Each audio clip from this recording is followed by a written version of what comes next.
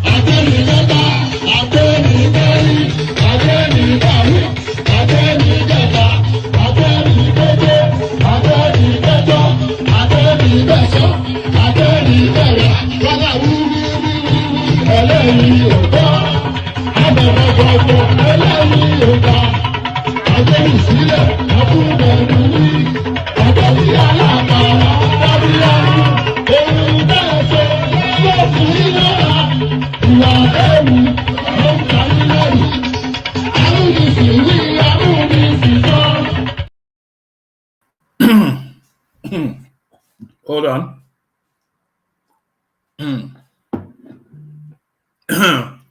So there it is.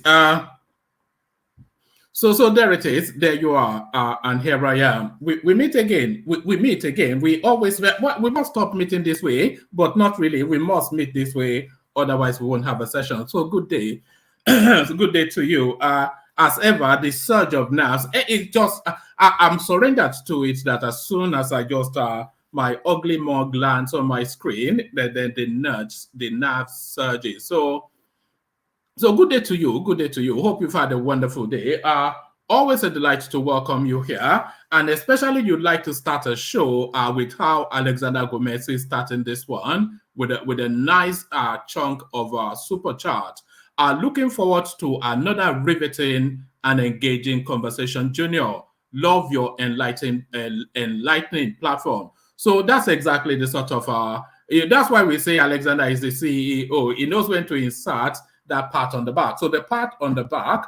So now Alexander has put us under pressure to have a riveting show. But of course, as soon as you guys turn up, that's almost guaranteed. So welcome. So thank you for that, Alexander. So welcome.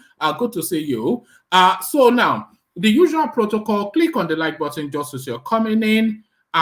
Click on the subscribe button if you haven't done that already. And then if you want to come join us on the screen, this hyperlink that says StreamYard, this hyperlink right here that says StreamYard, hold on, somebody else just sent something and is blocking there. Yeah, so this hyperlink right here that says StreamYard is your open invitation. And we are desperately looking for new voices. I'll tell you the voice that we're looking for. We're looking for that elusive northern female voice.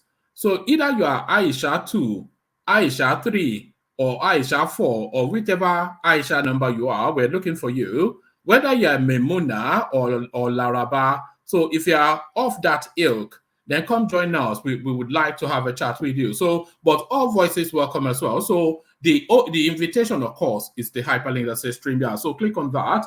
And then, of course, your invitation to buy your host cups of coffee. So the example being said by Alexander Gomez, open for everyone else to follow, are different ways to nod in the direction of the platform. So you can either do as Alexander Gomez just did and use the $ in the comment section, or you can click on the hyperlink that says buy your host cups of coffee, 3 easy steps, and away with you. So 3 easy steps and to your heart's content. So 3 easy steps and to your heart's content. So what are we talking about? Let me remove that.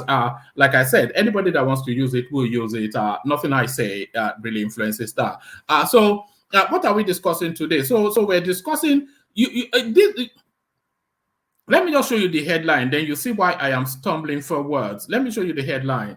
So this is where we are. This is what look at that. This is almost a crime against humanity. This headline, it is almost in fact, it is actually a crime against humanity. Reps revisit Buhari's request, approves 23.7 trillion extra budgetary spending. So there it is. Today is the 4th of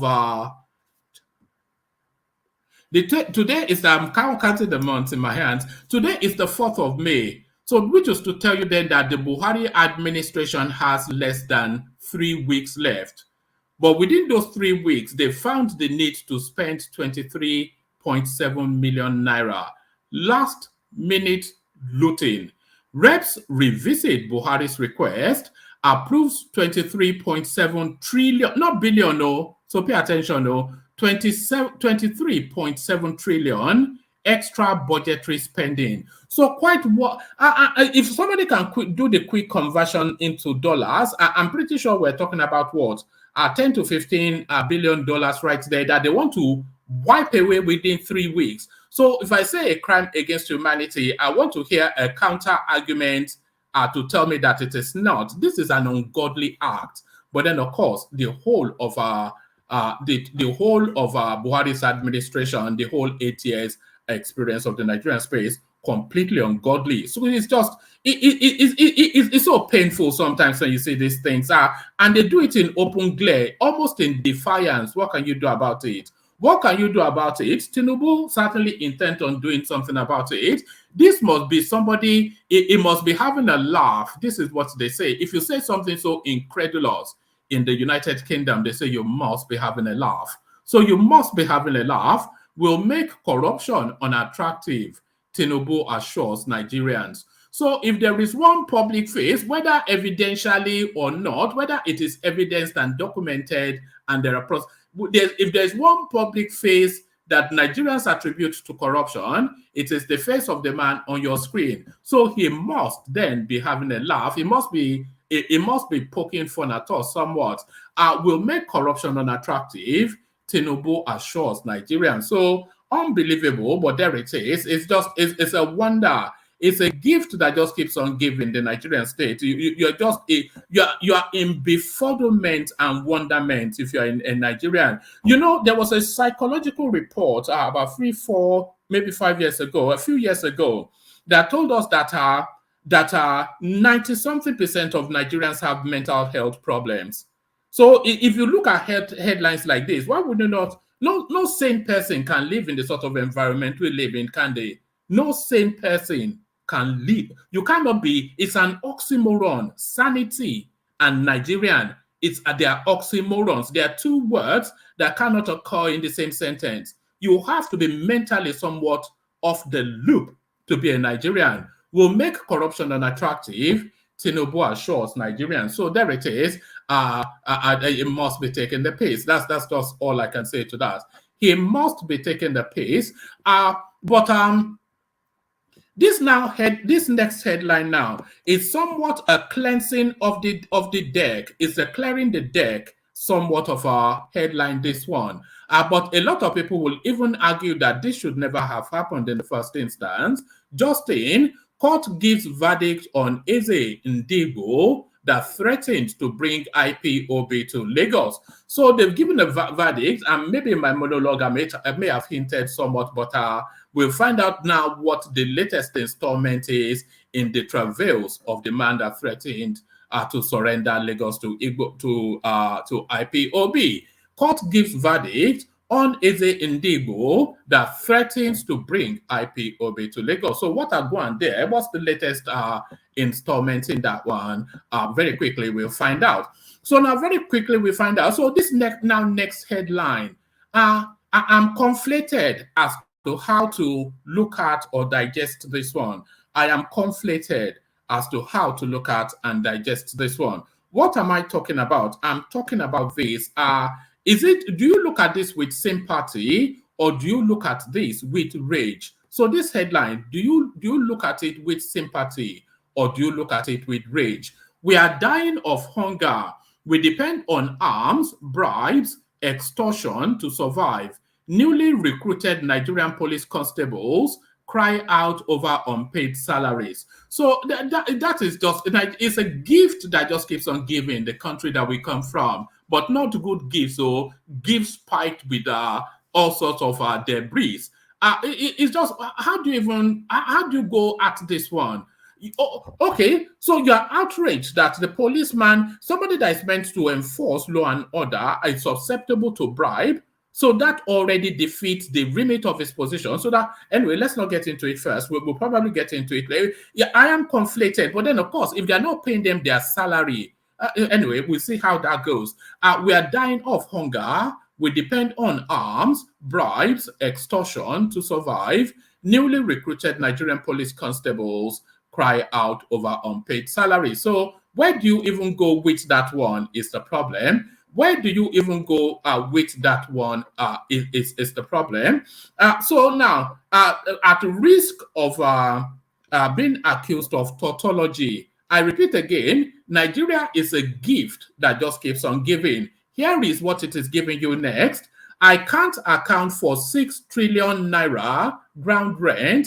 Ask Secretary to the Government of the Federation, Fashola tells Senate. So it's just eye-popping the amount of monies that they just waft away with the flick of a hand. And by the way, we're talking about 6 trillion naira. What? That's countless billions of dollars. So, and with this simple headline and this quaff of a wrist by Fashola, another 6 trillion naira is gone, no, because nobody is revisiting this. After this headline, another round of outrage will come and, well, have we found what Babachir did with the 500 million naira? He will probably, so this is just how it goes. You know, it's a gift that just keeps on giving the Nigerian state. I can't account for 6 trillion naira ground rent.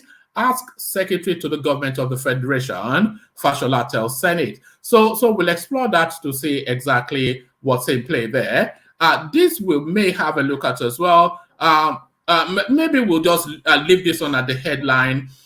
Sudan crisis, Egypt giving priority to Nigeria in evacuation approval. So it looks as though our relationship with Egypt has held true in that instance.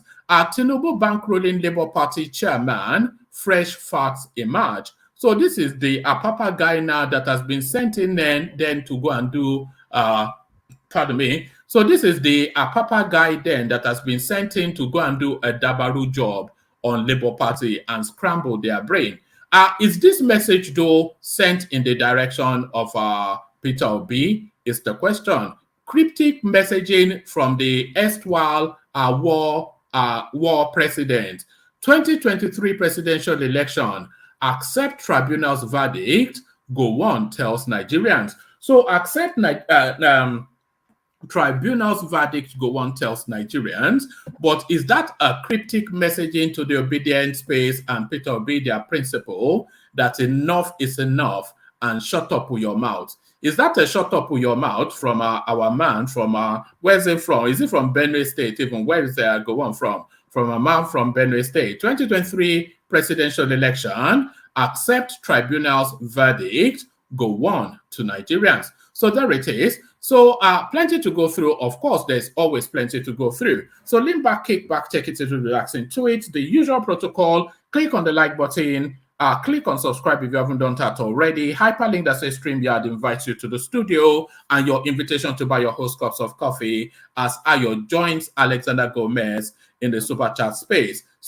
Welcome to the legendary one man. So that there it is. I am now a legend, as confirmed by Ayo. So thank you for that. Keep them coming. But as you keep them coming, then, and especially want the room populated, so just come in quickly if you are intending to come in at all, just so we can quickly start to build our conversations. So as we wait for all that to happen, let me take a micro break, and then when we get back, we get in the throes of it. But first, you know where we're going, of course. Egbe Lemu, the K Guide. The K Guide.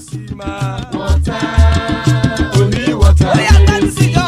Water, only water, where they see ma. Water,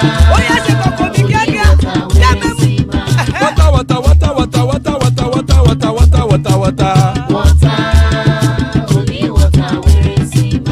Hapa o naido. Hapa o naido. Hapa you don't come o.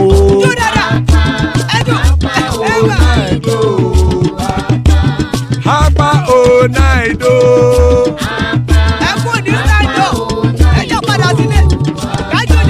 Oro kẹ̀kẹ́ ẹlẹ́mù yé o. Ilé sọ́dí àkẹ́kẹ́ rẹ̀ ẹlẹ́mù rẹ̀ o. Bọ́bí Master kẹ̀kẹ́ rẹ̀ ẹlẹ́mù rẹ̀ o.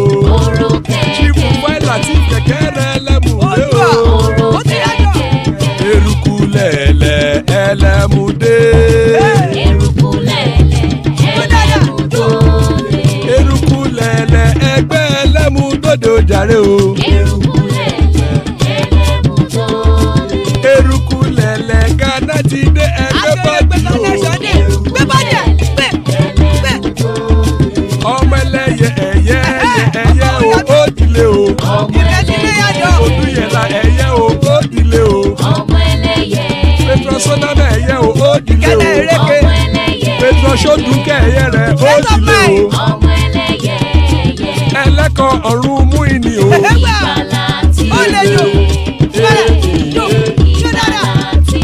Àkùkọ ọ̀run méjìkọ.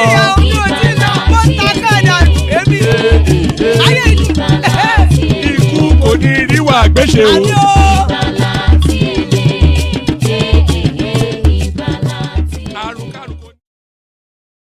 And there it is right there. Ikuko Niru Agbeshe, may death have nothing to do with us. So, amen to that. Pardon me. Amen to that on behalf of myself and you, my friend. So there it is. Ikuko Niru Agbeshe.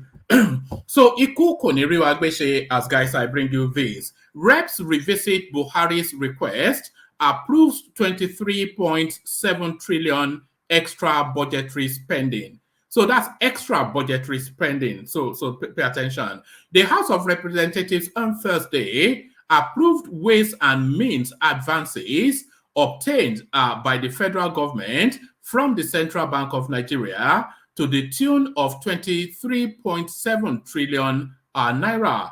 The House made a U-turn on the request made by the President, Major General Muhammadu Buhari retired, since December 2022 for the National Assembly to approve the domestic borrowing from the central bank, which the lawmakers abandoned in January 2023.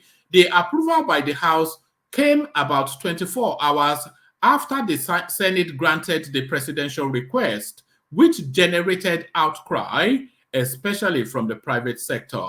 So there it is. It's you almost want to weep. So somebody has done the conversion, as you can see on your screen. So 6 trillion naira is about $13 billion. So but what we're talking about in this instance, the mind just boggles. The mind boggles. Outside of spending money for the inauguration, there is no more spend that the Buhari administration should be spending. I mean, it's unbelievable, but this is the sort of country that we have.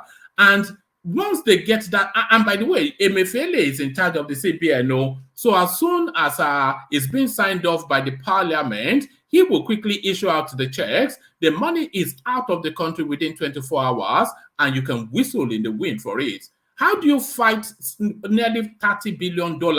How do you fight it?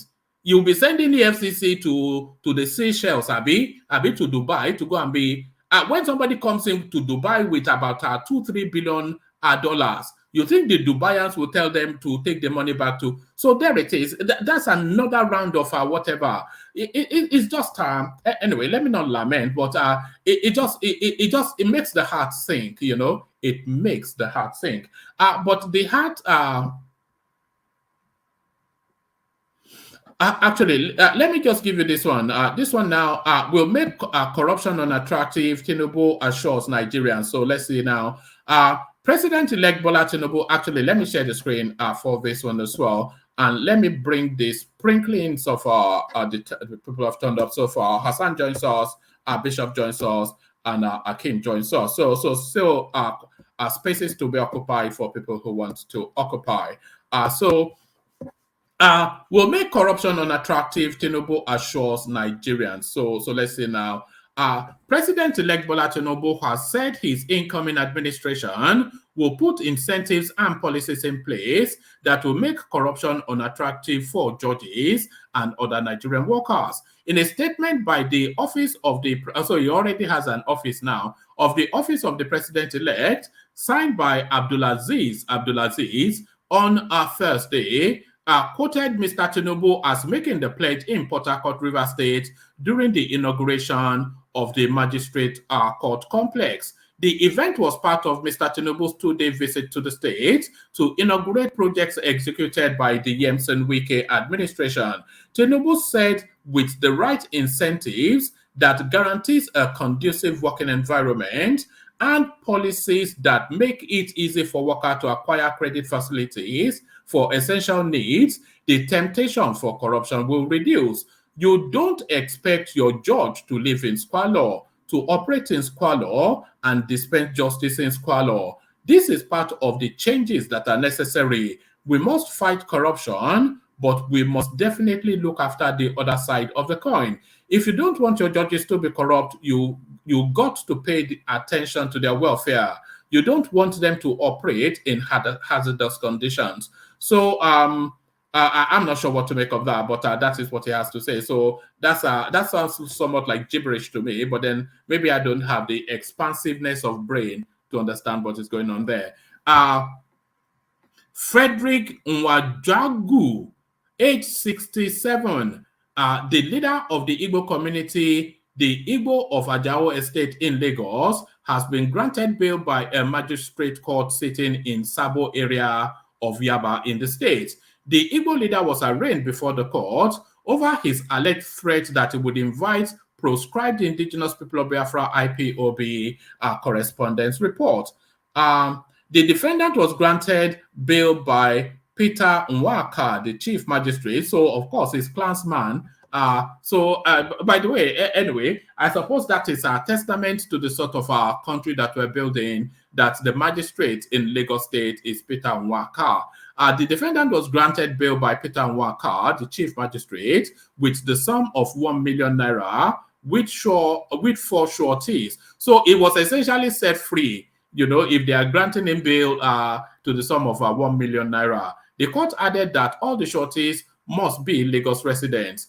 So they don't, and usually the sureties, usually when bail is granted, is usually property owners, not residents, but property owners. Because residence is quite specific. If you are renting one room in a boys' quarters in Ikeja, you are a resident of Lagos, so and then so they've set him free. Exactly, it's essentially what he's saying there. According to the court, the surety. Okay, sorry, it goes on. Sorry, I take that back. According to the court, the sureties must have properties in Lagos that must be registered with the State Land Bureau, and the document must be submitted to the court.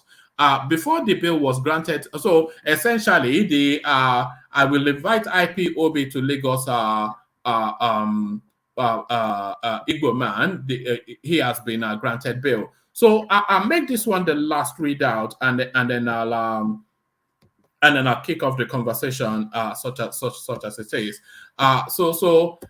Let me make this the last readout, and then we just go with the headlines then. We are dying of hunger. We depend on arms, bribes, extortion to survive. Newly recruited Nigerian police constable cry out over unpaid salaries. Thousands of constables who were recently recruited into the Nigeria police force have not been paid salaries for the past 4 months.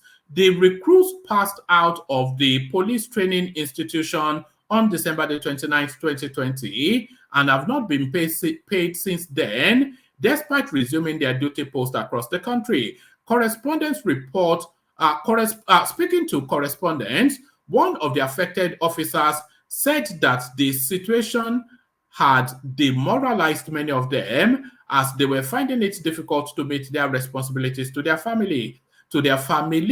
He added that most of the constables were surviving on bribes and extortion due to the delay in the payment of salaries. According to him, they have been reporting to their respective duty posts without pay since January 2023. The police constable appealed to President Muhammadu Buhari and the Inspector General of Police Usman Alkali Baba to come to their aid and save them from their dependence on others for daily bread.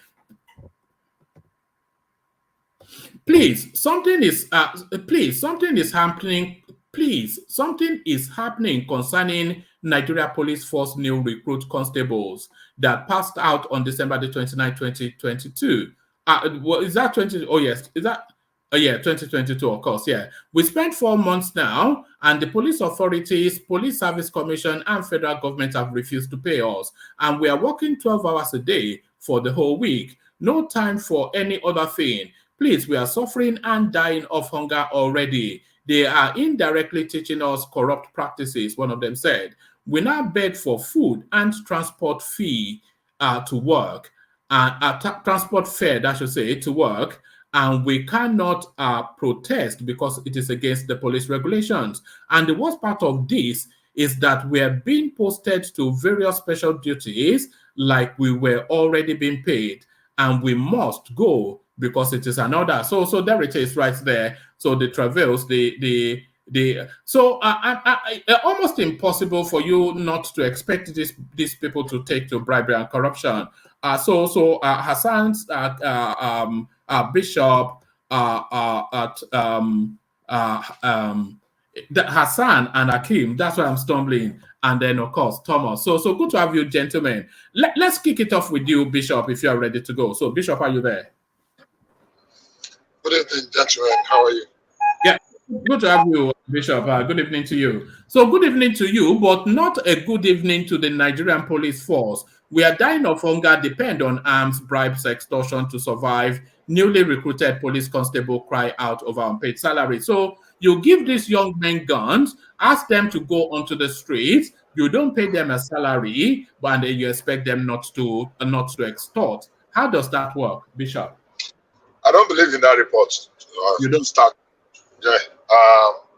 Maybe there are hitches with some of them. The report is just maybe one person said this, and the reporter jumped at it as usual sensationalism. I don't have the facts, but I have my doubts. Very strongly. They were paid when they were in training. Yeah, they were paid when they were in training. So maybe some of them have issues. Issues with their payment state or status or data or what have you, or information. But I want to get more before I can make something out of it. You would do anything. You would say anything to exonerate Buhari, and won't you? I'm going to make a point about trying not to jump to over-sensationalized issue. I think we should dissect things dispassionately and look at the facts in between. There are quite a few things you said today in your readout that, honestly speaking, if you give me the permission, I want to take them one after the other. And I think as an umpire, as a moderator, try and be dispassionate when you are giving out the information. No, don't worry about that. Let me do my bit and you do your bit. But I thank you for the big feedback. But whatever it is you do disagree with, let me hear it. Okay, go ahead. So on the police, I think it's over-sensationalized. And since I have not read anything about it, I think it would be too hasty for me to make a statement. But I don't think, because which command? Is it one command he's talking about? Because it's not the same command that paid all of the salaries in the nation, nationwide.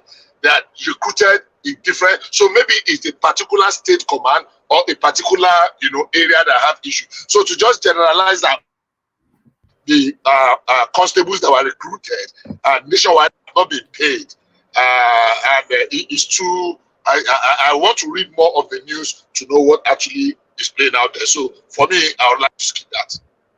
All right. Let me take you. Let me take you to this one. So this one, I would want your take on this one, especially. Reps revisit Buhari's request, approves 23.7 trillion extra budgetary spending. So with the 3 weeks left for the Buhari administration, that's very difficult to difficult to compute in the head. That's another sensationalized news item. The money they're talking about is not money to be spent. It's money that has already been spent in wages and means, which is a form of assistance from the central bank over the years, maybe the past 3 or 4 years. Wages and means are the money that is not backed by foreign, what do you call it, that you made the central bank to meet out. So it's not like they want to collect it as a loan fresh. It's money that has already been spent. That's what the law requires. They will support it. They will now present it to the National Assembly, which will now approve it. They will now, there's a name they call it, there's a name they call it, and that name just got off my head now. To make it like, if I remember, I will put it. But it's not like it's requesting for a new loan to be approved by the National Assembly. So it's not a new loan, it's money that have been spent through wages and means. Ways and means. So there's a way they back it up. Why am I missing this one? So it's not like a fresh loan. The way most of the media are presenting it is like it's requesting for a new loan to be approved just 2 weeks before the expiration of his tenure. It is not. The report says the request was made in December, which is just about less than about 6 months ago. That's not what.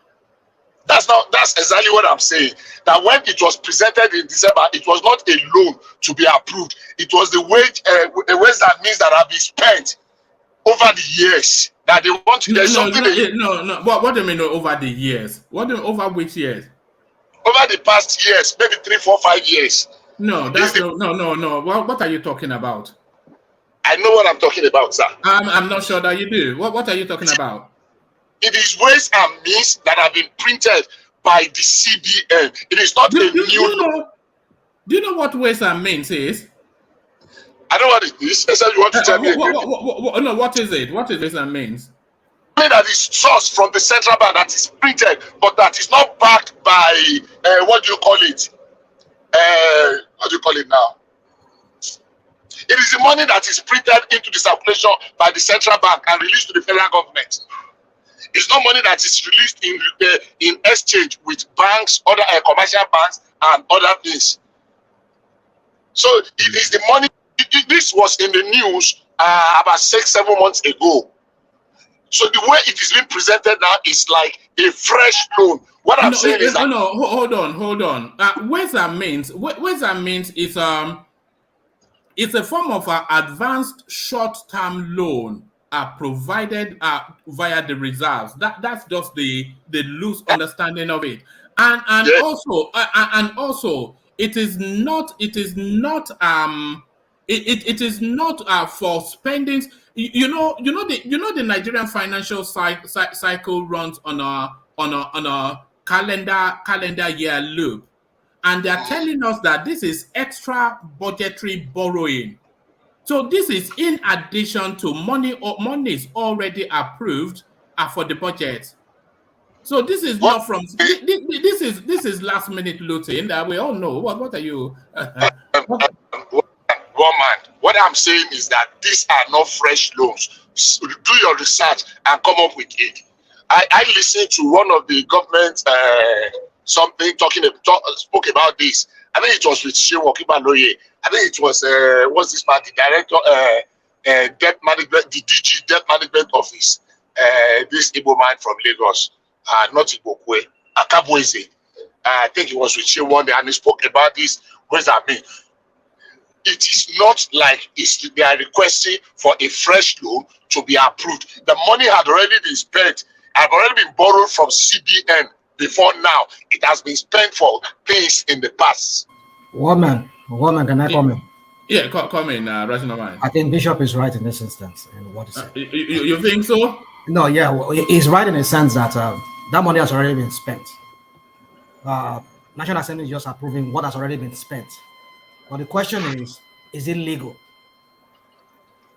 That's the question. The money was spent without the approval of the National Assembly. So but what about this last paragraph? It says the approval by the House came about 24 hours after the Senate granted the presidential request, which generated outcry, especially from the private sector. So if they were just balancing the books and it wasn't new monies being released, then why will it generate outcry? Because go on. Okay, go ahead. You go on. Okay, because the way sometimes it is being presented like it's a fresh loan. That's the way the readout sounded. And I read about this. I know the amount. There's something, there's a name I wanted to give to it. There's a name. They securitized. Yes, securitized it. That's the word I was looking for. So it is not, essentially what I'm saying is that it is not like a new loan. And the details of essentially whether it is right or wrong, whether it is loan, I'm not going into that because that's not the subject for discussion. But what I just wanted to point out that it's not like it's a new loan that is being requested for. That's the line I want to point out. So sometimes information, when it's passed out and the way it is being, worded could distort the real meaning. Yeah, the request has been with the National Assembly since last year. And they left it for several reasons, politics, their break, their recess, and the rest. But now they have come to, because they were requesting for more documents then from the executive. The National Assembly were requesting for more documents there to back it up and to I believe they have supplied those documents now, but essentially it is not a new loan or new money. That's my submission on that. Woman, what you just highlighted there, and then you were asking us about. For me, I think it's just people are, should I say, they are surprised that the government has already spent this money, and you're asking for approval. I think that's where the how do I use, what's the word I'm using? So whichever way you square it, an illegality has taken place. That's illegality. That's illegality. That's what I'm saying. It's not legal. You cannot spend money that the National Assembly has not approved. Same time. Hold on at the same time, please. Let's get the facts. Illegality means that a law, a certain part of the law has been violated. The law provides that they can get the ways and means and now go to the National Assembly for approval for it. That's what is in the financial whatever. If there's a limit, if they have now exceeded the limit, that's where the question comes in. But the law permits that there's a certain amount outside the income that they can actually spend and now go for the approval. So the question is, have they violated that law? I'm not saying whether they have or they have not. If they have, the National Assembly know what to do. If they have not, then if it is part of, if they have not, even if they have, and it is just procedural, not that they are necessarily, like a criminal infraction. Maybe it's a procedural infraction. I don't know. It is for them to decide. But like I said, what I wanted to is the way the news was presented in several of the media spaces is not totally very correct. It sounded like, just like where you presented it, like they wanted to collect just 3 weeks to go. Buhari is asking for 23 trillion naira loan. That's the way it sounded, and that's what I wanted to correct.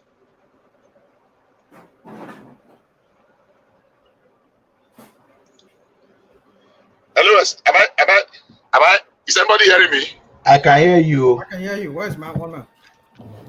Oh, one man. So One man went for the fridge. He went for the fridge. So Yeah. Sorry about that. I did go for the fridge, but I went away. Yeah. So yes. But was there anything else that caught your attention in the news cycle today? Go ahead. Go across the list. I'll be very quick to just give my penny worth opinion on them. I did not have them down, written down or something, but go over them once again. Just mention them one after the other. All right. Court gives verdict on Eze Indigbo that threatens to bring IPOB to Lagos. So it looks as though he has been set free. So 1 million naira shorty. So essentially, they let him go. I told you the last time, I think it was too late. It took too long. She didn't have taken this long for them to have arraigned him and granted him bail. I mean, it was a available offense. They just wanted to send a message that we would not fold our arms, and they should have done that long ago. That was one of my submissions in one of our something here. They should have granted him bail and just be of good behavior and let him die there. There's nothing they want to prosecute him that. That's my view. That's my opinion. So let's move on. On the Tinubu will fight corruption. Yes. Now, like I want to say also, the presentation earlier, don't let me go about it. Now, what Tinubu was saying, they built house for magistrate. Magistrate is about the lowest rung of the ladder in the bench, which many, except for Lagos State, that used to pay attention to their welfare and well-being. Their salary is not very fantastic. The salary of magistrates is just Lagos is the only one that treats them a little bit fairly well. Most of the state. Now, what the president-elect is saying is this, and I want to look at the positive side. Now, look, if we want this kind of initiative to be, not just building out for high court justices or judges or appeal court or Supreme Court, let's take care of all judicial officers, especially on the bench. And if we do that, we would have reduced corruption by some inches. Because if people have of course, people will still steal, of course, people will still be corrupt, but you can reduce the tendency if people have what they need. A judicial officer like a magistrate can get a house loan on credit facility to buy a car. He has a house that is living. You know, he can send his children to school. He can take care of his family. That if we improve the welfare of judicial officers and other officers too, will reduce corruption. For me, that is the perspective for which he's saying it. So the message is more important than the messenger, than the man that is saying it. If you can, one of the big things that Tinubu is bringing on the table is this credit facility, this easy credit facility. Today, I mean, for people that are here in the US, I can walk into a store today and drive out a 2023 Toyota Highlander or BMW with at least as $1,000 in my account. Today, it's possible, and I'll be paying maybe $600 or $500 a month, as depending on how good my credit is. So that is what essentially Tinubu has been big on. That look, we will make facilities available. That you don't need to look for money, and if we can do that, the tendency to want to steal, to be very corrupt, would have been, you know, even if it is just by 10%, that will have been taken care of. So that is the angle, that is the direction which is coming from. Not like some kind of Superman that is coming to reduce the corruption. So I would take the importance of the message above the messenger in this case. So for me, it's a good thing. It's actually a plus. It's something that should be celebrated. That we pray that he implements and is able to implement it, and we can move on from there. All right, brilliant. So stay with us. Let me move the conversation around a little bit, Bishop, and let me bring Rational Mind into the conversation.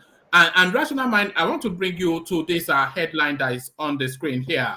So let me just give you a brief feel of it. So you were able to rationalize the 23.7 trillion naira that was stolen. So rationalize this. I can't account for 6 trillion naira grant rent. Ask SGF. Fashola tells Senate. Works Minister Babatunde Fashola has urged the Senate ad hoc committee investigating the 6 trillion naira unpaid ground rent to seek information from Boss Mustafa, Secretary to the Government of the Federation. Mr. Fashola said this when the Senate ad hoc committee, chaired by Adamu Alero, PDP Kebbi, visited his ministry on Wednesday. The Senate had, on March the 29th, set up an ad hoc committee to investigate and recover the over 6 trillion naira accrued from the non-payment of ground rent from property owners across the country. The motion was moved by Yusuf. Mr. Fashola, during the meeting, told the Senate committee that the Presidential Implementation Committee that issued receipts on the property was under the purview of the SGF and not his ministry. The minister explained that he only knew about the activities of the PIC after requests were forwarded to him to sign a certificate of occupancy on the property. About 2 years or so, when they started passing C of O's to me to sign, and I said, where is the delegation? Because the power to sign C of O's is vested in the president for land belonging to the federal government and to the state governments for land belonging to the states, the minister explained. In the process, I saw a body called the Presidential Implementation Committee, the body that was supposedly issuing receipts and all of that. Anytime I sought to find this body, nobody showed up. He added, as we are getting close to the end of the term, I now formally wrote. I asked the director of lands to write to them to ask to tell me what they are doing. The PIC replied that they are not accountable to our office and they are in the SGF office and that they report to the presidency. So, as far as your letter seeks to ask us to account for the PIC, they don't report to us. I will advise you to direct your inquiries about the PIC, about what the PIC does to the SGF, since the organization does not report to me. Mr. Fashola noted that most of the CFOs he had signed were pending requests dating back to 15 to 20 years.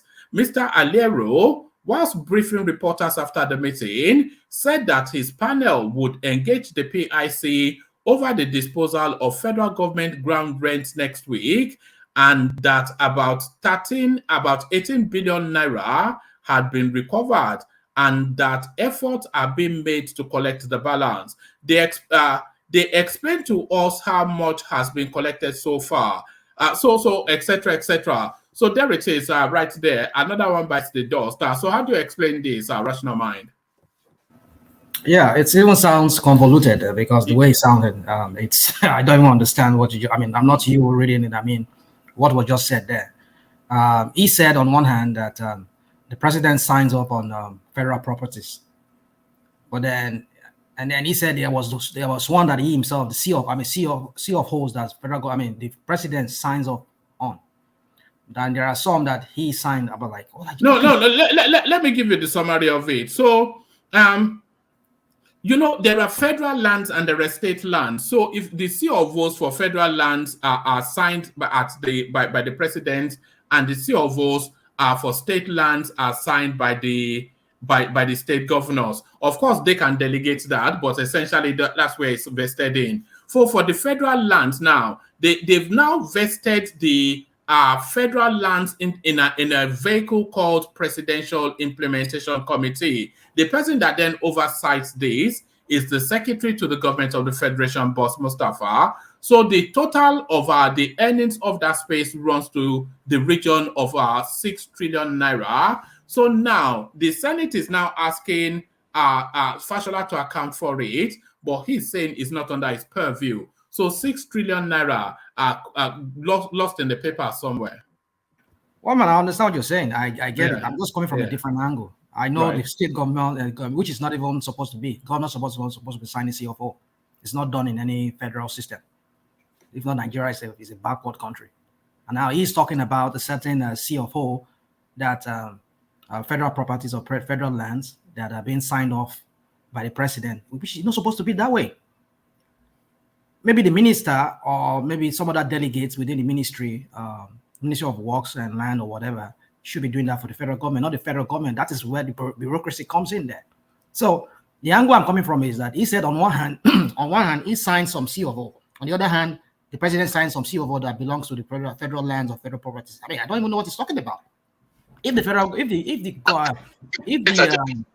hold on, let me land. If the power lies solely on the president, so why should he be signing off on COOs that the president should be doing?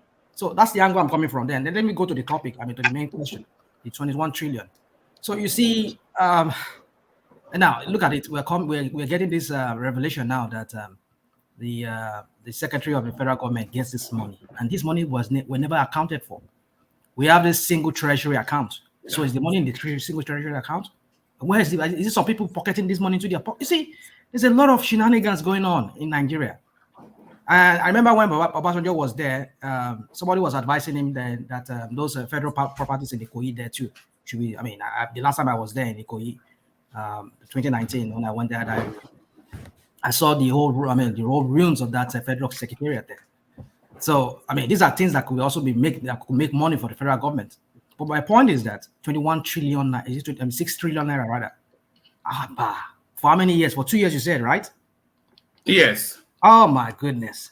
Just look at the graphs. Look at the fraud in that country. I mean, and we're talking about 21 trillion naira that they spent, and they're now asking the federal. They are now asking the CBN. I mean, they're asking the what's it called, the National Assembly to approve it. Already spent it, and this money. Where is this money coming from? Is it part of the 60 trillion naira from the federal properties and land that they rented out or they sold out? You just won't, and this is just for 2 years. We're not talking about if you had to look at the previous administration, even when Buhari was. Okay, go on, please. Number one, it's not 2 years. It's between 15 and 20 years. Just to get the information correct. Okay. 15 and 20 years is not 2 years. That's number one. Number two, Fashola never said he signed any CFO. He said they brought to him and he wanted to trace that where is the delegation power, the power that delegates the signing to him. So he refused to sign. He wanted to trace, to know the details of who is supposed to do what. Number 3, the power of land.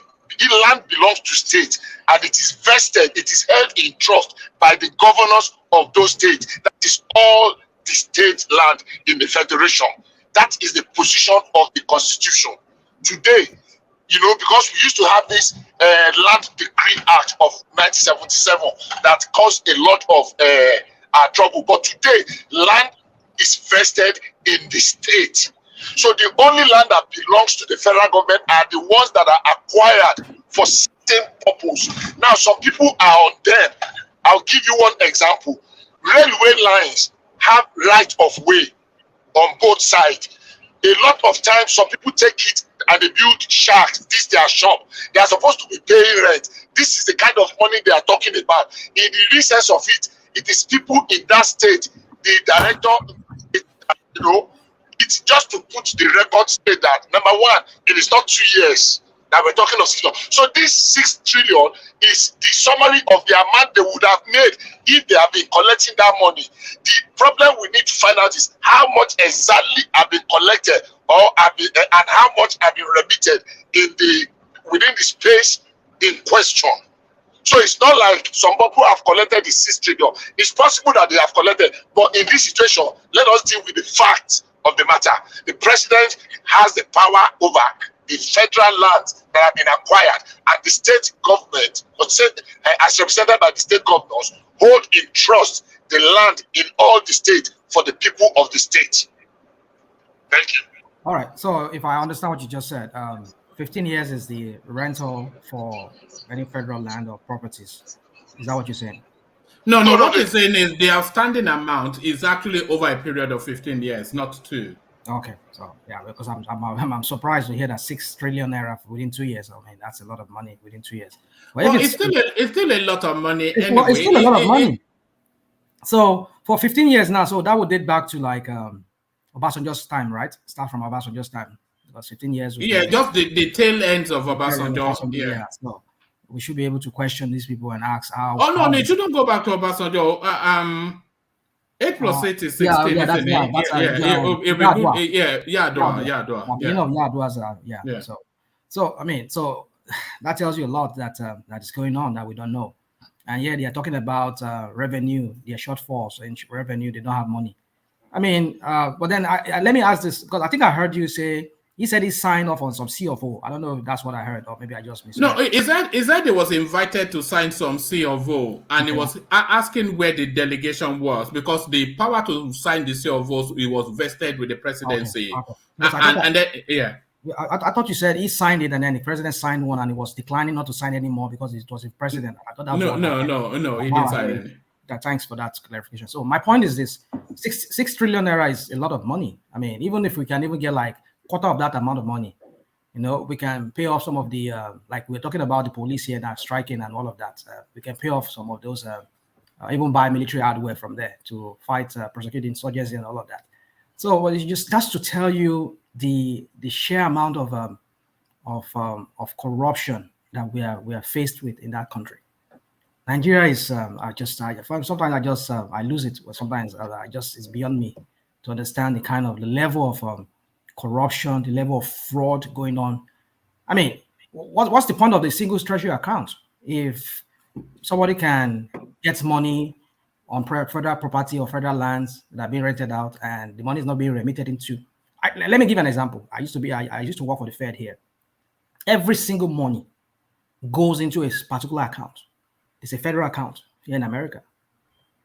If I give you a link now, you go to that website. You can see the debt America is holding versus the amount of money they are raking in.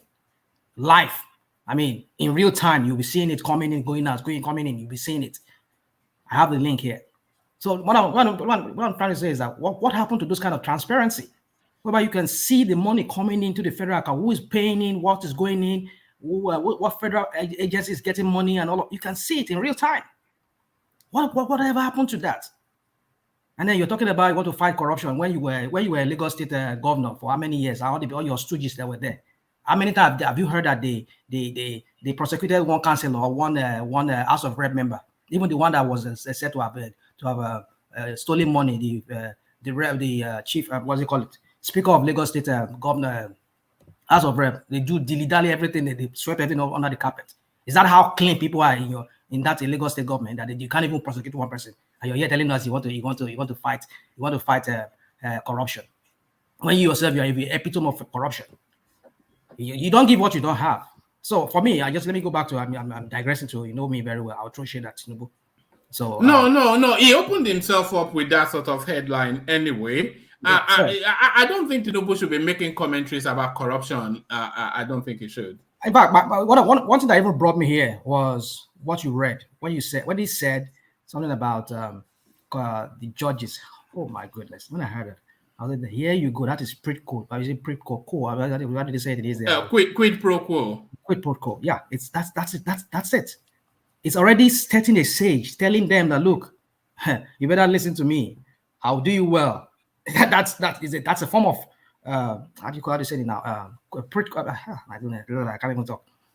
So quid pro quo. Quid pro quo. Yeah. That's the point. That's the angle I'm coming from. But why would you be making it when you know you have a legal case of a national proportion that will determine where the country goes? And already, hold on, my dog. I know you're coming from me. Hold on. Let me make my point.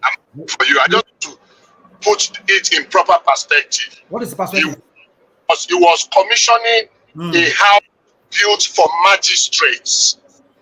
Okay. That invited. He did not build the houses. Rivers State government built a house and a complex. I did not say he built it. It's just the comment he made. The comment was that this is how. Dude. I know you would justify your rationalizing anyone. I know you said let us have it. That's your hold on, my friend. Hold on. That's your own perspective, and you have your right to hold that perspective. I see your point. Yeah, it makes sense to believe that yes, he was commissioning magistrate quarters or judges quarters or whatever you say. This is not the first time. We see Ariwola the other time when he went there, he goofed there. Something that he's not supposed to have been saying. He was saying that there, which for me, I think he should recuse himself from this case. This if ever that thing goes to him. No, why should he? Why should he recuse himself? Because he's already showing his partisanship here. We're already seeing that. How? What did he say or do? You went, woman. We read it here. You read it here. When he what's his name? Wike invited him over to come and commission. You mean that one? Yeah. Okay, yeah. But that's where that is just the beginning. And looking at all these things, looking at all this series of events playing out right now. The same Wike that invited him over, the same Wike now is body now with Tinubu. The same Tinubu, see, look, dude, look, guys. I mean, our mental health is important. That's why I came on your platform today, one man, saying your mental health is important. That country will beat you down. The kind of news we're hearing from that country is enough to make you weary, to just drag you down and start thinking in a way that doesn't even make sense anymore. You just start excusing crap for people. How do we build a nation like this? When you have crappy people leading that country. And do we have crappy people, or do we have crappy institutions? Because people will take advantage of where advantage can be taken, but really we don't have structures, to ensure that these things do not happen. The politicians weaken the institution. We just talk about now. We're talking about 6 trillion naira over time of 15 years, span of 15 years. What are we unaccounted for? What is it? Okay, fine. Let's say for maybe I know this guy instituted it. Gowon instituted it, single treasury account. Every money that belongs to the federal government goes into that account.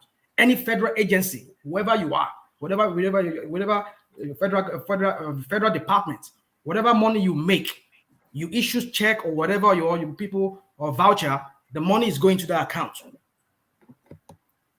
So, but we don't see that playing now. We're talking about 6 trillion over the period of 15 years now. Let's say towards the latter part of this guy, Goodluck Jonathan's presidency, where he started this single treasury account. They completely ignored that single treasury account. They did. Especially the Nigerian Port Authority, who we heard they were running several accounts. Carry on, yeah. That's what I want to say. You see, you start wondering what is going on. I mean, you're talking about an institution. The single treasury account should be managed by a separate institution. Should no doubt should be under the federal government. I mean, maybe the AGF, Accountant General of the Federation, or maybe the Secretary of the Generation. I mean, it should really be under the Ministry of Finance, or maybe Finance too. Maybe that too. I don't know. I can't even think straight. We should manage that. But the point is this: they've weakened these institutions. So how do we account for this? And so when somebody's going to River State and is making comments, when you know you have a case of a national proportion, and then you're talking about building houses for judges, and for me that is I don't forget that legal time. I mean, one hype me out. Yeah, but he's only going to commission it. By the way, avoid comment. Yes. Just commission it. Thank you, Mr. Wike, for building houses for judges. We hope our judges enjoy it, and just leave it at that. But you're making this comment for me. That's how I see it. You should not be making comments like that. And we know this when they say go to court. We know what the same script that Bubu played in 2019 is not what they want to play again. We know how it's going to end because already we know how it all ended, how they use the courts. So I mean, how they make a nonsense of Atiku's case, even though Atiku had a case against Buhari. But rational mind, there's nothing wrong with that comment. There's nothing wrong. You can say it. But it's not a matter of whether I can say it. See, someone is talking that the government, the governors should do more in providing infrastructure for one of the arms of the government. There's nothing bad in it, because it's just like here too. Government build all the institutions, but the institutions stand on their own. Despite the government will build the institution, it should not be the thing that should impede whatever the institution is doing.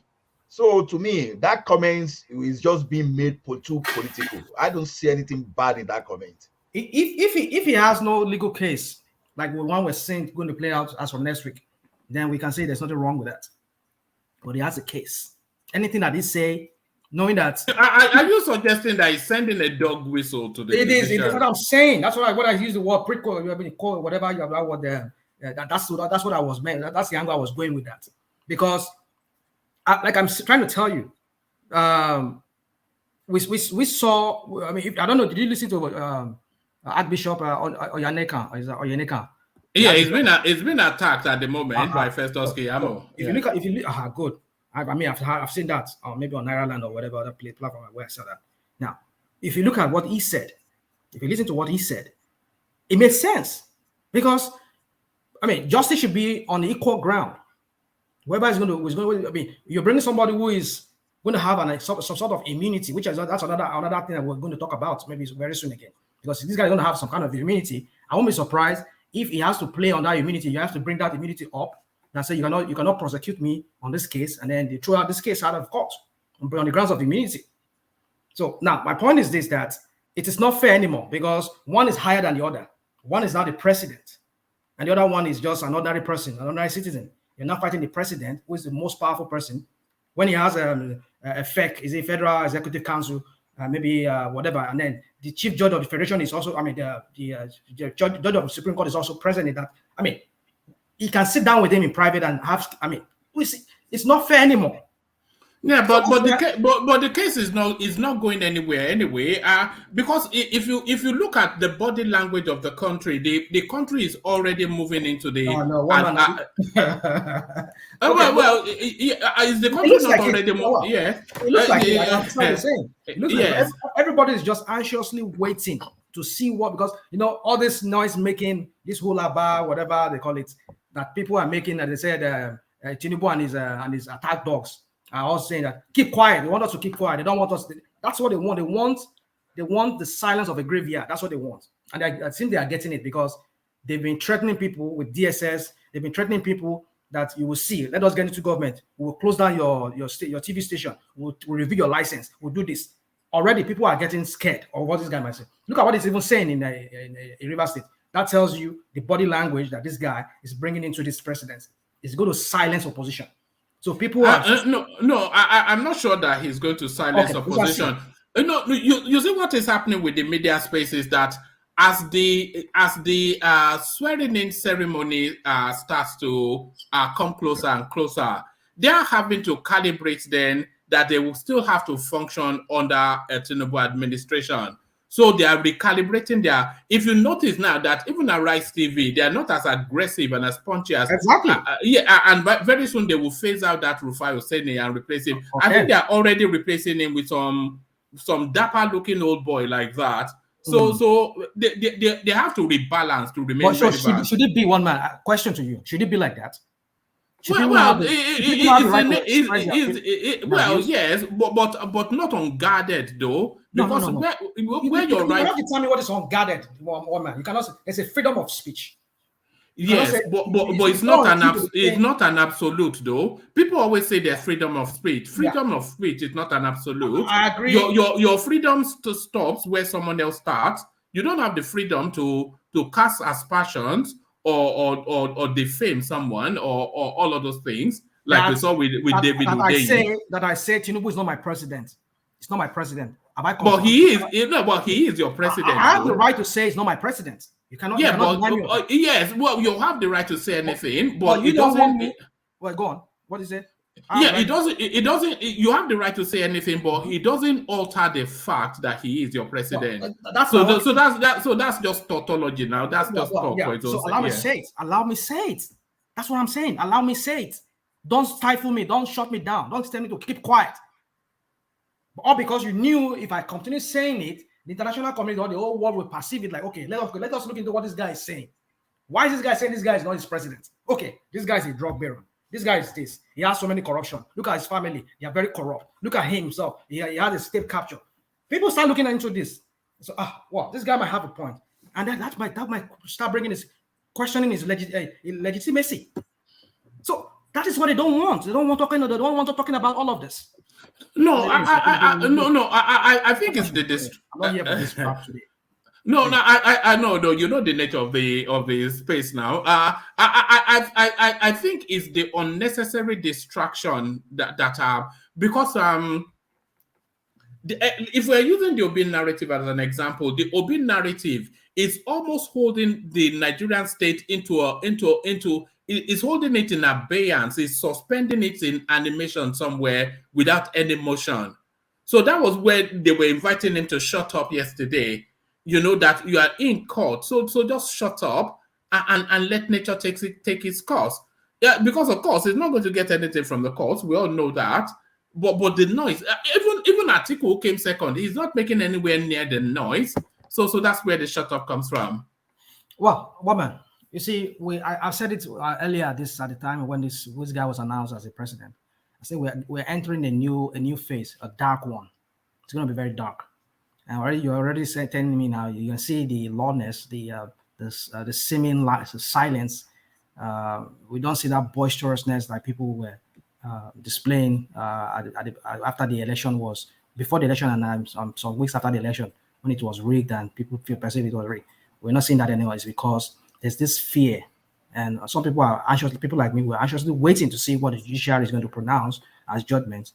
And all these cases that we have, is it the one that Shetima had a double? What are you going to say about that? That Tinubu is he was fined. What are you going to say about that? That what we're saying on the IREV is different from what INEC declared. What are you going to say about that? So people are anxiously waiting to see what the judges are going to say. You know what the judgment is going to be based on will be on the substance of the election, and does it substantially represent the will of the people, which factually it does. It does not. That's the INEC manufactured evidence you're talking about, or facts that you're talking about there. I don't believe that, because what we're seeing on the IREV, because the IREV is telling us a different story. I mean, sometimes technology does not lie. Sometimes, anything. I mean, facts are facts. I mean, when I say facts are facts, we know people can invent their own facts. But what we're seeing playing out on the IREF, we can see that there's a huge manipulation that Tinubu never won this election.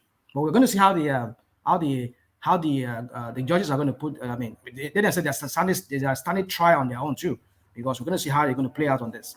So for me, one man, you see, on the 6 trillion. And all of this, it's just tell us that Nigeria is a failed state. I mean, sorry. Are you holding out hope that that something seismic is going to happen at that tribunal? Are you holding out hope?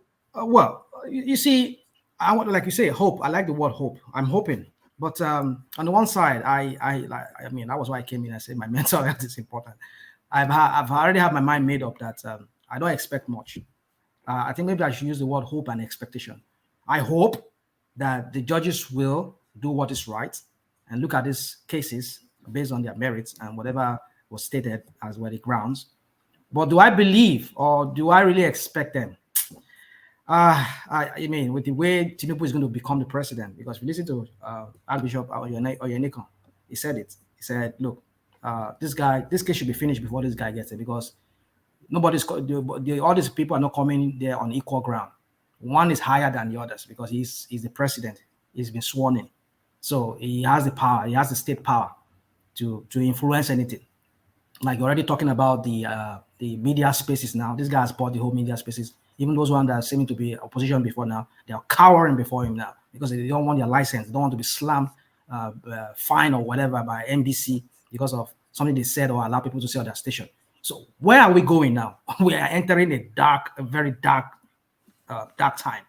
If this guy becomes president, no, not everybody. One man. Good evening. Yeah. Good evening, everybody. Good evening. Yeah. Please, can I speak? Yeah, go on.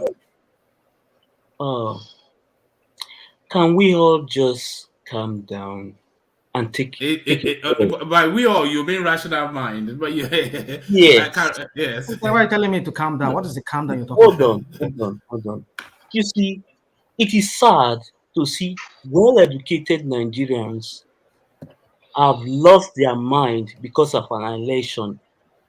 If you step back and take a breath and look at the election, it was not rigged. It was the failure of the opposition to unite together. It is impossible to defeat an incumbent whereby what are you talking about?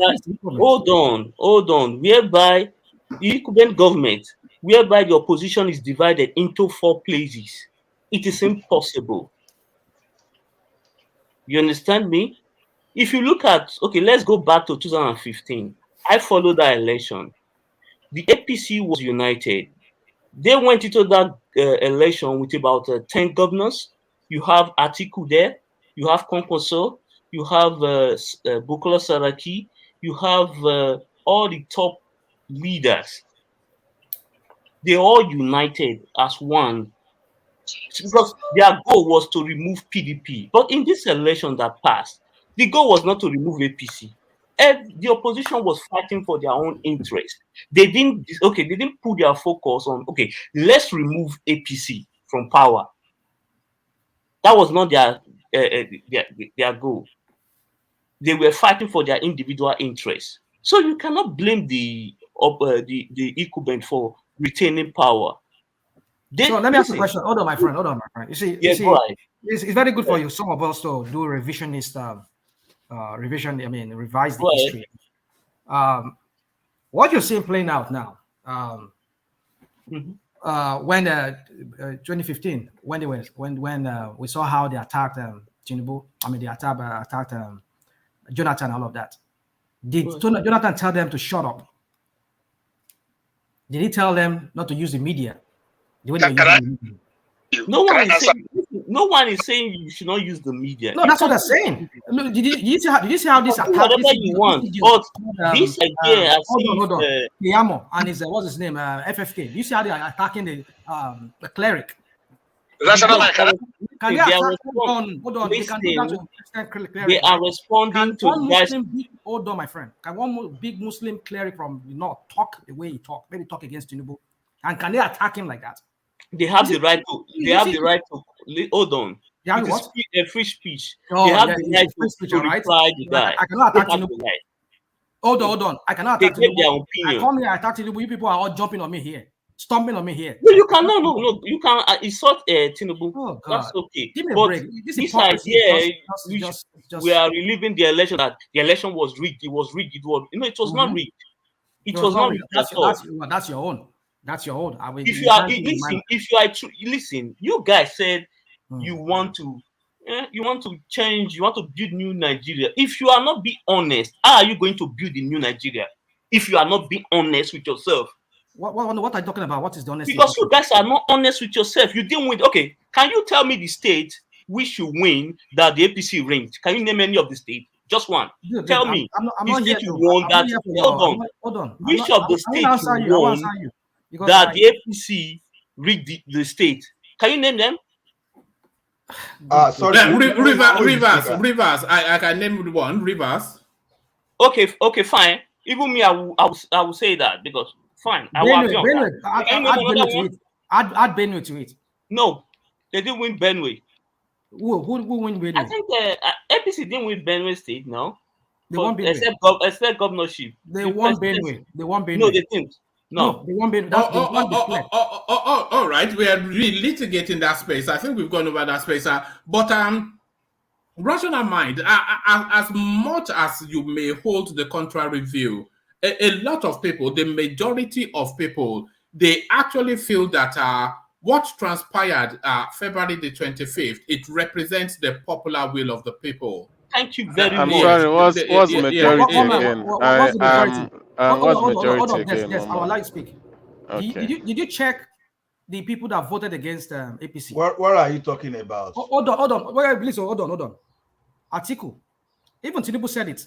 He said it in his acceptance speech. He says, I know the majority did not vote for me. Yes, because if you put Obi votes and Atiku's vote together. Hold on, UFC.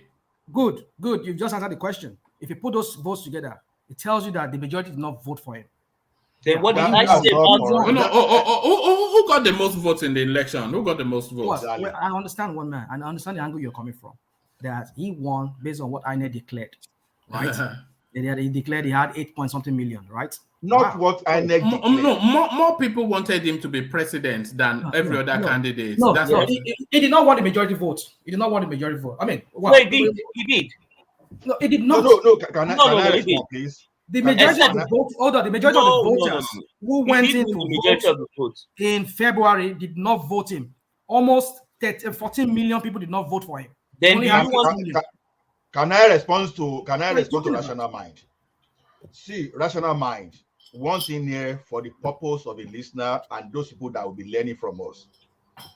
Now, there are rules for you to establish majority. You can't conjure out a rule based on how you feel, but fact will remain fact. Thank you very much. You divide something into 3 parts, portion. How you want to know majority based on that thing you divide.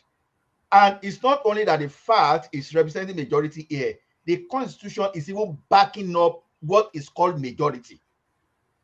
So quantitatively and qualitatively, we were able to establish majority, that Tinubu had majority in that election. And here we are still trying to have our own scientific way. We are doing reverse. We are revising science that, this guy is not majority. So how do you determine majority when you have about 3 candidates that are very popular? So you want the thing now to skew towards someone so that... No, that's not majority. Dude, what are you talking? You know the meaning of majority? I mean, you know the meaning of majority? Why are you telling me that I don't know the meaning of majority? I agree with you. He won the... I mean... That's what I deal in data. You are asking me whether I know the meaning. You can use it whatever... Well, this is... No. It's only during this politics of Nigeria that I have another thing called majority for Nigeria. You are now bringing majority out of context. But you have to apply majority to the context. The majority to the context is... Wait, hold on. I just quoted what he himself said on the day of his acceptance. He said, about what... quote, oh yeah, you see, forget about rational mind. If you are really being rational, the reason why he said that is that he contested against 2 other people, or let me say 3. So if you put their vote together, they are the majority. That's why I said a divided opposition cannot remove incumbent. Just imagine maybe Obi, hold on. Just if Obi supported Atiku or Atiku supported Obi, they would have won that election. But because of their greed and lack of foresight, it's okay. We understand the stories you are. This is the story people are. It's not a thing. And it's sounding so You are redundant. just, you are just pretending to be sleeping. You know the truth. How do you know I'm sleeping? Yes, you are, because you know the truth, but you are just want to admit the truth. You know what the one they've giving you. What the one they've telling you. All right. Let's establish what we do know as facts. From the results we have, Tinubu got more votes than every other contestant. So that's a better, yeah. So he got more votes than every other contestant. I agree. Based on what INEC declared, and based on those and those votes met all of the criteria to declare him president-elect. So that's the situation we're in. Okay, now you're putting it right, one man. What do you mean? So you're putting it right. Agreeing with you now. I'm agreeing with you, yeah. Yeah, and in 3 weeks' time, he's going to then become the substantive president of the country and go on to govern for the next 4 years. So those are what we know as facts. One man, do you know one thing that we push here that is funny to me is that the other time, National Man is saying, no, it's not my president. I have the right to see. You have the right to say it's not your president, but you don't have the right to reject him as your president. You should separate between the two. Rejecting him, when it's funny, you are rejecting him. You can say it, but you don't have right to reject him as your president, except you want to commit treason. Reject him as Bishop, talking about. You know, see, your word of mouth. Wait now, your word of mouth. No! Don't play that with me. I'm not playing it with you. I'm just playing the reality. Rational mind. I'm here today to talk about issues. I don't want to. We are governed. You are there. Wait, see. Now, see, look at it this way. We are governed by the law. Do not insinuate what I'm not insinuating. Hold on, guy, please. You people, I mean, let me say you people. You said it's not your president. Some of you do that here a lot. You want to insinuate things I'm not now, I heard if you. I said I'm not accepting your president as my, I will not go on the rebellion. I will not carry harm. Say I want to go and. So that's what I'm waiting saying. now, rational mind. To me, you said did not win that election. Not your president. And I said what you are saying. You can say whatever you want to say, but it does not represent the fact. You just say it's not your president, but the fact says it's your president. And you don't have right to reject him as your president because the constitution have no right. Imposes. What are you talking about? Do you know the meaning of freedom of speech? What are you talking about? Do you even understand what when they say somebody has a freedom of speech? You can say something. You can say anything that you can say illegal thing, right? You can say illegal thing, and you can still be dealt with by the instrument of the law when you say illegal thing. Is that no freedom of speech? Let the law come and tell me that I cannot say he's not my president. No, you have the right to say that. So what are you people pushing on me then? The fact let's move on. I don't want to do this. For the purpose of education, not for arguments. One man. You are a Nigerian. Nigerian. Yeah. And the president of Nigeria today. Please, because I notice most of you live in the diaspora. Please, one thing I want to beg. You guys that live in diaspora, whatever news you get from Nigeria, always try to verify those news. Because when I go through this YouTube, what I see Nigerians in diaspora trying to do, if we don't play carefully, what happened in what is going on in what they call it Sudan will take place in Nigeria. You understand? What goes on online is not what goes on at the street in Nigeria. Because online, it seems to be like Nigeria is burning. Nigeria is not burning. People are living their life, going to their daily jobs and taking care of their family. But online, Nigerians in diaspora always try to make it feel like as if the country is burning. It's not burning. So you see how you people talk about things. Hold on, rational mind, hold on. I'm going to be president of this country, whether you like it or not, and I will preside. Thank you very much. Tinubu is our president. We should accept the guy. No man when I say my mind. Don't tell me what to accept, not to accept. It's just I can't tell you what to semantic. accept, not to accept. And give him a chance, because okay. Can I? Let Crown, is it Crown? All right, I have that interjection, Bishop, and then I want to take the conversation around to give people a 5-minute window to monologue to the space. But come in, Bishop. That's what I wanted to appeal for. Can we just move it on? I think we have gone past this topic. I think we should just move on. I appeal. I beg you in the name of God. Let's move forward, please. Thank you. All right, brilliant. So let's move it on, but let's keep it still with rational mind. So rational mind now, setting Tinubu aside, what else agitates your mind in the political cycle today? So what have you been looking at? Just give us a 5-minute feel of where you are politically. It's a lot. Past few days I've not been here. I've seen a lot of things happen. I can't just think of any right now. Well, actually, like I said, what brought me here was just that comment he made at River State. For me, I just feel like if you do not want people talking about things that are in court, I'm not saying he's talking about things that are in court already, but to me, I just look at it from that angle that it's sounding to me like the dog whistle there. So yeah, I mean, talking about that money that they already signed, I mean, they already spent. I don't understand much of finances, much like that to be able to say much. Maybe our the other guy, what's his name, Kulata, or other guys that finance guys here could come and tell us more on that. But then I know that the money has already been spent. But the question is, can you spend the money that has not been appropriated by the National Assembly? That's the question. And somebody was saying us here that you can do that because what was that? They said, is it by fear? I mean, what do they call it? What was that word again he used? We were asking Bishop the other time, one man. You were asking him what was that word? I forgot that word. You use one word. You were asking him what's the meaning. Does he know the meaning of that word? So my point is that was it ways and means? Yeah, ways and means. Like what the hell does that even mean? So. But the point is, this is what we're talking about. The weakening of the institutions in that country. When you don't follow due process, is that part of due process? Is it legal that you can spend money that's not being appropriated? I mean, why do you even need the National Assembly to even have to sign off on a bill that you send to them for money, for finances or whatever, for the budgeting and everything? If you know you don't even need them, why do you have to just go by fiat or because you are the use executive power? Just as the CBN governor, give me $3 trillion there, or $3 billion there. I want to use it for this budget. And then like that, you don't even need to go through the National Assembly. But already you spend the money, you're now asking the National Assembly to now approve it.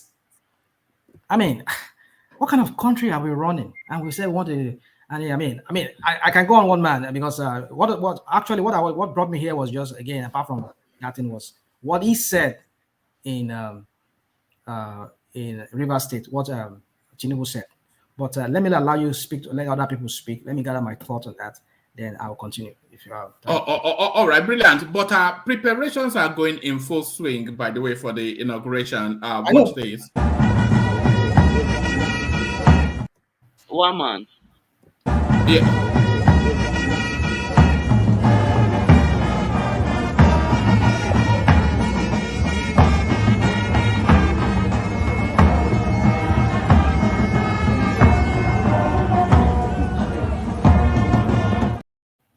There it is. So preparations going in full swing for the inauguration. So one man, sorry, real quick. I think somebody said something here, and I agree with that person. You see, one of the reasons why I just I've been really not being active with you, one man, maybe other people, is that because I get so sick. Recently, I started discovering that there's so many misinformation out there. Some of these, like he said, which is true, I agree with him that people were just heightening the tension in that country through Nigeria is burning, or people are protesting, those kind of things. I've seen so many of them in so many platforms. I don't go to such platforms. But what I'm trying to say is that the other time you played, I don't know, maybe on one of the media spaces, they were showing us that they were making preparation for Tinubu's inauguration, and it happens to be that it was Buhari's. Recently, Buhari did one. What's it called? recently that they did a parade with the military recently that was even wearing a camouflage. It was wearing a military uniform. That was what I found out later, that it was that thing that was being shown to us that, oh, it was Tinubu. It was actually a parade in preparation for Buhari's that military parade that they were doing. But rational mind, they are making preparations for Tinubu's celebration. I don't doubt it. They are making preparation, that's for sure. Yeah, of course. You say what?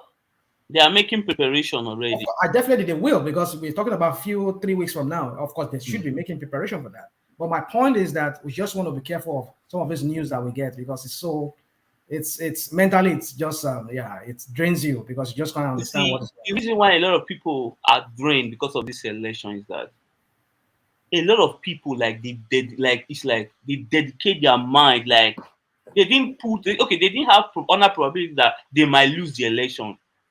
In an election, there will be a loser, there will be a winner. Always prepare yourself for the worst. It is an election. It's not do or die. If you look at this election, the way the election started, APC had the upper hand. Listen, what really affects Tinubu this election is that he would have won more than this. It's because of the Naira redesign and the fuel scarcity. That really affects the Tinubu's campaign. But if you look at it, before those things take place, the campaign was going pretty well. It was dominating the news. You understand? Sorry, add to it. What took Tinubu's vote more than any other thing was the Muslim ticket. Yes, you might say from the south Nigeria. Yes, I won't lie, because they're majority Christian. I get that, but in other area, the Naira redesign really affects the Tinubu campaign. All right. All right. Let me take the conversation to let's take it to Simba, who joins us. So Simba, so you get the 5-minute monologue just to speak to the space. What have you been thinking about politically? What's agitating you in the news today, or what occupies your thought? A better way to put it. Simba on mute. All right. Let's take it to Darati. So Darati, hopefully you're there. Can anyone hear me? I guess they're sleeping. Yes, I'm here. Yes. I was just inviting you to share your thoughts. Well, yeah, I was just inviting you to share your thoughts for about 5 minutes or so with the platform. What have you been thinking about in terms of the politics today? Yes, a whole lot of things are happening. Just like day before yesterday, that we spoke about we need you to speak up a bit. We spoke about the $10.8 million house saga scandal. Is it scandal or palaver? I think it didn't go to another level. I heard it more today, and people were talking about it and stuff like that. But I think in all, then I also the vibration of the Tinubu's visit also, in Port Harcourt. Well, I think Nigerians are beginning to kind of. What are the outtakes? Hold on. What are the outtakes from that visit? What struck you? What came out of that Tinubu's visit to Port Harcourt? Yeah, if you look at it very well, you see that it's like people embraced, they embraced in one way or the other. People like this guy Wiki. There's a way he carries his people along, and Tinubu himself also acknowledged that. When he was talking about the funds here, everything, the holiday that was declared, but it was just a means to seal their their friendship, to come out and say, come, this thing you are saying that we worked underground. I think we are, and Tinubu mentioned something. He talked about structure. I want to remember the name, the particular word he used. He said that is coming here today also opened a kind of link, a bridge between him and Wike and River State, as well as he also thanked him for the for the structural support. Yeah, he said structural support that he gave him during the what? During the election. So if you look at it very well, you see that in picking some of these people, the hates, I mean the ministers and stuff like that, probably became my feature, and he also sent a what? He sent a message out that come, I have a grandmaster in this game. You know what Tinubu did that day? Do you know that I don't think it has really ever happened in the political firmament of Nigeria? An opposition. It probably it has happened, but that's not had that kind of collaboration. An opposition, inviting a ruling party, the president of the ruling party, coming in with fanfare. Not only with fanfare, there is a strategic relationship between them that will last long beyond the lifespan of the present government. Are we not seeing political alliances being formed and political realignments taking shape? Because that was what happened. Yes, something. Let me have your thoughts. Yes, I was just saying that because what struck me in that interaction with Wike is that we're seeing a political evolution, and we're seeing cross-party alliances, and we're seeing synergizing because they say Nigeria does not have political ideologies. They say politics in Nigeria does not have political ideologies. But if you look at the sort of politics that Wike plays, and the sort of politics that Tinubu plays, and if you look at the style of governance of Tinubu and the style of governance of Wike, you can see that there's an ideological synergy between the two of them. They are both big personality politicians.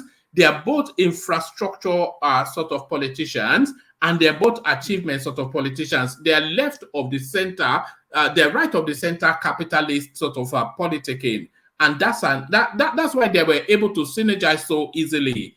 Even though what's it called, Wike is outside of Tinubu's party, he is more Tinubu's politics than anyone else.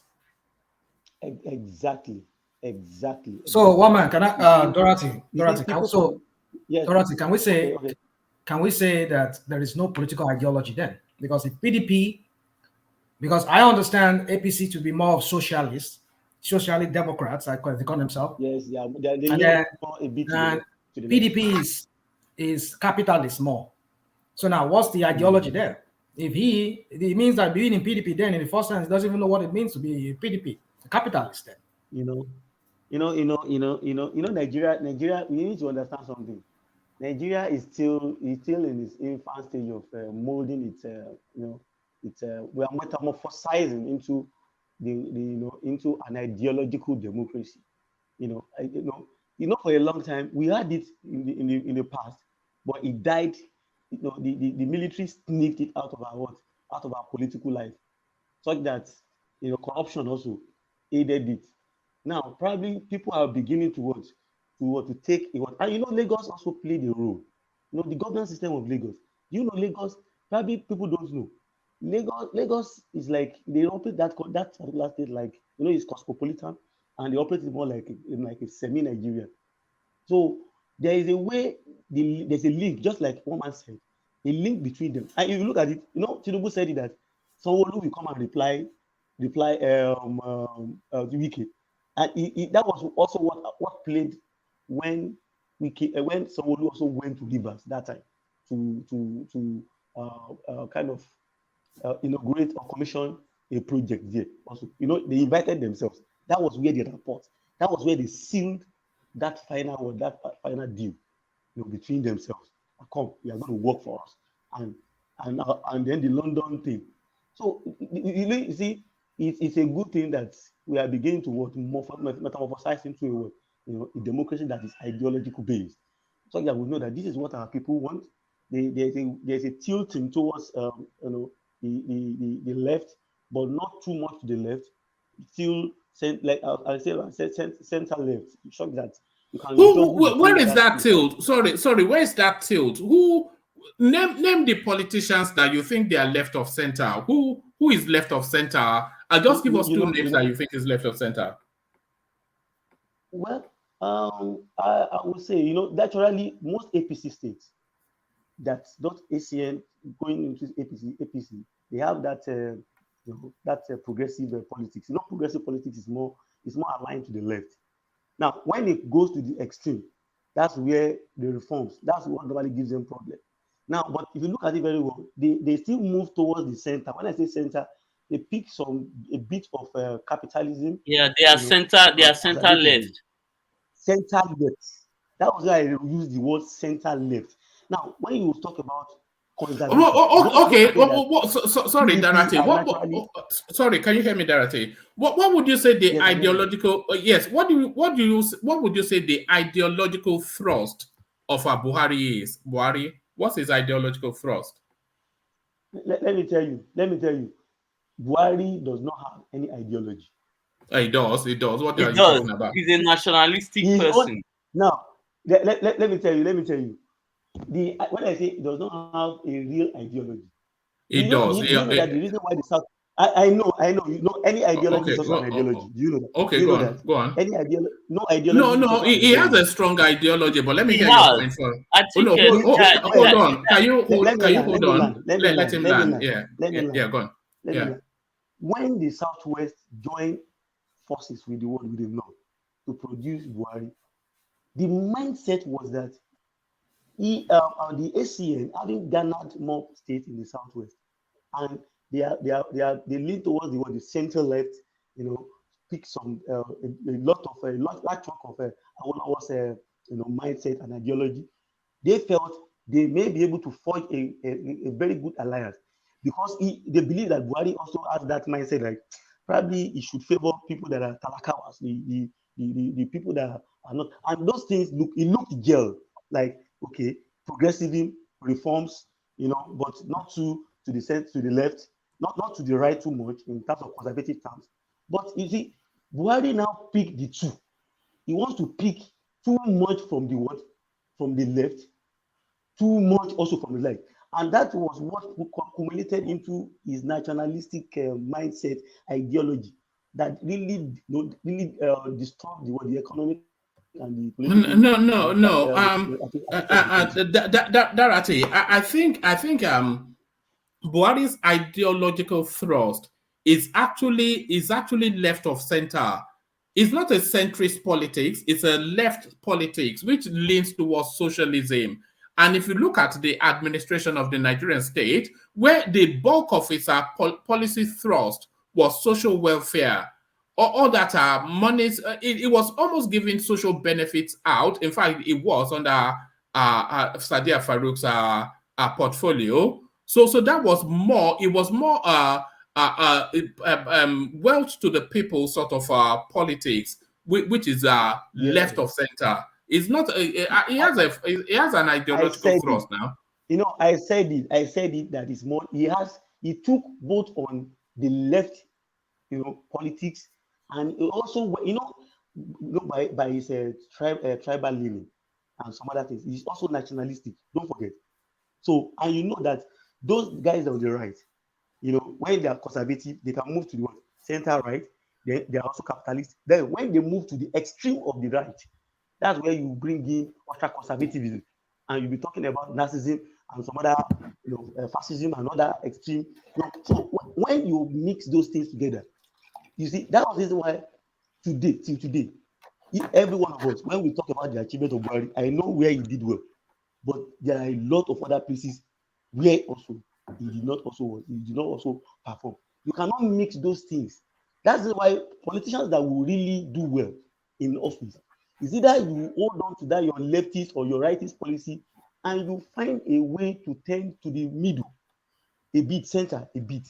But by the time you are picking on two extremes, you will land yourself into trouble. You will confuse people that want to even defend you, and that's the reason why at the point, the ACM block was almost muzzled out. Even Tinubu was even given a cold shoulder. It was because of 2019 that he had to bring him closer again and say, come. Don't forget, Shehu Sani said it that, come, If the lion in Aso Rock, we win the election, he must go to the what? To the lion of the lagoon. That is, he's talking about Tinubu. I saw the paper live at that. I saw that, and that was where he threw the only lead to the only branch to Tinubu that come and he signed a point with him, and so as to get his re-election. You see, that's one problem I have with him. He claims he wants to work, he still wants to work with him, but still, he's still not liberal. He's still not a true, because you know that's one policy about. Look at the Democrats. They have their leftist policies. They still find a way to work to be a bit liberal. They tend towards the center to be liberal, to carry everybody along. That's why he has problem with the Southeast. Let me tell you, if not because of Oshibajo, that has a balanced view, I'm telling you, we would have been in bigger trouble than this. He's the one that's been putting those checks into Buhari, even though they may not like him, and some other cabals within his space, within the presidency space. But that guy really helped. He was the one that went to South to go and talk to these guys, and these guys laid their weapons down. That the Niger Delta have been that. He was the one that went to the Southeast. That the little things that you see that they are even doing in the Southeast, that they did in the Southeast. Oshibajo played a key role in that. What he wanted was, come, we are decimating these guys. We are not giving them anything since they did not vote. And I think it shouldn't be in that format. It shouldn't be in that format. So Tinubu is bringing down a new brand of politics that our politics should be played towards for the betterment of the people, and we must be open to everybody. We must be ready to bring in every body into the game. See, there is going to be a realignment, an alignment and realignment. The political ideological space of Nigeria, we see a kind of growth that we have never seen before. Imagine how many governors have gone through that. You're vesting a lot of hope in Tinubu, you know, because Buhari came in under an equal measure of hope, and we all saw how that played out. Well, you know the issue with Buhari, everybody has that kind of hope that fine, this guy will do things the normal way. But I think Tinubu has a better chance to do well. And Buhari himself also, we cannot take it away from him. He did some reforms, although late, very late. Some of the bills he passed, I think Tinubu is smart enough. He will be very smart enough. Kolata have already spoken about these things. He will be smart enough to really use that as a means to win more Nigerians to himself, to make Nigeria look probably. One man. But today, let me tell you, as of yesterday, I already started criticizing Tinubu. That's one thing about me. One man. Criticize him when he makes one man. So I would like I would like to say this. The reason why Nigerians are always disappointed in mostly the central government is because they all refuse to pay attention to their individual states and to their individual leaders in their state. Okay, yesterday, for example, in my state, Edo State, the governor just discovered that 18 local governments in Edo State, they only generate 3 million naira every month. 18, just imagine, 18 local governments. They only submit 3 million naira revenue. 18, just imagine, think about this. 18 local governments in the whole of Edo State. You see, every individual in our country, they rather pay attention to Abuja. They forgot the money Nigeria makes, 45% go to the state and local government. Then they all forget about that 45% and pay attention to the 55% only. They don't care how the governors and local government spend the 45%, but they focus their attention. And if you look at it, the presidency is far away from you. Your local government, your councillor, your governor, they are more closer to you than the president in Abuja, because you have no idea. Super fan, if I may ask you a question. Yeah, go ahead. what exactly do you want us to learn from that local government's thing that you brought out? I'm What interested. I'm trying to say is that the Mhm. citizen of each state pay attention to what is going on in your state. If see individually, if we can hold our leaders, local leaders, accountable in our state and local government, we'll be fine. Federal Okay, government, okay, okay. Wait. yeah, go ahead. Edo State, they are saying 18 local government generated 3 million. I'm Yes. interested in why and how they can generate more than that. Thank Okay, you very much. wait. Let me give you a scenario. Yeah. You are saying we focus much on Abuja, Yeah. right? That's what you are saying. Yeah. But you are not saying that Abuja corner the almost 90 to 95% of the entire resources of the country. Right? You are not saying that because VAT was a typical example of what we are seeing recently now. Now, when we are talking of this local government now, yeah, the tax they are asking about the revenue, I'm interested in how they were supposed to generate that revenue and why they are not generating it. That's what I want to learn there. No, let me tell you something. They do generate that. They do generate revenue. They just keep it to themselves. Let's not lie to ourselves. They do generate revenue. Yeah, but surely that is down to the post. It's down to the institutions again, isn't it? That is down to the poor structures of Edo State. Like we've already established, if there's the opportunity to steal, people will steal. So it is left to the central space, either at the state or federal level, to put in structures to make it difficult for that to be the case. No. The federal. Listen, these people are voted for by the citizen in their each state. So the president cannot dictate on how they spend their money. No. Listen. If we go with the example that you're saying, so this local government, the chairman of the local government is a looter. And if the opportunity presents itself, it would loot. So it is down to the state to make sure that that opportunity to loot is as difficult for him as possible.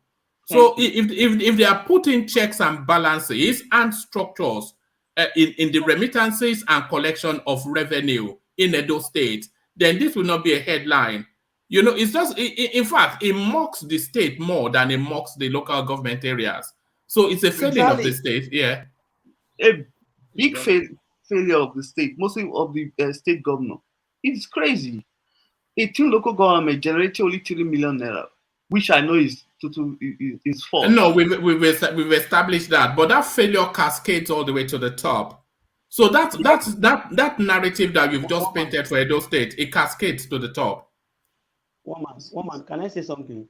You know that the last poverty statistics that came out, it was discovered that the rural economy, the rural population, they are the most poor compared to the urban population, and that is an indictment on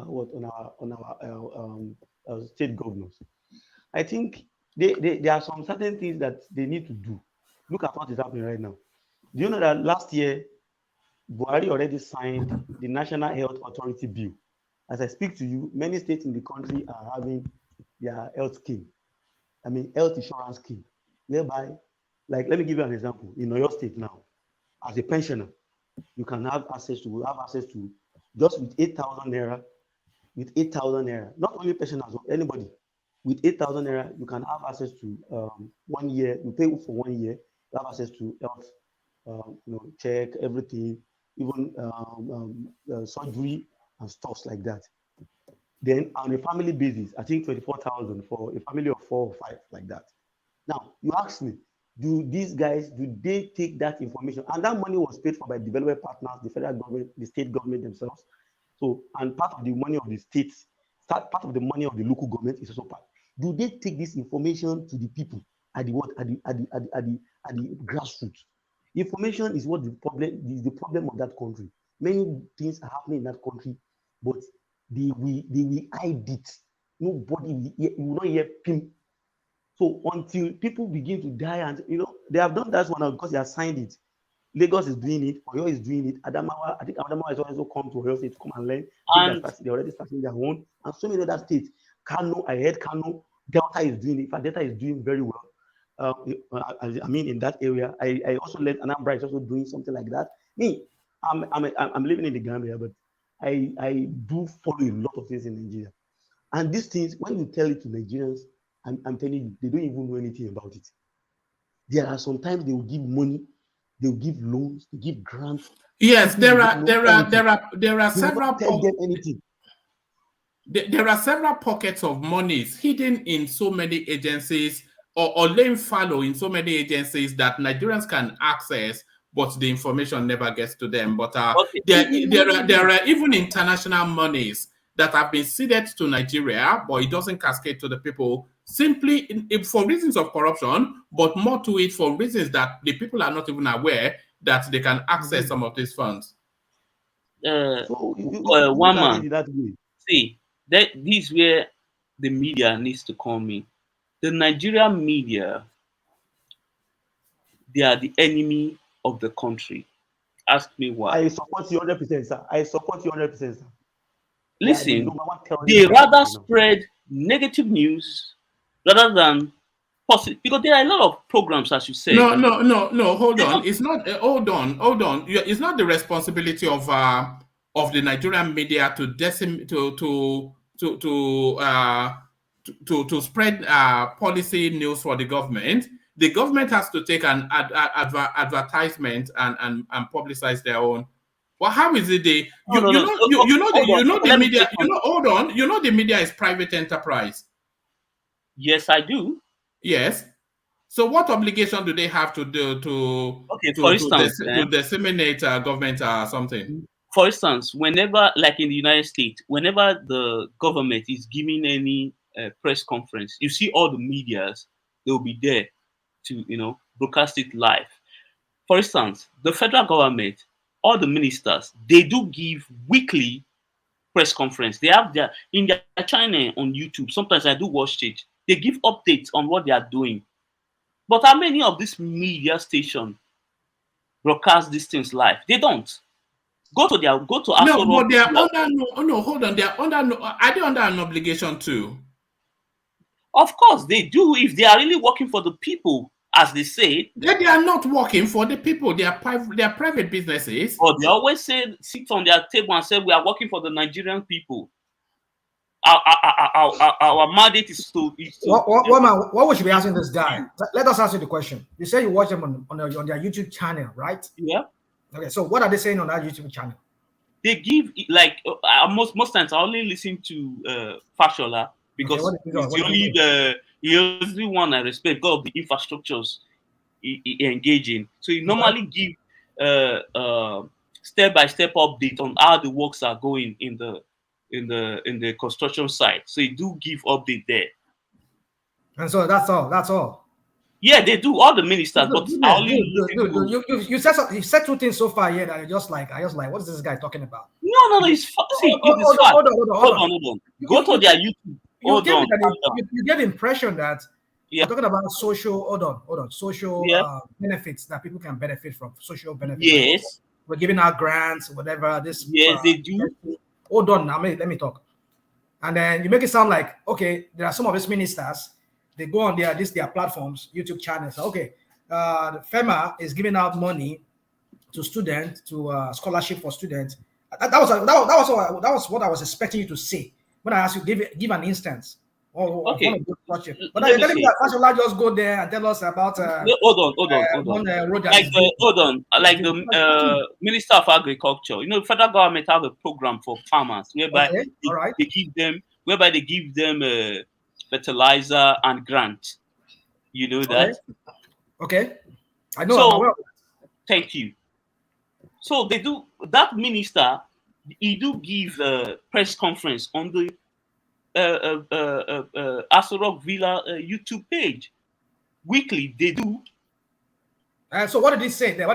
Is he saying I don't listen to all this, but they do. That's why I give you the name of the YouTube.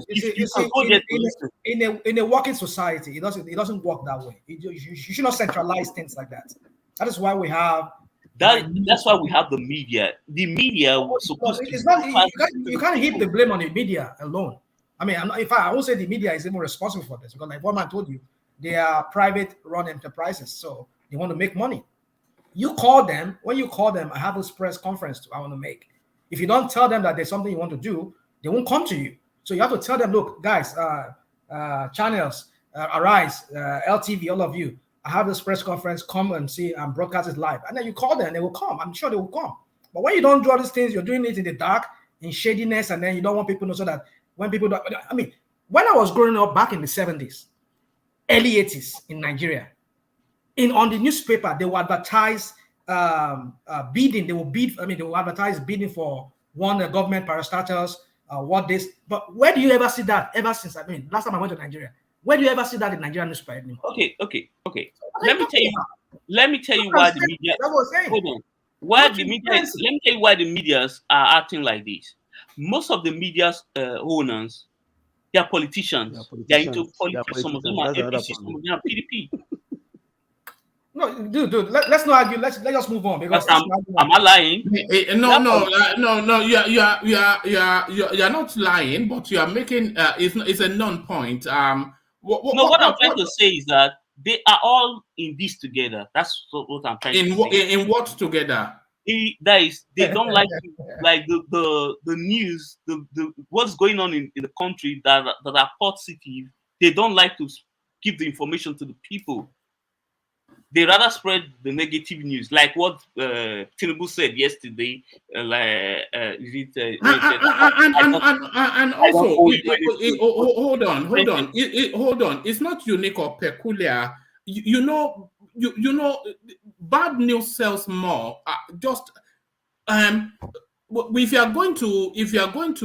are passing by the newsstand and you see that, oh, the federal government has just built a bridge, or as a headline on a newspaper, or you see that, oh, Tinubu has been arrested for stealing money on another newspaper. Which of those newspapers would you pick?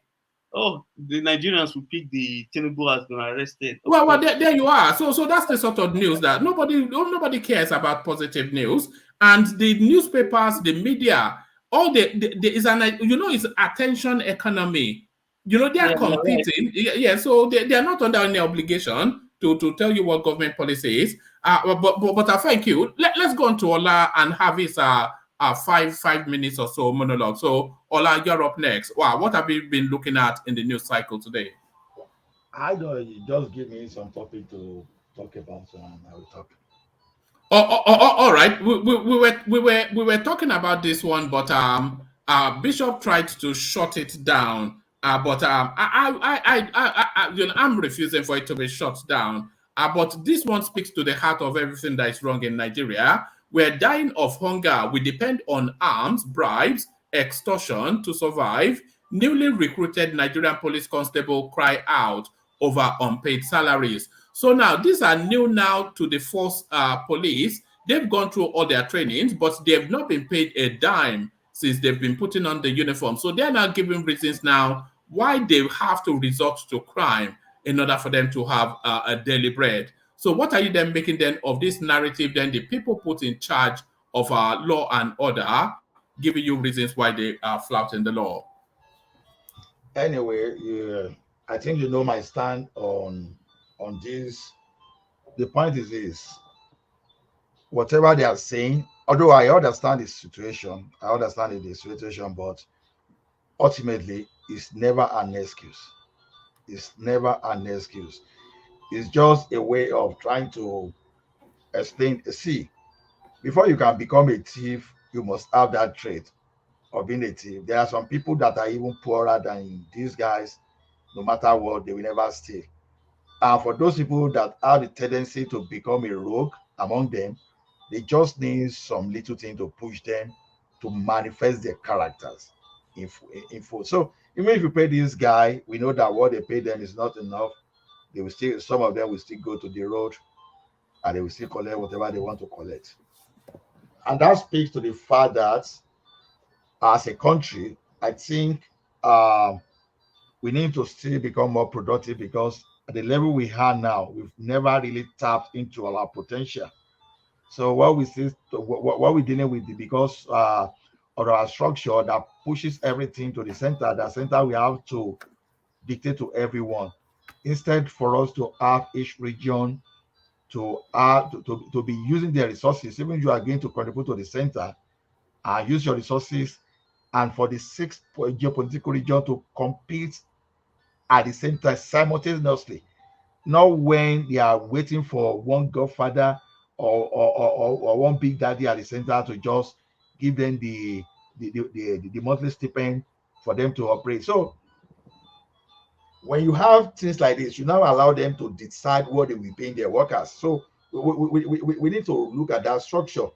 Is it good to not to pay this guy? No, it's not good for sure. No, it's never good. They have to be paid, but giving excuses, no, because they are not the only one. What of if they don't have weapon? Those people that are not paid, that they don't have weapon, what should they do? You understand? They can easily find a way to give excuses. So because we are not being paid, but it's not good for them not to be paid. I know that. And the issue of this type of issue, really, I would say the government will just. Are you playing some Nintendo game? What are you doing there? Are you playing some Nintendo game? Okay, that's what. That's my son phone. No, not don't mind. Thomas is Abaya. Don't mind. Maybe he has been playing those things, so he knows about it very well. And Alex surprises me. So did you see what happened in Uganda? That minister that was shot. Yes, by his bodyguard. So that's and what was the reason? Because I didn't go into the details of it. Because it was not paid. You know how it affects the psyche of somebody when you work and you don't pay them. You know the impact it has on the psychological the psyche of that person. That was what happened to that guy. He just got to that end and he was like he could not just take it anymore, and he had to resort to. So if you see our police, the way our police are, the way they are conditioned, is there any wonder why they are the way they are? They choose to go on the street and start begging for 20 naira, 50 naira. Are we surprised? You know what it takes to go to a police college and do all of those things and go through those archaic, rigorous way of training. And at the end of the day, you are being fed. I don't know if you guys have seen videos of how they are fed in police college. Inside one big basia like that, they will cook rice there and they will, oh my God, they will start cutting out. It's quite similar to how they are fed in prison. The way they what kind of these are police. These are men that should be respected in society. Come here in America, and you're over there, woman in the UK. Look at how your police are treated. But and then they treat them like animals, and then you expect them to come into the society and act like a normal human. Rational mind. Rational mind, you are correct. Rational mind. How can you cook food for many people without putting it in a basia now? You want to cook large crowd food. How do you cook it without putting in a big basia? Here we go again. So I is putting their food in basia. You are in Canada. Rational mind. Rational mind. Correct. Rational mind. Can I land and answer the Patora first, please? Okay. Pato, you are here. You're in Canada, and then here in North America, you see how police are treated. Have you seen those videos I'm talking about? How they are strong. So I agree with you actually. Of course, they'll cook it in basia. But cooking basia is not a big deal. I'm not saying. That's not what I'm saying. That's not what I'm saying. Cooking it in basia is not what I'm saying. But the way they were fed, go and see how they all rush just to get food. My goodness. There was a time we saw a clip on the police quarters in Ikeja. My God, if you put your dog in there in the UK, they would arrest you. Barracks in Ojolegba there. Barracks there in Ojolegba. Go and see the squalor there that living there. Okay, see, rational mind. We know all these things. We are not denying the situation. And it's not limited to the police. You got the point. But then, for the law enforcement agency to say, because they are not paying us, that is why we no longer enforce the law. We are supposed to be catching criminals, so that is why we are criminal ourselves. That's exactly what the police are telling you. And we are saying, and we are giving we are trying to help them rationalize. I'm not asking you, other workers, other civil servants, like in us their too. shoes. Mm. So you now expect them to say, okay, because you are not paying us, that is why we have our tuition fee regime, and this is why we have to extort even the poorer Nigerians, even those Nigerians that they don't even have what these people have. That is why we have to extort them. It doesn't add to the logic. Ola, The thing is, Ola, everyone is suffering. It does. you got that. No. Ola, Rational mind, I'm not looking at it this way. Ola, the You are question saying you should because ask him is that if you are a nurse and they are not paying, should you go and be selling babies? If everyone take advantage of his profession and say because they are not paying me, let me take a doctors will be selling body parts, nurses will be selling babies, pharmacists will be selling poison. No, it's true now. Rational mind. Are you bringing here? Rational mind. I think we need to call spade is paid, though. Let the government pay these guys. We are not. No. You know how much why that guy killed that minister? Sorry to use the word here. I mean, I had Yamo to that guy for rational mind. Less than $1,000. Less than $1,000. You snort rational mind. Rational mind. Yamutu is better than the other one. Rational mind. We know what poverty, lack of job, lack of living wages. We know what it can cause. But the question we are talking about is this: we should not hide under that to promote criminality or illegality. That's exactly what I'm telling you. Because I'm not promoting it. Wait. They are not the only one affected. If this thing affects teachers, if it affects ASU and others, what will they do? They go on strike, right? That is the tool they can use. So are you telling me now that the best tools for this guy to use is to go to the streets? Maybe, let's assume the minimum wage is even 40K. Assuming that they will get it later. Now, because they cannot get it, is the reason they should go out and extort someone that is not even making 200 naira a day. Is it enough to frame some innocent person on the street and frame him up just to extort him? And even in some situation, if this person cannot blame himself, the person can just be forgotten in the jail or wherever they lock him up. This is not adding up. This guy are just saying that they are now, instead of being the law enforcer, they are now criminal themselves just because they are not any. Yes, sir. Yes, sir. I want you to answer this question. Would you agree with me that most Nigerians, majority of Nigerians are criminal minded? Well, we've said it here. I don't want to agree. You say you don't want to agree. I don't want to agree that majority of Nigeria are criminal minded. It's just a use of word for me, right? Hold on. What's the percentage that you're going to give those that are criminal minded? Now you where you cut down, now you will give the percentage now. Now you know the percentage. That's why you are the one who know that the majority is there. So you that provided that statistics, give the percentage now. I'm throwing the question to Ola. I'm a Nigerian too now. Okay, I will not say majority of Nigeria are criminally minded. No, this is what I will say. No, he asked you what percentage. Give it a percentage. What percentage of Nigerians do you think are criminal minded? Then I will say 0.05%. If that's the question straight away, 0.05%. Because I don't believe we are criminally minded. I believe that human beings. But we occupy all the jails globally. It doesn't matter. Really? Average human being is a potential criminal, given a certain circumstance. But it doesn't mean that they are criminally minded. Criminally minded is that you've already made yourself available to commit crime. That means that head or tail, you've made yourself available. But when they say average human being can be a potential. Ola, you have answered the question. It says 0.5%, right? 0.005%. Okay, fine. Very insignificant. Okay. Hold on. Yeah, let him cut. Yeah, Ajane Koko. Yeah. Okay, the police officers. How many of them do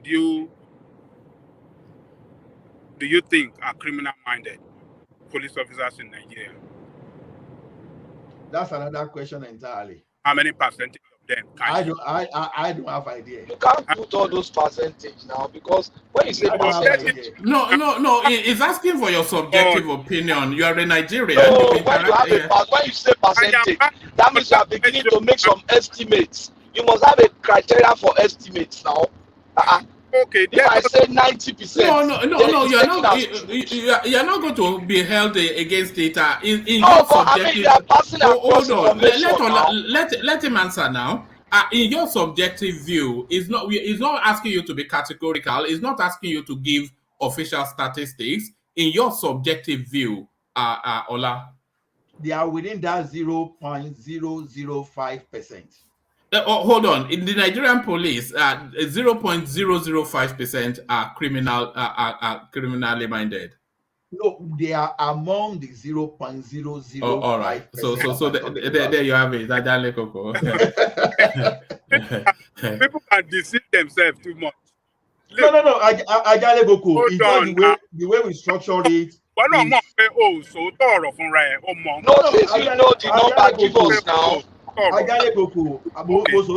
Because I'm aware in this topic. My awareness in this topic is maybe different from your own awareness.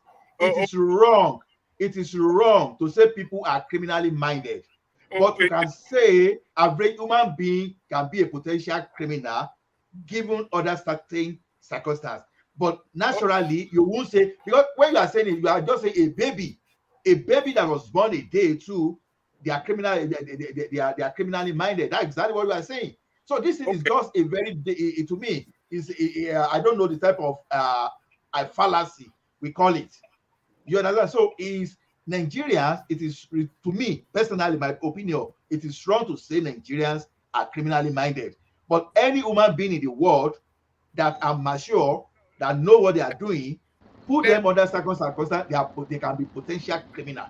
But can we ask Adaleko, what percentage of Americans are criminally minded? No.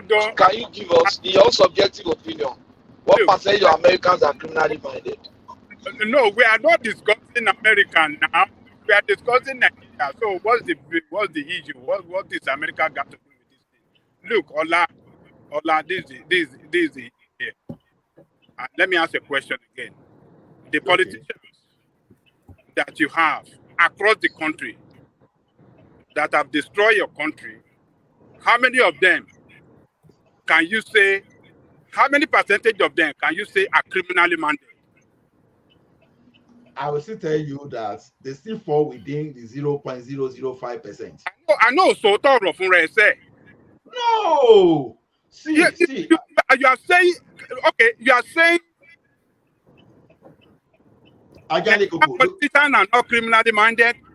Ajale Koko, look at it this way. Police are criminally minded. Why did we have NSAS?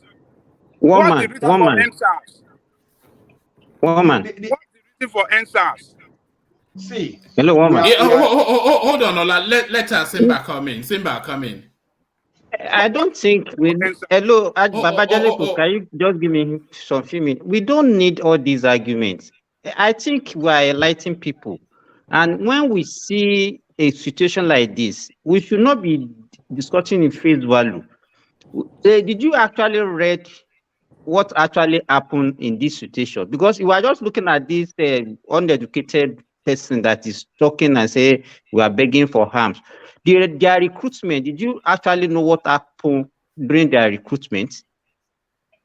Because we are just looking at it. Anytime we see any negative things, some of us here. Excuse me. Yeah, go ahead. Excuse me. Some of us we are very good at that. We get excited about what we are talking about. Say emotional, Abi. Just use the word. It's not emotional. Excited. People are rational mind. I mentioned you specifically. What is the reason? Let me tell you, since 2019, there's a court case about the recruitment, because every year they be recruiting 10,000. There is a case between Police Service Commission and Nigerian Police Force on this recruitment. In fact, the case has gotten to the Supreme Court. And when you recruited even any person that is actually employed at the federal level, now you know what we call this IPPIS, the payroll. You have to be enrolled on that payroll before you can get salary. They recruited them, but they've not been, their appointment have not been ratified. And they are not on the payroll yet.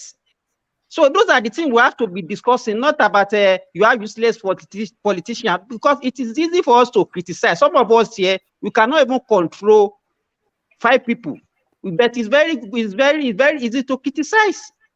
Those are the things that we have to be discussing, but not to say you are useless politician. How many of your countrymen are criminally minded? How can somebody be talking like that and you call yourself a Nigerian? All right, hold on, everybody. Let me give you 4 paragraphs, Simba. It says, thousands of constables who were recently recruited into the Nigerian police force have not been paid their salaries for the past 4 months. The recruits passed out of the police training institution on December the 29th, 2020, and have not been paid since then, despite resuming their duty post across the country.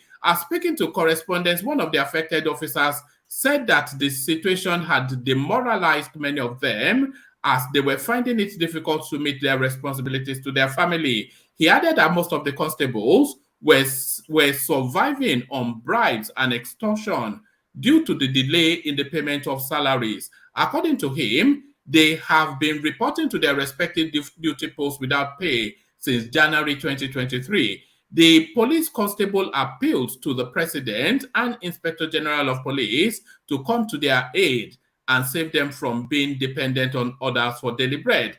Please, something is happening concerning the Nigerian police new recruit constables that passed out on December 29, 2022. We spent 4 months now, and police authorities, Police Service Commission, and the federal government have refused to pay us.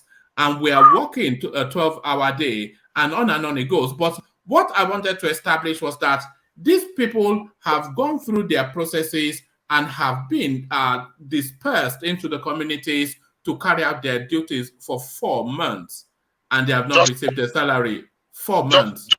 Just 1 minute, if you don't mind. Please, which media house is reporting this?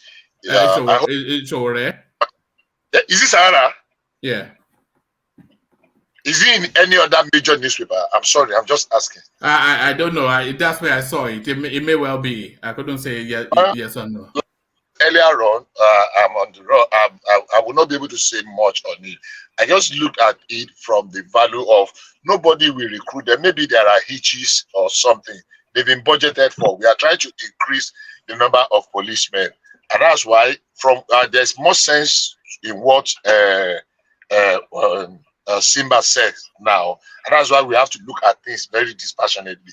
Oh, it's not a perfect system. Far from They have not been issued letter of appointments. So why have they been sent out across the country? I'm telling you, let us go to detail. There is a court injunction on even whether they want to even ratify even their recruitment. They even say it's illegal. I know the about the between commission and on what basis? Hold on. On what basis are they asking for salary when they are not giving? That's what we are saying. There are so many people there that they don't even know their rights. Hold on, sorry, Ajanle Koko. On what basis were they sent out to duty post if they have not been ratified? Yes. Please let me finish my interjection, my question. You will answer the question. What I'm saying is this. Number one, you say it's Sahara Reporter. Sahara Reporter went there, probably interviewed one person, and one person has given a perspective. How do you know? How do you know that he interviewed more than one person? It's a media outlet, and then we're getting the news from them. How do you know that he interviewed more than one person? How do you know he did not? How did you know he did not? So both of us are subjective here, right? Bishop. Let me say this to you. Do you remember Tafa Balogun? Yes. Do you know why he was? Do you know how he got into problem? Yes, go ahead. The money that was supposed to go for the police service and everything, he embezzled everything. Okay. Obasanjo then said that Nigerian police, there's a lot of corruption going on in the Nigerian police. Okay. How can you have a cadet or like let's say like people you're sending to police college? Let me tell you the process of hiring like let me use the standard here in America. If you go for orientation, starting from even when they give you that, they ask you to go for orientation, they start paying you. It's not all of them. Anyway, but that's by the way. Don't let's use American standard. Well, you see, when it's convenient for you, we cannot use American style. But when it's convenient for you, you can use America, right? You see, you need to stop this mediocrity, promoting mediocrity in that country if we want to move forward. Somebody just telling us that IPS, this is whatever, they didn't enter the payroll. You should enter the payroll as long as you're in police college, you attending classes, you're not getting your payment for it. So I wanted to have a quick intervention. I've not even spoken for 1 minute. I am asking a question that I believe every rational mind should ask. Number one, we have established it's just one newspaper that reported it. No, we have not. How do you mean? How have we established that? Asked you how many papers, how many media houses reported it. I said I couldn't verify that. Even, excuse me, 1 month, the same Sarah reporter, that is the one I'm checking now. And if you, maybe you didn't read it further, you just read the initial part. He said in January, the Police Service Commission asked the Accountant General of the Federation to halt the capture of the 10,000 constables on the integrated payroll and personal system. According to the commission, the police officer had not been issued their letter of appointment and should not be enrolled on the payment portal. According to police service rule, public officer not captured on the IPPIS cannot be paid salary and other emolument. The development followed the alleged refusal of the Inspector General of Police to submit the names to the Police Service Commission for vetting on the ground that it was empowered by the Police Act 2020 to recruit constable into the force. The commission had already written to the President, General Buhari, and the head of service of the Federation about the enrollment of police officer on the salary portal without letter of appointment. The personnel were recruited in 2020 and 2021. The face-off between the police authority and the commission is the spillover of their supremacy fight over the right to recruit constable. Though the Court of Appeal September 30, 2020 ruled that the commission had the constitutional mandate to recruit constable, the Nigerian police force has gone ahead without the recruitment process in defiance of the court order. So we know there are so many things that we have to look at it. Hold on. Did you read the part where they told you that they've been sent out to duty post right across the country? Did you read that? If somebody is doing something that is not right and just sending some group of people that does not even know their rights on, we cannot be blaming government for that. Who is not right? Who is right? It is the Nigerian police force. They are doing something. You have the Nigerian police force is under the Police Service Commission. I think that is the level of force. Is Nigerian police force that is causing the confusion here. It is the duty, is part of the function of the commission to hire, discipline, and we are not telling you that the face-off. There's a face-off between the Police Service Commission and the Nigerian police force. So those people have been hired by Nigerian Police Commission that have that constitutional responsibility to hire police officers. But because Nigerian police force wanted to hire them, which is not in line with their own constitutional responsibility, they are the one that is causing this problem for these young officers. So they have been legally hired by the commission. They should be paid. When you go to police college, your hiring starts from there. So rational man. Wait, that is so. There are so many that we don't know. You cannot. Excuse me. There are processes. Oh God. Hold on. Oh God. When you go to college, are you a policeman? Well, you everything. You just want to be saying as if you know everything. Oh yeah, here we go. You go to college.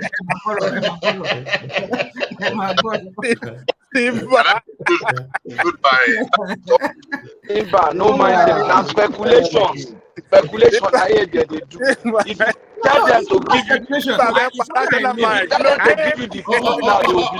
all right. So sorry, Simba. Can you read the second paragraph in that article? The second paragraph. Or the first two. Read the first two.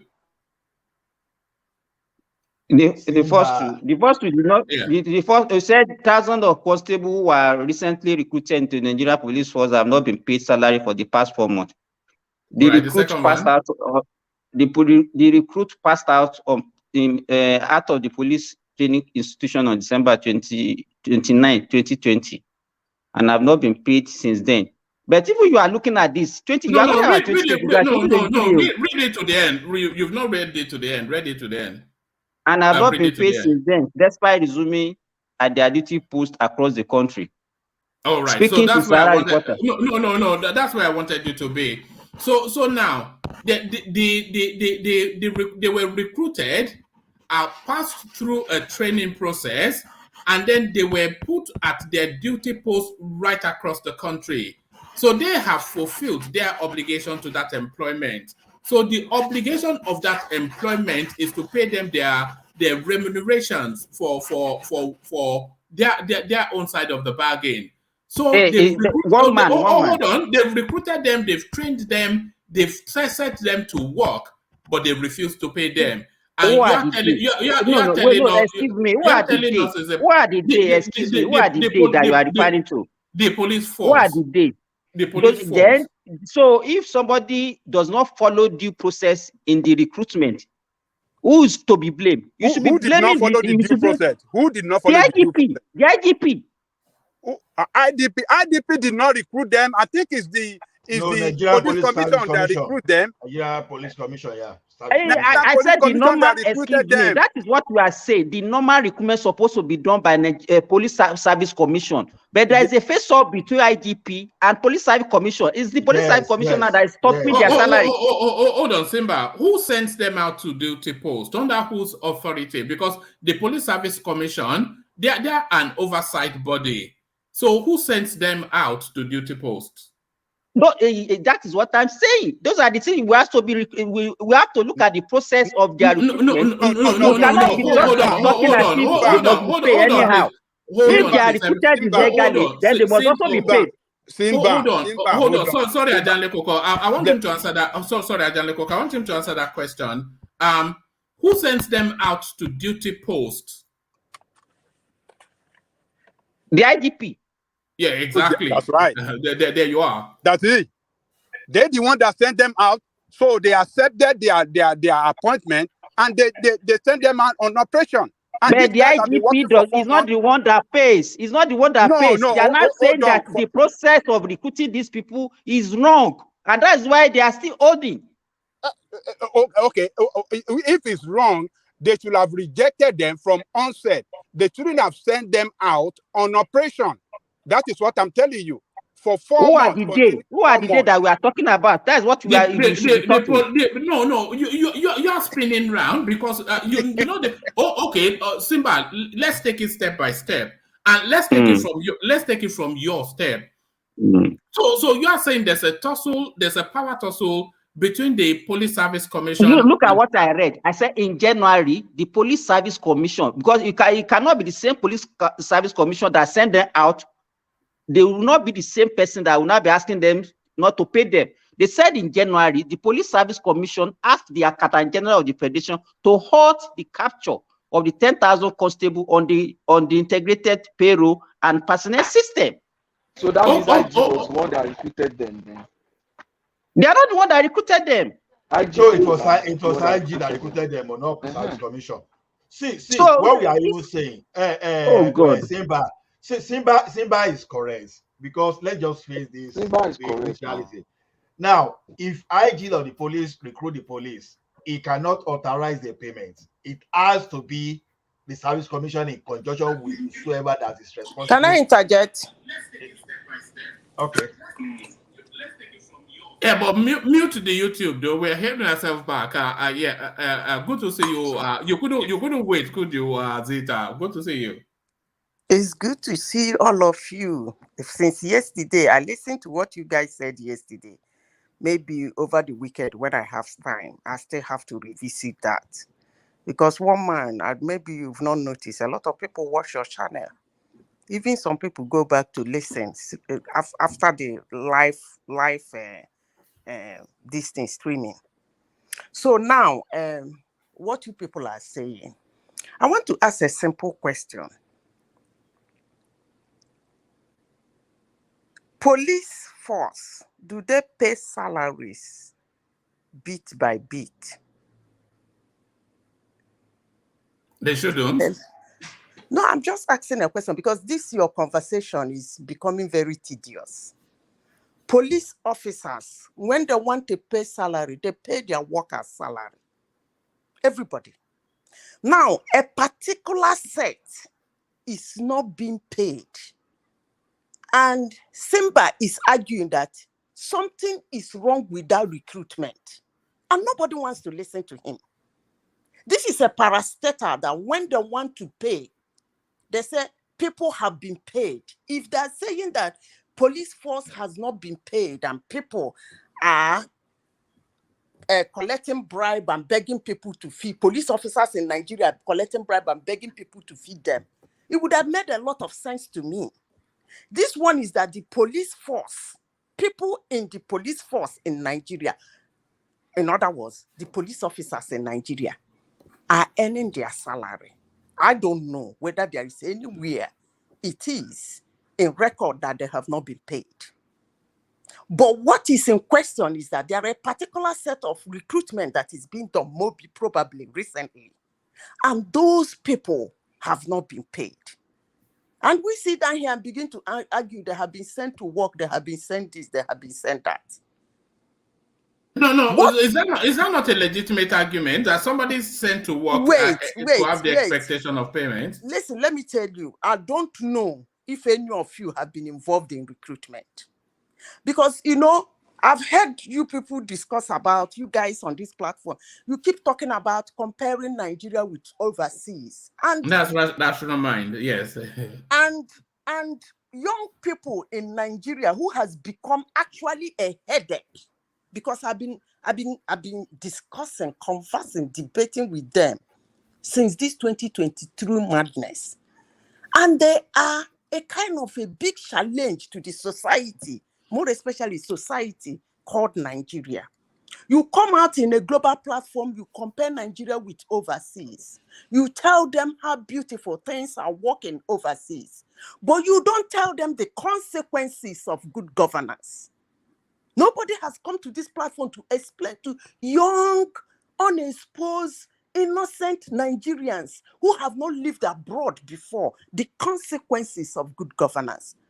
You and I know there are consequences. What are you talking about there, man? Hold on, I'm not done. Rational mind. Actually, hold on. Let him interject you, because sometimes you we're not 100% with where you are, so let him get clarification. Okay. Because you just came here now. You said I'm trying to compare. I mean, I did not mention your name. It was Morman that mentioned your name. But that not being said, you have once compared Lagos with Texas on this platform. Okay. He always does. That. Okay. But all right. I'm not going to get I lose my thoughts. Okay. Okay. All right. Carry on. The consequences of good governance. Now, in recruitment, sometimes somebody will recruit without getting the necessary authorities to do that recruitment. Or somewhere, somehow, that recruitment is put on plus for most of us who has been able to work in human resources. Some people go that trick of sending those people to do a job. In other words, trying to hook the company in accepting the recruitment. I think that's what is going on here. Because if police posts are being paid and these particular sets are not being paid, that means there is something going on in their recruitment. The problem is the recruitment, not anything. And somebody you just said no, you are HR. Hold on. You said you are HR now. I mean, hold on. I said I have worked in HR. Okay, you have worked in HR. You said you've worked. Hold on now. Hold on. Let me finish before I lose my thoughts. Okay. So can you let me end my sentence before you interject? So, from what you people are explaining and from what Sharia reporters has put out, it simply means there is something wrong in that recruitment. And somebody is pushing it far by posting those people to go and do a work without giving them an appointment letter. Ridiculous. Because it's Nigeria.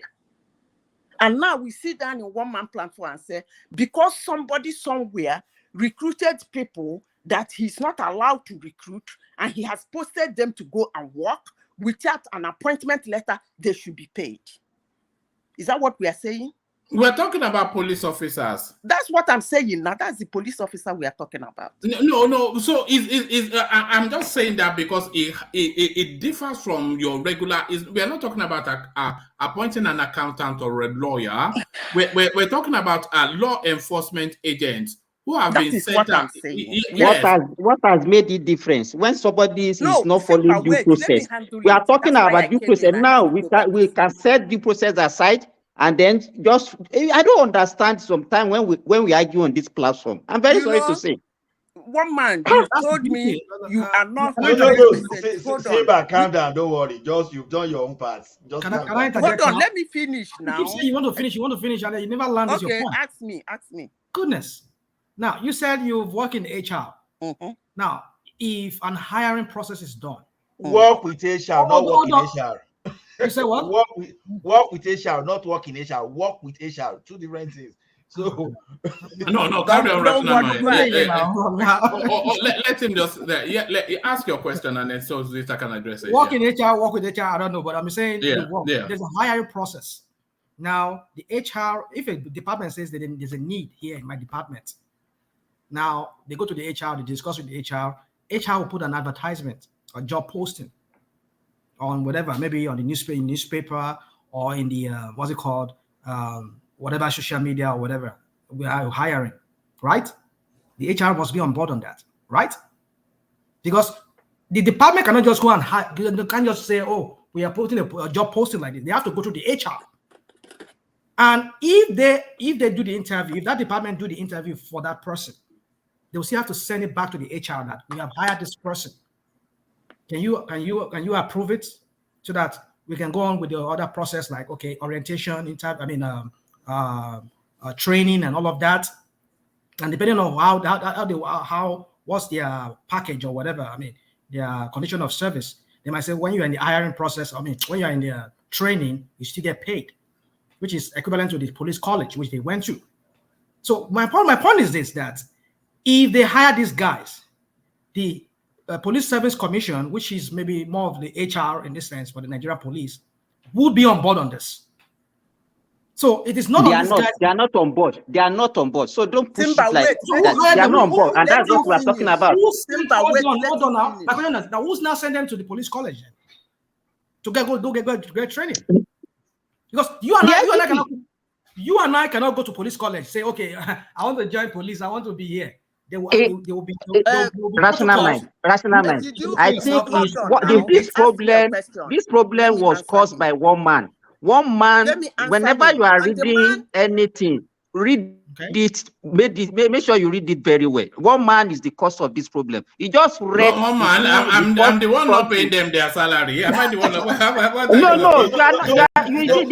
You did not read the detail. You did not give us the detail.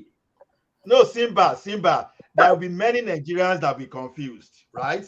What one man just did is for us to clarify. And you can see that rational mind is even falling into that trap of what we are saying. You and Madam Sita, you are trying to explain to rational mind that you see someone manipulated the process. You follow the wrong process. You wanted to use the power because you're IG and you sidetrack the real process, and you still want the right thing to be done. And they are trying to explain to rational mind, for example, is still refusing to understand. So if a person of caliber of rational mind will misunderstand this thing, what are you talking about? My boy, kill on Solen. Can I finish? Yeah, just hold on. Hold on, you as well, Zita. Zita, I want to have a very micro question and answer with you, just to direct the conversation. So just a micro one, so not expansive answers. Okay, so the first question is, are these police officers that have not been paid for 4 months, are they at fault? Yes, they are at fault. The police officers, the officers that have not been paid? Yes. All right. So should they be paid, the police officers that have not been paid? Because they are at fault, they shouldn't. All right. Okay, carry on. Okay. Now, let me tell you why they are at fault. Right. Okay. They are at fault because of people like you, one man. My God, what have I done? They are at fault because of people in your platform. Because hold on, let me finish. Because okay, one man I go talk or make it finish. I want to talk after her. Okay. Because when you have people who are not very much enlightened, and you have a platform like One Man Show, and One Man Show refuse to speak out on their behalf to enlighten them, they will go wrong. Because you cannot tell me that you have employed me without giving me an appointment letter. Even if I'm so desperate, you must give me an evidence for me to go to court and request for my money, for me to show people and tell them that actually. Do these guys they don't have an appointment letter? Read it now. Woman, what did he say? What did he say? Did he say they don't have appointment? All right. Do you want me to speed through it? Please do, so that we get this thing clarified, please. All right. Very quickly. Thousands of constables who were recently recruited into the Nigerian police force have not been paid their salary for the past 4 months. The recruits passed out of the police training institution on December the 29th, 2020. So I think that's a mistype. And have not been paid their salary despite resuming at their duty post across the country. Speaking to correspondents, one of the affected officers said that the situation... Sorry, mute yourself for a moment. Whoever that is. Speaking to correspondents, one of the affected officers said that the situation had demoralized many of them as they were finding it difficult to meet their responsibilities to their family. He added that most of the constables were surviving on bribes and extortion due to the delay of payments of salaries. According to him, they have been reporting to their respective duty posts without being paid since January 2023. The police constable appealed to President Muhammadu Buhari and the Inspector General of Police, Usman Alkali Baba, to come to their aid and save them from being dependent on others for their daily bread.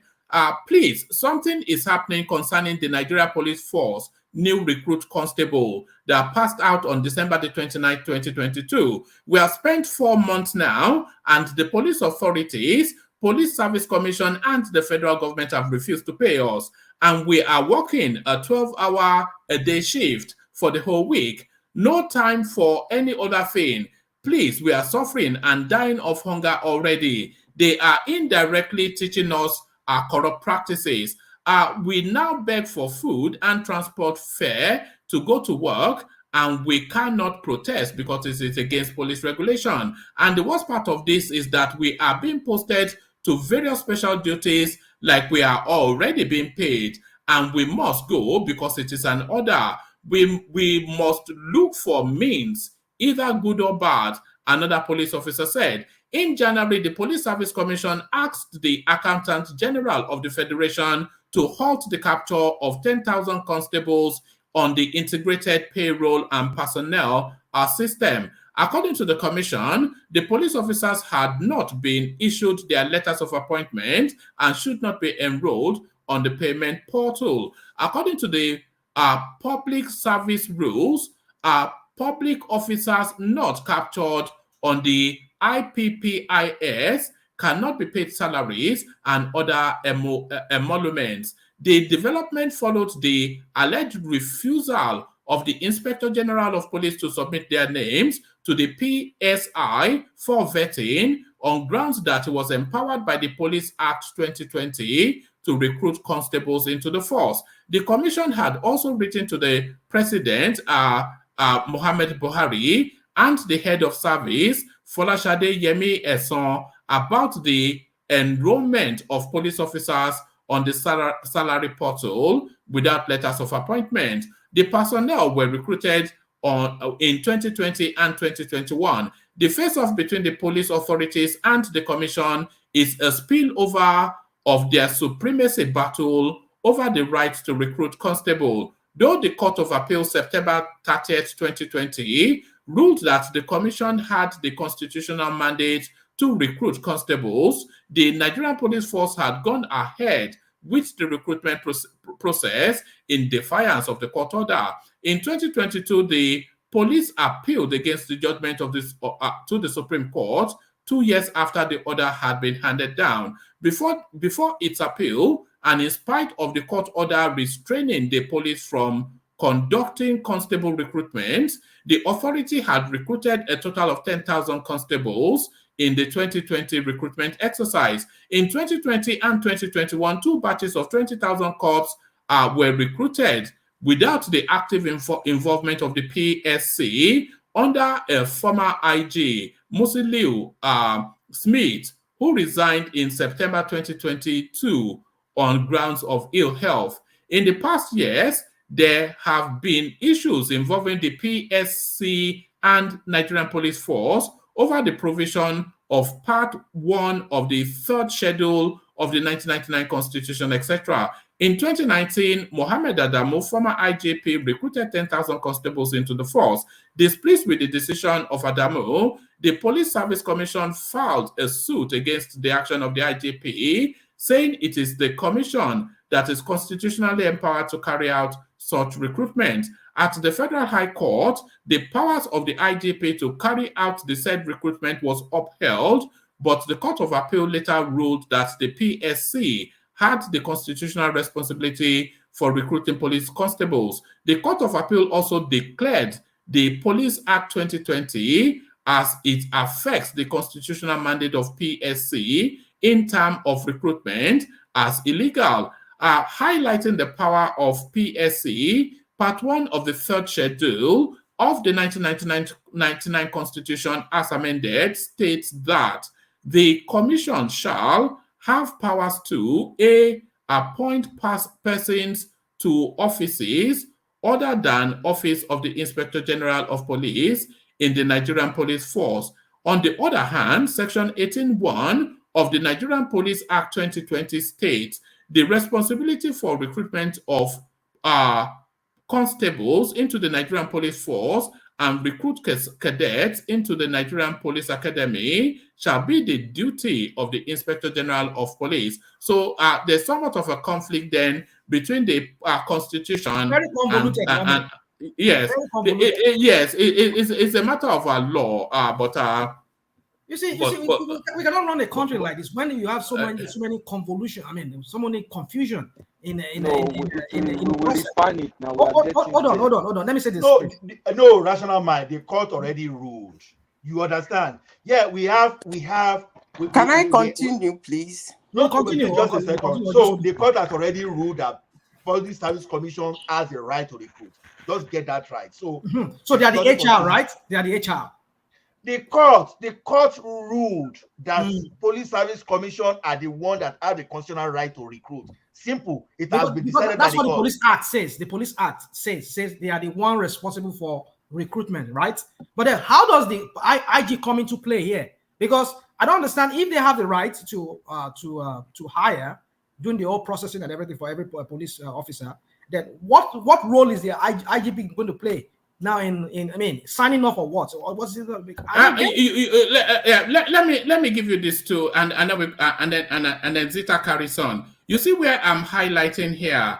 this part here, it vests the recruitment. So this is from the Constitution. So it vests the recruitment of, it says part 1 of the 3rd schedule of the 1999 Constitution as amendment states that the Commission shall have power to appoint persons to offices other than office of the Inspector General of Police in the Nigeria Police Force. So the Constitution vests the power to recruit outside of the only position that the PSC cannot recruit for is the Inspector General of Police. So every other post, the Constitution vests the power to recruit. But then the Police Act in this paragraph here, it conflicts with that. It says Section 18(1) of the Nigeria Police. So this is subsequent to the Constitution. So the Section 18(1) of the Nigeria Police Act 2020 states that the responsibility for the recruitment of recruit constables into Nigeria Police Force and recruit cadets into the Nigeria Police Academy shall be the duty of the Inspector General of Police. So this Police Act here 2020 conflicts against the Constitution. So exactly. The interpretation there. The Court of Appeal said that act was illegal. The Court of Appeal also declared, no, you've moved it up. It's in that passage. You guys are taking it too far. The Court of Appeal also ruled that act, that session is illegal. You understand? Court of Appeal has decided. Oh, all right, Karen Zita. Let's forget about the rules and regulations. Now, according to One Man Platform, these people have been recruited. And if you recruit somebody, you're definitely going to give the person an appointment letter. And One Man Platform is ignoring that aspect. That they're supposed, if you think it is in your power to recruit somebody and you have done so, why don't you give them their appointment letter? Now, I'm going to end this discussion by telling a story because Rational Mind said something. I have said this several times. Whenever we come to One Man Platform, we say something. I am going to present my own position so that we are going to have two positions. Let the younger ones listening to us go and do their investigation and find out who is right or wrong. But I will not let you run with only your own position. Now, back to the recruitment. I will tell you a story. When I came here, I said that sometimes in HR, somebody goes ahead. By the way, one man, I was saying something about consequences of good governance. And you said, you people are not 100% where I'm taking you guys to. Where I'm taking you guys to on consequences of good governance is that these scarecrows that did this recruitment and the ones that did not want to confirm the recruitment are supposed to be fired by now. That's what I mean by good governance. Okay, by the way. Now, I want to close by telling you people a story. I will call the company name because I know some people are listening. They will remember if they want to remember. In the year 1995, there was a company in Port Harcourt called Ajip. Any company, most of you know it. An Italian there gave a description of what he wants. He needed an assistant, an admin. He's a GM. They went, he asked for, he created the vacancy. Of course, he's qualified to have an admin. So the HR, I'm trying to respond to Rational Mind, but I want to tell it in form of a story. I've called the name of the company. I've told you people it's an Italian. I've said the year 1995. Right, yes, I think I'm right, 1995. The HR went ahead to do the recruitment. The man and his department, they put down everything they want. Because of what is going on then underground about community, making community inclusiveness, such positions are left for the communities of that area, that is Rumeme, Oroworoko, and so on. So they picked somebody who is from Oroworoko. Number one, the person does not know his honor. She might be listening. She's not well grounded. She's not the kind of person needed for that job. But she was the only person from the community, because the important thing is community to the company. But to the department, they need effectiveness. So they employ these people. You know how they do it. You know how they do it. They take 3. And then they send to department for one-on-one interview. That is in person. After the long process of theory and in-person interview by the company called AJIP, they still have to, according to the company, they still have to send 4 or 5 people they feel they can do the job to the AJIP, to the department. They send them to the department. The Italian, with his heads of department, sat down and interviewed these people. I'm telling you how they push. When they do their shenanigan recruitment, they push them to do the job, to hook the company to pay. That's exactly what happened in this police. So I'm telling my story. Yeah, you see, this is your story. Sometimes I don't even understand. You won't understand. Hold on. I don't expect you to understand. But wait, let me finish. You don't finish now. I've not finished my story. All right, bring it home, Zita, and then let's hear from Johnny Coco. So at the end of the day, they push. They choose somebody, but that person was not from the community. They went back. The HR went back and sent that girl, the community girl, to resume duty. And do you know what the Italian man did? Because they have forced her to resume, do you know what he did? He called off the vacancy. He said he doesn't need it again. So they should deal with that recruitment. He does it, not in his name. So I'm trying to explain how, when they recruit, like saying they have sent them to go and work, so they should go get paid without an appointment letter. I mean, I don't get it. But we're discussing it anyway.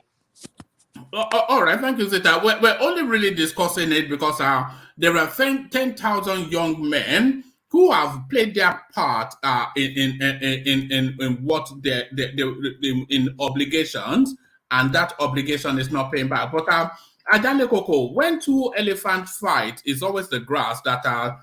So these guys, they were recruited. There would have been a process for that recruitment, so they have gone through that process to do the recruitment. They've gone through the training process. Some of them didn't make it, some of them did. They completed their training. They were assigned to duties. They've taken up that duties and are carrying out the duty. So they have every reason, whether it's the Police Service Commission or the XY, they have every reason to want to be paid for an honest day's work. Adale Coco. You see, it is the Inspector General of Police that is causing confusion in this matter. The number 1 requirement for these people to get appointment is to pass through the police college. They've done that, and the next thing after that is to be deployed for assignment. They've been duly assigned to different parts of the country. So why trying to stop their pay? It's just simply because he wasn't the one that did the recruitment. The recruitment is not within his responsibility according to the law. So it's just unfortunate that we have people that doesn't want to abide by the law. They want to do things in their own way. And when you have a situation like this, where within the police structure, police department, police authority in Nigeria, when there is no unity among them, how do you think they'll be able to coordinate their security security of the of life and property. How would they be able to coordinate it? So, who are going to suffer this? It's we the people. And these guys, I think they are good citizens. They don't like what they are doing. They don't like to extort people. That is why they are crying up high. People that are not paid. Politicians. People that are not paid but are carrying gun. What do you think they are going to do? One man. People that are giving gun but are not paid. What are they going to do? Well, they're going to extort now. That is it. That is it. So I don't. Is the IGP that is the problem? Ajalekoko, you cannot blame the IGP. This is it. I think one man just diagnosed the problem, and we should let us emphasize that problem. Is that the Constitution, which is the ground law, as they will say in their legal whatever, is the main thing there. It says that the Police Service Commission shall have the obligation of recruiting policemen into the Nigerian police, whatever maybe call it police force or Nigerian police. Now they have another one that is subjected to that constitution, which is the Police Act, which is now giving the police. You see where the conflict is? It's giving the IGP the right to hire again. I mean, these lawmakers that we have in Nigeria. Wait, don't start so that we not one rational mind. You are not a lawyer. You are not a lawyer. This person that is bringing out this thing. Excuse me. I don't know the kind of school you went to. Don't abuse me. What I'm saying. No, settle down. Carry on. Don't worry. You see, I'm laughing at him like telling me what kind of school I go. What I'm saying, just hold on. Don't take this thing. Don't take this police act. It's just like what we are saying about electoral act and then it was whatever. What we are saying here, this person, the reporter of this news, is just taking things. I'm very sure that by the time the whole thing is there is no conflict. He's just trying to create conflict here, and we are telling there's no conflict. There's a conflict there now. There's no conflict. There's no conflict. Simba, just a minute. Hey, rational mind. You know that even whenever an act is not consistent with the constitution, the constitution will still overrule that. That is it. And not only that, not only that, Court of Appeal rule over this matter. That too. So the president is talking about.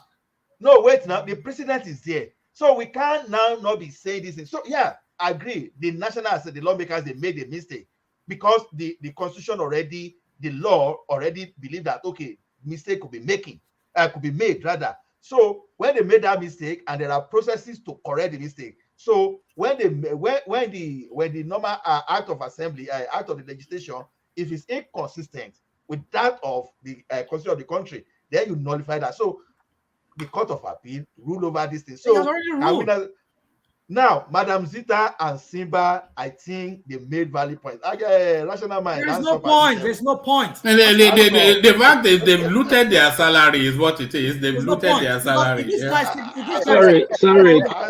Sorry. Can I interject? Yeah, okay, thank you, Rational Mind. I want to speak from the layman perspective, and which is for the honorary citizen of the country.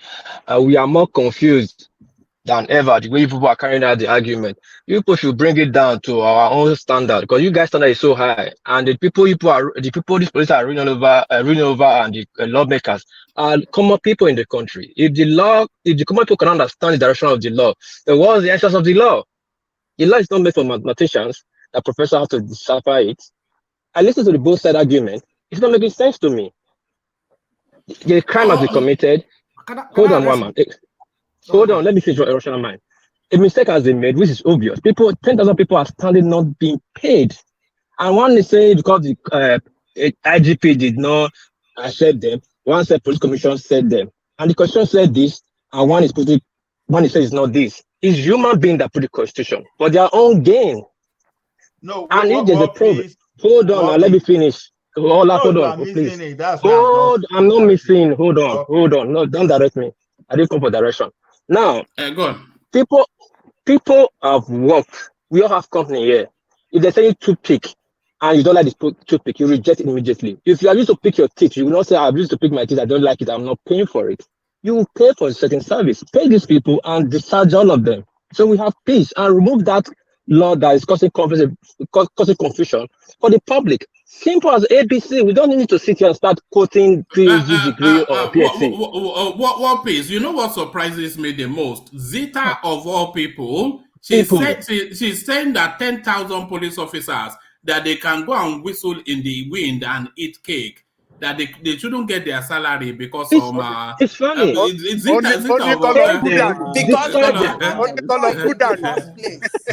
You pay them. Yeah, you pay them and discharge them. I said we don't need you guys. You guys will not qualify in the first place, but you are taking the job. You have done some service. The service you have done. It is 8 hours. I paid you and go. I don't understand this argument. One man. You are the one bringing legality. One man. Let me say something. You're not bringing legality. I mean, we can accept our Simba because of Dajuni, but Azita, you know, and people work, but they shouldn't be paid. One man. Let me give you. Excuse me. One man.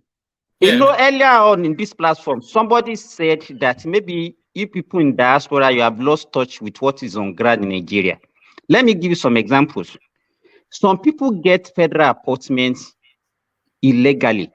They will pay and get the appointment.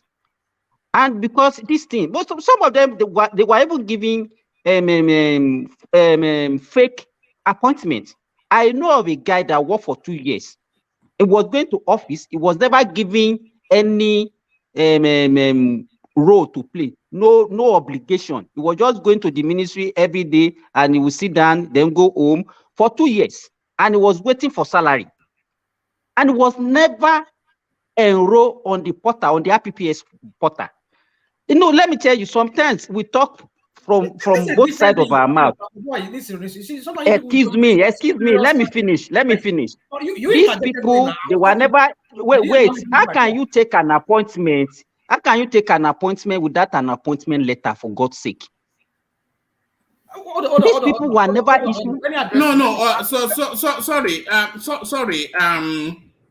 Simba, are you not being a bit harsh in saying that? Because you're a doctor, you know, so you cannot at your level. I think the let me tell you one thing. If I have a brother, hold on. Just listen, because I think maybe you're too elevated for the situation.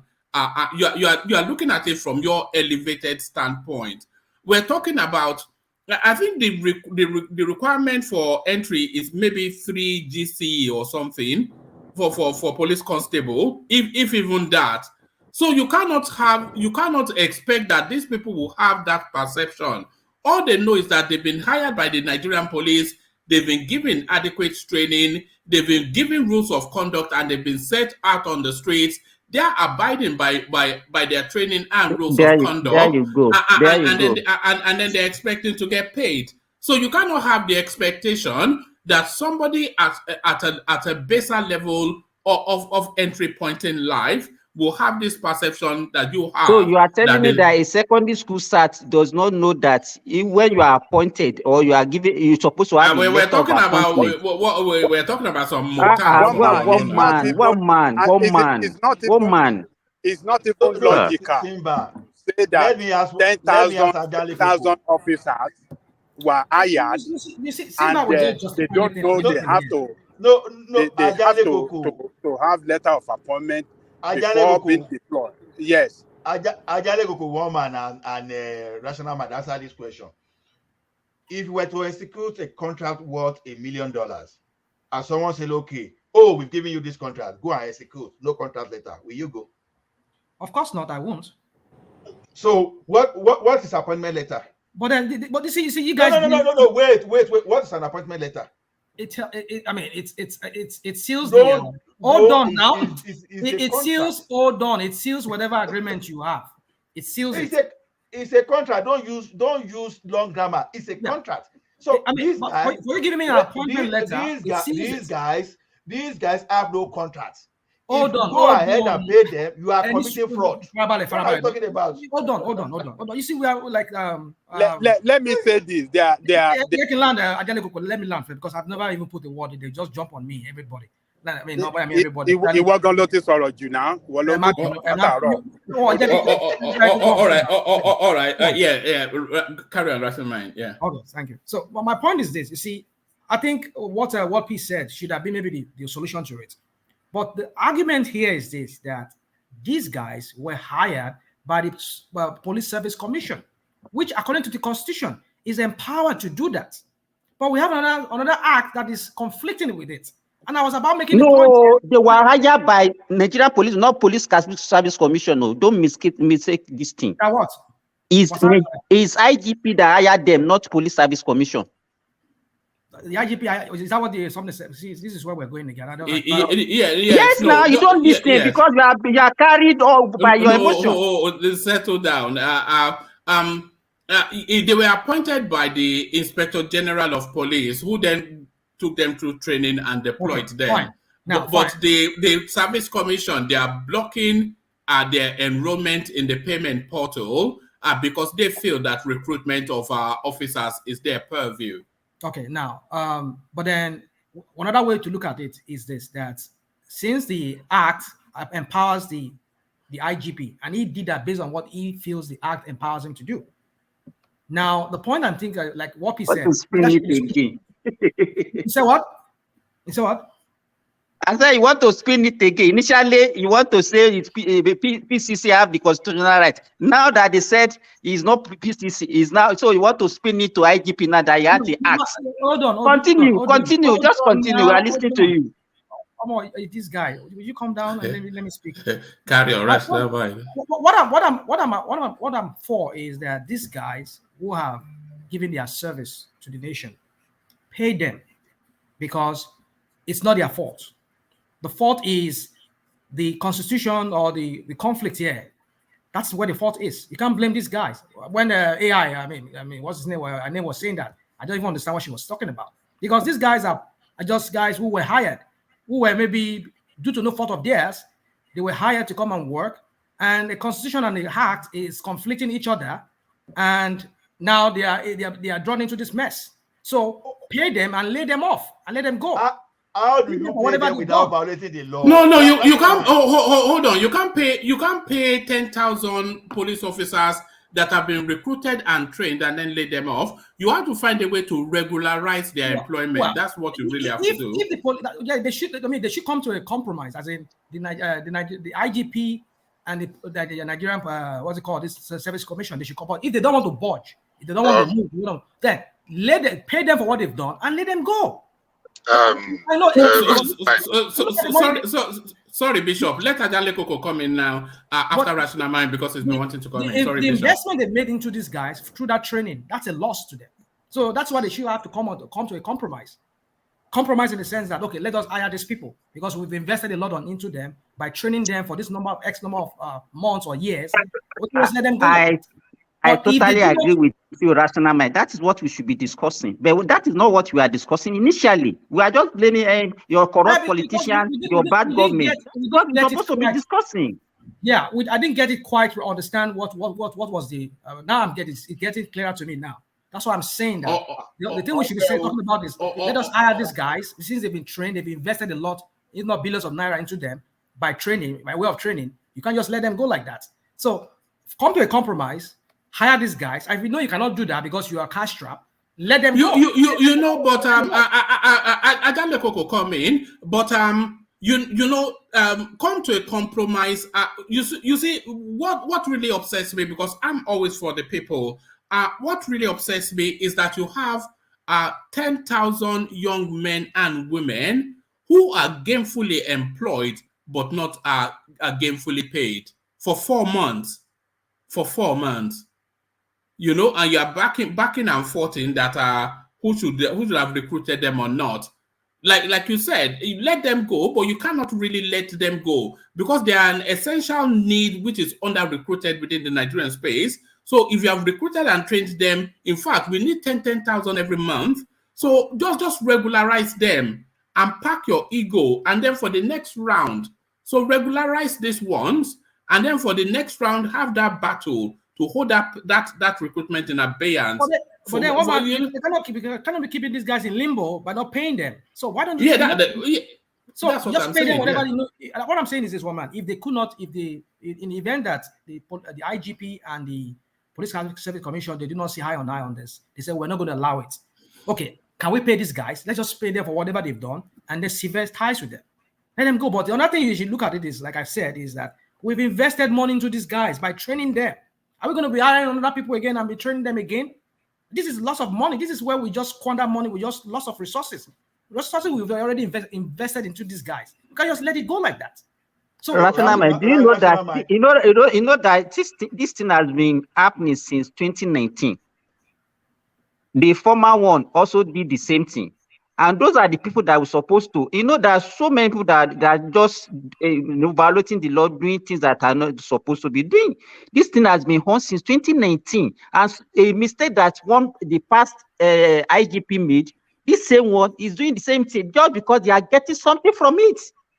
All right, and you know, by the way, they take a lot of bribes from these people before. That's what we are saying. Yeah. That's what we are saying.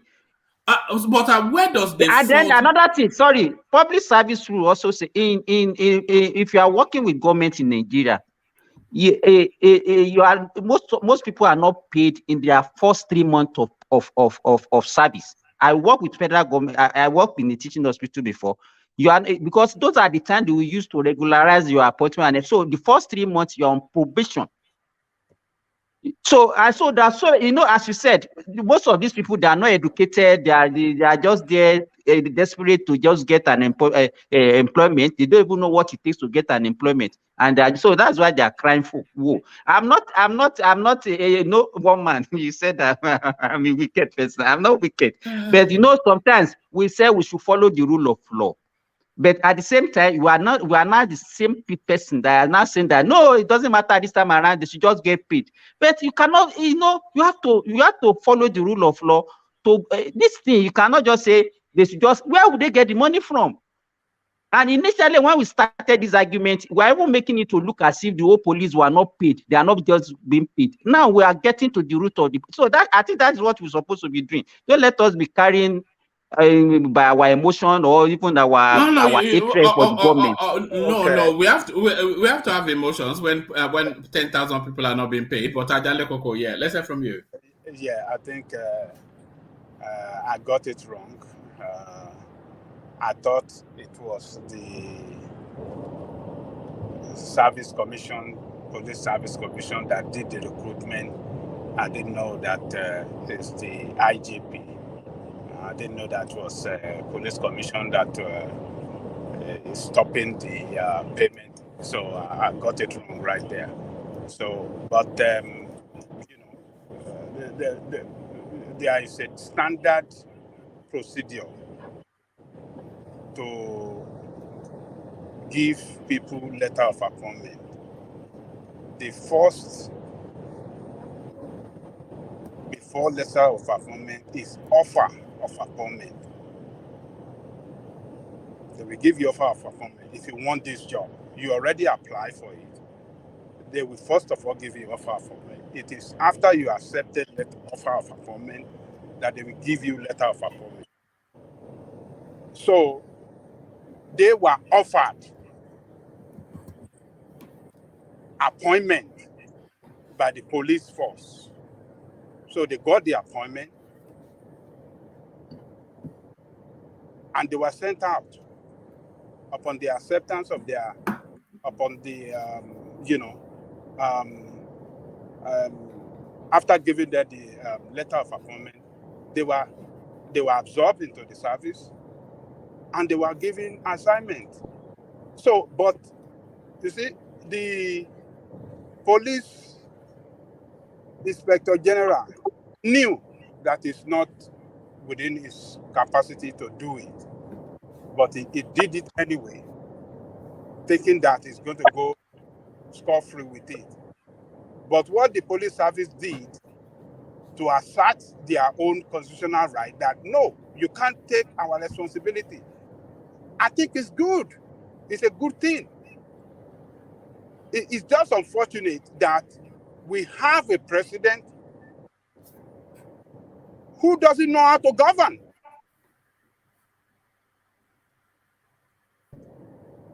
We don't have governance in Nigeria. Some people will want to go wide against us. What this tells us is that we don't have governance. The president is the commander-in-chief of armed forces and the police as well. He shouldn't allow this to degenerate to a situation where they find themselves in the court fighting over nothing. He should have invited them. He should have called the Attorney General of the Federation to interpret the Constitution and the Police Act to him. The act and who is responsible for recruitment, and then give order right there. So yesterday, when we were saying here with one man, and when we were saying that a lot of you were going wide against us, when we say there is no governance in Nigeria, this is a test case to that. It's just unfortunate that this young officer have to go through these pains, and we the people, we suffer it more because these people are badly demoralized right now. They cannot function right. They can't do their job to the best of their ability, and they are carrying gun. What do you think they're gonna do? They will go into criminality. They will use that gun to commit crime with that state uniform. So look, it's unfortunate, one man, that we just. But Ajale Koko, where does the fault lay, or where does it lie? Where does the fault lie? Is it with the Nigerian Police Force, the Nigerian Police Service Commission, or with the Parliament? Who is at the heart of this problem? I think it's the police force, because it's not their duty. It's clearly specified that it's the duty of the police commission to hire, to discipline, to train. It is hold on, Ajale Koko. That is what the Constitution says. But yes, the police service, but the Police Act of 2020, it says differently. What does it say? Let me give it to you, because that's where the conflict is, and that's why I was saying. So the Constitution says, it says highlighting the powers of the PSC. So the PSC is the Police Service Commission. Part 1 of the 3rd schedule to the 1999 Constitution as amendment states that the Commission shall have the power to A, appoint persons to offices other than office of the Inspector General of Police in the Nigeria Police Force. So the Constitution, it gives the power to appoint police personnel on behalf of the Nigerian Police Force. It gives that power to the Police Service Commission. So that's what the Constitution gives. But now this one, on the other hand, Section 18 of the Nigeria Police Act 2020 states the responsibility for the recruitment of recruit constables into the Nigeria Police Force and recruit cadets into the Nigeria Police Academy shall be the duty of the Inspector General of Police. So now this Nigeria Police Act 2020 is vests, although it's quite specific as to the sort of personnel, but then those personnel are the ones in discussion now. So it specifically vests the power to recruit constables and cadets in the hands of the Inspector General of Police. So there's a conflict between the Constitution and the Nigerian Police Act. Oh yes, that's a conflict right there, as you clearly read it. And I think the parliament should be blamed for this. Why must they, have allowed this kind of conflicts to happen in the first place? So they are the cause. But like I said earlier, the president, if he's rightly upright president, he should have waded in. He should have not allowed the situation to degenerate to where we have it today. He's the one that ordered 10,000 officers recruitment. He ordered it. And when a situation developed as we have seen it today, he should have waded in and then do the right thing. But it's just there. The Attorney General is there. There's no coordination. There's no clear part of governance. We don't know what is happening. This is just this is ridiculous. So those young officers now, they may likely lose their job. They may likely lose their job because according to Ola, he said appeal court ruled in favor of Nigerian Police Commission. You know, the wider concern, Ajan Lekoko, is that if these people are not being paid, then they could just abandon the force. So I'm not quite sure if that is going AWOL or not, because they've not been given letters of appointment. But where the real danger is that these people that have been trained in that sort of criminal enforcement sort of thing, they've been trained and armed, and now they're on the street. So these are potential criminals that we're looking at. What is going to happen, what I think is going to happen at the end of the day, if the Police Service Commission finally got ruling in their form, I don't know whether they're going to proceed to Supreme Court. Let's say they're there now. They're there now. If the Supreme Court rule in their favor, then these officers will have to formally apply to the Service Commission for employment, because they already have the training, they have the the training and every thing that is required of them to be enlisted in police force. So they will have to go and apply through the right source, which is Nigerian Police Commission, and I believe they'll be considered for appointment. But the 3 months they are work or 4 months they are work, it's going to be, we amount to waste. They won't be paid. They won't be paid. Can I interject? Yeah. And that's going to be very tragic for people to have uniform, to put on uniform and work for the state and not get paid. That is ridiculous, and that is not good. We shouldn't treat our citizens this way. So I will blame Mr. President for this mess that has happened to these 10,000 officers. It's not in charge. It's not in control. He lacks coordination. He lacks everything that you want to talk about him. He lacks everything completely. I mean, it's unfortunate, one man, and I don't know what to say. It's unfortunate that these young officers have to go through these pains. And but well, I believe the Supreme Court will rule in favor of Service Commission. They will get it at the end of the day, and this officer will be compelled to come and apply for the job through them, and I hope they'll be reabsorbed. But Baba Jello, you know why the IGP is behaving like this? Because he was not appointed by PCC, he was appointed by the president. He knows that the PCC cannot discipline him, and that's why he's behaving. Obviously, please. Hold on. Before you come in, Bishop, let's hear from Niger, because this is his territory. He's all about all this law enforcement and people carrying guns all over the place. Niger. Whoa, guy. Yeah. You dragged me to this one.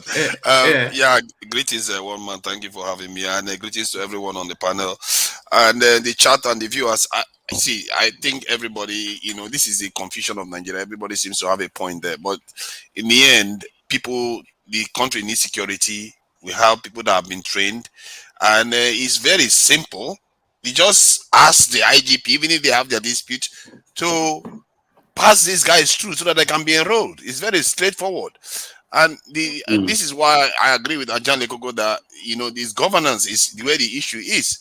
Because even if there is conflicting instruction going on here, and the courts actually is in favor of the commission, not the police, and the police decide to completely ignore the court and go ahead to recruit people. It's one thing to be recruiting people. It's another thing for one set that is recruited to completely be ostracized from being paid, which is ridiculous. I don't know what these people are doing.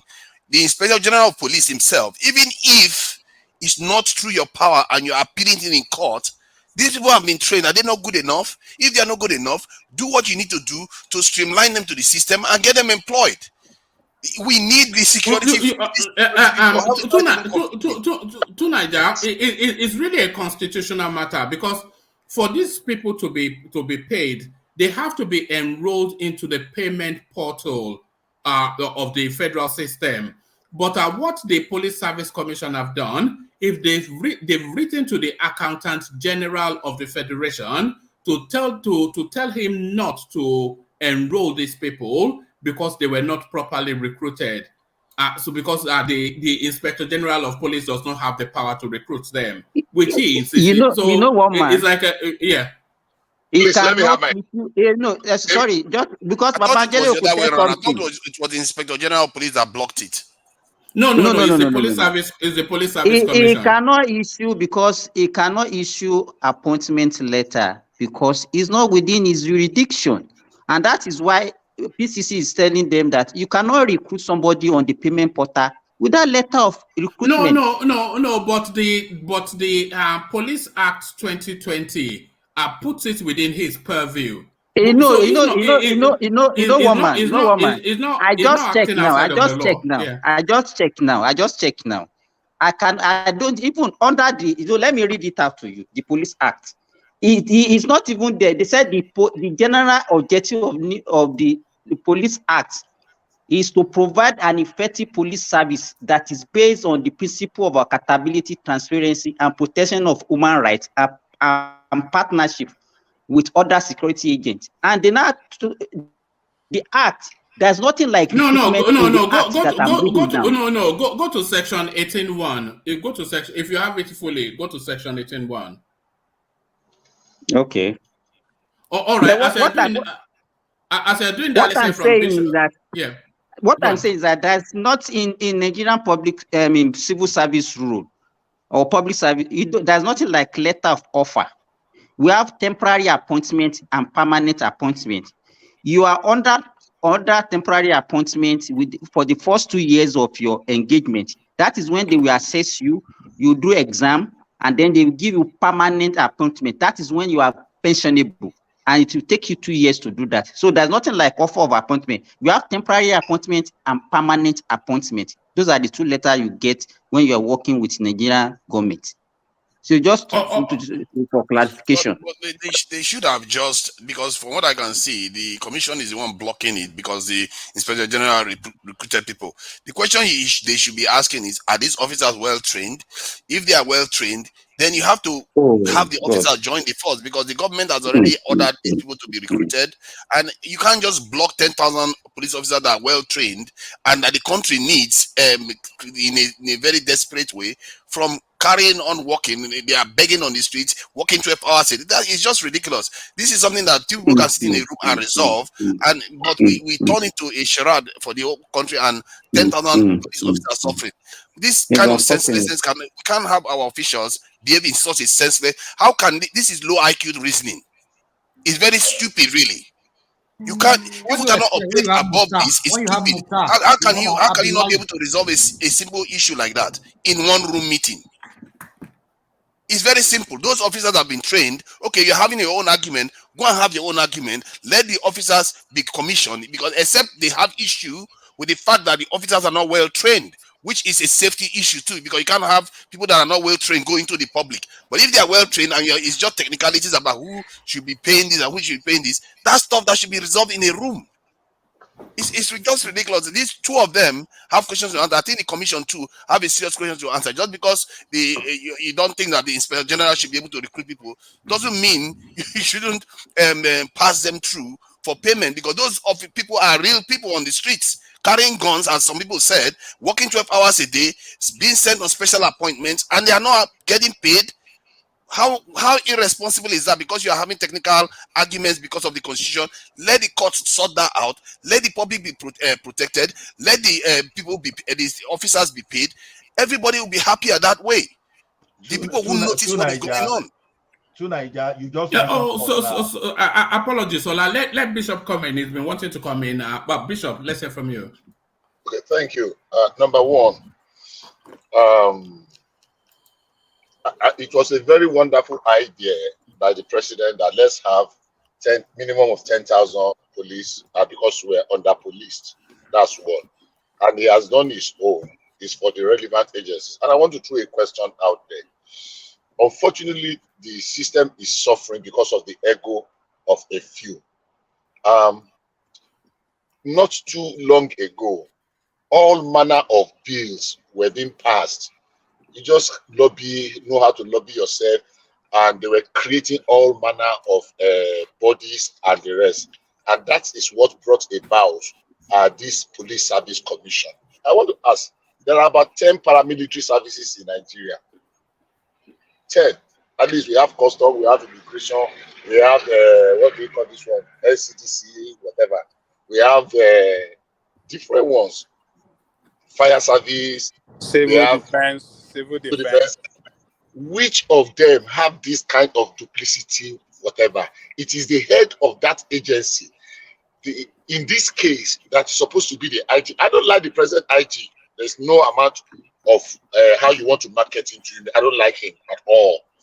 But at the same time, it is the response. Even in the Nigerian Army, Nigerian Navy, Nigerian Air Force, they conduct their own recruitment by themselves. They have what they call the military secretary, MS. Chief of Army Staff has the power. And after that, because in the armed forces, it is commissioned army. It is the president that now come to commission them. The other services are just by appointment. They are not commissioned. They are not commissioned into the police force. They are not commissioned into the immigration force. So why do we have to go through this unnecessary duplicity that some people just engineer and orchestrated for their own selfish reason? Can I answer your question? Finish. It is for the reason of efficiency. No, it has not added. Hold on. That is why. Hold on. Let Adana Kokolan. That is why Obasanjo carted away. I mean, that is why Obasanjo created Police Service Commission. He wanted the police force to function professionally.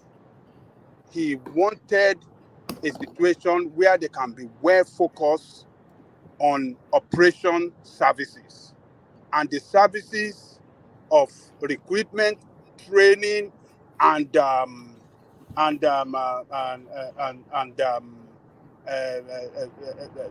other things like maybe discipline and the rest will be the responsibility of Police Service Commission. So he created that department, Service Commission, so that police force can fully concentrate and be professional in the operational services. So there's nothing they have done wrong. Nobody is taking another person's job. The constitution is very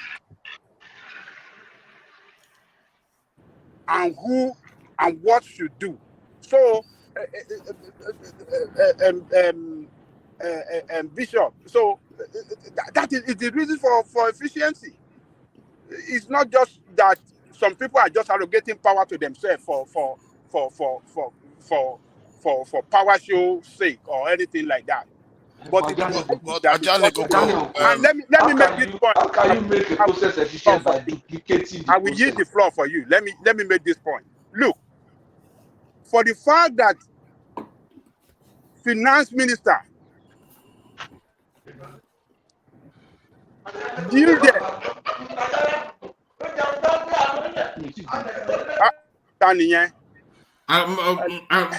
Patrick, again. So for the fact that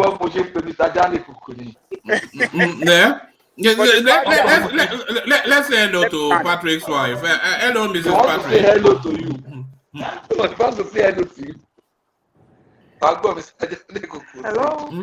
Hello, how are you? I'm good, sir. So sorry, unless I could any touch it. What are some is a lot of Coco Yemi? Over some sister, we get Danny. So come you all right. No,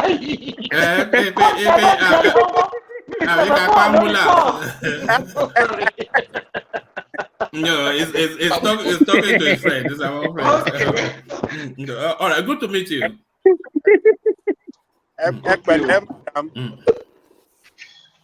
Okay. Look, one man. Let me make this point, Bishop. Hit the floor for you. You see, for the fact that the finance minister yielded to the call of Police Service Commission not to pay those people salary, is a confirmation that Police Service Commission is the one that is responsible for recruitment. The finance minister knew that. That is why he stopped that salary, because he doesn't want to violate the law. And he doesn't want any problem. He doesn't want them to rob her. She knew that is the responsibility of the Service Commission to do the recruitment. Because, let me tell you, in the civil service, whoever that does not have the authority cannot order the stoppage of salary of any group, any person or group of persons.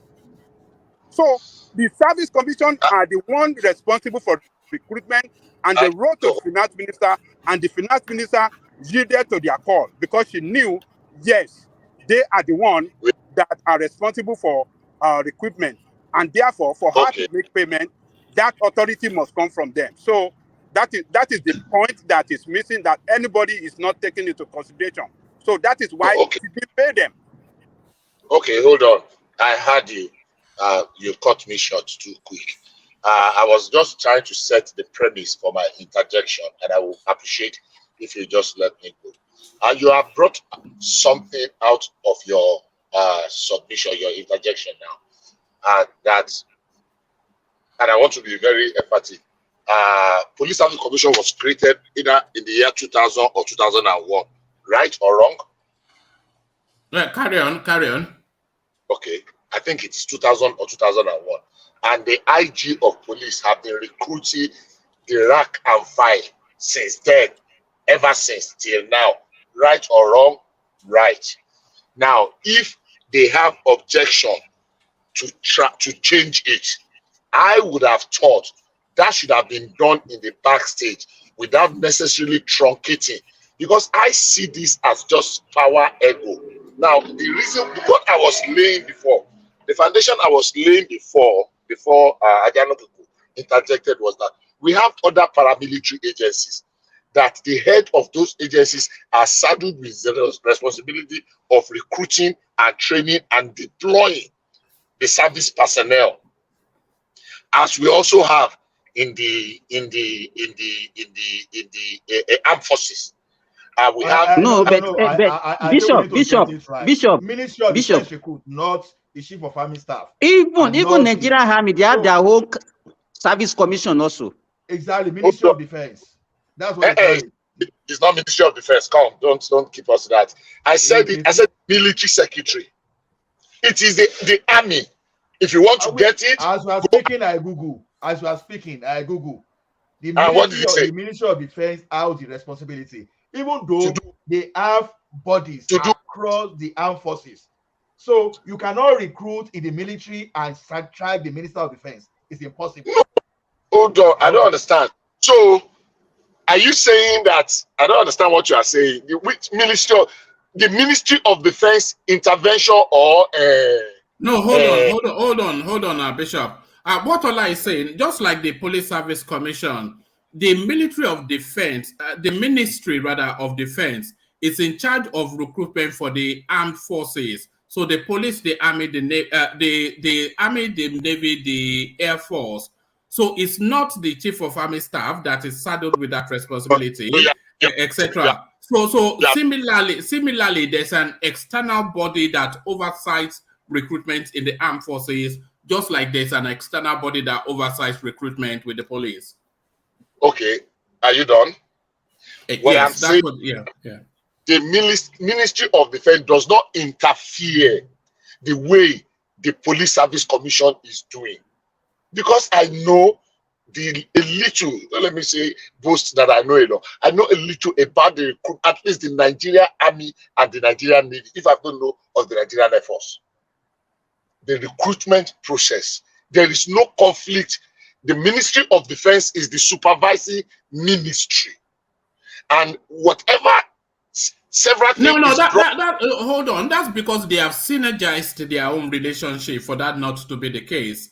So, and that's why I asked the question there on. Yeah. This Service Commission was established in the year 2000 or 2001. I will try and find out that. Yeah. And the police IJ have been recruiting ever since. How is it that this conflict had to get to this level without them resolving it in the backstage, if not for personal ego and selfish interest? Yeah, but for whatever reason, now that it's in the public space, the only thing that resolves this is a Supreme Court judgment and an interpretation of where the law stands, which is where it is. But woman, there is a current, like you read, there's a current appeal court judgment that says that the Service Commission has the legal right because the Constitution says so, right? But then I want to ask Bishop a question. How do you know, before the Service Commission came into existence by when Obasanjo formed it, how do you know? Do you have a fact that shows, like I heard you several times saying here, that the IGP is the one that has been recruiting ever since the Service Commission was formed? But if the Service Commission was formed by Obasanjo and the Constitution empowers it to recruit, is the HR branch of the Nigerian police force, Nigerian police. So why is the IGP usurping that authority to himself? Let me quickly make one clarification. Sorry. No. Let me answer that question. Let me be saying that the IGP does that. It will help you. Before now, it was Ministry of Internal Affairs that was managing it. Then later, Obasanjo created Ministry of Police Affairs. Just like Ministry of Defense. They don't want to say the police is the military. At the same time, they don't want to see them as civil and bring them under civil service. So they created Ministry of Police Affairs. I think it was in the course of that they have Police Service Commission. It's just one of those bad policies and duplications. You can't make a process. No, I don't think it's a bad policy, by the way. I will explain to you why. I don't. No, Patrick, it's a supervisory ministry. It's not duplication. Wait. Commission. This year, you don't make a process efficient by duplicating roles. You streamline roles. And the fact is that, look at other services that don't even have commission. They are even more efficient than police. They are more disciplined than police. They are more so. It's just making Patrick, which other service does not have commission? No, the other service like Nigerian Army does not have a commission like that. They are under the. They have. Which one? What's the name of their commission? They have. Ministry of Defense is the thing now. That's what I'm saying now. So, okay, why don't you leave the police under the Ministry of Internal Affairs or leave it under Ministry of Police? Okay. What if you change it to Ministry of Police? Would that be okay? Because they run it like a ministry doesn't mean that it's not. Yes, you see, when you change it to Ministry of Police, the IG will now be under the police ministry. Like the chief of army staff cannot question. The chief of army staff cannot question the No, Patrick. Who recruits to the Nigerian military? I think we are saying certain things that may be inaccurate here. Sorry, let me just interject. Wait, to Nigeria, Patrick. who recruit into the Nigerian police? The chief of army staff or the chief of police or Nigerian army? Yeah, who recruits into the Nigerian army? There are the army has structures of recruitment. No, I let me tell you now. There are some. No. Yeah, go ahead. There are some recruitment in the army that you don't need somebody to do. There's a structure to recruit officer into Nigerian Defense Academy. It's regularly done every year by exam. There are they done by the ghost? No, it's not a commission. It's a structure. Nigerian Army Education Corps organizes the exam, and the school runs and graduate people. You understand? That's how that one is fed. Then the military school feed officers and soldiers. If you go out of military school and you go to NDA, you become an officer. If you don't go to NDA, you just finish school and join the army, you become another rank. You are in the military. Now, for other service, there is short service commission, there is direct regular commission, there is direct short service commission. You have 3 other commissions. Those are people that didn't go to spend 5 years in NGA. All this multiplicity of agencies. Which rank of the military recruit? Which rank of the military recruit? Chief of air staff, chief of army staff. No, I think the Ministry of Defense. The Ministry of Defense take that decision. Also, who is the Ministry of Defense? Ministry of Defense is supervising ministry. Who is Police Service Commission? Police Service Commission is the commission supervising the Ministry of Defense. But you know the challenge. This is what I'm saying. The challenge is this. No, police, not police, not defense. For the police, the IG does not see himself as a staff of the Police Service Commission. That's why the chairman of the Police Service Commission, who in most of cases used to be like former IG when Okiro was there, could not question the IG. The chief of army staff cannot do something and Minister of Defense say, look, stop this, and he will say, no, it can't happen. So if it is a minister and you let the IG know that, look, you are under this Minister of Internal Affairs, your minister. So if the Minister of Internal Affairs say don't recruit, will he go ahead and recruit? That's his boss now. No, actually, what we are saying is this. Hold on, let's say from in the Ministry of Defense, if the HR person is colonel, for example, if the HR person and other people, if they are captain, colonel, those are the people who started with the responsibility, but not the chief of army staff, not the chief of defense staff. At all. You understand? So it's the ministry. The ministry itself is the ministry is the one in charge. Yeah, exactly. The same role. That is exact what Police Service Commission. But now what I'm telling you is that IG. Sorry, let me just close it. The IG does not see himself as a subordinate and subservient to the commission, and that is the problem. IG, that's why the because he was not appointed by them. Was not appointed by them. Hold on. Let's hear from Tunaija who wants to come in. It's a bit weird because I think we are going too far into the weeds of these people's egos and nonsense. First, before the police Inspector General started this recruiting people, the commission was very much aware of it. They should have made an intervention a lot earlier, before the training was done and people were being sent to the streets and actually working in the force. So that's one. And secondly, from what I gather, most nations, the institutions actually do the recruitment into their forces, and from the UK to America, even in Nigeria, I don't know where we got the idea that it's Ministry of Defense that does recruitment and training. From what I got in Nigeria, that there's something that they call the Nigerian Army recruitment. They said something about department. What was the Nigerian Army? It says in the Nigerian Army headquarters, Department of Army Training and Operations. DATOPS, that's what they are called. It's located in Abuja there. So the institutions themselves recruit for their people. When you NDA, I think that one has something to do with officers and stuff like that. So that one is maybe a little bit different from just everyday recruits. And as a matter of fact, recently I had an experience with somebody trying to join the Air Force. I didn't hear that the person is trying to apply to this in Department of Defense. They were applying to the Air Force, straight to the Air Force. That's whom they were applying to. So this idea that is from the central Defense Department is inaccurate. That's one. And in terms of the issue for me is a very, very simple issue of maybe wrinkles in the rules. Whenever there are wrinkles in the rules, it tells you how smart that system is. If either it collapses or they just use common sense to resolve the problem.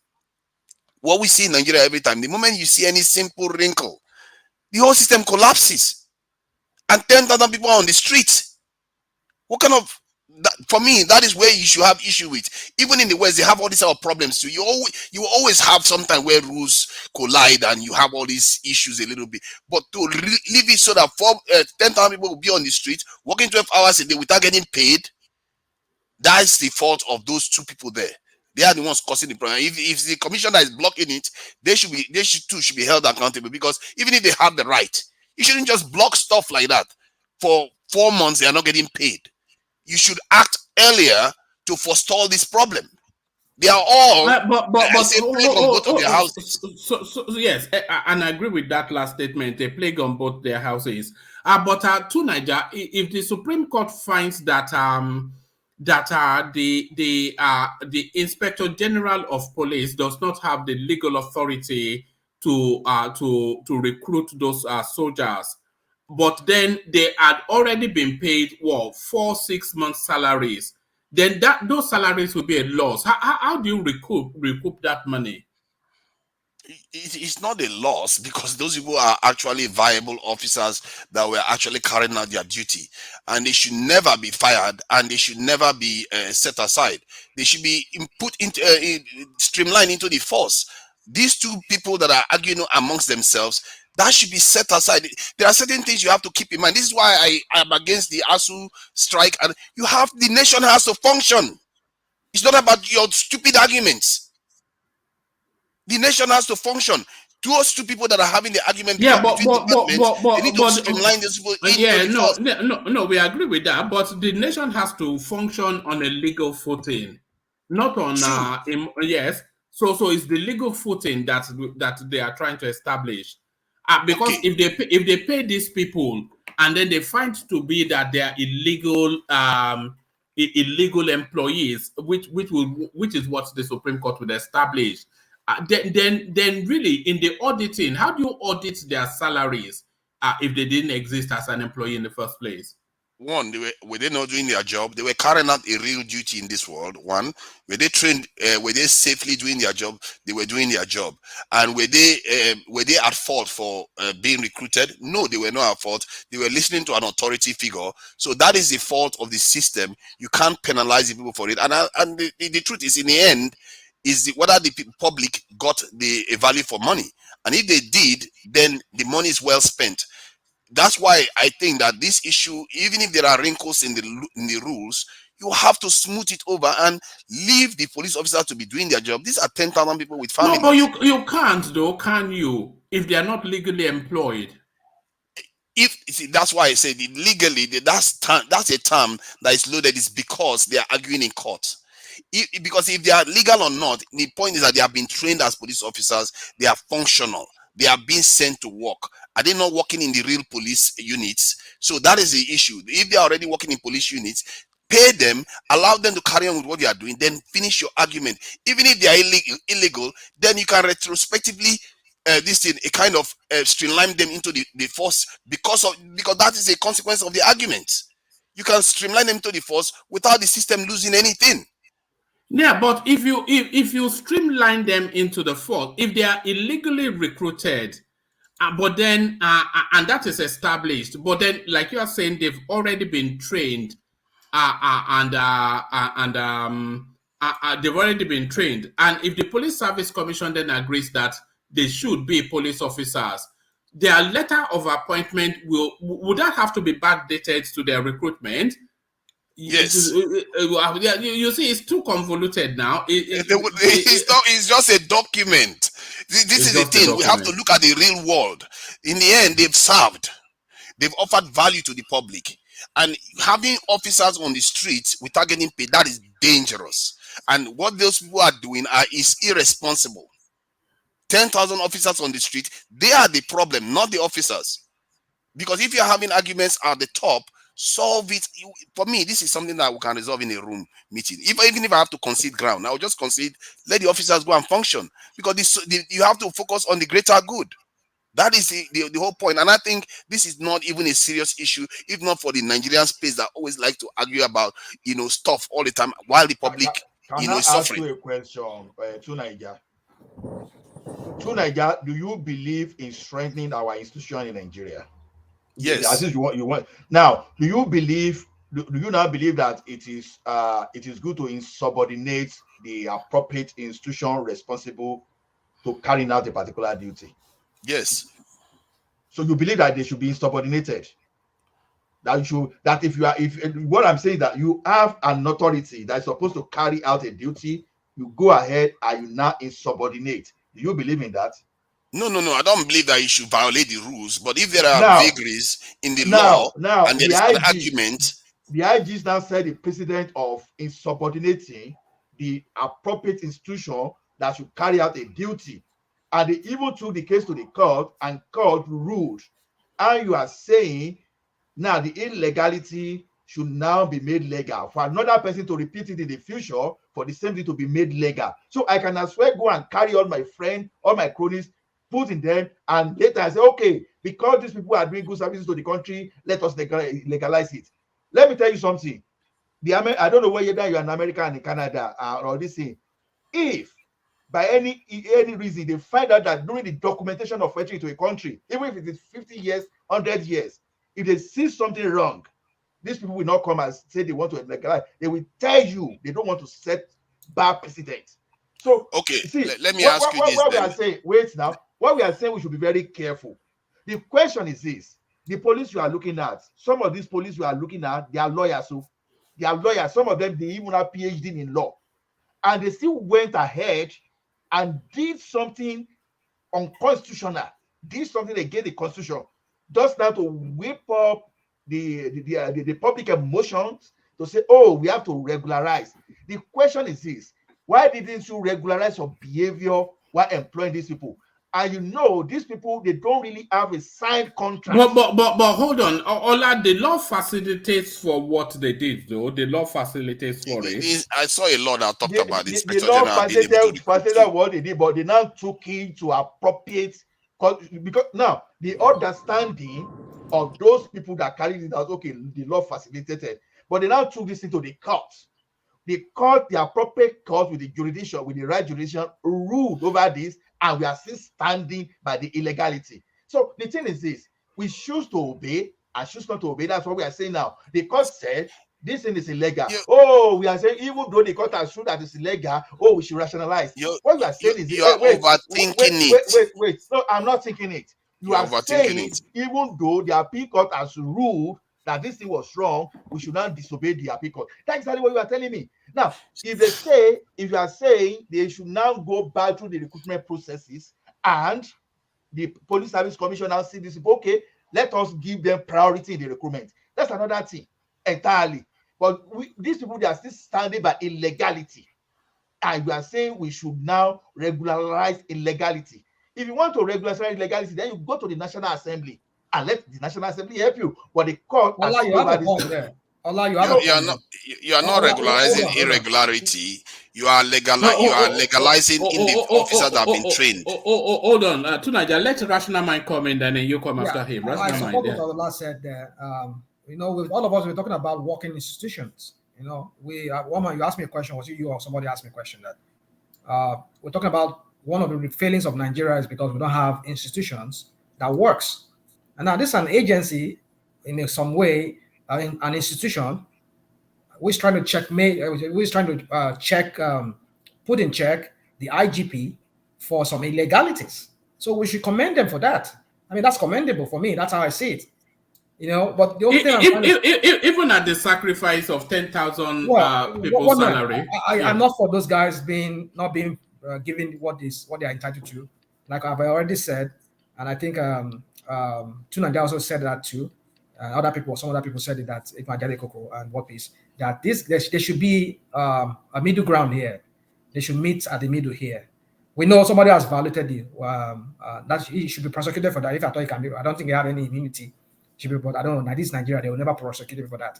But then the point is this: that this is what we should be seeing in every area of governance in Nigeria, whereby some institutions that are made to check the other institutions, they are doing their job, and I'm very thankful that this Service Commission is doing just that, you know. But then the point is this: that, like I've said, and some other people have said here, that we cannot just lay these guys off, because these guys, they've had training.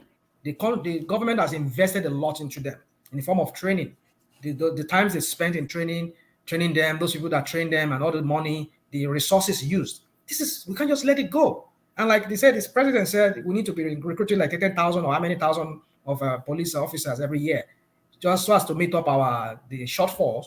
I mean, this is so we can't just let these guys go. Is there a way they can meet in the middle? That is the IGP.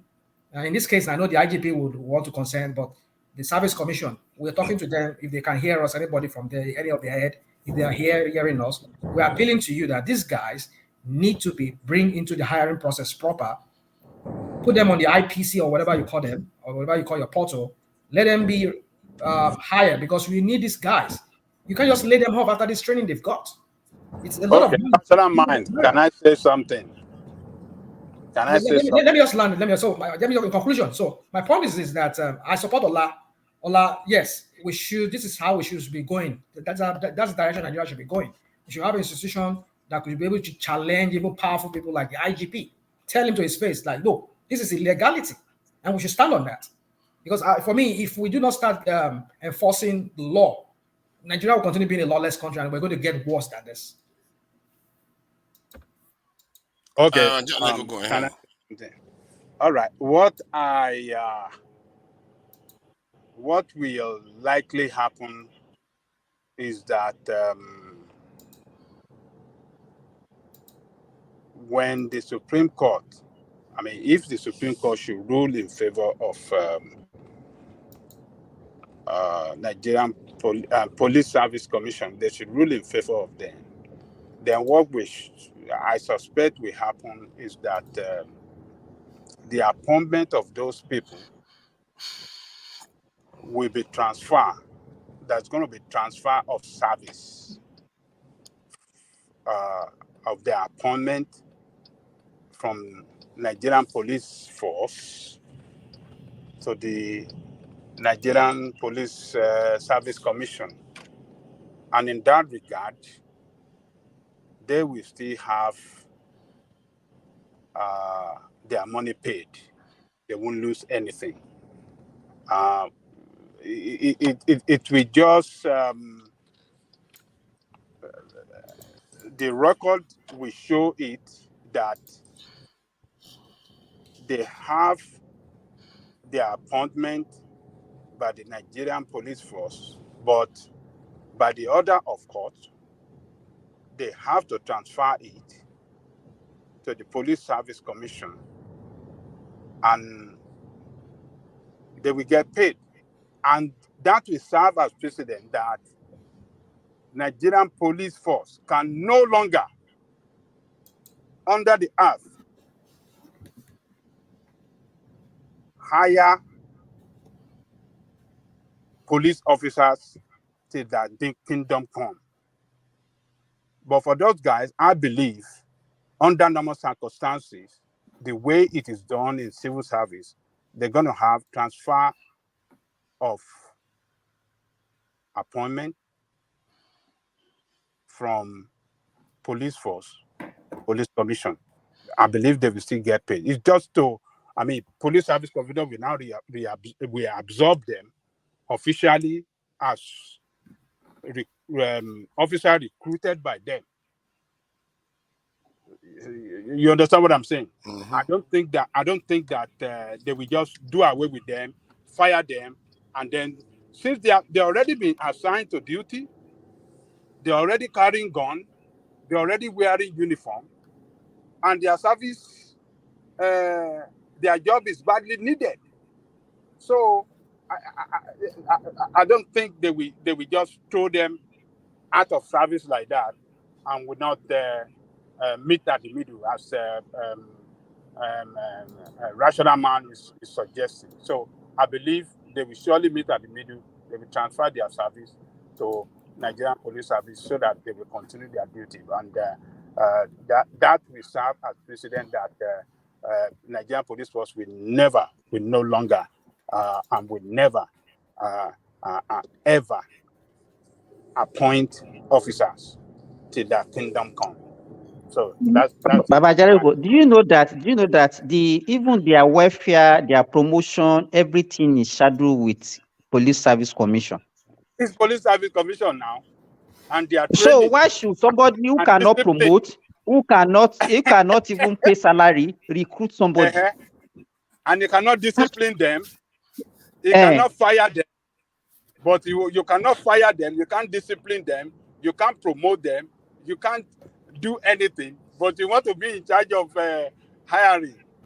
And you know that he has already collected a lot of money for that recruitment. How do you mean that the police force cannot fire its own officers? No, the IGP cannot fire. It's the Service Commission. They are the HR. They are the HR branch of the Nigerian police. You see, my point is even that you see, this IGP, if you look at him, I mean, somebody just said now that because when these guys are hired, because I was asking myself the question here, okay, does this guy not know what the Constitution says? Or was he just trying to bank on that aspect of that police act that says the IGP shall whatever, after knowing that as a police officer, the ground norm of the whole law of Nigeria is the Constitution, but he wants to play on that. But then now somebody just said something now. They said they must have voted money for those. Of course, they must have voted money for the training of those guys. Who knows? He's trying to give out contracts to some of his cronies or maybe to his wives to cook for the guys. And mind you, this thing's all about money. If you know how the service. Oh yes, it's about money now, Rational man. All the uniform, boot, everything. The sport wear, everything that they use during the training. Exactly. It's a huge money. So it's chronic. So you see, Nigeria is a cesspool of I mean, that place is a crime scene. I mean, I'm very glad that this service commit, but who knows? Maybe they they're annoyed with him because he didn't give them the contract, or maybe they too, if they had done the hiring themselves, that money would have come into their own pockets to do some of the officials there. That's more likely where the argument is. They are not agreeing for the greater good.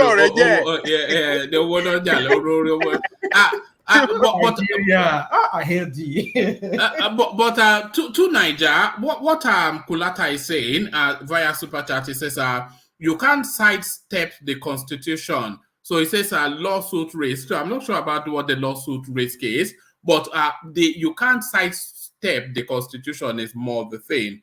And it is better that they get a pronouncement from the Supreme Court so that we know just how, because there are two conflicts. Nobody has done anything illegal, by the way, because the matter started at the High Court, where the Inspector General of Police got a favorable judgment, went to the appeal court, which then overturned in favor of the Police Service Commission. So that is to tell you that it's a convoluted legal space, and also a constitutional matter. So that needs to be cleared up first, and you cannot just say, no, we need the officers, therefore let them just. No, that's not how we work. That's not how you will want it to work, surely, to Niger.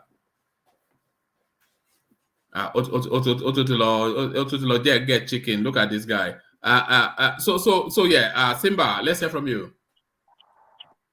Sorry, I wanted to say something. Sorry, I wanted to add something. I thought I was muted. I didn't know I was. Sorry about it. No, we thought you had gone to the fridge. Again, no. All right. So yeah, the order for one, this thing, yeah, it's very good to have order. But remember, this order is meant for people, not people for order. It's the other way around. You have to always keep the people in mind and the public safety in mind, because you can't use an argument in court as an excuse to have 10,000 officers that are, some of them, armed on the street without getting paid. There is no excuse for that.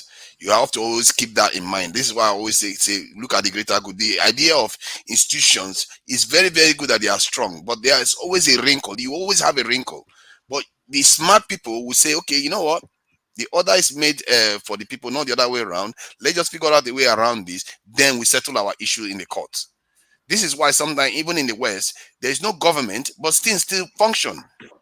Can you imagine if the Nigerians were in that space? They would create all kinds of chaos. So the issue in Nigeria is that they said the Nigerian police is not able to sack. From what I gather, the Nigerian Inspector General is capable of dismissing an officer, and discipline. But they say that, however, the Police Service Commission also does some overseeing of the discipline and investigation of the cases, which is convoluted. The entire thing. He can no, he can only recommend. He can recommend, then Police Service Commission will ratify it. He will recommend, then the Police Service Commission will ratify it. Even the military, the general cannot dismiss an officer. He only recommend to court martial, and they will look into it. If he is found guilty, then they discharge him. The police IGP does not have the power. Yeah, even the police IG don't have the power to dismiss the police officer in instanta, in real time. If you're going to recommend, you can suspend him and recommend to the PR or whatever they're looking after, overseeing the police commission. They don't look into the matter, then dismiss him or not.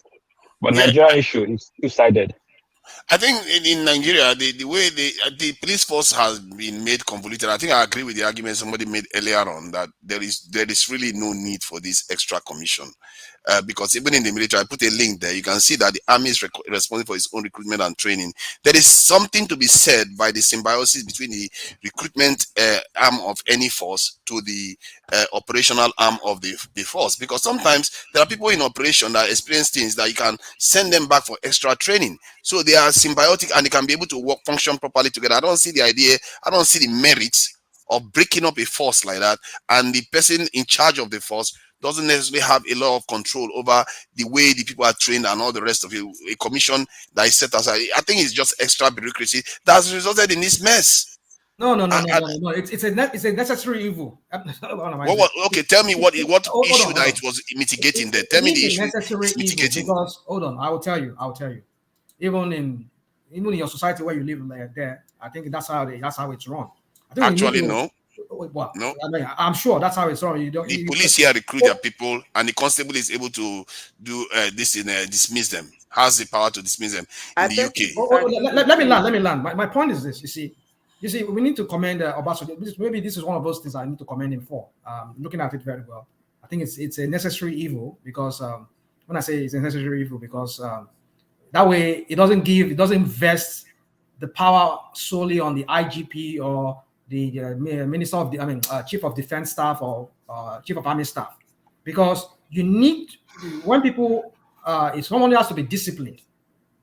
In this case of maybe in the discipline, you can't use because of you are superior to your subordinates, and then you just have to like crush him or her and just send him out of the. He has to go through the process. There's a due process, and so that is why this service commission is put in place for those due process, because the tendency or the possibility of being abused by the higher ups, either the IGP or the deputy IGP or whoever, or AIG, it's there. That is why, if, like it says, if anybody is to be disciplined, like we've had in stories of some police officers who were unruly or who behaved, who violated the conduct, and then they had to be sent to the Police Service Commission to be disciplined.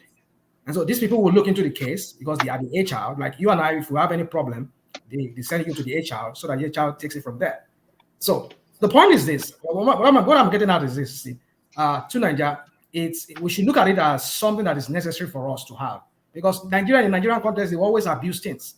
So if you have a separate body that is different from the police itself, that could, checkmate whatever the IGP. Okay, what about, let's say I work with the IGP as a subordinate to him, because maybe he doesn't like me, he wants to crush me out of it, and then I appeal to the service commission to help me out. That look, this guy is making my life miserable, and they will look into it.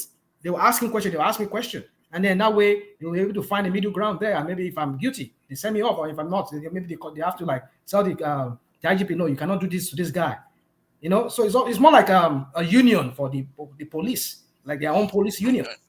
I think I see the merits of this argument, but to an extent, you can say that there's merit for it being independent. But most institutions you see around the world, it is still part of the establishment. Like in the America, you have the internal affairs, and in the UK, they have other disciplinary bodies. So the idea that and especially on recruitment, because dismissing officers, court-martialing officers, you can see the reason why you have to ensure that the structures are in place so that somebody is not unfairly dismissed.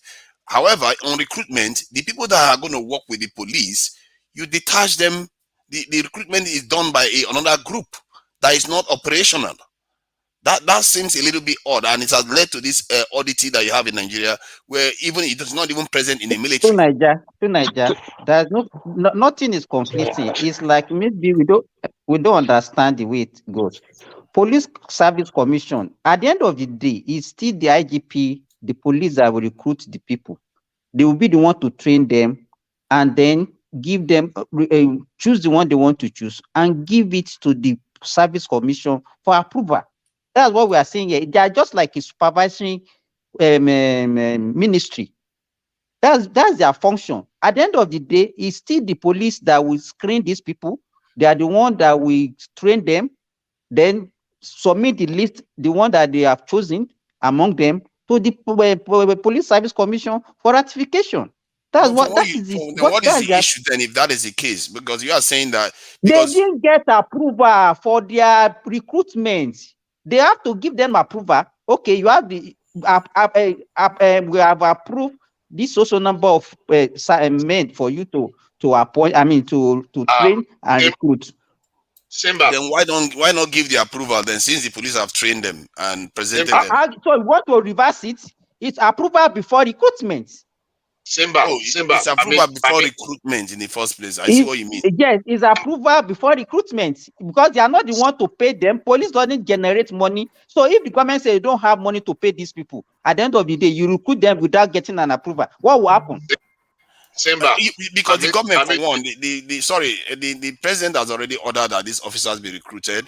And the number of officers that were recruited, the government cannot. normal. No, excuse me. The government has the government can only speak through the Police Service Commission, because they are the one that have the constitutional rights. Simba. Not actually. The president can demand. Sorry, gentlemen. Give me a microsecond. Let me just do a bit of administrative stuff. So somebody has just been telling me of that. I've not been reading out the super chats. So Ayo, welcome to the legendary one man. So that's Ayo. Matching up with Alexander Gomez, who came in. Looking forward to another riveting and engaging conversation. Love your enlightening platform. So thank you, Alexander. Alexander still, it says Tunde Fashola is an amazing administrator. I just can't get over his numerous achievements. For someone so unassuming and down to earth, I am proud. So that is him then acknowledging the majesty that is Tunde Fashola, Baba Tunde Fashola. A rational mind being irrational again, what's new? So even in the comment section, even your own party man, Kulata, turns against you this time around, rational mind. Still Kulata, still to the conversation. Sorry, who's that? Let me mute you for a moment. So still Kulata, still to the conversation. Hope or prayer, Tinubu is your president. So just drop the dead donkey is what Kulata is telling you via super chat. Crown comes in, still on you, rational mind. Rational mind, I think Biden also is not your president. So they are now circle wagoning around you, rational mind. Still on you, rational mind. Freedom of delusion too. That's Kulata still prodding at you. Criminal by nature or nurture. What basis? So that was still that space then when we were saying Nigerians instinctually are criminal. Here is Ayo nodding a super sticker to the session, and he had already, of course, super chatted to the session as well. So still staying with Ayo. As ever, you all already know where I'm going. Regular as clockwork, just as soon as he logs in, he documents himself with buy a coffee. So not buy a coffee, he buys several. So that's Ayo, keeping it 100. So that's Ayo doing that. And the last super chats to come in, the latest, or hopefully not the last one to come in, from Kulata still. It says you can't step aside the constitution, so that's him prodding in the direction of to Niger. So back to you, to Niger, you were about to say. Yeah, I just think that this is the kind of stuff that shouldn't be happening, and we tend to set a different standard for our country than we set for other people. I think people should just take it easy. Sometimes don't get into the madness of this our officials, the way they behave, because in the end, those officers don't care about what has happened in their argument. People, they were listening to officers and they were being trained in the idea. For me, I like the idea that, okay, yes, if you want to fire somebody, there's an independent organization like the PSC to advocate for the officers. But in terms of recruitment, it should actually be within the police, because it's more organic and this type of event will not occur. And if the previous speaker was correct, if it's just about approval, Jesus Christ, approval, we are here. Just approval. You actually acknowledge that the police officers are the one that actually the police authorities are the one that actually train these officers, but they have to submit them to the commission for approval. Seriously, that is your issue. That's why officers have not been paid for 4 months. For me, that is inexcusable. Thank you. Tunaja, sorry, let me interject. I think for me, or my own candid opinion, I think we are missing something here. I think we are practicing two different laws in police system in Nigeria. If we are practicing federalism, trying to imitate American style of police, they have something like police commission that recruit police and they send it to different counties. Now, the British style of police, or Pangasinan style of police, is the head of the police that recruits. Now, we have this complete problem right now. You can see we are practicing both British and American system in one system. This is the problem we are seeing here, and we are not looking at it, and we're trying to find a way to justify one and say the other one is right, and the other one is not wrong, and this one is right. So we should drop one of this constitution and hold on to one. If it's American style policing we are facing, then we'll hold on to it. If it's British style, then we'll change it. Because otherwise this will keep occurring and occurring. That is my submission. Thank you. This was what I said some days ago, some weeks ago here on One Man Platform. I said, when I was using the analogy of our educational system, I was talking about our kids are so confused because you're teaching them both American and British. How do you expect them to know what? Sorry. The Nigerian educational system is predicated on an English format. Where is the American? Where are they teaching them American system? Thank you very much, woman. I said it that as an examiner, I've marked script, white script. So as an examiner, there's this standard. In fact, I learned that earlier on in my university days, that if you must write letter writing and essay writing, if you want to write, especially like letter writing, there's a way the Americans, they do their addresses and everything. You don't have to write it address in American style, and then all your body, your spelling must be in American spellings. But then you're writing American style of ways of greeting and the way you arrange your dates and everything, and then you're spelling British. As an examiner, I will fail you. If you want to write British throughout, no American spelling. If you want to write America, write American ways of writing letter and ends. Right. So the point I'm trying to do, I'm just giving that analogy so that we understand that we're running a system that is not truly the federal system that is fashioned after that of the United States that we're trying to copy. We're trying to do a kind of an hybrid of governance system that is convoluted, that is conflicting each other. How do you expect us to move forward as a country? So until we get it right, we will figure out what we want to do. If we want to go the British system, which is the parliamentary system or whatever, whereby everything is centered in one man, the prime minister who does the whole thing, and his cabinet through let us do that. And if it is the in the police system that we're talking about now, I've lost your. I'm here. Can you hear me? Hello. Go ahead. We are hearing you. Okay. No. I was wondering if I was the one that was fading. Carry on. Yeah. So my point is this. Let me conclude. So my point is this. We need to figure out what we want to do in that country. If we want to run a system of governance that is predicated after that of the United States, let us make sure that whatever system we're running, like we want to do our police system like that too, like here as it's done here, they have a commission where police are sent to go and train, and they deploy them to different counties as they need them. So, and even the funding, it comes from the federal. mean, that's why if you hear maybe during the Trump era, when he was there, he was talking about defunding the police.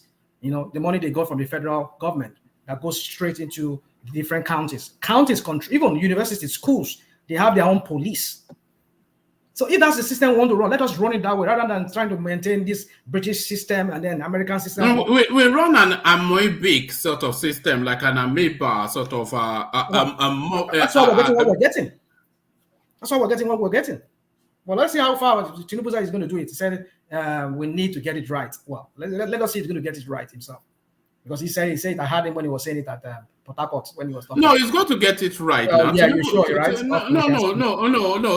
Rational mind. Tinubu is going to make is probably going to emerge. No, he's going to end up probably the best president we've ever had. Okay, we shall see now. Yes, I think so. I think so. What could they see now? We are here. Rational mind. So you are not praying for Tinubu to succeed. Is that what you mean?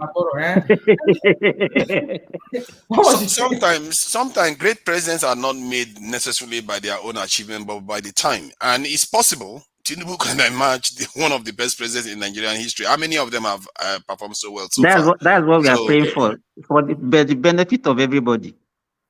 It's the first president with a brain that we've not yet had a president with a brain. We nearly had Abiola who had a brain, but we've not had a president with a brain till now. You can argue that Abacha wasn't so bad in terms of, it's just that he jailed Abiola, but he wasn't so bad at governing. The Nigerian reserve was increased. Abacha is not bad, for God's sake. Do you know how much they have recovered? Do you know how much they have recovered from him so far? No. One man. How do you know he stole the money? You can see how our people behave. How can Nigeria say Abacha is not bad? See, I can give you reasons why. Because recently, this don't worry. Let us just finish. The guy stabilized. No, let me say something. One man. Let me say one thing. One man. Everything that we have been discussing, I'm just sorry to say this. We are just discussing it based on our own shallow knowledge about what is going on. Because most of us, we don't even know the civil service rule. We don't know the public service rule in Nigeria. And we are saying so, and that's why we are just discussing at this level. It would have been good if Ogbeni is on this platform today. Let me tell you one thing. Ogwen is marking papers at the moment.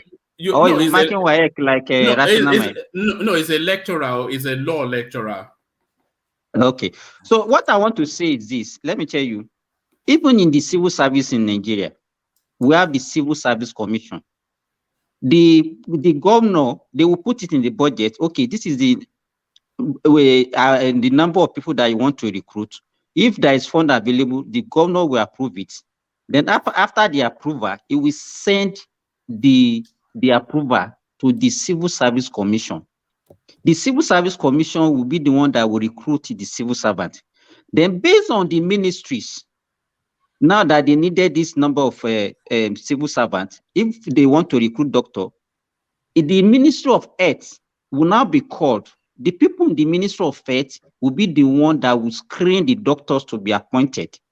And then after the screening, they will submit the name. Then the Civil Service Commission will now be the one that will issue them the appointment letter. The same thing is what is supposed to be in this with this Police Service Commission and the Nigerian Police Force. The Service Commission is supposed to be the one that will say, okay, now we have gotten approval, then we have to recruit this number of people. Then after getting that, the training and the final screening of the people will be done by the Nigerian Police Force, because they are the one that have the knowledge and the technical know-how to screen these people and train them. And then they will not submit to the Police Service Commission for the final approval and issuance of the appointment letter. There's nothing conflicting in this thing. But because we don't have the knowledge, and that's why we are talking as if there is a confusion. There's no confusion anyway. Then about what Rational might said, excuse me.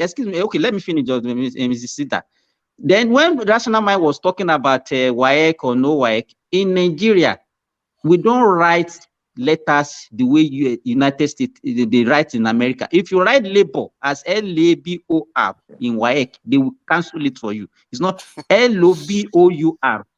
So there's nothing conflicting about it. So sometimes we say a lot of things here, and you know, what are you talking about, boy?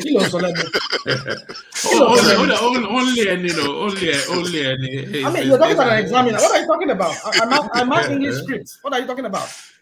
So in Nigeria, it's LOBR that we spell it. Let me lecture you in English language. Maybe that's what you want. Okay. There we go. Okay. Go ahead. The United States, they have their own style of writing letter writing. If you're doing letter writing in essay writing or letter writing, and what is it called? What is it called? What do you mean by what's it called? You see, you mark their papers and then you teach them probably. They have a way they write essays and letters. What is it called? Tell me. I don't know what you're talking about. I mean, I don't know. I know what you're driving at. The way Americans, the way they write their essays and their letters is called not American way of writing. But in it, they write British English. If you write it with American English, you fail. Okay. Continue. That's what I'm saying. Is that what I just said now? I mean, is that different from what I just said? If you must write a letter, there's a way the American arrange their dates. It's been years. I can't remember. It's been years because I've got into different. They put the day before the month. But in the UK you put. They put the month before the day. But in the UK they put the day before the month. Yeah. But then the point is this: that if you're writing in American style and then you're spelling British, you're spelling labor as LABOUR, and other spelling comes again, and then you're spelling again American. You mumble everything together: American spelling, British spelling, everything, and forgetting that even the style of writing you're writing already, which is at the beginning, it's American. I will fail you. Because you don't know what you're doing. And according to one of my lecturers, maybe that years back, says this whole thing started from when we started having Nigerians coming to the United States to study. And you can't blame them. A lot of them come back to Nigeria, they start lecturing or teaching, and they come with that American kind of way of spelling and all writing. And maybe some of the other teachers too, they went to the United Kingdom to study, and then they're teaching these kids. These kids are getting so confused. You know, the thing I'm telling you the Rational Mind, just listen. In Nigeria, is the British way that we write. I know. There's no confusion. So why are you not saying that we are confusing it? Oh God! No. Hold on. Let me just wrap that space up. You are saying exactly what Rational Mind is saying. Rational Mind is saying that the Nigerian system is predicated on the British structure. But it's saying because of Nigerians have been so internationalized now that when he is marking papers, he sees Americanisms in terms of how language is being used. So if he sees that, he will mark them down because that's not the structure of language in Nigeria. Is that more or less what you mean? Exactly. You just said it. Yeah. Hey, but that is not. It's not the system that is causing that. It's lack of knowledge on those candidates. One man. That is why when I teach cannot English, blame that one on the system. That is why. Oh, sorry, AI. I will let you. Let me just quickly say. That's why if I'm teaching English language to my students, I will make them understand that look, there's difference between the British and American. So you need to understand that. I need to be able to delineate. They'll separate both of them. That's how I teach English. I tell them, look, you need to understand this is the British style, British system, and British. You just need to make yourself just be well-rounded in it. And if you're doing America, be well-rounded in it, so that when you're writing, you don't confuse it both together. That's how Rational Mind, when you are talking about English subject itself, I think you are right. You can't mix because you are studying English. That's the whole point.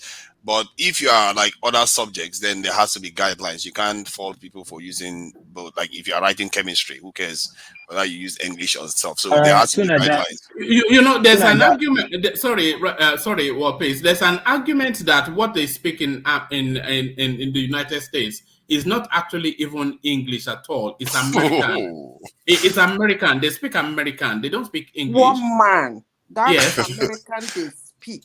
If you put it in paper, in the US, you fell. They write with British English, British lexis and structure. But the difference is that they have what they call North American way of writing in the arrangement, in what they call the map. That is when Americans want to write, they have what they call the map. So when you want to do your map, the arrangement of your map in your essay or in your writing or in your whatever is different from that the British style. But the English itself, the lexis and structure must be British English. Have you heard about ADA?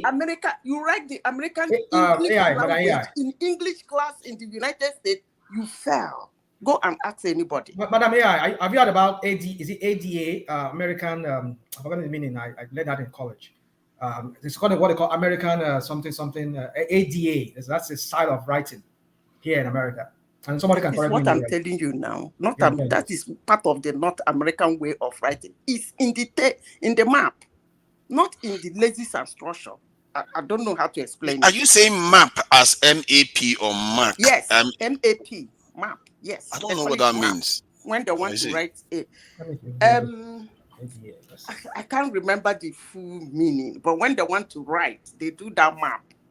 That map will tell you, it doesn't really mean, it's not really different. The only thing is that in America, they don't have time. So your introduction should have your thesis and the summary. That's just the difference. So when a professor picked your article with your introduction, he'll be able to know where you're going to. Anyway, I don't know, but from what I can see of US documents, even in government, they use their own English. And although the structure, I think maybe you're talking about grammatical structure or something like that, I think that remains the same. But in terms of that's words, what I'm saying. The lexis and the structure is the same, but the arrangement, that's they call it map. I'll find out what it actually means. Let Warpies come in. And then after Warpies comes in, Zita, one of your fans have sent in a clip that they would like you to respond to, but Warpies first. Let me quickly say it before I say what I want to say. Today is my son. Today is my son's birthday. Oh, hey, wow. Happy birthday. Has it been a year? Did we not celebrate his birth? Did you not celebrate his birth here? Same day last year when my wife put to bed. Now I was on the show, I rushed my wife to the hospital and I went to the hospital. Remember, it was 3 days before she put for bed. You're always asking me, how is she? What?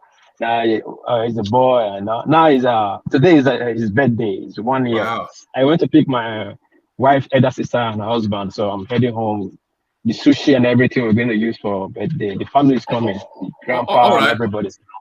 All right, hold on. Hear from Ajanle Koko. Ajanle Koko, are you there? Ajanle Koko.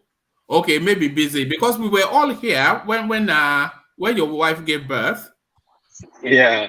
Wow. So the boys even working, right? In my mind, it was 6 months ago. Yeah. Like 6 months ago. But today is 1 year. Thank God. Now, what I'm going to say is this problem we are talking about, this police commission, is in every fabric of Nigeria ministry, from our military to our local government. Now, if you look at our military, we practice American and British style of file and ranking. Even in our Senate, are you going to ask yourself, why do we have a deputy Senate president? In American Senate style of federal style of a Senate, there's nothing like deputy Senate president. I ask anybody, I bet anybody to check it, run through it right now quickly. There's nothing like deputy Senate president. But we are having deputy Senate president, which is like the British Parliament style, when you have the majorities or whatever, the Senate, whatever the Senate they have, then they have deputy. We kind of have a hybrid system in our system in Nigeria, and it's like we are just structured to fail, not to succeed, like the crab in the basket. And again, we keep wondering why our system is not working, and which we can just sit down and choose which we want from the both of them and hold on to one and let one go. no constitution or no system is perfect, but how you learn from the system and perfect it and know the mistake and perfect, that's how you get a perfect system. Not like it's perfect, a perfection.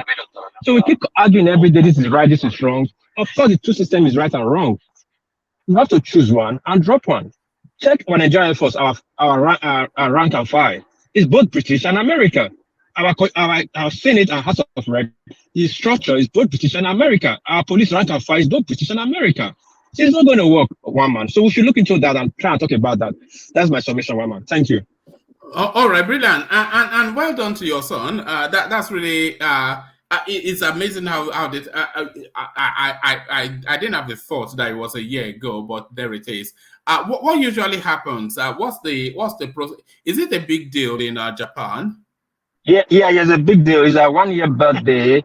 Everybody must come. Family celebrations, kind of rituals and everything will take place today in my house. That's why the family, the grandpa, the grandma, everybody will come. Is there some sort of rice ritual? They always They will pour rice on his head or something. Yeah, no, that one was when it was 3 months. This one is sushi. We're gonna eat that raw rice and raw fish. And some other statues will be around. Will he eat it? No, just put it close to his mouth, like form of if perceived it, assume he has ate it, Then do other stuff, other Japanese ritual. Then he has made it to one. He's one now. We'll do all that. Is there a color for it? I know they usually use red for special occasions in Japan. No. Is there a color? No color. No color. There's no color to it. Just the ritual stuff, and people come around. The food is very important. I think the food should be this kind of food we're gonna eat is special. The sushi, raw rice sushi. There's a type of food and all that. When you say raw rice, we're gonna go take. Hold on. When you say raw rice, I hope it's not uncooked rice.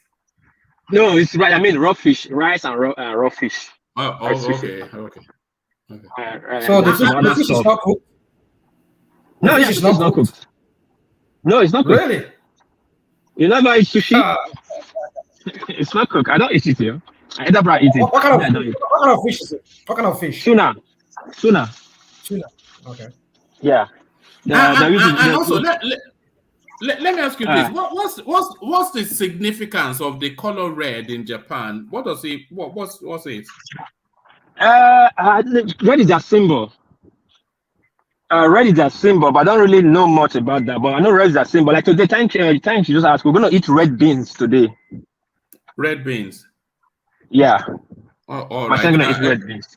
You should know, because I think red it has some cultural and spiritual significance in Japan. Yeah, I know. Yeah, but I don't really know much. I know it's a symbol, a major symbol. Yes. You've only lived there for 10 years, so you shouldn't really know. More than 10 years. 10 years enough now. 10 years enough to know I'm almost 20 years here. So that's what we're gonna do today. Then we're gonna go to the studio again to go and take pictures. We wear like samurai clothes and all that. You're gonna take pictures. Then you're gonna start. Samurai.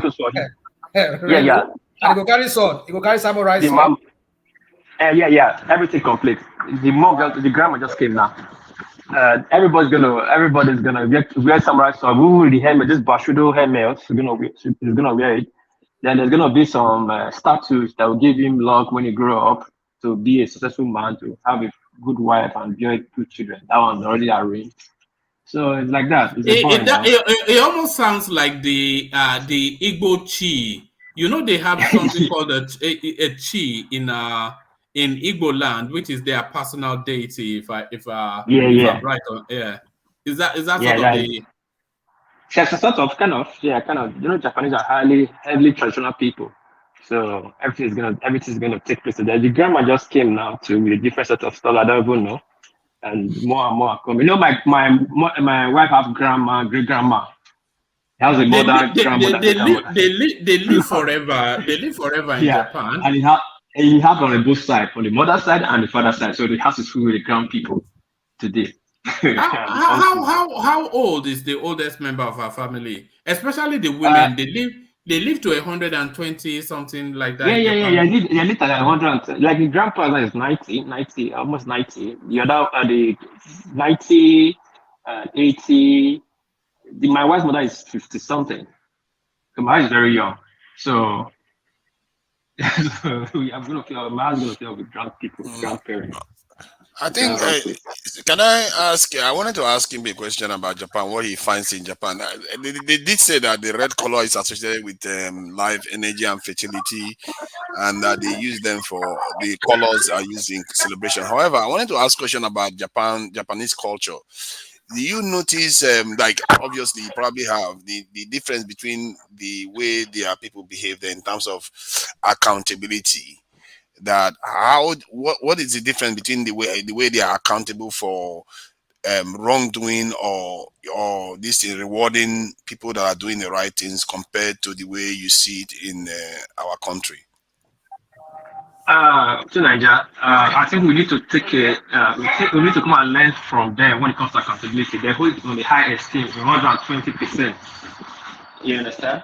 And then when the Japanese do wrong, they don't. There's one law in Japan. Apology.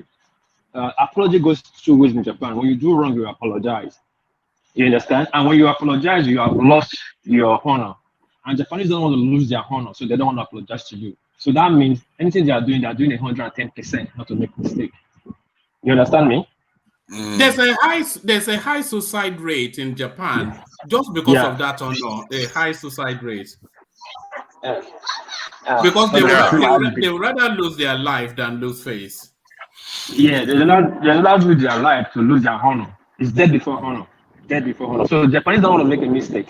So for that, they don't want to make a mistake. They don't want to tell you sorry. For that, they don't want to tell you sorry. If you do the right thing according to the law of the land, you do it for the next 100 years. You're going to live. You will do the same thing.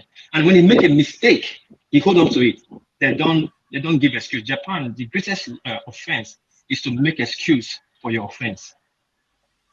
You see, that is very interesting. I think that explains the harakiri culture they used to have before, because there's no excuse. Once it's happened, and then you have to answer for it.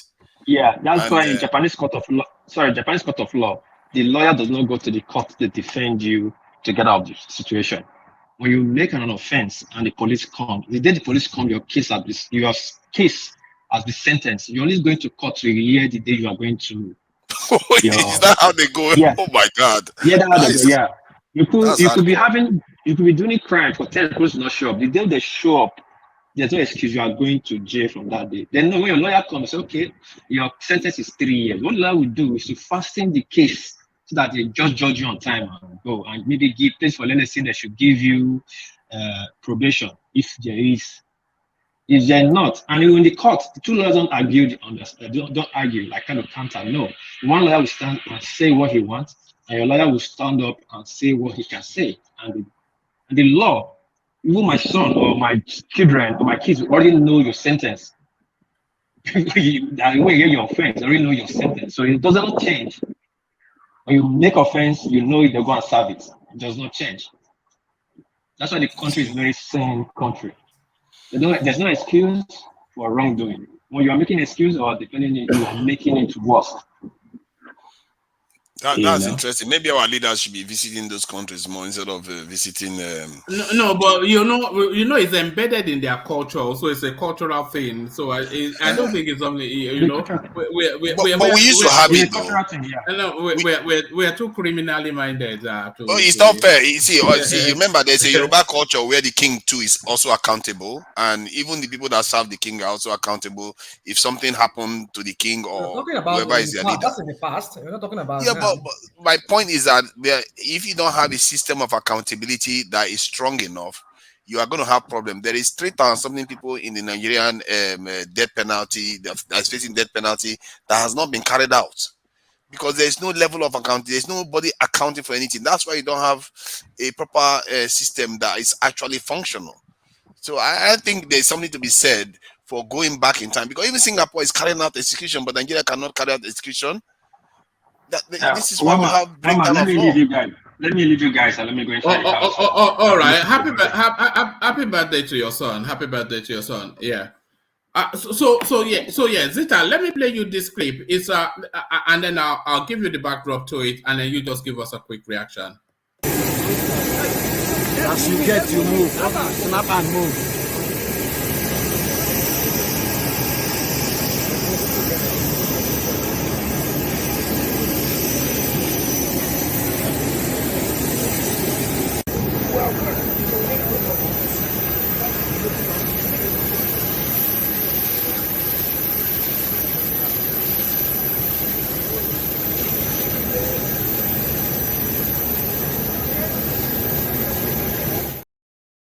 Oh, so there it is, really. So that is Tinubu settling the long-standing rift between Yemsen Wike and Magnus Abe. So what's your reading of that? What's your comment on that, Zita? Well, first of all, it's not a long-standing rift. The 2019 election, Wike actually used Magnus Abe to destroy it on the APC side. So they are kind of, how would I call them? You know, I don't know. I'm trying to find a word. So in 2023, before 2023, they fell out. Okay, so it wasn't long standing. They've not been enemy for a long time. They've been off and on friend. But again, what Tinubu did was very nice because you see, it's unifying now. Is that not what you people call it? As a unifier. He's trying to prove to everybody in Nigeria that he is the real unifier. When Wike is smart. I don't know why people insult him, but he's somebody to work with because a deal is a deal. Anyway, I don't know if I should say this, but I won't say it. Woman, I think that was part of what Tinubu wanted to do, and then to do it in public. He did it in public. Can they settle it at the back, inside the room? But he did it in public because he's a smart politician. He needs to show Nigerians the stuff he's made of. So that's just what he did. Do you think it's after actually, how do you think this because Tonye Cole, he's still with the tribunal trying to reclaim some mandate that he feels is not so how do you think Magnus Abe and Yemsen Wike realigning, how do you think that impacts on Tonye Cole's politics? Tonye Cole, he get politics before. You see, I wonder. I don't even know. You see. No, but his politics is Amechi's politics because this is really this is Yemsen Wike, Magnus Abe, and Tinubu versus Rotimi Amechi and Tonye Cole. This is what is really playing out in River State. I will say, as a governor in River State, I will say that Amechi is the governor that came to River State and started doing something that touches the grassroots. Yeah, he did something. In fact, this trying to make Port Harcourt look nice, it was Amechi that started it. But when it comes to managing people, Amechi is too stubborn, too domineering. And sometimes when you are a leader, you don't really say I must be the one to say it. The way I say it, it must be like that. Amechi is not good in managing people. And when you are not good in managing people, I wonder the kind of politician you are. That's the same problem Atiku and others are having. You don't run away from argument and I no agree. When you find your group or your teams disagreeing with what you want, you try to find a way to bring them to understand, or you try to find a way to sort it out, get a soft landing so that all of you can agree. But Amechi is not that at all. Amechi destroyed River State APC, sorry. And he's still destroying it until they get him out of the picture. I don't think APC will win anything in River State again. How did he destroy APC? He is first of all, he was with Magnus Abe. They all fought together in 2015. You know, when you make agreements, this is part of the things some politicians don't know. I don't know whether they do it intentionally or just the way they are. This trust, if you don't get it from your followers, you'll be failing. You cannot tell somebody, when I leave, you be the next. When the time comes, you say he will not be. I mean, it doesn't work now. That's the same thing he did to Magnus Abe. You go from nowhere, bring Toye Cole and say he cannot, and then everything will just turn upside down, everywhere trouble. And you will not even try to tell him you have changed your mind in a very polite and nice way. Tell him nicely. You'll be rude and arrogant about it. It doesn't work now. So Amechi has been dealing with APC that way. He's not in this, he lacked the coordination. And he's destroying the party. Madam Sita, I think Amechi is not a politician. He's not a politician. Believe me. It's just an opportunity that has the opportunity. What has he really done? But why are we excusing something for other people? Did Tinubu not do the same thing in Lagos? Did he not do it in some other southwest states where he was imposing candidates? Do what? He's not imposing candidate on the party. We are not talking about imposition. He's talking about human management. Hold on. Did you listen to what he said now? Did you know what AI said now? You see, rational mind. Sometimes when we talk, we land our opinion or whatever fact we have with the result. Now, comparing Tinubu with Amechi, I think probably you didn't understand what I said about Amechi. Amechi is destroying APC. Tinubu is not destroying his party in Lagos State. But for once, I don't know, when I say human management, Tinubu cannot single-handedly bring a governor without the agreement of a certain group of people who happen to be in the realm of affairs with him. They have to agree, because he cannot walk alone. That is what I'm talking about when it comes to Amechi. You have to have that antecedent of somehow, somewhere, sometime, try to bring people, hold them towards your direction, your opinion, your vision, your mission, and what you want. Amechi doesn't have that. You cannot be. I agree with you.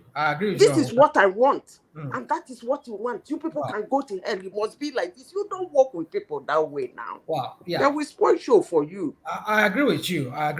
But you see, sometimes when we point finger, it could be me, it could be any of us. When we point finger, we should remember that the rest is pointing at us, because invariably the person you're even talking about, that Tinubu is also making friendship with which is the ally in the person of Wiki. It's not the same imposition he was doing there. No. It's not the same imposition. No. So you see, for me, hold on. Tinubu is engaging in anti-party activity against his own party's interest. Listen. You won't tell me that. That's because you can tell me. You can tell me that he doesn't know how to manage people. I mean, no. You didn't still understand me. No. When you are a leader, you are a leader, you should be able to know every other person around you, their capacity and capability. Okay? Now, those people around you that you know their capacity and capability, what you do is, you know the one who can spoil show. You know the one who can make show. You know the one that is a terrible mess. When he mess, everything will scatter. So when you study them like that, you know how to. It's not about party. Whatever, I said it here and I'm saying it again. Whatever Wike did in Rivers State, he did not do it alone. They have a cartel. You carry your cartel along. And then he cannot carry his own cartel along. That's what I'm trying to. I think I'm bringing it down. I get that point. Well, Zita, I get that point, and you make that point, and I agree with you. I totally agree with you that Amaechi lacks that capacity to manage his people. If they look at him as the head of that of the party in Rivers State, but the way he's trying to impose, I'm not. Don't get me wrong. I'm not for imposition of anybody. But the point I'm trying to make is that Tinubu should have worked with his party. But I get it. If he doesn't want to work because he's looking for votes, he's looking for 25%, just to how many 25% is going to get so that he can be declared winner by the Mahmoud INEC. I know that's the game plan. But for me, I've said, let me learn now. You people don't allow me to learn. Now, I've said it before that Tinubu will throw anybody under the bus. Anybody and anybody under the bus just to get his way. It doesn't mind who you are. So, but then my point is this: that he should have worked with his party, because if you're a party man, you should be loyal to your party, regardless of what. This is party. But apparently, this guy doesn't have any loyalty. It's not about himself. Okay. Rational mind. You said you get me, but I don't think you still get me. I know. I get you. You don't need to elaborate more on that. I know that. Let me finish. If you say party, you are limiting yourself as a politician. If you are saying, I will work with my party, you are limiting yourself as a politician. So what is loyalty to you then? What is loyalty? Wait, let me finish now. When you are a politician, more especially when you are campaigning, you are vying for a position as a politician. That time you need numbers. And because somebody is your party member and he doesn't want to work with you, he's working against you, you will still work with him. Even if you have another person from another area who is ready to give you the vote. Is that what you're saying this night or this morning? All I'm saying is, regardless of what, his party should come first in that state. So if you are, let me get you. Sometimes I try to get some people before we go into a conversation. What you are saying is that as if you are a member of a party, you are pushing me to say what I don't want to say, but let me try. Go on. If you are a member of a party, and then you want to vie for a position, and then you are not getting that vote or support from your party, you should stick to that party. Is that what you're saying? It's about loyalty here. Okay, so why did it hold on now? You brought us up. You brought us up. You're saying party is you brought an hypothetical situation. Let me respond to it. Is that what you're saying? Say that again, please. No matter what, even if you're a particular party, your party in another state or particular people in your party don't want you, you should remain and be loyal and work with them. Is that what you're saying? That's not the situation in Rivers State. No, I'm just asking. Because you cannot give it. You cannot listen. You cannot leave. Hold on. Are you inviting a response from him or not, Azita? No, I'm trying to get his point. Because you cannot say something should be like this. When they present a picture to you, you say, no, it's no longer going to be like that. You're not presenting any picture to me. You are only leading me on. You're leading me on. Hold on. It becomes you are leading me on to your own conclusion.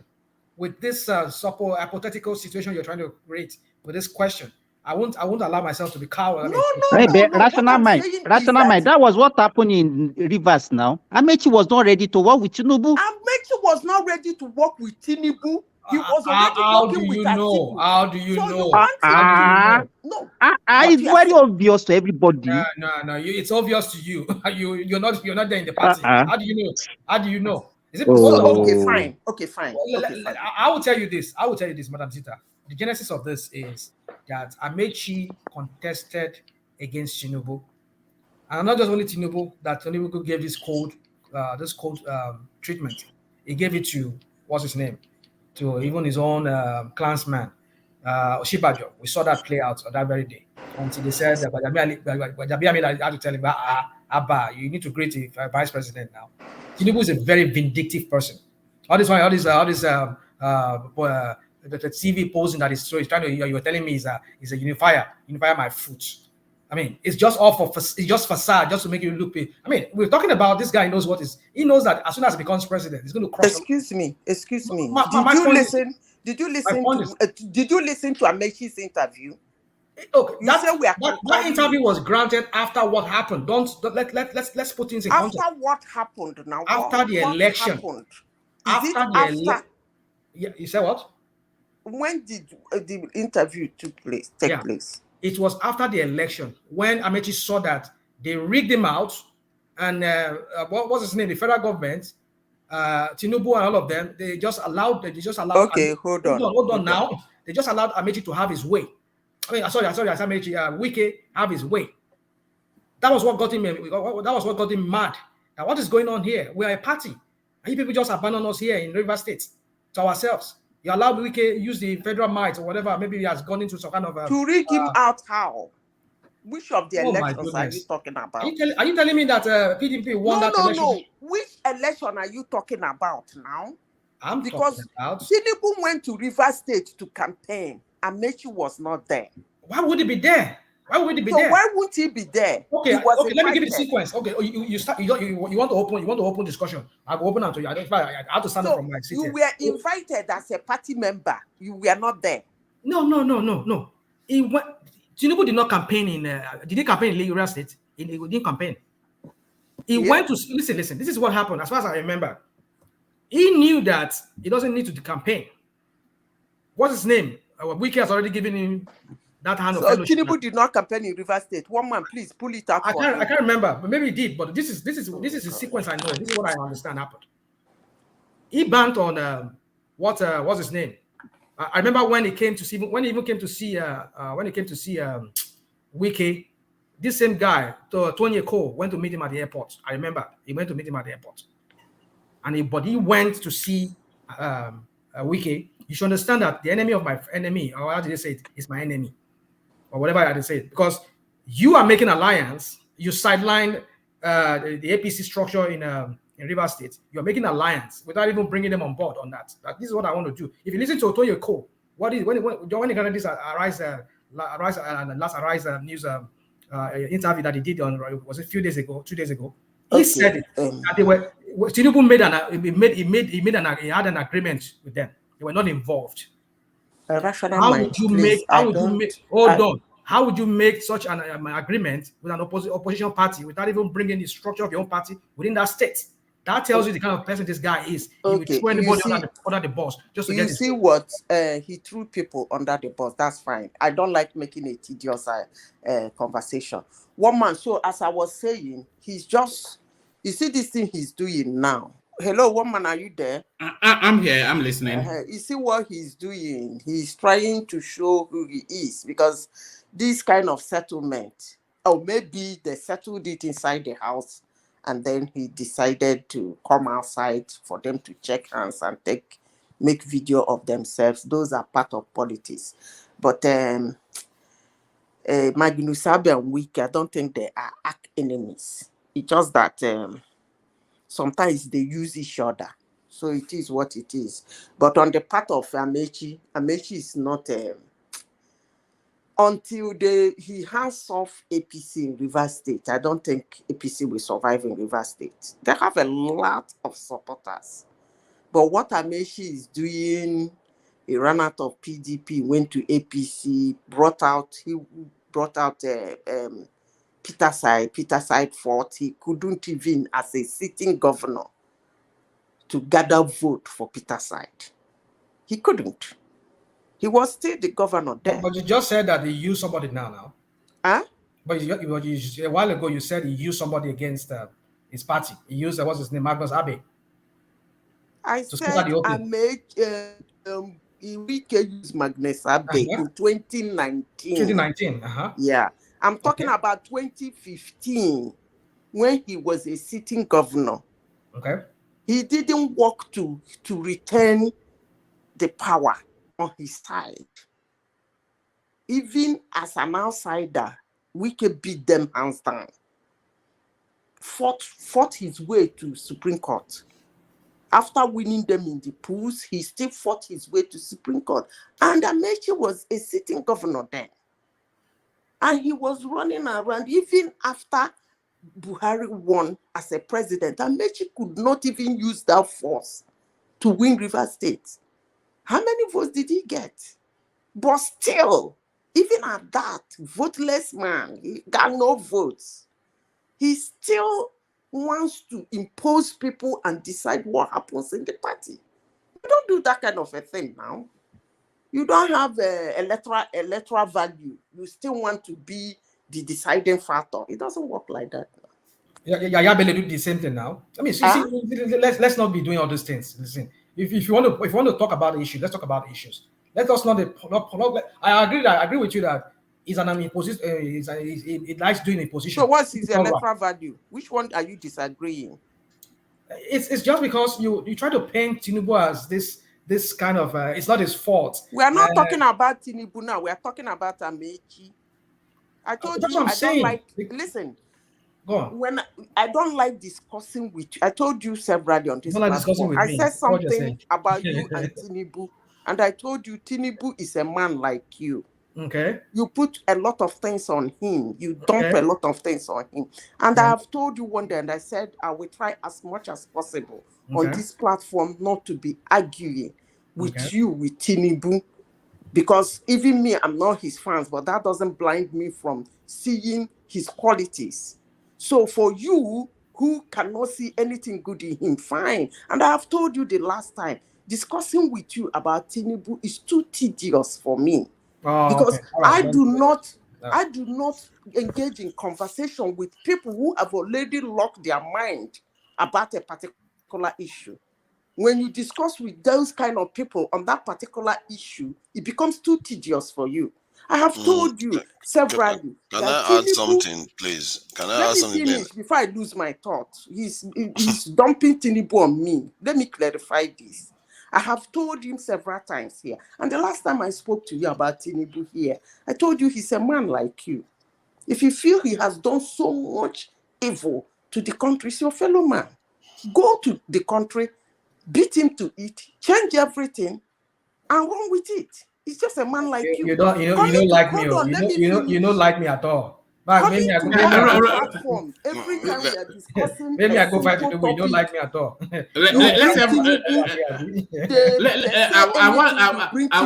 William is there. They never see. I cannot continue. It's okay. I hear you. I don't hear you. We are talking about. You are advising me to go and fight. To go and contest with Tinubu. All right. What he has done. I wonder if you will visit Nigeria in the next 4 years. I will. There's no problem. No, listen, dude, guys. What have I done? I'm not a criminal. I only have which I'm entitled to. Like I was saying to Ola. You know there's voice recognition. No, woman. I go to Nigeria anytime. I will go. There's no problem. What have I done?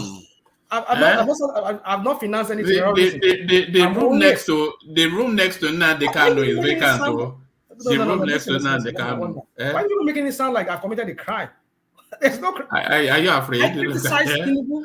I criticize him. It's allowed for me to criticize him, isn't it? It's allowed. Why would DSS stop me? Why would they? I mean, if they don't find any, I don't have any. I'm not carrying any weapon into Nigeria. Wanting to harm people to go and start insurrection. You cannot harass me for that, because I only oppose him because I'm critical of Tinubu. I only criticize him. I've not done anything wrong. But I think that you can criticize someone. Can I just add something? I think you can criticize someone while still recognizing these positives that are going on. I don't subscribe to the idea that you just ignore everything about the person and just say one side is completely wrong and the other side is completely decent. Everybody has two eyes and one head, and you know, we see things differently. I see when I saw Tinubu when they during the primaries, when leaders were stepping aside for him, I saw beauty there, because there is something to be said for people working together. That is what we talk about, group IQ. And we worry too much about individualistic stuff that we miss that aspect of it. And this could explain why some people follow Tinubu. It's not necessarily because they think he's the smartest guy under the sun, but he also understands that bigger picture, and he's bringing people together. Okay, maybe he's bringing criminals together or not. We don't know that. Point is that as a matter, I don't even care. Anything that brings our people together is a good thing. I tell you this, whether you're a criminal or not, if you are, except you are ganging up to enslave our people in terms of to the foreigners, that's a different thing. But chances are that if you bring your people together and you are able to change course for the betterment of the people, the benefits you make, the benefits you can achieve there is a lot greater than when it just, you know, everybody wants to be the perfect person. There's no perfect person around in this world. And I think when he's bringing two fighting, you know, warring parties together or disagreeing parties together in Port Harcourt, yeah, just say yes. It's a positive thing. If Tinubu saves a child now, you're going to say it's wrong? Jesus Christ, let's not do this and act as if everything is black and white. It's a bit like being a bit overflowed. But give me 1 microsecond. World Peace has sent this in. Hopefully Zita is still there.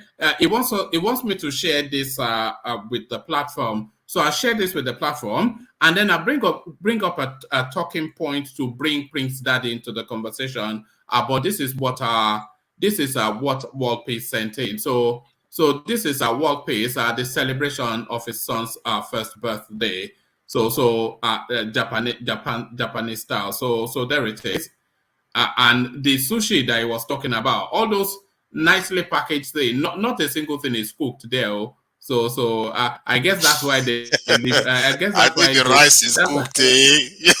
Well, you know, I don't know. You know what they are like in I've Japan. had sushi now, You know? so yeah. So seriously, nobody has had sushi here. No, I've had Are we sushi. serious? I've had sushi. Exactly. So I have. I've had sushi. And that's the young man in question, so looking that's a samurai. looking handsome and rosy cheeks, and that is War Peace and his son. You can see the resemblance. You know, so there it is. So there it is. Yeah. So welcome to War Peace. Huh? I can see the resemblance. Very. You can see, especially the face. The face is the same face, isn't it? So there it is. So there it is. The forehead. The forehead. Yeah, and the cheeks and the cheekbones. Yeah. No, you look resemblance on the foreheads and the eyes. Yeah. Is World Peace still here? No, he's not. He's gone to. I wanted to ask him more. Yeah. Yeah. So there it is. All the girls in Japan, they're in trouble. Look at that. You should be bringing them to Nigeria because when that boy turns 18. All right. So well done and all that. So that's World Peace's son marking his first birthday. So that's brilliant. So Prince Daddy, are you there? Prince Daddy. Yeah, I'm here, woman. How you doing? I'm good. Good to have you. I want to bring you into the conversation at this point because he rarely ever speaks, but he comes into the space really, and you know, people like him, they speak in ambiguous terms. For you then to pick out the cryptic messaging in what they're saying. So who am I talking about? I'm talking about Yakubu Gowon, who says 2023 presidential election, accept tribunal's verdict, go on to Nigerians. So is this go on now sounding that warning shot to Peter Obi to pack it in and let the country move on? Because this was what I digested when I saw this. So your commentaries on that. But as you go on to comment on that, let me welcome also Thomas on board. Let's hear from you, Prince. Prince Daddy. Oh yeah, thanks, Moment. Hello, everyone in the house. Yeah, go on. Yeah, just like you said, it speaks. It meant a few words, but of course, the tribunal's verdict has to be accepted at all. I mean, what can we possibly do? We can't go into anarchy, right? So I mean, any statesman of Nigeria would give such a suggestion, I would say, a recommendation, maybe apart from Basanjo, of course, but everyone else, I think, should would go with that. I mean, it's a statemently thing to say. After all, what is the other option? Is it to turn the country into anarchy or go to war, or foment, trouble all across the country? No, not at all. So I don't expect him to say more than that, really. I mean, that's almost a given. So yeah. But who do you think is signaling to? Because I thought it was signaling to Peter Obi and his band of rebel rousers.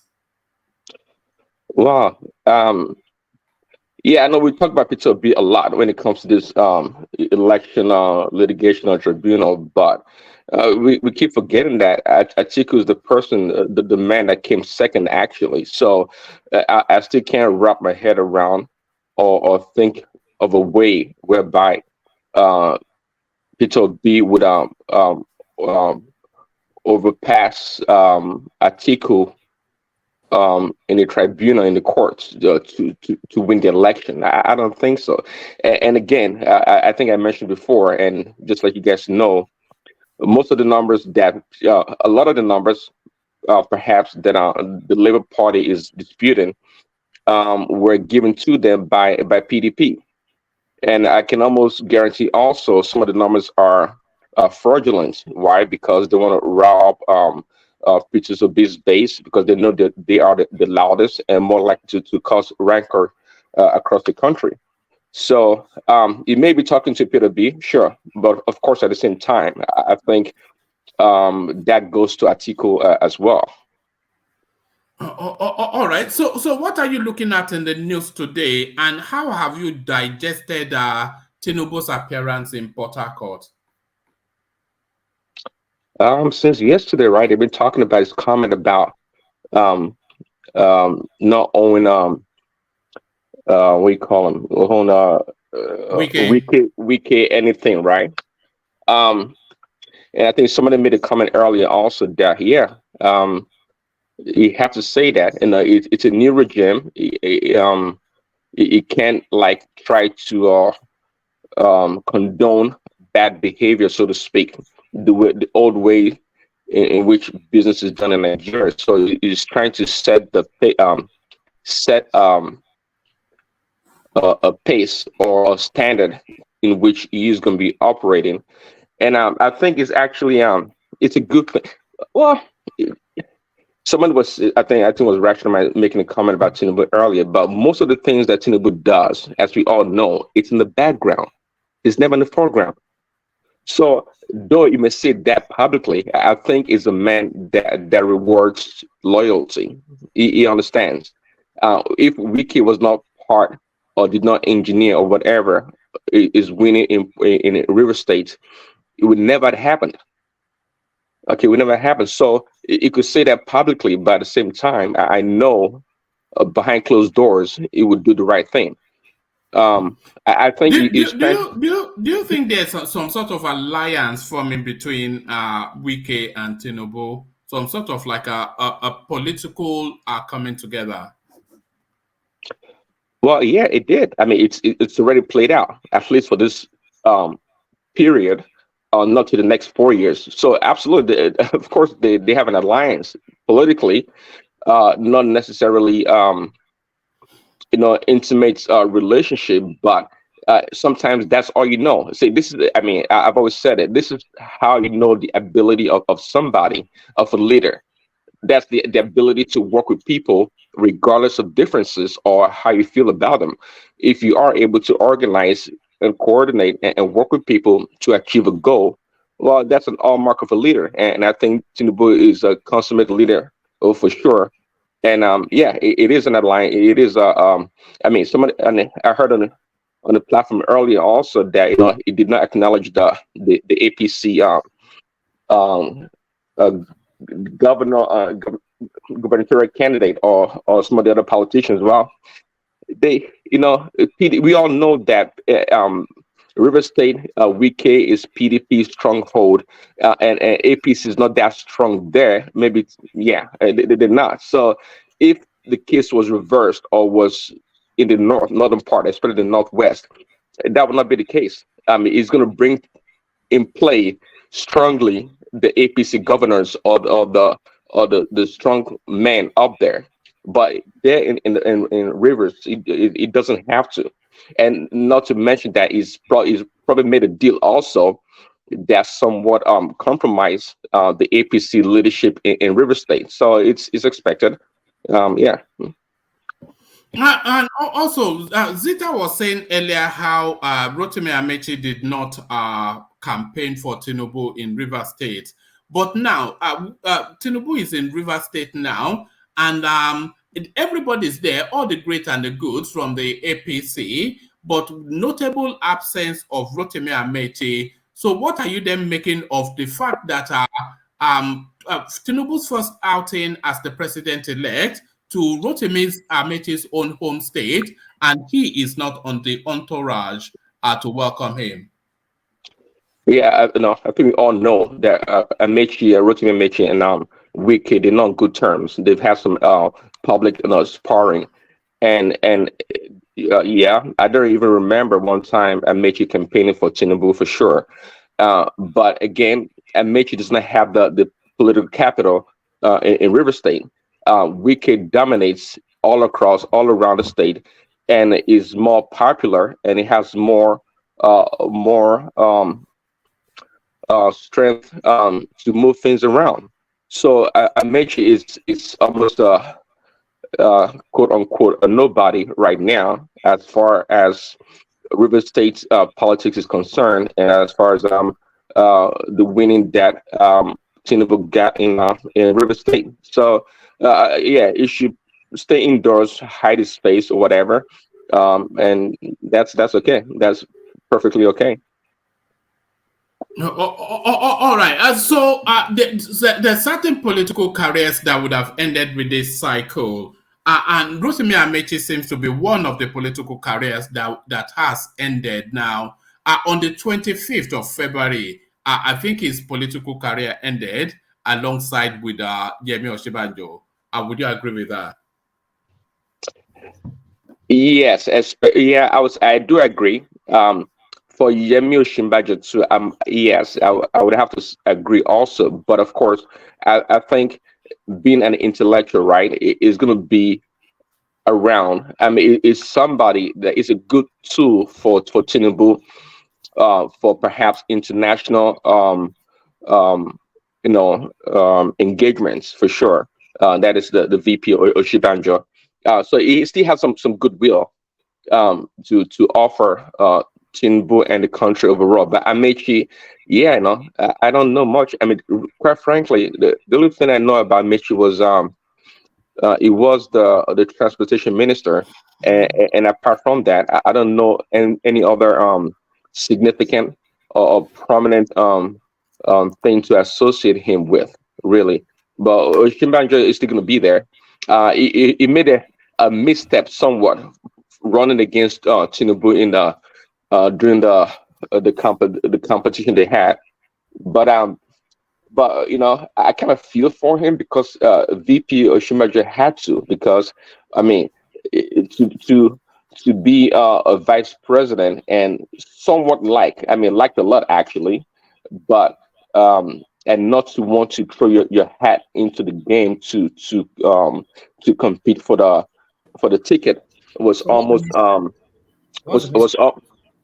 You said misstep. What's the misstep? What is not misstep did Osinbajo did?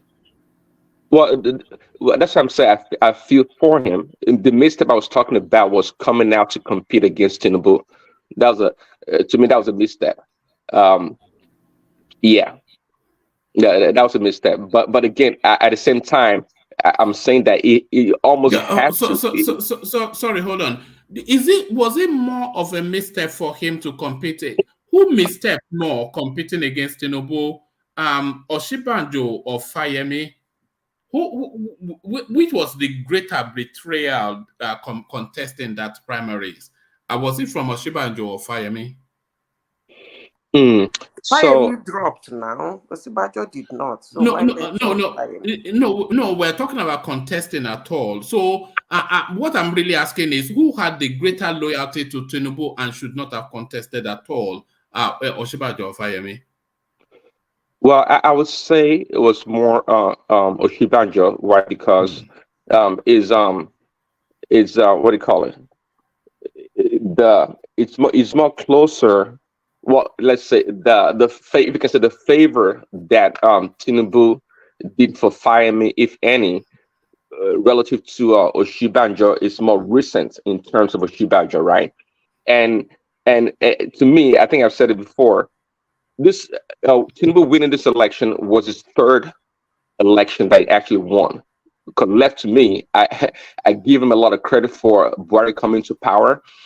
And if you guys pay attention to the second term of Buhari, man, I think Tinubu campaigned so vigorously as he did for his in his past election, because he knew Buhari had to win, and that was the trend. He couldn't let Atiku come in.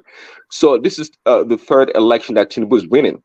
So Oshibanjo, I mean, and all along, come on, Oshibanjo did not work as hard as Tinubu did for Buhari. No way. It's not even comparable. And that's what I mean. That's the misstep I'm talking about.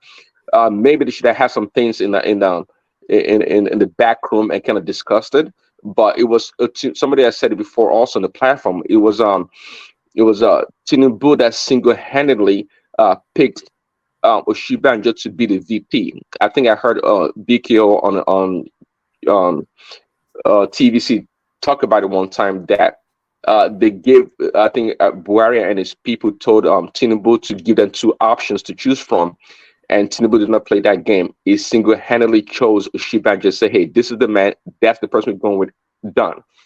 So I mean, this is part of it. So Fayemi, Oshibanjo, I think Oshibanjo it holds Tinubu more perhaps than Fayemi does in this regards. I would sorry, woman. You see, I hate saying this. Actually, as you go on to make that comment, Rational Mind, let me ease myself out and hand over to Thomas, but carry on, Rational Mind. All right, Thomas, let me say this real quick. You see, when we datify somebody like Tinubu, you see, when I keep saying this, people think maybe I'm always talk about. You know me, I always talk about Tinubu. It's just, for me, we pedestalize this guy, make it look like he's like a god or a god-like a person. I mean, why can't somebody contest? I mean, he's a human being. And for goodness sake, he's the vice president, for goodness sake. Why won't he have why won't he have a rival? Someone that you just want everybody to just submit to him and give him the ticket. Oh, join the primaries, unopposed, everybody, 2,000 delegates, they voted for Tinubu. My goodness. What kind of democracy is that? I agree with you on that one. And I also think that... Why would we make it like, look at he has done something... Rational Mind, let me just add something. And it also depends on the court ruling, because what people are assuming now is that 100% the court the whole thing is dead. But if the court ruling say, okay, something happens, went wrong, and this election didn't go the way we expected it to go, it might have meant that Oshibanjo could have done better in the election, because Tinubu got 27% of the vote. Let's not make a mistake there. Oshibanjo may have done better. He may have even drawn many of the votes that went to Obi to himself. But because of the nature of politics now, and the young people didn't like Tinubu as much, so they went towards this P2B. So I think the narrative that people are painting that it has to be Tinubu, No, it doesn't necessarily have to be. And he says Tinubu won 3 elections in a row. I don't subscribe to that. Tinubu is a very clever man, and I think people have to respect him for that too. He's a clever man. What he did was that he doesn't go into an election when he doesn't have a clear path of winning, until he has a clear path before he actually goes into the race. And so far, if this one pans out the way he expects it to pan out, then he's been correct. But it's a painstaking time. It took how many years to get here? P2B just within 8 months almost made it to the same position. That is crazy. So it tells you that if you give everybody the same kind of patience that Tinubu has, they can make it there too. But Tinubu is a unique individual that has a remarkable set of patience. That this is why I think this may be partly the reason why so many of these so-called elites and rich people and clever people and intelligent autocrats or bureaucrats, they respect Tinubu. And I think rational man, you need to pay attention to that aspect. I think you are missing the aspect of Tinubu that commands this type of behavior. He seems to be a very, very he's not as I don't think it's as mechanical as you think he is. Tinubu is not as mechanical, and he's not as dictatorial as you think he is. He doesn't command like. I think he has a way of working with people in such a way that he brings them along with him, and he doesn't put himself first. Like when he allowed don't waste your saliva. If you are telling rational mind to change his mind about Tinubu, you are just he might listen because the way you tell him, he's not going to hear it. No. He will never. I know. On the side of P2B. Rational mind is here. He's our brother here. We know him. He will never change. Forget. I'm on the same side as him. I'm on the same side as him. So because I support P2B. So he might listen to me. That is his opinion, and we respect him for that. But changing his view on Tinubu, forget it. No, I'm not changing my view on Tinubu. I don't think he should be president now. But it doesn't mean that I cannot see the positive things and the positive traits that he has. So I have the same position. I'm just trying to get him to see what I see too, even if I support P2B ardently. If it was about P2B now, you will see me defending P2B's record compared to this is Tinubu's. But if you saw what Tinubu did by allowing Osibanjo to be VP, because he didn't want to have a Muslim ticket. He stepped back. What are you talking about? Dude. Because the argument was that he is a Muslim. He didn't want to be VP to. No. Don't say Buhari. I don't know. That's what I think. That's the impression that was given. He doesn't want the Muslim ticket, but what did he end up doing? That's what I'm saying. He did that when he came to him being a Muslim ticket. He was willing to sacrifice himself for that. But when he became the running mate, he did the same thing. So it tells you that he's not always all about himself. That is the point I'm trying to make. That does not even make sense. He said it's not about himself. What do you talk about? Yeah, because he could have insisted that he joined Buhari. He could have insisted. If he had insisted and Buhari said no, is he going to force himself on Buhari? I think Buhari would have had a choice. I think it would have been a very strong ticket. According to the rumor has it, let me not say fact has it, or I don't have it. Rumors has it that Buhari said he doesn't want to go with that ticket. And then that's rumor. The one that we know that has been talked about was because he too agreed with the argument that he is not a Muslim. That's why he was left for him to choose a VP candidate. We're talking about a narcissist here who knows how to play the game. Yeah. See, all politicians are to an extent narcissists. Let's admit. He knows how to play the game. I give it to him. And that's one of the things I praise him for. When I praise him for that, does not mean I idolize him. Oh, I'm so like wowed by the guys. No, I'm not wowed, but I would talk about his I mean, how do I say? His intelligence when it comes to political dexterity, when it comes to these manipulation and here and there, what it does. I'll give it to him.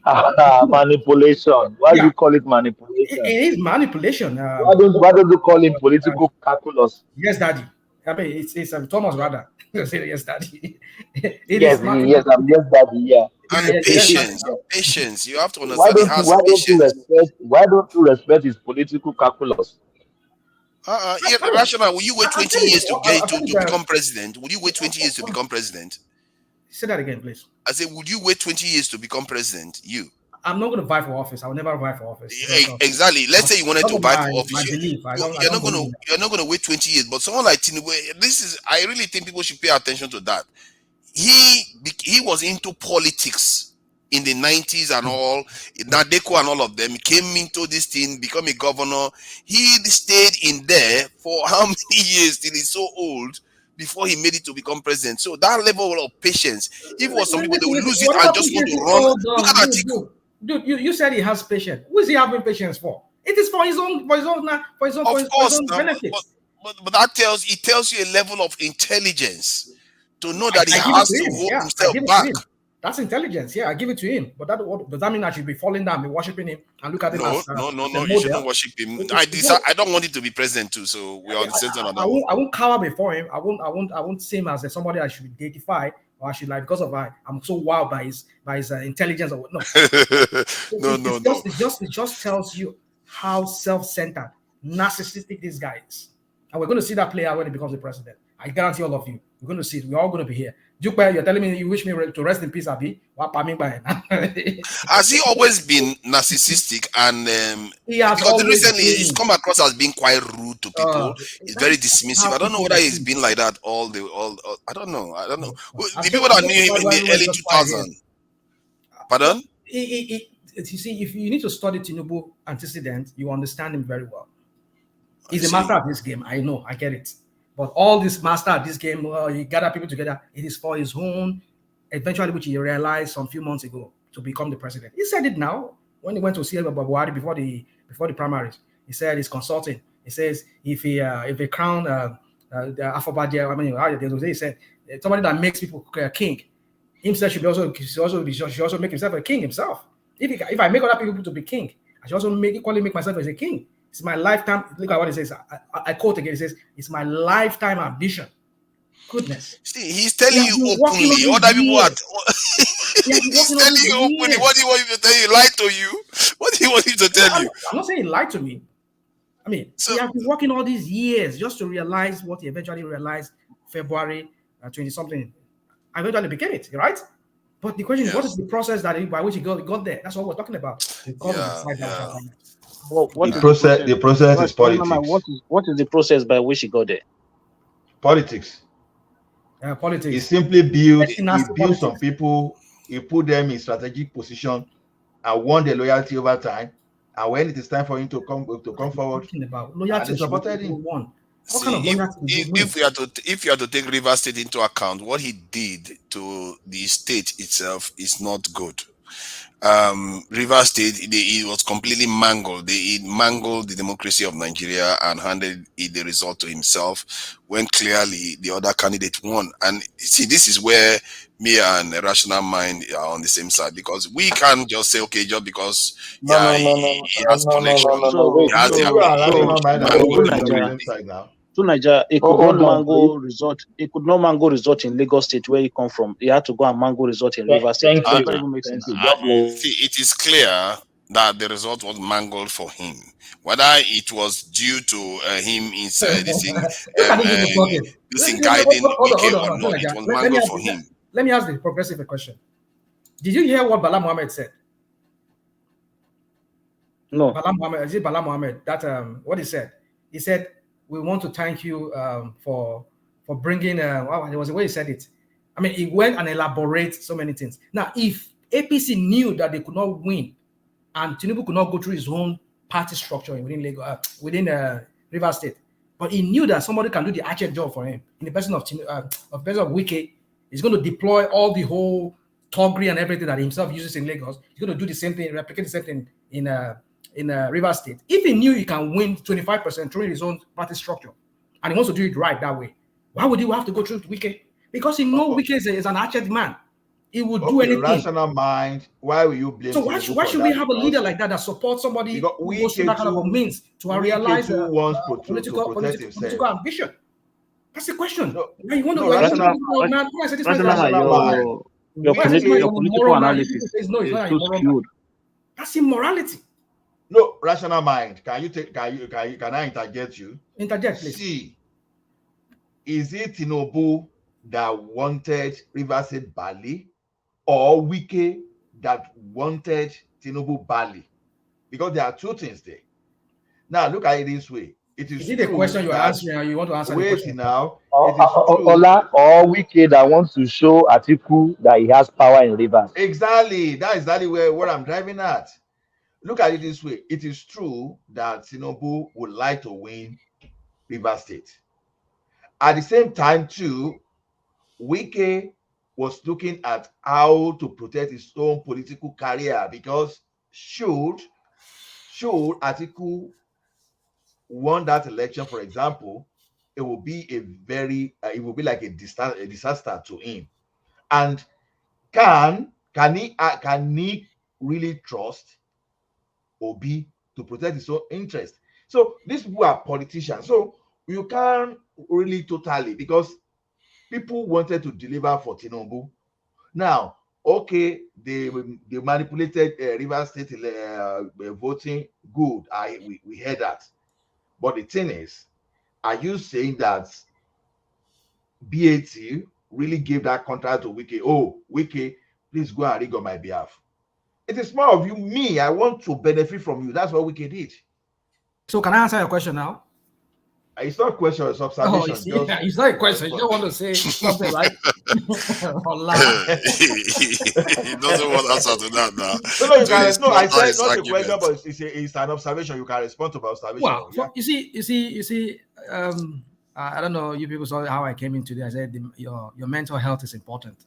Nigerians, please let me use the medium. Thomas, please allow me, please. I beg your indulgence.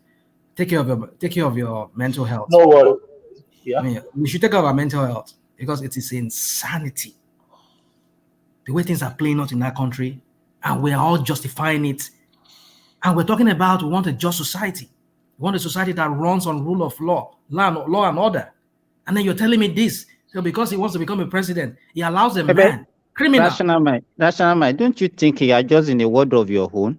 Why are you justifying that everybody should be thinking based on your own, the way you are feeling? Oh, okay. But what he's saying is not controversial. No. It's you cannot extrapose the way you are feeling. That is the same way every Nigerian should feel. So you don't want law and order. That's what you are saying. You don't want law and order to you. We also wanted law and order. So law and order to you might not be the same to me. But then you live in Finland or whatever you say. So, but the concept of law and order, you should just say yes to it. Okay, to Nigeria, please. Let me answer this, our friend here. You live in Finland, where law and order prevail, where the kind of crap we're being fed in that country called Niger area, and then you see what is going on there, and you live in a society where things works, where law and order is the order of the day, and you are allowing such thing in a country like that called Nigeria. What you are it's subjective here. What you are doing, you are not making any point. You are just preaching. It's preaching. This what you are doing is just a preaching. Well, I can understand you if you say I'm preaching. Well, you're right. I'm preaching. Rational mind, can I come in, please? Well, please, you talk. Let me. I know I've been talking to a lot, but it's just because. Rational mind. I think you are taking this section now. Okay. Maybe we invite others, please. Okay. Thank you. Yeah. All right. Yeah. Progressive. Let's hear from progressive. Thank you very much, Thomas. Rational mind. Some people come here to just analyze politics, but if you take it personal, then that is your own. Because when I come here, I don't act as if my life depends on it. I come here to analyze it the way I see it on the ground. So analyzing issue from a neutral perspective, sometimes I ask critical questions. I want to know I want to know certain position, and I want to debate certain issues. For me, that is where it stops. It doesn't mean that I don't want Nigeria to progress or I don't want Nigeria to do well. But I wouldn't come here and take it upon myself and be emotional and be sentimental and all of that about the whole issue. So I don't see what I don't see what it has to do with my mental health. Yeah, you can come in. I don't say you can. Yeah, you can come in. Yeah. People lately, I've been watching a lot of you people here. You come here, you don't even know me. It's because the way I talk is because sometimes I'm very soft spoken. Some people might recognize that. Really? Yeah, I'm really? soft. Well, you might, but maybe lately, maybe because I've been joining one man's platform. I mean, my wife, my kids, they are telling me here that, I mean, Daddy, I mean, you don't talk like me. Yeah, I'm becoming very vociferous now. I mean, because I think sometimes people just don't really. Let me not go into other stuff. So my point is this. My point I'm driving at is that you guys should stop this whole thing like, oh, you're being emotional, you are being this, you're taking it personal, you hate Tinubu. No, dude, listen. We're talking about a life of about 200 million people. We've all been here for how many years now with one man on other platforms. We come here in, year out, the same way we preached about Buhari is the Alpha and all, is the Messiah. He came there, look at how he wasted 80 years of people. And the same pattern we're seeing with what's going to happen. That's because you are acting like an opposition. Well, it's my view. Listen, dude. I'm not imposing my view. I might sound, like I said, I might sound too like coming strong on people. It's just because I felt like I need to make my point. Make your point. And I'll counter you. If you counter me, no problem. We'll both counter each other. But if I come the way I come across, doesn't mean that I'm trying to impose my view on anybody here. Please don't get it wrong. I'm only trying to make it, emphasize or highlight my point that this is what I'm getting at. And we need to understand it. But if you don't understand it, no problem. I won't force you to understand it. So you don't play this mind game of, don't play this. You can go back to the point you were making you about. You are emotional. You are this. No, please don't stop, please, guys. You guys should stop that. All of you can go back to the point you were making about how we wanted this rule of law and stuff like that, because that argument now has completely been sidetracked by the other argument that we don't subscribe to rule of law anymore. So I think that if sometimes people disagree with somebody, you are the same person that said we should forget about law just a few minutes ago. No, I didn't say you should forget about rule of law. No, that is it. That's when people were not employed the way they're supposed to employ. They didn't follow the rule. You said they should sidetrack it. That they will just look at it's sometimes I wonder how we argue. I think you seem to have like a one-track mind. They also added that sometimes there are wrinkles in the law where you have situations whereby you have conflicts. Common sense kicks in. There are nations sometimes they don't, like the UK I live in now that has conquered the whole world. They don't have a collected constitution in one document. They have a scattered constitution all over. How do you think they organize themselves? Because that common sense kicks in. And so that is the point I was making. It's not like why would I want rule of law? That's exactly what I want. If you agree with it, you just say yes, I agree with that. However, I don't subscribe to the idea that like common sense that you used to push my club owner away, right? Roman Abramovich. That's why we need some court cases. You guys just gang up and push. Now we got into football again. That's what you want. That's what you want in Nigeria. Just no. Political feelings. I think in some aspects, rational mind is correct. I say most of it actually he is correct, because sometimes you find that yes, I admit that I accept that some people like Tinubu for various reasons, not necessarily the same reason as rational mind would want to judge him for. But you also have to understand that the point he's making is quite detached. Yeah. Tunaja, let me explain something to you here. You see, when you come on a platform to debate issue, it's either you come as a neutral analyst or you come in as an opposition. So it is you that will make that decision on what position you take. So if you are talking about Tinubu and I am tackling you, right? It is because I feel like the point you are making does not hold water. Not because I am trying to defend Tinubu as a person, because I'm not going. There are some platform you go to, even if the person tells you garbage, everybody will keep quiet and just because it suits their narrative. I can't do that. It doesn't matter how much hatred I have for that person. If you say what I don't think is right, I'm going to say, no, guy, that is not right. Or can you please expatiate? Or I will have a logical reasoning with you as to why did you make such submission. I'm not going to sit down just because there's a propaganda or there's you have an opinion about certain candidate. It doesn't have to be Tinubu. There are times whereby it's in support of Obi. There are times whereby it's in support of anybody else. But the reason why I come here is to analyze the issue. And if you say something that I don't agree with, it doesn't matter who that person is against, then I'm going to want to know more. And that is why I am here. I'm not here as an opposition. You know, it's two different things. I agree with you on that. I don't think you were the one that made the intervention to what Rational Mind was saying, because the only thing I say is that if you're accusing Rational Mind of taking only one side, then there's the other people too that will take the other side. But I think there's always a middle ground. Sometimes when you are listening to the discussion, like somebody says the sky is blue, that is not up for debate. The other side should not be saying, no, the sky is not blue because I disagree with you. You should say, okay, the sky is blue, but we are talking about this night now that there is no color in the sky. You see what I mean? So there are ways to meet in the middle. That's all I was trying to say to what Rational Man was saying, because he was saying we want rule of law. Yeah, we want rule of law. Then you go in there, you agree with him on that. Then you go in there and say, okay, regarding the way you are talking about rule of law, this is where I disagree with you.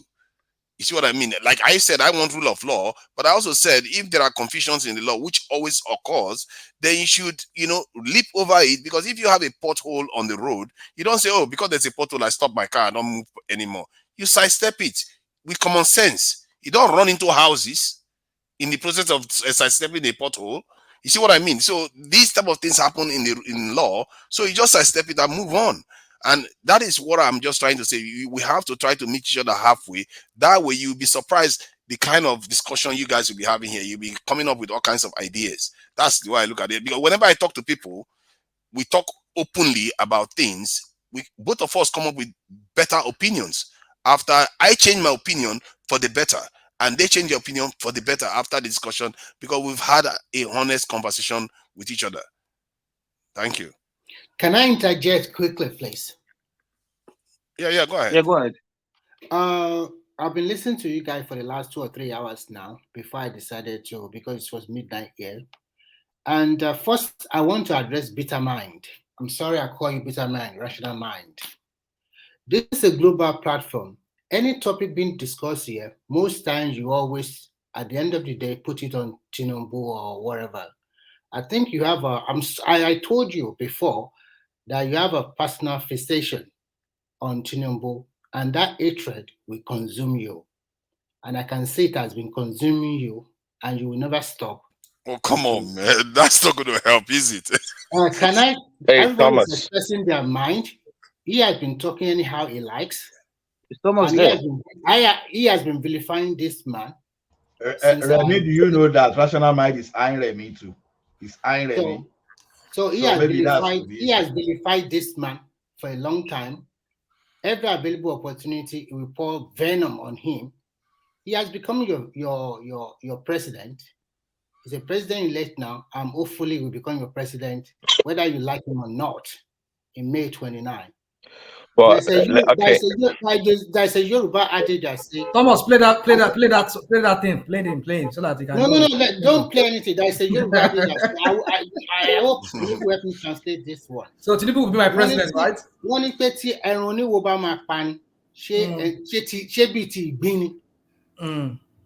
You are just a small one. All those things you are saying here that, oh, I am, my voice is so low, I'm not a this, I become so, it's all lies. Oh, come on. Hey, Thomas. I'm not taking it personally. Can you see how petty these guys are? Come on, man.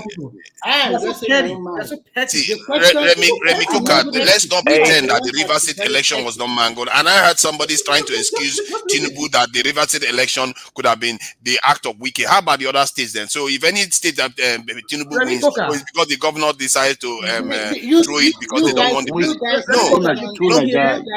Which other state? Because there are other states that Tinubu has won. Now you don't go and say, oh, the governor was so eager to get Tinubu elected, so they are willing to break the law. I saw where people are paying people to go and vote. This in the north and different parts of the country. You don't say because of that. That's because of the governor. Let me address Coca before. Nobody did that on the behalf of BTOB, did they? You said he mangled the election in Rivers State. He mangled the election in Rivers State. And I asked you, if he could not mangle the one in Lagos, how did he go and mangle the one in Rivers? What can I? Because Lagos, they couldn't mangle the one in Port Harcourt. Lagos is an urban area, but so it doesn't have a lot of rural areas. He couldn't mangle the one in Osun as well. What about those elections that will be also mangled? Rural areas is where they really mangle the elections. If you look at rural areas. See, If you don't mangle the rational one you must mind, want, rational mind does not. He's there to mangle it too. I was going to say, rational mind does not have to accept Tinubu as the president or president-elect, which is okay. There's always going to be opposition to him. But as for me, I don't really I have nothing against his opposition or the way he comes so strong against Tinubu, because I think there are plenty of voices on the platform that have equal response to him. Yeah, it may not. Yeah, some things may be out of touch or just too complex when it turns everything around and blame Tinubu for it, which is okay. Which is okay. But um, just like before, for example, before Trump came into power, I made a comment like, why is Trump any different from these other candidates? Because people like to pretend like Trump Trump is a person that came from Mars or something like that. Well, same thing with Tinubu. Tinubu is not really any worse than this other candidate, Peter Obi or whomever. They're all politicians. They have their own weaknesses and strength, and someone like Tinubu is able to outsmart many of them. See, that's the thing. He's able to outsmart many of them. So I think rational mind may have some. I'm not going to call it hatred. It's not hatred, just like strong opposition, which is okay. It's acceptable. Okay. True, I agree with that. Okay. You are Prince Daddy. You will see when you guys continue to discuss more topic today. At the end of the day, he will refer back it to Tinubu every time. You will know he's fixated on him, and which to me is not good. Yes. See, because you people are praising him here too. You see, when you are praising somebody for doing something, No. Remy, please hold on. Remy, please hold on. We are not praising him. We never praise him. We speak objectively. We are not praising him. I am not Tinubu fan. I don't even let me finish. Can I finish, election please? result in Rivers State. Can I please finish? Thank you. Me, I'm not Tinubu fan. Never. I'm not even happy he's the president of Nigeria currently now. But this is our reality. This is our reality. So I'm not Tinubu fan in any way at all. I don't even want him near that seat. Thank but you, when Thomas. you see We have But Thomas, but usually you play to we have that he's 18 president candidates, now. Is that what you and said? it came top. We have 18 candidates. Thomas, I'm going now. I'll see you guys later. You obedient when they talk about you never say any wrong in Obi, and I gave it to Obi. Of course, I see wrong in Obi. No. Let me finish, because I gave it to Obi the other time that he used the opportunity of the moment, and he came in at the right time. He used religion, ethnicity, and also the NSAS movement. It's true. Everybody knows the truth. Stop that. You see, this kind of stuff that is not good. Tell me where P2B use religion. Hold on. Let me please hold on. So Nigeria, that word, don't be silly. I don't like it. Yeah. Sorry about that. That was just that was I was talking to myself. Yeah. Remy, go on. Better you talk to yourself, because I will never use that kind of language on you. So I know. You guys, Obi came in, used the opportunity, and then you will never say any wrong in this man. You always consider him to be a saint, whereas he's part of the establishment. He has been a governor in Anambra State before. He has owed a lot of public position even before he became a governor. And he has obnored with all these politicians in Nigeria since the last 20 years or more than that. So you cannot call Obi a new face in Nigerian politics. That is one thing I disagree with you guys. No, let me finish. And you will talk. Just give me 1 more minute, because you guys have been talking for immemorial, okay? So you guys, you call him a saint, but it's not a saint. And I agree with Prince Daddy that Tinubu, out of these 18 candidates, he played this game very well. Sometimes we have to give the due to him. You cannot just continue to come here and be bastardizing any available opportunity you have.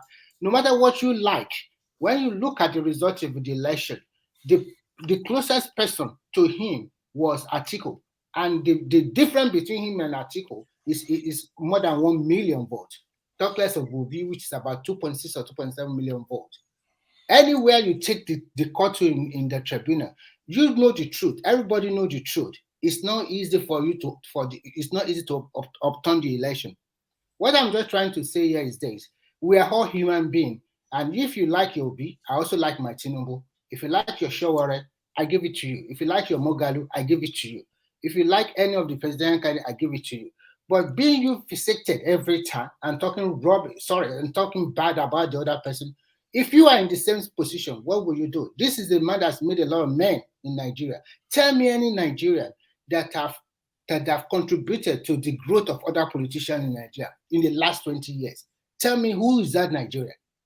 Okay, this man is also part Who is that Nigeria? Who has contributed to the you growth? said you're Whether going to let it's me governor, talk. a You said you're president, going to a let me talk. senator, a rep. Who is the man? You said you're going to let me talk. See, this man is also responsible for a state that has got Makoko in it. One of the worst sites you can ever see in this world. Where And is that? see, you don't know where Makoko is, then you want to figure Do that you one out. know that Makoko has been like that before, even before he became a governor? Yeah, but he was there for 8 years and he left. So my point is that he's not. Is he the only governor? I thought you were going to let me talk. When you want to criticize You people, see, can I now ask who you is being okay? No, before you go on, do you know Lateef Jakonde? I know of his name. Do you I don't know know. Otedola? Yes, I've heard of him. Do you know Mobolaji Johnson? See, no, I've not heard that name before. I'm asking you a question. Do you know all of these guys? The other names I've heard of them, I don't know them. No. Do you know how Makoko was when they were governors? No. So when you want to criticize, I want you to criticize objectively. So when you want to see, even if Tinubu did not do nothing, there were consistent governors. I mean, there's two other governors. It's now 3. We have Fashola. Remy. Why is he not mentioning Oshodi? Why are you not mentioning Oshodi? Why are you mentioning Makoko? See, why are you not mentioning Oshodi? But the point I'm making, I was just trying to don't make make point. Why are you looking for fault and not now looking you for are accusing you were accusing a moment ago. You're accusing rational mind of being this thing fixated. But you see that you two are fixated. You see, you are not so different from rational mind. Like you said, the person you are criticizing, but it's okay. The way you are going, I won't allow you to go that route at all. Because you are not going to criticize objectively. And if I may, God. Hold on. It's because you're not objective. That's God. The question is this. I'm not saying you should not do whatever I don't care whether you say anything about Tinubu, because I know that most of your thoughts are not on Tinubu and on most of the topics that one man always brought to this platform. But for the bitter mind, it's always like that every time. I'm sorry for that, calling you bitter mind. I'm not. If you can call me bitter mind all you want, but I said a lot of good things. I am not calling bitter mind. I'm referring to national mind. Okay. So yeah, see, okay. I guess you're allowed to be partisan if you want to be, and Rashomon can be partisan. I try to. One second. Remy, to be honest with you, I don't think it's. I don't think it's good for you to refer to Rational Mind as. Look, his name on the platform is Rational Mind. And I think you should just address him as rational mind. Regardless of what you, he has also called me derivative. Regardless of what you think of him, and I never mentioned nothing. I think you can ask the people in this platform. He has also derivative words on I think we should be. I've not heard him use any called you any name, but I think you can ask Thomas. Yeah, but I think I've not heard. I'm just saying it because I'm hearing you. I've heard you call him that name 3 times now, and I don't think it's matured. You've had me, and I told you he has several times used derogative statements. Yeah, I'm saying that I've not heard him. I never do nothing. Has he called you names before?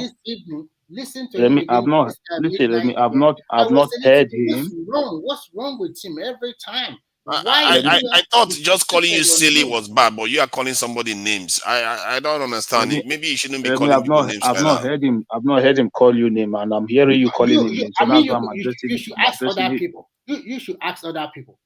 I'm not going to ask other people, Remy, because I'm hearing it from you. I was saying something. I was just completely hijacked. Hold on. Please, let's move on. Thank you. Yes, to Niger. Thank you. So if Tinubu is partly responsible for what Makoko is today. And yes, he may have created politicians and all the rest, but they've not moved the needle in terms of life expectancy in Nigeria. That is one of the most abysmal in the world. And the practices that has come down the line of Tinubu being very... To Niger. Can I? Okay. No, because no, before you cannot be saying things. You know what they call life expectancy? How is it calculated? I don't know. How do you think it's calculated? So then you cannot. Can you blame life expectancy of a nation on somebody who was just a past governor of a state? You don't get it. You don't. What did I say? How do you want me to get that? I'm saying part of a system and a culture that built this system, and that culture is what won through in this election. Let me finish what I'm saying then. Man. 1 minute you are bragging about him creating people. Maybe what he should be creating is a nation that people are not. How can he create a nation when it's not a leader, when it's not the president of the country? I thought you said he created so many leaders. You can't eat your cake and have it. He did, but including Buhari. You are talking about nation building. Can Tinubu no, quickly. He did not create Buhari. He created terrible leaders. Is that what you are saying? He created terrible leaders, and we should go ahead with the same creation of terrible leaders. Who are the terrible leaders that he created? The leaders that has given us a life expectancy of 52 to 53 years. Who are those who are them? All the ones responsible for it. I don't want to name them. And he is part of the culture. That's quite vague. Oh my God. That is not technically correct. Let me tell you something. That's not technically correct. There are a lot of things that contributes to that. It was one that created Babangida and Abacha. Indulgence. 1 minute you say he created leaders, and the next minute you are rejecting the outcome of those leaders. Let's not. You can't eat your cake and have it. You can't talk from both sides. No, your narrative is not right. So, Thomas. It's not right. This guy, come on. I don't know, man. I don't know how. I can't help you, man. I can't help you. I will give people opportunity to talk. But if you are not saying the right thing or you are not precise, I will say what you want to hear. See, come on, man. This is easy. Hey, Tubaba, do you think it's fair to blame Nigeria's problem on Tinubu? Yeah, okay. If you don't want me to blame him, then stop saying that he created leaders and stop saying that you cannot hold him. Don't stop saying that he is the overarching godfather that has done. I hear you, but Tubaba, but check this out. Now, I think you should be able to judge Tinubu going from May 29th.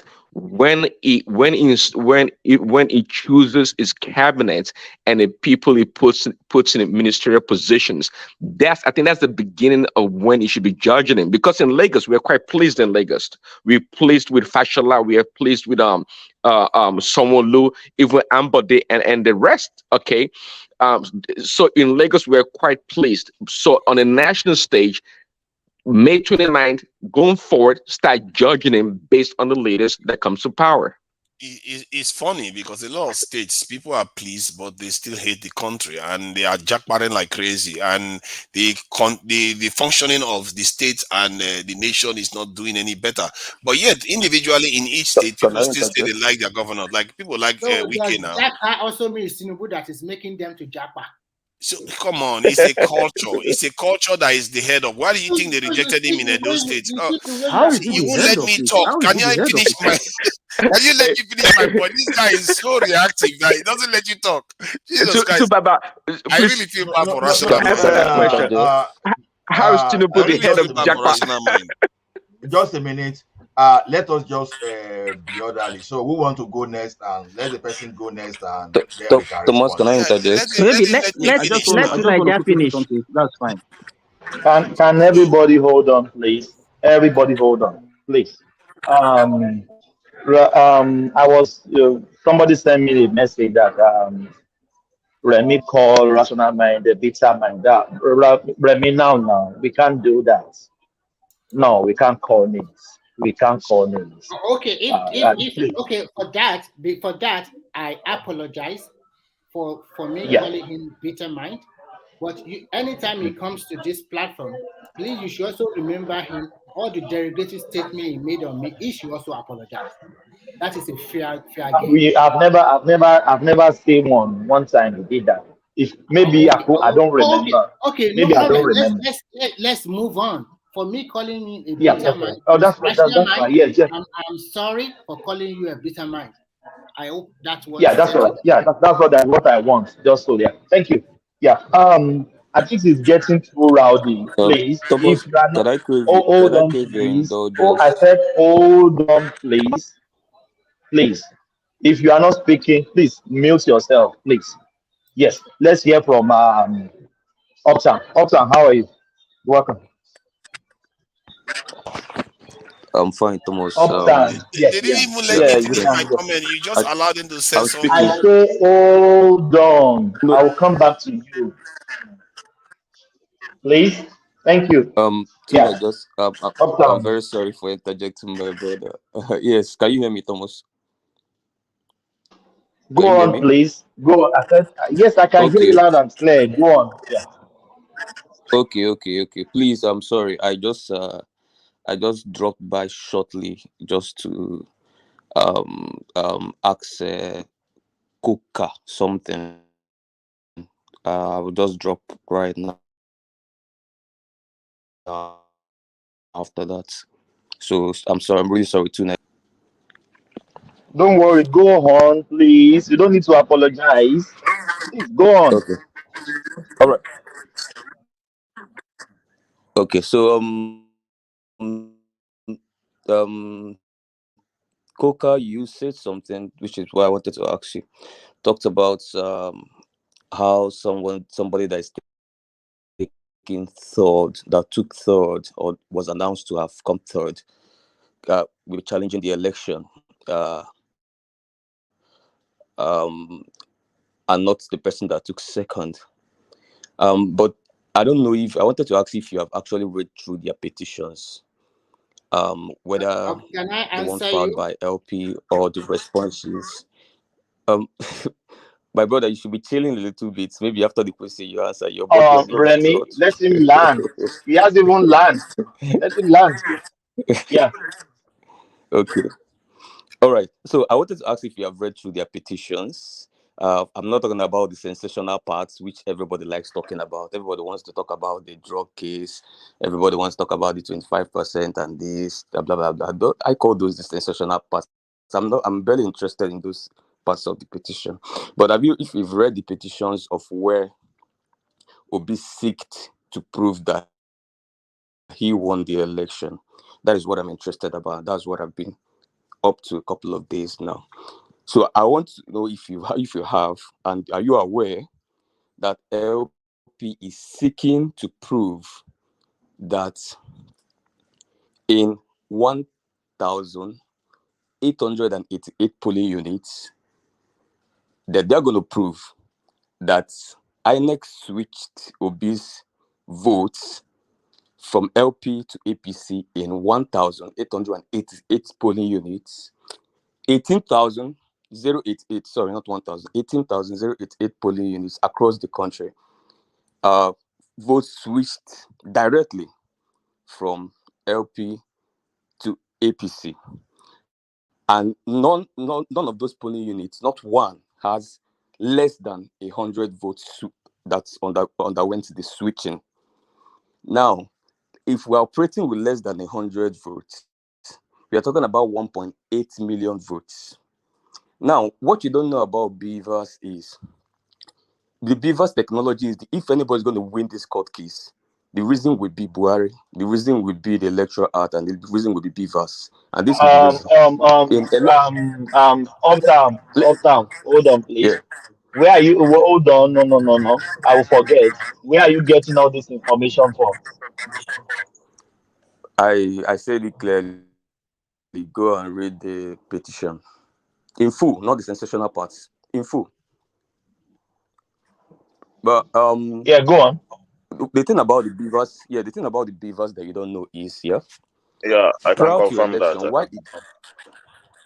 yes, prior to these 2023 elections, why it was so difficult to prove that you were rigged in previous elections is very simple, because of incident form, and because people do not, accredited voters, what they check with is not accredited voters, they check with registered voters. So that means that new votes can be imported, and you cannot really prove. If somebody import 2 million votes that is non-existent, you can almost not prove it. But now, nobody can import votes. The only thing that can be done with beavers is to switch votes. Now, it's easier to prove vote switching than to prove non-existent imported votes, which is what was happening before now. Now, it's two things. It's either you switch votes or you overvote. Either ways, you will be hooked. If you overvote, you are gone. If you switch votes, you can be forensically proven that you switched the votes. You get what I'm saying? So the only option is for you. So anybody, even someone that came seventh, if the person got 20 million votes and 19 million of his votes are switched and he took seventh position, he can prove in court that he won the election because of In the short, beavers. what's your question? Thomas, can I respond, please? What's Hold your on, question? hold on. Remy, So he put the something question. to Remy. So let Remy address this. So what? Yeah. So what I wanted to clarify for you, the question really is if you have gone through their petition and the election. And I wanted to clarify for you so that when you make further comments, you might make it more informed. So thank you very much, guys. See you Okay. Yeah, later. let's hear from Remy. Yeah, thank you. Yeah. Thank you, Upton. As you know, the case is in court. Whether, like you paint it here, that at the end of the day, that there is more than blah blah, the switch blah blah blah, the not switch blah blah blah. I think the case will be proven in court. So all these things you are talking here, to me personally, I do not believe in it when I read Obi's petition. But now that you are saying there's another 18,000 polling unit that you are challenging again, I did not see that in his petition. But if you say there are, no problem. We shall wait. At least a pre-petition hearing will start on Monday, which is May 8th. So, and we shall see how it pans out. That's the only thing I can say to you now. Thank you. Can I respond, please? Yeah, let's hear Okay. progressive. Yeah, progressive. Okay. Let's hear from progressive. Uptown, Did I want Uptown want to respond or is gone? just one second. I see here. Thomas No and Udo, any response. other person can carry Yeah, on. that's all right. Yeah, that's all right. Okay. Right. Let's hear from Akan. Okay, thank you, Thomas. Uptown, I understand where you're coming from. You want to kind of encourage yourself. Yes. I came waiting now. No. I want to. That's all right. Go on. No, I want to explain something to Uptown. Maybe he doesn't understand how it works. Beavers is an accreditation machine. So you have not come here to claim overvoting. You claim the switch vote. And how are you proving the switch vote? By the EC8 form, the numbers on the EC8 form. But those numbers are the numbers that are going to be accepted in the court of law as it stands now. The only way Obi can prove that those votes were switched is to go and bring the ballot paper in which people thumbprinted against political parties. They will not count it. The votes that are gone for Labour Party will be separated, and the votes that go to APC will be separated.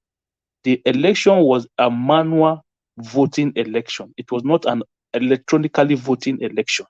So there is no way a Beavers machine, don't forget, Beavers was only used for accreditation. If you had come here to tell me just now that they were overvoting in 18,000, I would say, okay, you are right. Beavers will always capture that. But it is not, you are not talking about overvoting, you are talking about vote switch. The only way you can prove that, they have to go back to the ballot papers, which they originally used in thumbprinting against political parties. I hope you understand that part. Can I respond?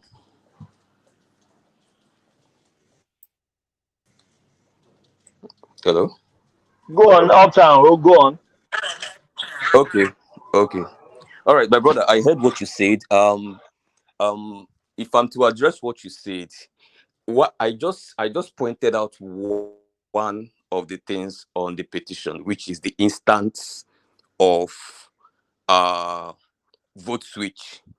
Now there are also instances on the same petition of overvoting in 11 states, actually, according to LP's petition. 11 states where overvoting for APC to meet the 25% requirement. Now there Uptown, are actual forget instances as well. overvoting I'm in coming. state. Wait now. There are also instances which LP also said they're going to prove in court of gross miscalculation, intentional miscalculation by INEC in states, not less than 13 states, by INEC forms. Sorry, By Upton. Just IOP applied. a quick question for you, Upton. Okay, quick question. So all these 13 states that Allow me the now. calculation, just a quick question, that the calculation was miscalculated or the math was not right. Is it only in this state that What did you say? Obi lost? You said there were 13 states that was irregular calculations, and the math does not comprehend. I'm asking you, is it only in the states that Obi lost to Tinubu or to Atiku? Okay.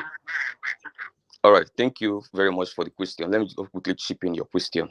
Now, no, it's not on only states will be lost. And let me make a quick pronunciation for you. If you will listen to me, I will find out that in some of these states I mentioned, find out Obi actually won some of these states. River State, of course, IREV already shows that Obi won River State as of today, even with the mutilated results. IREV is showing that Obi won River State. Lagos State, which Obi won. Taraba, Adamawa, Benue, Imo, which Obi won. Bauchi, Boronu, Kaduna. Now we have Ekiti, Oyo, Sorry, Taraba, before Kano, you go on. Katsina, Kwara. You mean Obi won in Bauchi, Taraba, and those? That's not what I'm saying. I'm telling you states that are under contention in Obi's petition. I'm telling you for you to know that there are states that Obi won. I'm telling you that in some of these states I mentioned that's under petition, some of them Obi won them, like Lagos, but Obi is dragging Lagos. Rivers, Imo State, he won Imo State, but he's contending Imo State in a lot of cases of overvoting. Yeah, Uptown, if I can make a quick go ahead. So, Uptown, you mentioned Katsina, you mentioned Kaduna and those states. Are you aware that Atiku won those states? No, I hope you know that. It's not necessarily winning the state. It's just to prove the numbers. It's not winning the state. It's just to prove numbers. So you are petitioning the winner of an election in states where you lost. Why? Yeah. I don't get Uptown. Okay, somebody said earlier that you're just trying to uplift your spirit. I think that's what the person said, and it's good. It's good to try and do that. It was simply because they got a bunch of cases in court. Or in court, it means nothing. Right now, I don't know you. I don't know you, but I can sue you for whatever reason. Thomas, can you mute yourself, please? You can sue me for what did I do? Huh? Akim, what did you say? For what exactly? Yeah, that's what I'm saying. Exactly, for no reason, for the fun of it. I can make allegations. If you are not speaking, please, can you mute yourself? Hold on, please. There's a background noise from somebody. Akim, I'm not the one. I was muted, so it's somebody else. If you are not speaking, mute yourself, please. Thank you. Go on, Uptown. Yeah, Uptown. That's what I'm saying. Right, I said I can try and sue you for whatever reason. It doesn't matter. Okay. So the fact, of course, we expect the obese lawyers is lawfare to present as many points or reasons why they think Obi lost. That's what they expect.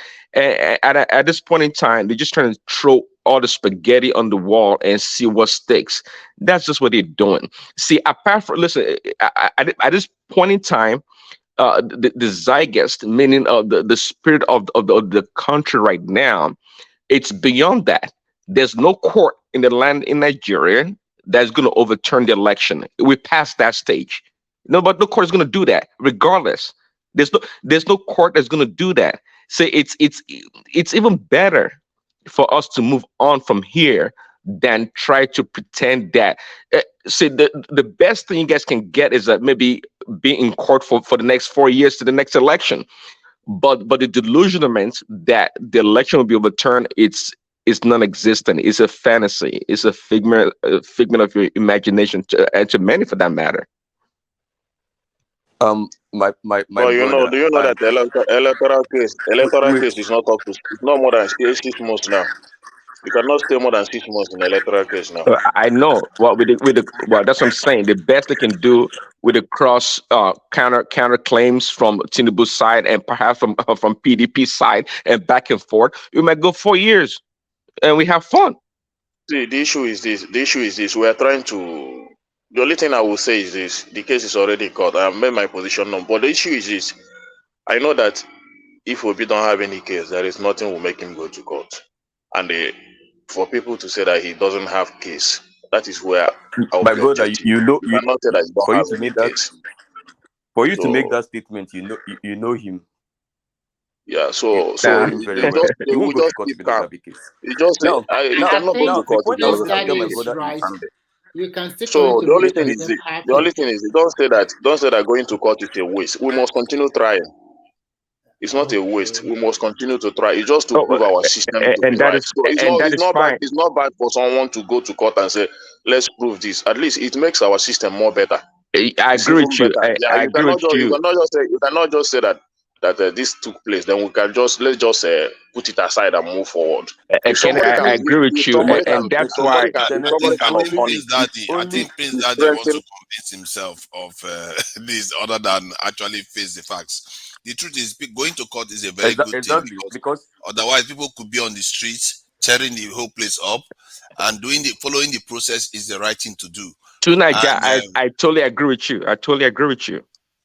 all right, Well, people going to court is not stupid. Let's not make it sound that stupid going to court. It's the very, point yeah. is, yeah, the point is that I find it very fun. I was smiling throughout when he was talking because I find it very funny why people from my fellow citizens can be very anti-democratic.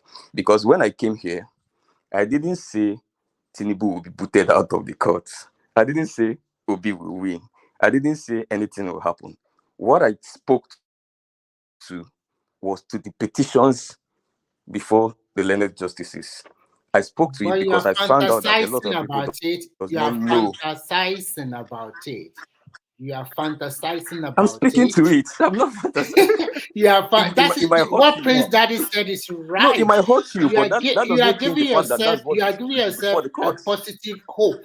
You are giving Yeah, yourself a positive hope. you Hey, read Remy the Coker, petition. do you know that we have 18,000 Wait, we see. are contesting now? That is fantasizing and giving yourself, I would say, a false hope. It's fine. No, nobody, It no is business will say fine. that he will It not is be fine. happy if See, Obi win in the the thing court. is that No, everybody hold on. Do you know, Remy? exactly. Do So you I know don't know what the point baffles of it. me? Hold on, please. If I said hold on, please hold on.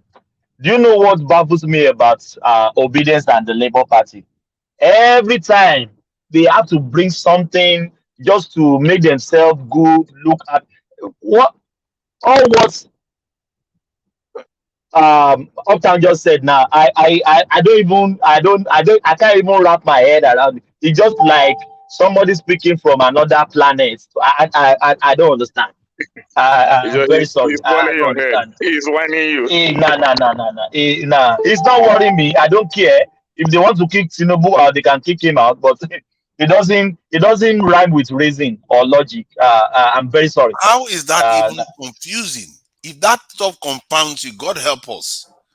That is so straightforward. What he said. I've never seen somebody It put such doesn't. It doesn't impossibilities make before. to be no no My no my true like bro, that. my You can't guard my hold on please, hold on please. You can't guard my thoughts. That is my own thoughts. You can form It's yours not a as thought. well. You said he said he have no No no no no no no. issue. That's Please calm down, please, please, please, okay. please. This is not. Please don't let me go further, please.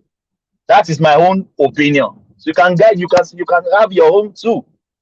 Thank you. Uptown, finish. If you want to finish, please, so we can move on.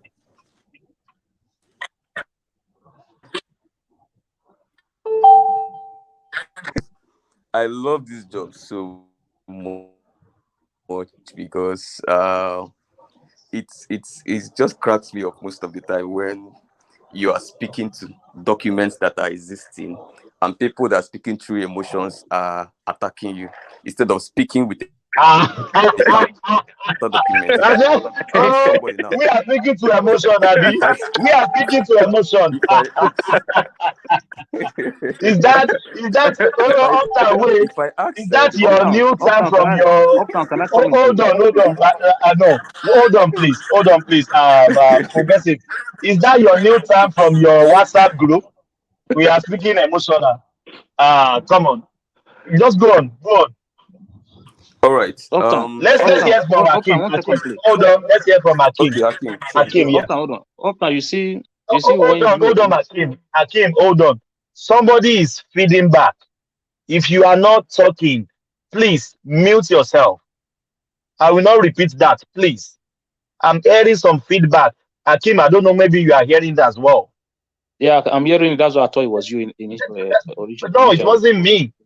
No, it wasn't me. If you are not Yeah, speaking, mute it stopped yourself, now. please. It stopped now. Yeah. Oh, go on, Hakim.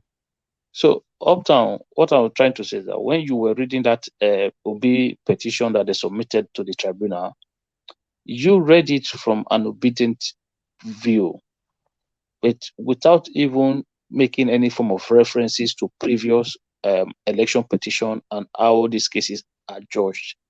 So you came in here and you say, oh, 18,000, there were 80,000 plus polling units where election result was, where Obi are petitioning that the result was switched from APC from Labour Party to APC, vice versa, right? So without even, and then you are now using beavers as an example as how they are going to prove that result was switched. If I never told you that you cannot use beavers to prove that result was switched, you already believe that position already. And you were already moving with that narrative. That's not what I said, but I'll allow you to learn. Take you out of it. How many other obedient believe that same narrative? That you can use beavers to prove that they were You are wrong. I didn't say that, switching. but you continue. That was what you said. That's not what I Until heard. I told you that you can only use beavers to prove overvoting. You cannot use it to prove result switching. Yeah, that is what You he cannot said. impose You on me what said I didn't say. through the You can beavers, ask you me were for able to clarification. detect Uptown. You said through the for beavers, you you. were able to detect there was a lot of what do you call it now? Result they It switched is easier we saw to switching. detect. Oh We saw Don't say- switching. That's what you said. Until that guy now made mention of it that it's impossible. That's what you said. No. That's what you said. It's just a If you few minutes didn't ago. Don't hear hide. me, if See, you let me didn't say hear me, something. no, if you didn't hear me, Don't Let me hide. say Don't something. hide, please. I can clarify After, you.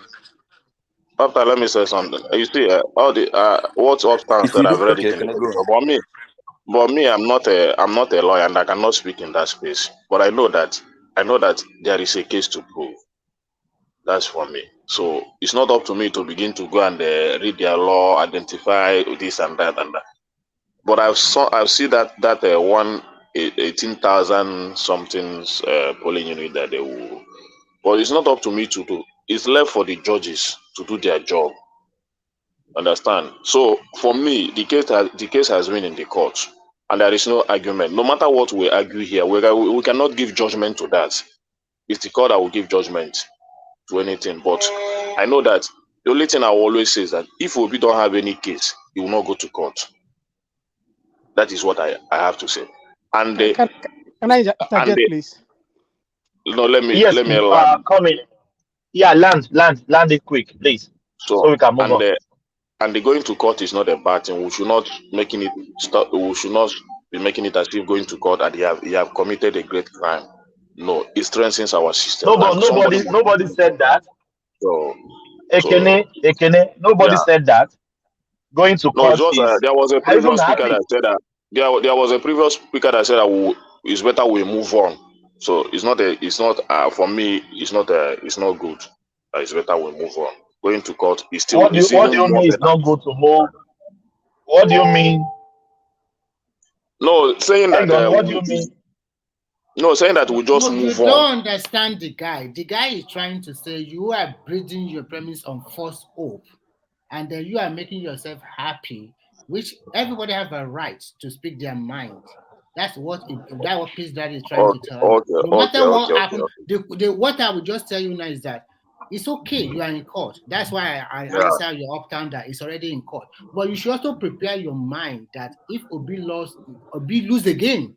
That's very important. That's very important. So, everybody should prepare his mind that anybody that loses in the court, everybody should accept it. We are not so worried, okay? But you guys are worried. So if he loses in the petition again, I'm not worried. I'm not worried. No, it sounds like you're not worried, though, my brother. Because I'm not worried at all. After all, I made the point clear that I don't see how Obi will win a sitting president. Somebody you have just won in. I don't see how he will. But I said it last time. Are you trying to say you do not believe in the judiciary again? Because that is what you are trying to say. For me, I don't put in my hope is not there. I'm telling you the fact. I'm obedient, but I don't have. I just feel like somebody has won the election, but I still believe that somebody has. I want to get something clear from you today. Is it because you don't believe in the judiciary, or you believe somebody already won? Just like when we're talking about the rule of law here, we are talking about the rule of law here. I asked you to pick your option. I don't believe. For me, I don't believe in. I don't believe in. Yeah, I don't believe. You don't believe personally. I don't believe. Okay, personally, anything can happen. I'm going to quickly say something here. 1 second, right?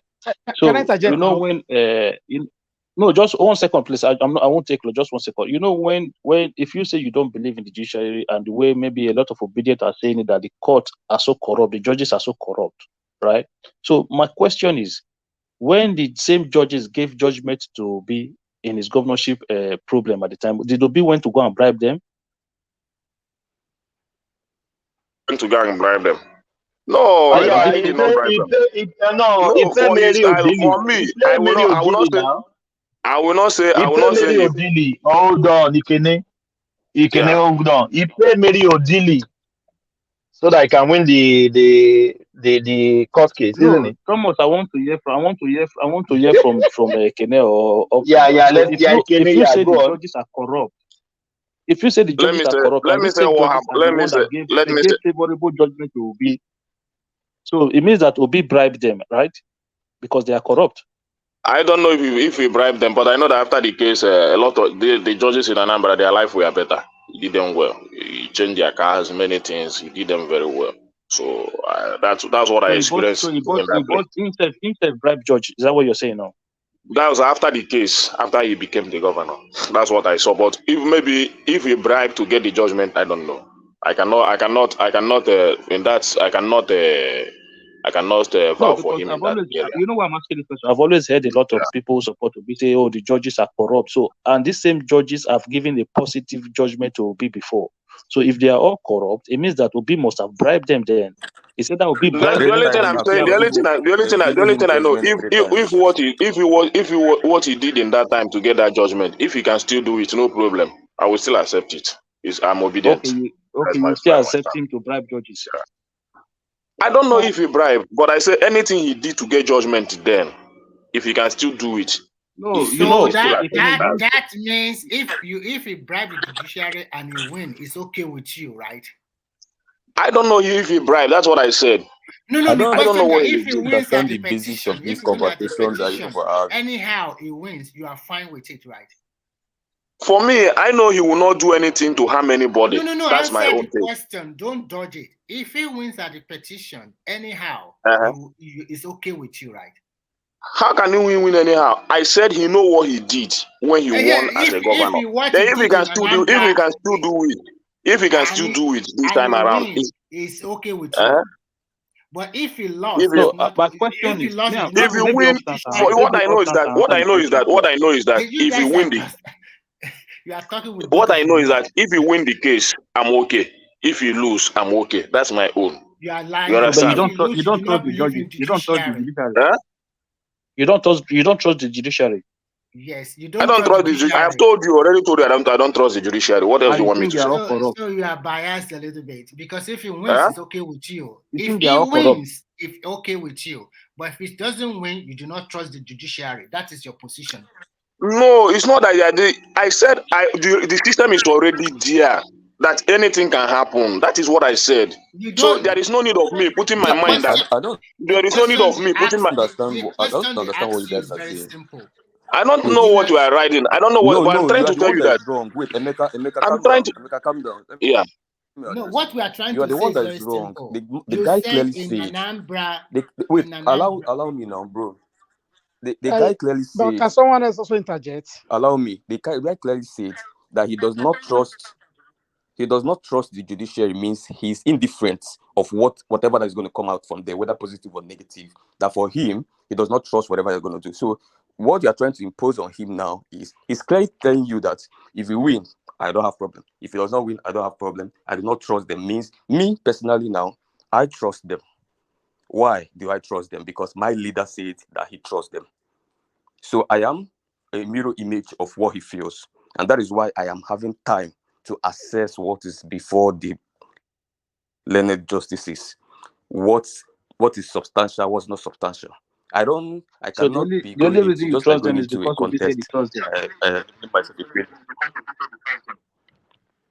What? No, everybody cannot have the same idea. Many obedient trust the judiciary, but me as an obedient, I don't trust the judiciary. I don't trust the process. Exactly. But I know the only thing I them know. because Obi said he trusts them. Huh?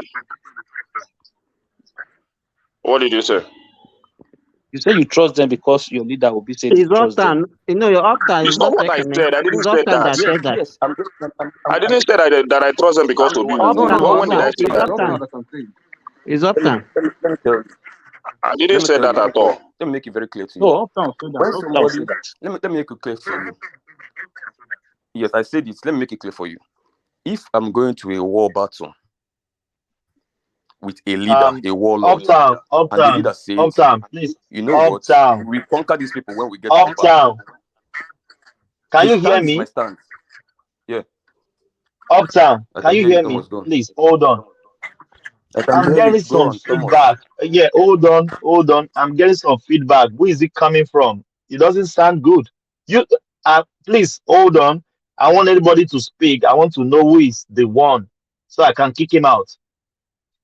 Please. It's getting crazy. I don't know. Remy, please speak, please. I'm here. I'm already mute myself.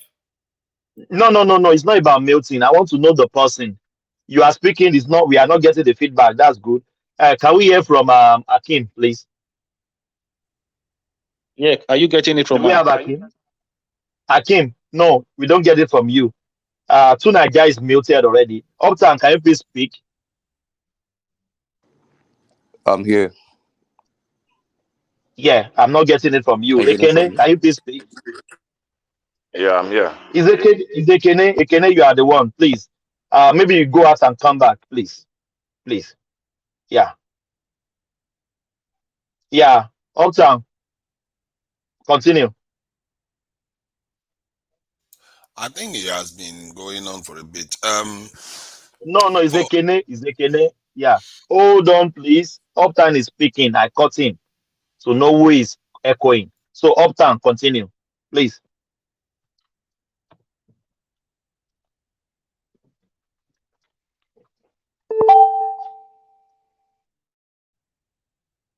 Do we have Uptown? Can anybody hear me? Yes, we can. Uptown, are you not speaking? Yeah, that's all right. That's fine. I think Can I come in now? yes, yeah, Jimo, you've been trying to come in lately. Yes, just hear from you. Okay, thank you. You're welcome. Thank you so much. I just want to point out some few things. You see, there is a misconception about this beavers of a thing. You see, the beavers is not as important as the polling result in the form EC8A, B, C, D, E.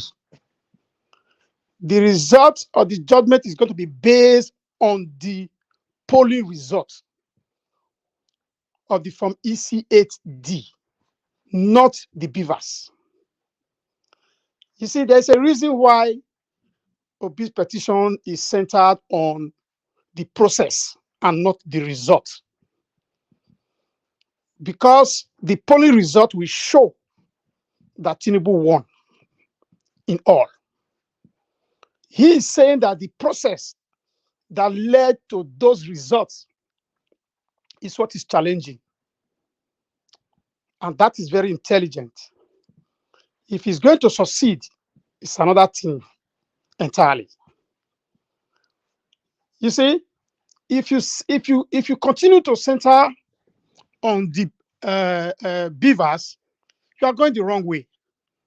Because beavers is only for accreditation, and it stops there.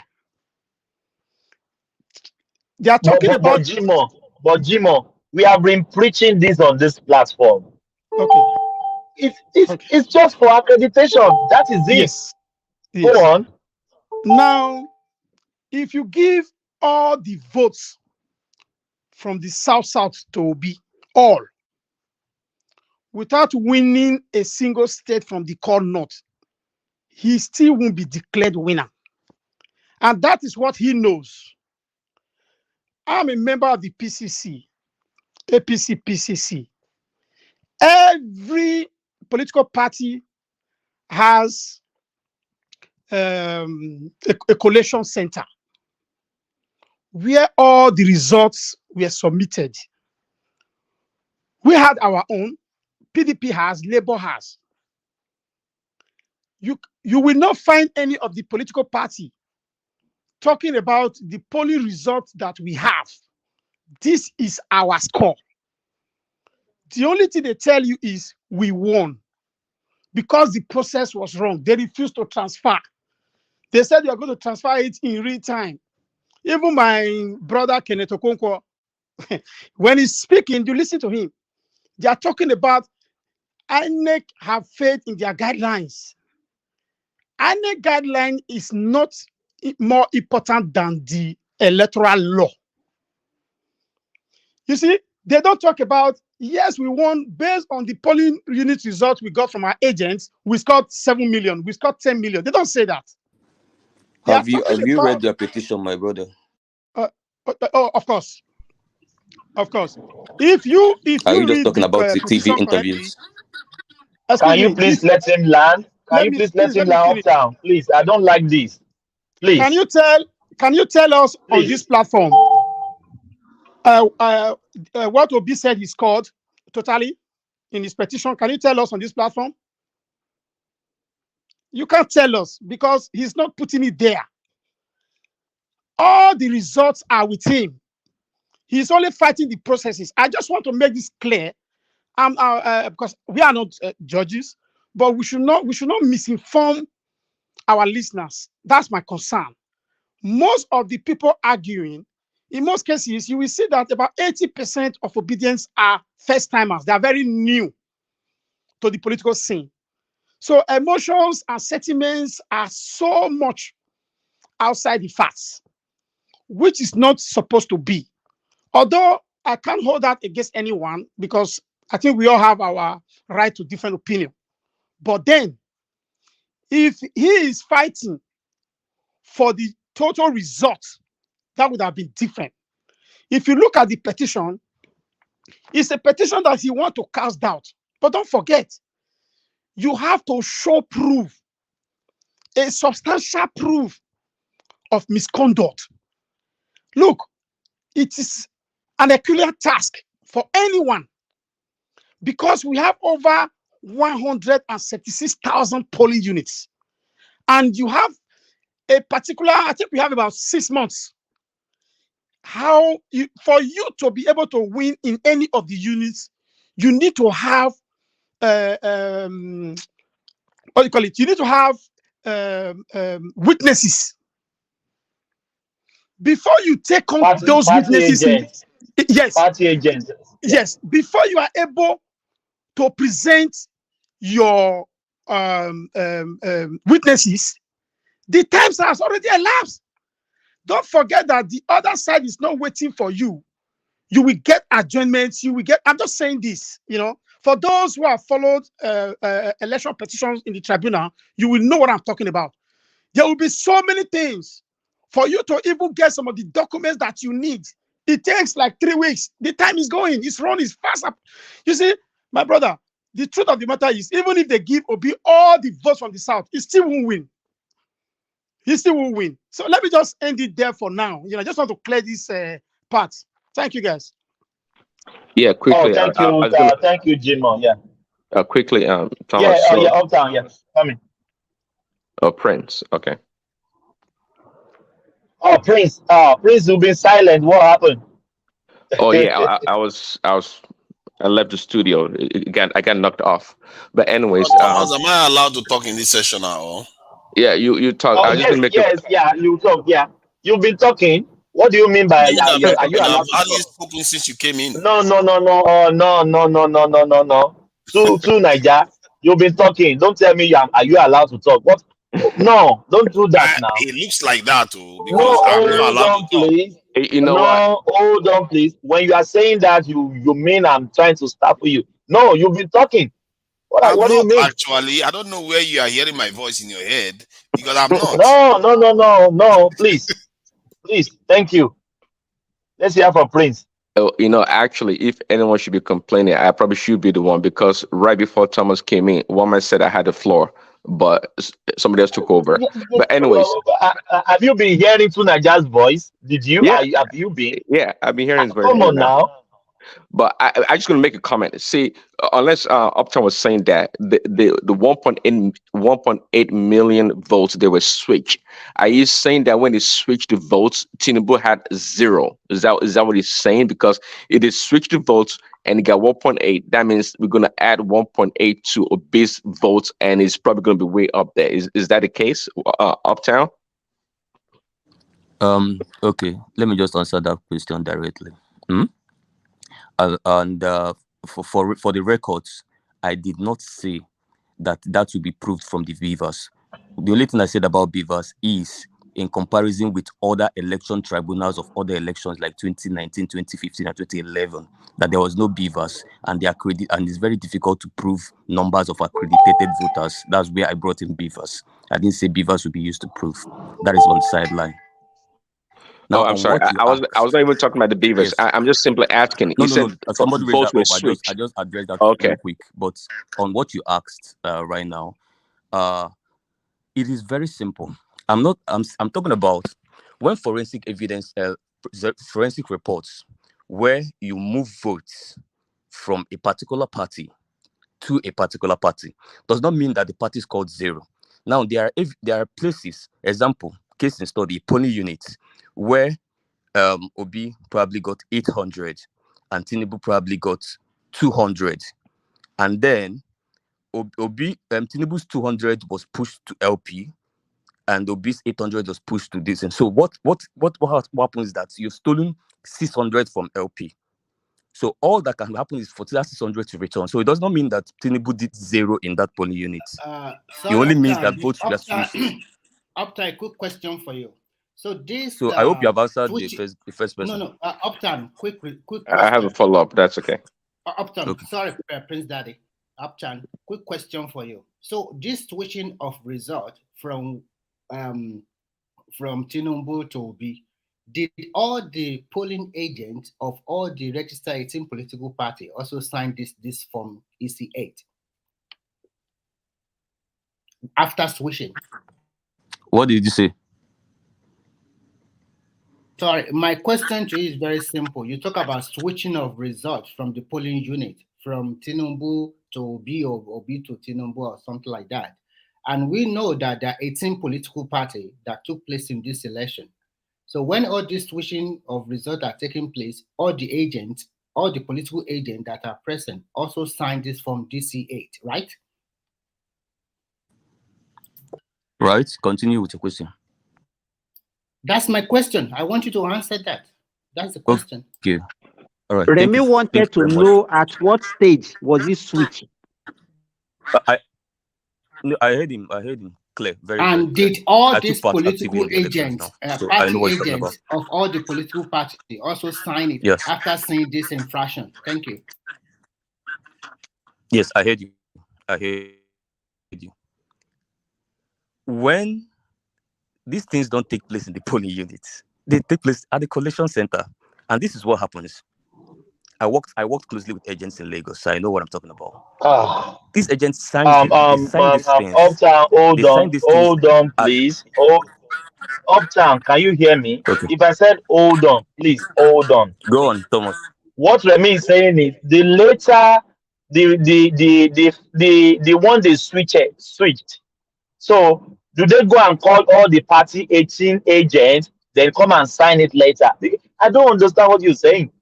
Thomas, I think Uptown understand the question. You should have just let him answer. I understand the question. If Thomas allow me to answer the question, you are still beating up. Just answer the question straight. I don't want you to go. Just answer it straight, please. We don't have time. Thank you. I was answering the question, but if you have a better answer, maybe you can take up the answering of the question. No, boss, you are allow me to answer people, man. Come on. It's really, very funny. Like, I don't understand. If you have a better answer, you go on. If you don't, you listen. Hold on, please. Please. So, Niger, I'm the one moderating this section, not you. So don't tell me how to moderate. Please. Thank you. This is not that part of who you are. Please. Please. I said please. Thank you. Uptown, go on. Thank you very much. Again, like I said before I was interrupted abruptly, it is very clear what I'm talking about. If you work, which I know a lot of you in this platform, none of you were in the polling units. Nobody worked with any collation agents or anything like that. Signing happens at the PU, at the polling unit. After the results have been written, the agents sign. Now, what happened, and this is where people are making reference to the refusal of INEC to upload results only in the presidential, because what that created was a portal for corruption to happen in the collation center. So this is what happened. When they collect signatures of agents that sign at the original correct results in the polling unit. Now, they take it to collation centers. And these collation centers, most of them being hijacked by local government chairmen and ward council chairmen. Now, when it gets to collation center, because they refused to upload the original sheet, which the agents signed, because they refused to upload it, they say they're going to upload it in the collation center. When they get to the collation center, they mutilate, they switch the results before uploading. So the signatures didn't come after mutilation. They came before mutilations. So I hope I've been able to answer what you mean. Now, in the few cases... No. Uptown. You have not answered. The question is, when Jima was talking the other time, that means that the one, you have the original one with your own agent. Because your agent did not submit your own result in the collation center. So what you should be talking at now is that, okay, this is the result that they gave us, but from the one that we have, this is the value that we're supposed to get. But you are not coming up with that. In addition, I asked whether there are 18 political agents. All of these agents have the result from the polling unit. And you are claiming as one of the parties that partake in the election that there's a lot of switch. All the other political parties, even PDP, they were not making such a claim. So you can see that they were. it's dead on arrival. No, let me respond to you. Let me respond to you. It's Let me very respond to funny, you. really. It's Even funny. no, it's fine. But this is a civil conversation, so I'm not using my emotions to say people's opinions are dead or rival. I'm just going to state my own I'm facts, not and I using my listen to emotion yours. too, but I'm speaking objectively. So we are not also dummy here. We Okay, are all so learned, okay? it's your views. That's why I'm listening to what you said without countering you So you can't use unnecessarily. such a But language on people like that. Be civil with your words. Too. At least I all right, apologize before. Sorry, gentlemen. This is Jumueromo again. Can I just correct something that my brother Uptown said? I was about answering what he said, but you can also go on with your correction. Thank you. My last brother that just spoke just now, I don't know his name. He was referencing me, and that is very correct.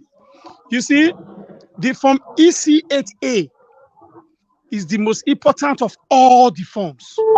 That is the poly unit result. The IREF is for the masses, for the public to see, has nothing to do with the result at the tribunal. The form EC8A is what OB is going to produce. That is the most important form. That is the form you use in recording the poly unit result. So if he is sure that he won, it's a question of bringing the form EC8A and tell us what is score. Not talking about the transmission of results from the IREF. IREF portal is for the public to see. Has nothing. So, you see, in most cases, some of the agents, some of the INEC workers just upload their picture. If you see some instances, they just upload whatever they see. It is just for the masses. It has nothing to do with the tribunal at all. The form EC8A is the most important. Thank you. Okay, thank you very much. And I was also happy when you said you were an APC PCC member. That means I have very from the diaspora directorate. Yes, I have very, very direct questions. I wish you were on ground, but I guess you might also have answers to the question. When people make unnecessary sensations about you people are dragging the IREV upload, it's a lie. It's not true. This is you people putting wool over the eyes of Nigerians. Go and read the petition. Now, let me tell you, there's 3 parts to the petition. 3. And these are 3 grounds of which you challenge an election winner. 1, qualification of the candidate that won, that you are challenging. Is he qualified? That's where you saw those sensational topics like drug and Shetima's qualification. That's where those ones fall onto. They fall under qualification of candidates. 2nd is challenging of the process of INEC. That is the 2nd ground. That's where you are seeing IREV or whatever it is coming in.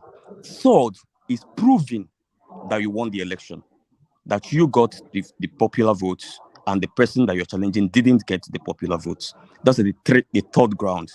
For somebody to come and hoodwink us into believing that LP is only talking about IREV on their 100-page documents, it is really very fun.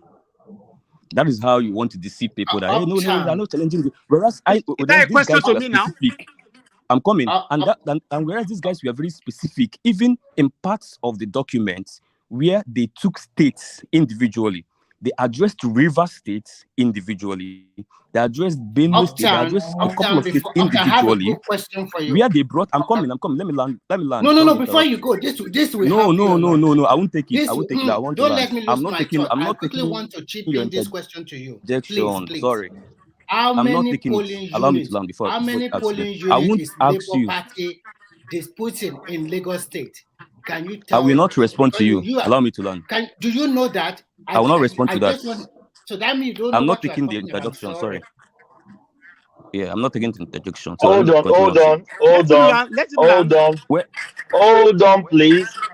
please. Uptown, let's calm down. It's asking question now. It's just a question. No. No. Hold on, please. You a little bit personal. It's not personal. It's a question. Please. No, thank you. Go on. I'll tell you why. In fact, the reason why I didn't take that interjection is not because of him. It's actually because of you, Thomas. Because you don't allow me to interject others. You don't allow me to interject others, and immediately I start speaking. I didn't let you interject. Why did you say that? let me finish what I'm saying. Then Are you you can answer the sure? question. You don't let Yes. me Yeah, go on. interject either, So but you allow what some other people to interject. Okay, what good what, Naija what, interject then. yeah, what I'm saying is these guys in their petition case in studies things like River State, they provided their results. For somebody that the APC guy that's saying no, they never actually said this is their result versus this is the result. No, in some states they provided this is what they we inspected INEC electoral materials. We inspected the beavers from EC8 and what have you. This is the original result versus this is what INEC. These things we have contained in the petition. For someone to come and say no, they didn't say they stated the states they won in that petition. They stated clearly that they won Rivers. They stated clearly that they won Benue. They stated states that they won. They stated clearly also polling units where alterations were made, which if reversed, that they won the election. They got so and so votes. For somebody who hasn't had the modesty to go through both petitions and also the counter, and if you go through the counter petitions of APC, Tinubu, and INEC, which I find as the most funny responses anybody has ever responded to petitions Okay, in my thank life. you, Uptown. Can you now take my And question because they now? couldn't How even many defend polling themselves. units? Hold on, Uptown. Before you APC, take that question, yeah. let's hear from Two Niger. Two Niger want to interject it. Yeah, there are Two Niger coming. Yeah, Then you take the see, question. I seriously have to give credit to Upton for maintaining his this in decorum and being able to present a really compelling case. I don't know how, for me, that is so clear. And it's not making judgments or passing judgments on anybody. It's just stating facts about the situation. And there is this other aspect that people have not paid attention to. That Galadima made a comment the other day that if Jabin Day too came into this, Kwakwaso came into this challenge, that he would have upturned the entire election itself, because him as a candidate, his logo and everything was completely mutilated, that the people cannot recognize it in the election. That technically that too is a massive breach. When you have an election where one of the major candidates, his logo and his name cannot be recognized by the voters, that is a null. But they said they pulled their petition back because they don't want to nullify the entire election, which I And fear that is that is true. a little That bit is weird. true.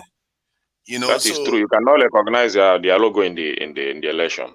Very, it's a fact. Okay, can I And the fact that they interject pulled quickly back, too? the question is, why Because did they of pull back? time. Is it for national interest, or they got a deal somewhere? That's why they pulled back. I don't know. So this Two Naija, election, Okay, there's can still I a lot to quickly be seen. interject, please? Please, can I quickly interject? My question to you, Yeah, let's hear Uptown, from Remy. Yeah. my question to you, Uptown, is this: how many polling units is Obi challenging in Lagos? That's my question. But I also want to make one statement.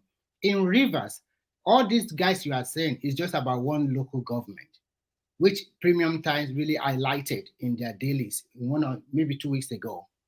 The total end of the result is that APC won in Lagos State. All these things you are saying now, you already take it to court. But I was amazed when you told me that you are challenging more than You are wrong 18,000 about polling Rivers, units. though. No, let me finish. I'm wrong. I admit I am wrong. At least it's in court. When we get to court, we will know who truly won Benue and Rivers. You will prove your case. It's now I'm hearing that you are disputing 18,000 polling units. In the petition, in the earlier petition, you did not say something like that. So my question to you is very simple. Like, you know everything. How many polling unit results are you disputing or contending in Lagos State? Thank you.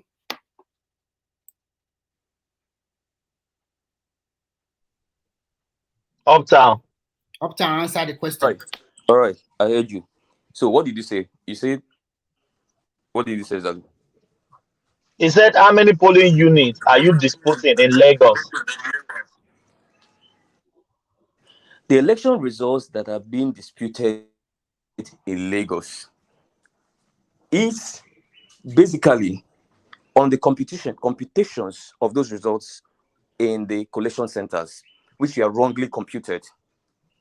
And and don't take my, the Lagos State chairman, the late raised that objection at the Lagos State Collation Center. Listen to me, wait now, and let me talk. Allow me now. If you have a better answer, you can give Well, it. that question is on her now. How can he The be state telling how chairman. many polling units that are competing in Lagos? He's just giving No, a clear don't mind. I just told him how many polling units that are being contested in the country, and he wants me to start mutilating it state by state, which is really very funny. But let me answer him with the kind of answer he deserves. The person that is the contestations and the computation of results in Lagos State, apart from being part of the general polling units that I clearly stated in earlier today, apart from being part of it, in Lagos State, there were cases of intentional miscalculation by the INEC, which they are also challenging, which is also a paragraph in that petition. We have results we have intentionally miscalculated, which is also there in the petition. So that is second. One is that the polling units are part of the general polling units they say they're going to prove. It's part of the 18,088 polling units. Uptown, I'm sorry you are being economical with the truth. I read your petition and I know the polling unit you are disputing in Lagos State. You told us that you know everything. And Lagos is one of the states you guys are contending that you have more than 1 million votes in Lagos State. That's a lot of votes to add to what you had already. I respect you that you know nobody's everything. contesting that Lagos State had more than 1 million votes. I don't know where you got that from. Which of the petitions you got it from? But what you told us. Listen, what obedient did you get that from social media or you got it from the petition? Listen. You guys said you are shortchanged in Lagos State. That your vote is way more above that you got up to 1 million votes.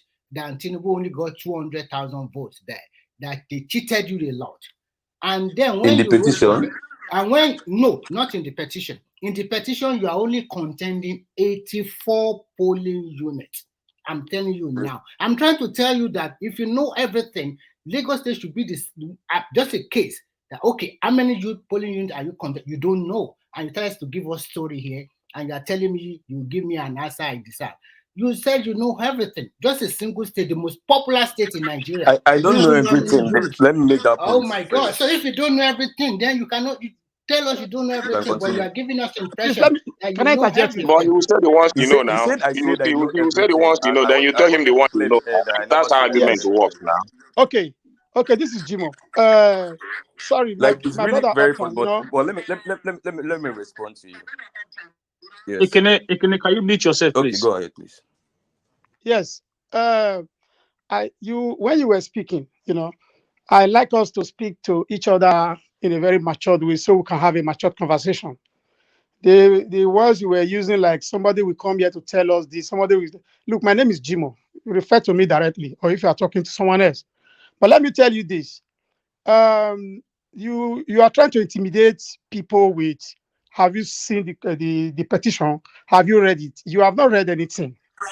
I can put because that to they you. are bringing in things that are not in existence in the petition. Can you please let him land? Uptown, can you hold on, Jimo, please. Uptown, you do this often. Please, let people land.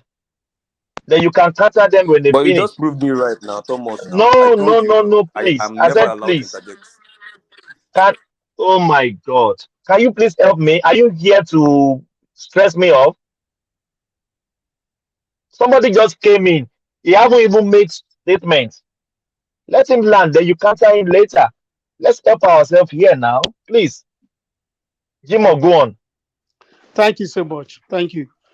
I was trying to explain to him that he cannot intimidate people with the petition. We all saw the petition, and the questions that my brother Remy asked you, very, very cogent answers were demanded, but you couldn't. You see, the last part of the petition you spoke about, if you say you win, you will say, yes, based on the polling agent unit results, we scored 10 million.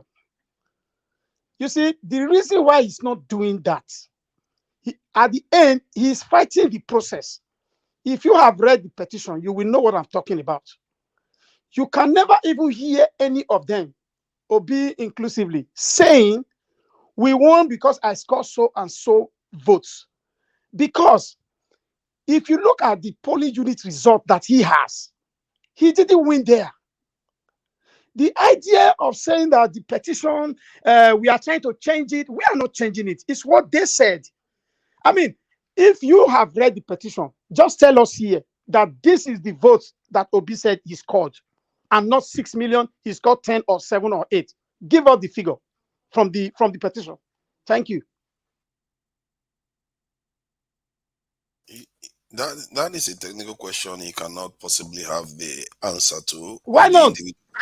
Of the individual polling units in the states. Let me respond to him. It is really very funny when, and we need a lawyer in this house really to address all of this shenanigans. Sorry for that language, but it is Obi is bringing evidences to court. Now you are insinuating that I have access to all the evidences they are bringing. Remember that when I'm making these statements, I'm only analyzing what Obi's petitioning, and we have not even gone to Atiku. But I'm only saying these guys say they have evidence to prove that so and so this, so and so that. Now you're telling me to dive into whatever evidence they're providing in court, as if I am a barrister Ibazu that is going to prove those things. I'm only telling you on grounds that is the of impression which you gave us. That is the quick impression comment. you gave. Exactly. That's the impression you gave about the petition. I'm clearly not barrister Ibazu. I'm only analyzing. You were there.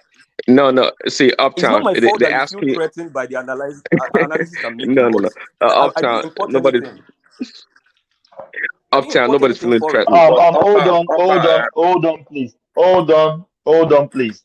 So, Uptown, sometimes you just you throw me off guard sometimes. What do you mean by is being threatening by your analyzing? What is a childish talk, my brother? Now you don't say that to people now. Come on now. You two should apologize. No, to Nigeria, very funny. to Nigeria, please. Hold on. It's very funny. Hold on, please. Hold on, please. Hold on, please. To Nigeria, I'm not speaking to you. No. Can you please hold on? Or you want to go all through? Can you hold on? Please. To Nigeria, I'm not addressing you. Please, I'm addressing to Uptown. So let him answer that, not you. Please don't make this work too difficult for me. Please, you don't say that to people. No, they're being threatened by your analysis. No, now come on now. It's not the appropriate word to use. You respond, okay, please. All right, thank you. It is very funny that in the same platform where I made very civil analysis based on facts, and then people counter it by saying you don't know what you are saying and making insinuations that I claim I know everything, whereas there's no place on this record that I said I know everything. And people counter it by saying that I will be in court in next 4 years, that this will happen, this is just a figment of my imagination. I'm only exciting myself. And I don't have the right to tell them that why they believe that I'm exciting myself by just doing innocent analysis of a document is because they feel threatened by what I am saying of the document. Maybe they feel, okay, Obi probably has a strong case. And you feel threatened, he really probably has a strong case. And that is the point I made. But what you say is to come and tell me in a platform where people abuse people, you tell me that for me to make an insinuation, that for you to not use counterfacts to counter my facts, but you're attacking me, saying that I am only saying this to excite myself, is a figment of my imagination, it's just an illusion, which these are words people used in this platform. Uptown. Okay, one second. One second. Let me make a point. Said, no, allow him to make his point. He is not a figment of his imagination. He's analyzing. No, he never came in. But let me say something. I should respond to that. So those words that you just mentioned are Uptown. Well, let me apologize. I use those words. So if they hurt you, well, my apology. I didn't mean to. But But if please accept my apology, that's what I meant. Yeah, accept But your apology, but I'm not even talking to you. I was talking to the biased umpire. And that is quote and unquote, and that's true. okay, Uptown, appreciate it. Uptown, I want to quickly say something that I kind of agree with you that the word you use that people be threatened. I don't see anything wrong with it. I don't think it's anything. It's an offensive word. I just think it's part of the discourse. Maybe you feel that people are kind of intimidated by the things you are saying. But for me, I don't think you said anything.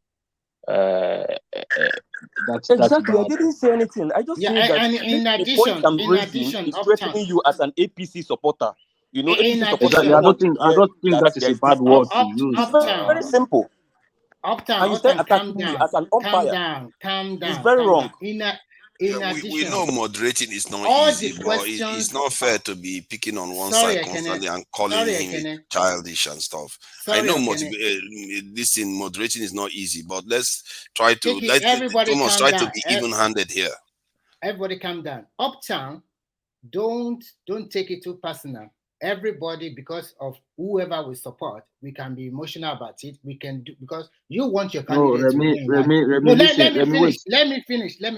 You want your candidate to win. Thomas needs to apologize to Uptown because he was saying he's been childish. He will. Check the word moderator. Moderator is not about taking sides. Check the word moderator. Moderator is to moderate, not to bend. Okay. So if you want to moderate, you moderate. If you don't want to moderate, you tell us. Calm down. Hold on, everybody. People are already Everybody, apologizing to hold you. on. Everybody, hold on. Everybody, hold on. Everybody, hold on, please. I didn't say any bad word to you, Uptown. To me, that word, I don't like it. So I'm not siding anybody. Don't put that in your mind. I am not siding anybody. So I don't know where you are saying I'm being biased. I don't know where you get that from. No. Where did you get that I'm childish? How am I childish, Thomas? How? Because I'm making an analysis. That word is childish to me. No, that word is childish to me. That is me. Thomas, you cannot create your own dictionary. No. Akim, don't tell me how to speak, please. But Thomas, what You are don't you saying here? You asked me to apologize, and I did. Oh my God! Oh my! Can you? But we can't tell you how to speak. I'm not telling you how to speak. I said I don't like supporter now. Oh my God! Oh my God! Let's just dive down like that. Let's move on. Let's deal with the issue. Can I speak, please, Thomas? Come on now.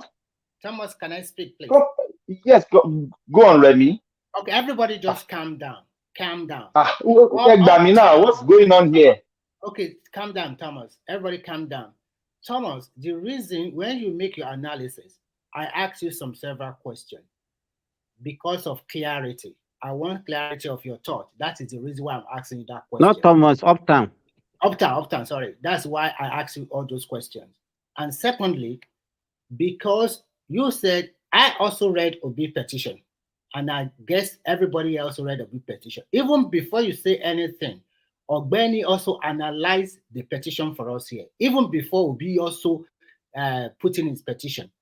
A lot of people have analyzed the petition, and maybe when they filed counter, APC also find their counter. I mean, they reply to your petition. We are not. Everybody is learned, and everybody wish or hope that their candidate to win. But so far that the referee of the game, INEC, have declared a winner, and we are already in court. I've read Obi's petition. I've read Atiku petition also. But you are not telling us that there is also another 18,000 polling unit, which I did not see in the petition. But now you say it is in the petition again. So I want clarity. And I asked you some questions because I know how many units you guys are disputing in Lagos and in some other states. But you don't know. But when you are talking, you are giving us the impression that you are part of the legal team. If you are not even part of the legal team, maybe you are there. You said, we went to INEC, we collected this form, blah, blah, blah, That's what the impression you gave us. You did not give us the impression that you are analyzing it privately as your own, but you gave us the impression that you are there, you know everything. And we thought that you know everything, we should supposed to ask you some few questions. And Jimo came in and told us that he's part of the APC Situation Room diaspora. So everybody give their own thought. You cannot just allow, you cannot be talking and people will want to cross-check you or say their own opinion, because all of us were in court. And it's your word against my word. It's your polling unit result against the other 18 polling unit agents that are there. And I had some lot of pertinent questions, which you did not give me a direct question.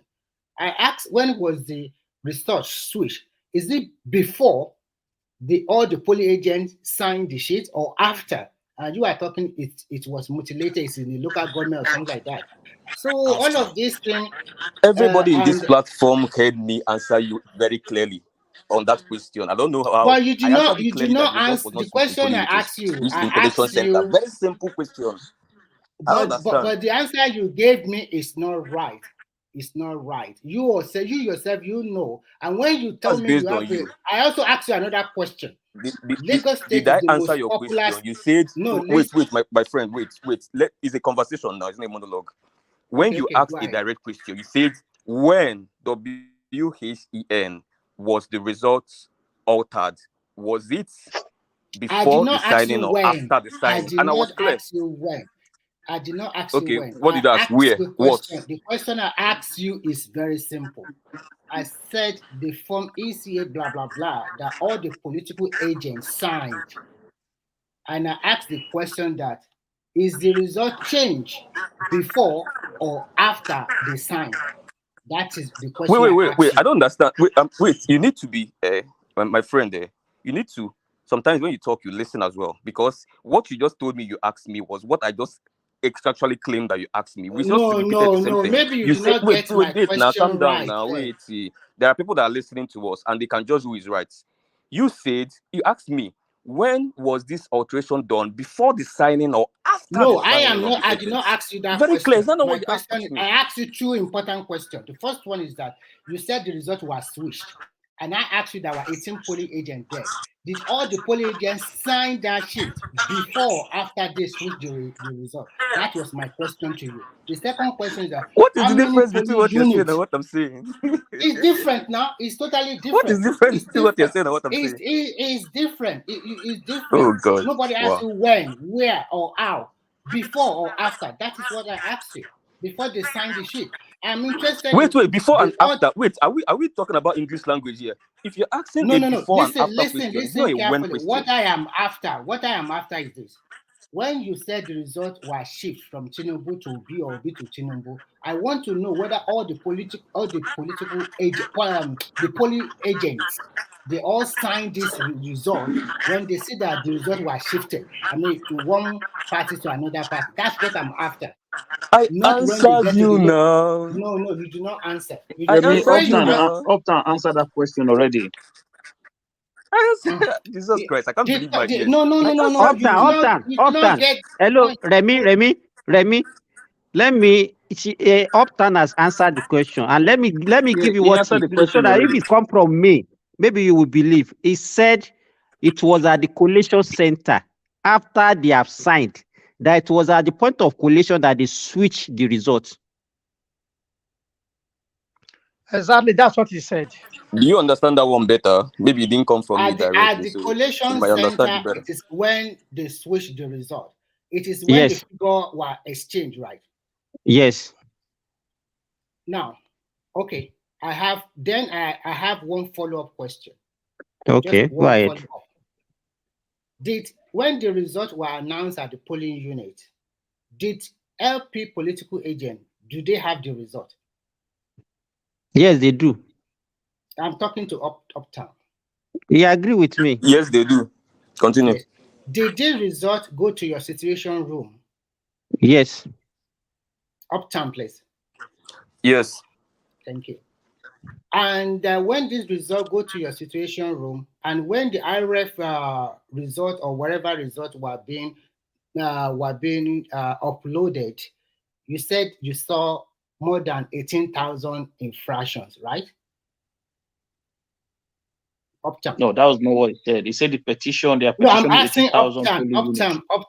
Up 18,000 polling units that were Yeah, but Remy, infraction. you're acting as if Go over we're your in question courtroom again. here. We're not in courtroom. We're just analyzing the No, issue. wait now. I would just, No, I he has want moved to rest from. my case after this one. You said now Okay, there were answer. Please ask your question 18,000, more than again. 18,000 polling units, that there were irregularities, switching of result, or so many other points, right?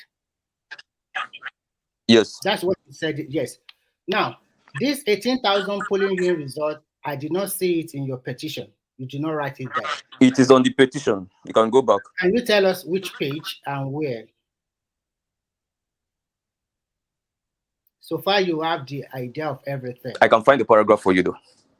Okay. It's paragraph. When you It's find, paragraph by paragraph, so I can find the paragraph for you. okay. When you find it, maybe you let us know in this group so that we can have a look at it again. Maybe all our eyes are not seeing the right one. Maybe the one we read is fake one. Thank you. Okay, so let me just ask something about the judge. This thing, the courts. I think it's not fair to say that the Nigerian court system is completely in shambles and everything is nothing. The judgment is not going to go well, and I think it's on a sliding scale. It's not clear cut that. When I say sliding scale, I mean based on evidence. You can't have a clear evidence and the court just rules against it. That is, I think the judges will not make it home that day if they do that. They are going to base their judgment. I will wish for the OB side is that they make a compelling and clear case. You don't want it to be ambiguous in any way. And if they do that, the judge will rule in their favor. But if it's ambiguous in any way, even like 30% ambiguous, it will just go for Tinubu clear case. So in other words, the case favors Tinubu to win, but it's not insurmountable. And people should keep that in mind. Those people who are going after judges these people are lazy in their thinking. The problem a lot of disobedient people have is they lack that even simple energy to follow precedents. Where is it? Which result or which petition has the court given when it comes to election matter that you can look into and say, oh, this one was fishy, where they're going to point to Imo State, right? Because of the Opus or Dima case. But what happened in Bayelsa, you won't hear it from anybody's mouth. What happened in Zamfara, you will not hear it in anybody's mouth. This for me, these are some of the dumbest people that comes, people don't even come understand. on, man, don't do that. Don't do. Yeah, There's no need to do that now. No, I'm not talking. So for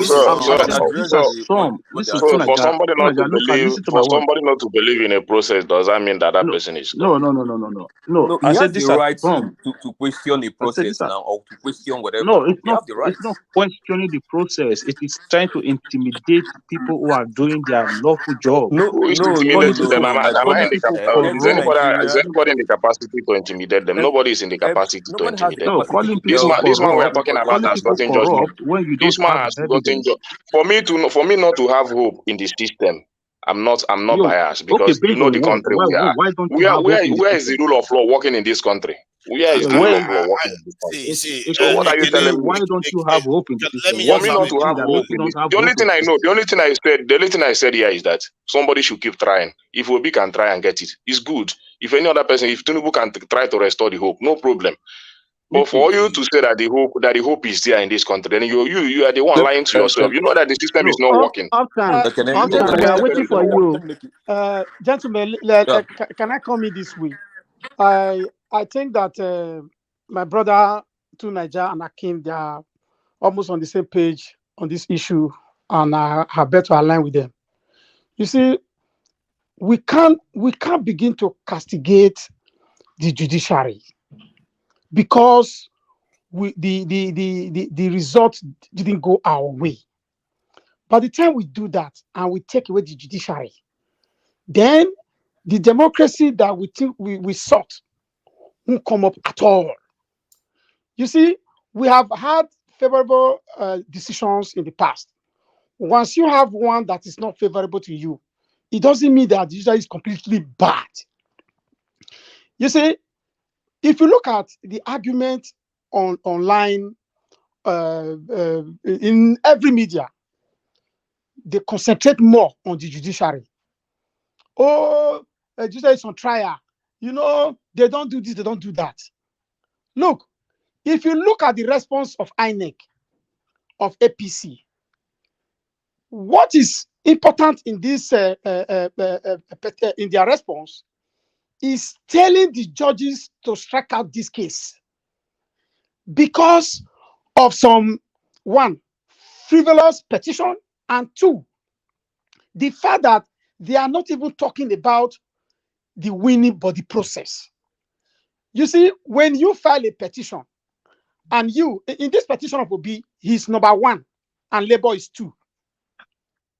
Now, if you don't have the local standard to even bring about this petition, for example, you are not even qualified to contest in the first place, your petition becomes useless. If you are not qualified. You see, the issue of that qualification, the 30 days that LP need to submit the register of their party when Obi was still a member of PDP is there. But if you see when APC is arguing, we don't even argue much on that one.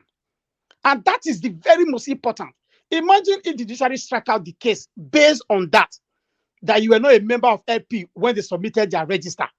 I think everybody that is against the judiciary will say, we told you. They did not even let us. Let them give a judgment now. Let them give a judgment and strike it out now. Nobody's fighting about it. Nobody's biased here. I'm not saying that if APC win in the court, I will go and kill myself. No, I didn't say so. The only thing is, I didn't say so. I'm only saying that the attack that we have mostly is on judiciary. But you have to give judiciary, they're not Father Christmas. They can't give you what you didn't submit. If you are fighting a petition and maybe you are not even qualified, they will strike off that case. But most of those people that are against judiciary begin to sing a lot of songs that they are bad. But first, we need to wait and see what they will present as evidence if they make it to that point. Thank you. Everything is on Monday. Everything is starting on Monday. For me, all this argument doesn't make any sense to me. Everything is starting on Monday. You are sounding very much like Jagaban that doesn't like to. Too much voices. One voice at Please, one voice at one. Let me quickly add to what you said. Sorry. On the judiciary, my own view. Uptown, let me just add something. Please go ahead if you are. Yeah, thank you. Go ahead. So, see, the thing is, the way this could go down, it could be very, very interesting because from Monday, the judiciary has to decide which part of the case to prioritize. And the part of the case that could affect the outcome of the entire case. If they believe, within arguments that, let's say, the Federal Capital Territory was acquired, they will pass that judgment very quickly. And what that will mean is that maybe what will be happening then is that we'll have to start chasing the process of either carrying out a second round election or whatever. Then that second round election, they will be trying to put that one in place while they will start advocating on who came second to go for the second round. Stop talking like this, man. Tunaya, see what I'm saying. Tunaya, see what I'm saying. All these things here, we are saying is valid. Okay. You are processing all these things. You are processing all these things, and then you will swear in the new president on the 29th of May. Then you are expecting a clear judgment. For me, I don't expect it. That is my mind. I don't expect it. Then after maybe, okay, if the judgment come against the sitting president, you now tell him to come down. That another person has won. So see, this is not a case. That one is a state. It's a state. This we are talking about federal. This is a state. It's not easy my brother, to give you are just proving to us that you are against the judiciary as well. You just said 6 seconds ago that you are not. So you don't tell me. This is the country that I live. This is the country that I live. I live in Nigeria. I live in Nigeria. I know what is going on in this country. If you want the case, if you are talking about to give a clear judgment, then you are talking about not swearing in After giving a judgment, then you now swear in. Then I will have a confidence in what we are doing. Well, not telling me that you are going to swear in a president on 29th of May, then Wait, expecting a clear Because judgment. it's the law. Except, see, I it's don't not going to understand be this clear. guy. Is that not the law? If the court Is the says law that, made for The law, Tinubu? that is why I said it. That is why the system is corrupt right from the beginning. So you can't tell me to have confidence in the system. The system is When not Obi okay. when Obi won, see, wait. Akim asked you a question. Akim asked you a question. When Obi won, is the same judiciary that gave him the victory. At that exactly. time, I'm you never talking came out. about federal. Listen, Many listen, my brother, states has listen. won. Many states has Listen, won Don't many do court that cases. now. listen, You're I'm being talking a little about bit federal. double standard listen, now. my We brother. want to You're learn. being If double we want standard. to learn something good, we learn from other countries. We learn from Kenya. We learn from other countries. Guys, Kenya had an now election. calm down. After You the see, election, they have to wait. After court case, then there was a swearing in. You will not tell me that You act as if somebody won a presidency. Ekene, you are talking as if you care, you are making a clear case, but you are just worried that the person they are not going to rule for you because you That is said it me. yourself. That is me. That is me. Hold on now. Let me finish my point. Yeah. Because you said when P2B won, that was yes, in this thing. People always have an excuse whenever yes. they get their way. They will say, "Oh, it's because of the state." But when it comes to federal, because you are worried that you're not going to get your way, this is how Trump, when he won the election, at first, before he won the election, he was saying everything is rigged, everything is rigged. Then when he won the election, he was like, okay, now it's not rigged anymore. You can't keep doing that. Sometimes there is. I don't believe the judges will rig the judgment. If let's say the judgment is very clear, there's clear evidence of it. Thank you. They're not going to rule against Thank this you. thing. Peter, Let when me there's tell you. clear Let me tell evidence. you. Let me tell you. Let me Let me Don't tell do you respond. too, that. Niger. Let me tell you too, Niger. In the Ekene, system we are in today, you swear in a president in the country where they where they don't obey the rule of law. Then you now say that the president did not now win the election. You expect him to just obey the order, just like that. Man, When you know the don't you country guys obey we are the are, rule just of law in even Nigeria. even preempting. the judge, Man, even the keep judge nobody can give will it, let's say they're going to obey the rule of even the law. judge can give a clear, even the judge can give a clear judgment, and it will not be still obeying You this guys country. see this conversation you So people are see, having you don't talk now as if we don't is talk a as if we don't know the country. post-judicial This is the country conversation. we are in. You see, Ekene, you're There is talking from a law. It's layman not point, totally and it lawless. shows in your analysis. Two Niger. Wait, you wanted to speak, and let me just make a No, sorry. submission Yeah, on go ahead. this. Sorry, guys, just 1 minute. Okay. So I think the argument we are having, especially between two Niger and my brother Ekene, I don't think it's necessary. Why? The reason is you are both right on your own rights, and this is the reason.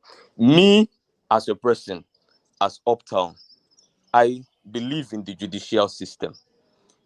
But when I say I believe in the judicial system, it does not mean that I don't have my reservations because of things that has happened in the past. I might have my reservations, but I choose to believe in the judicial system because what's the point? If I don't believe in the judicial system, why am I reading the petition? If I don't believe in the judicial system, why am I waiting for Monday for court to start sitting? Exactly.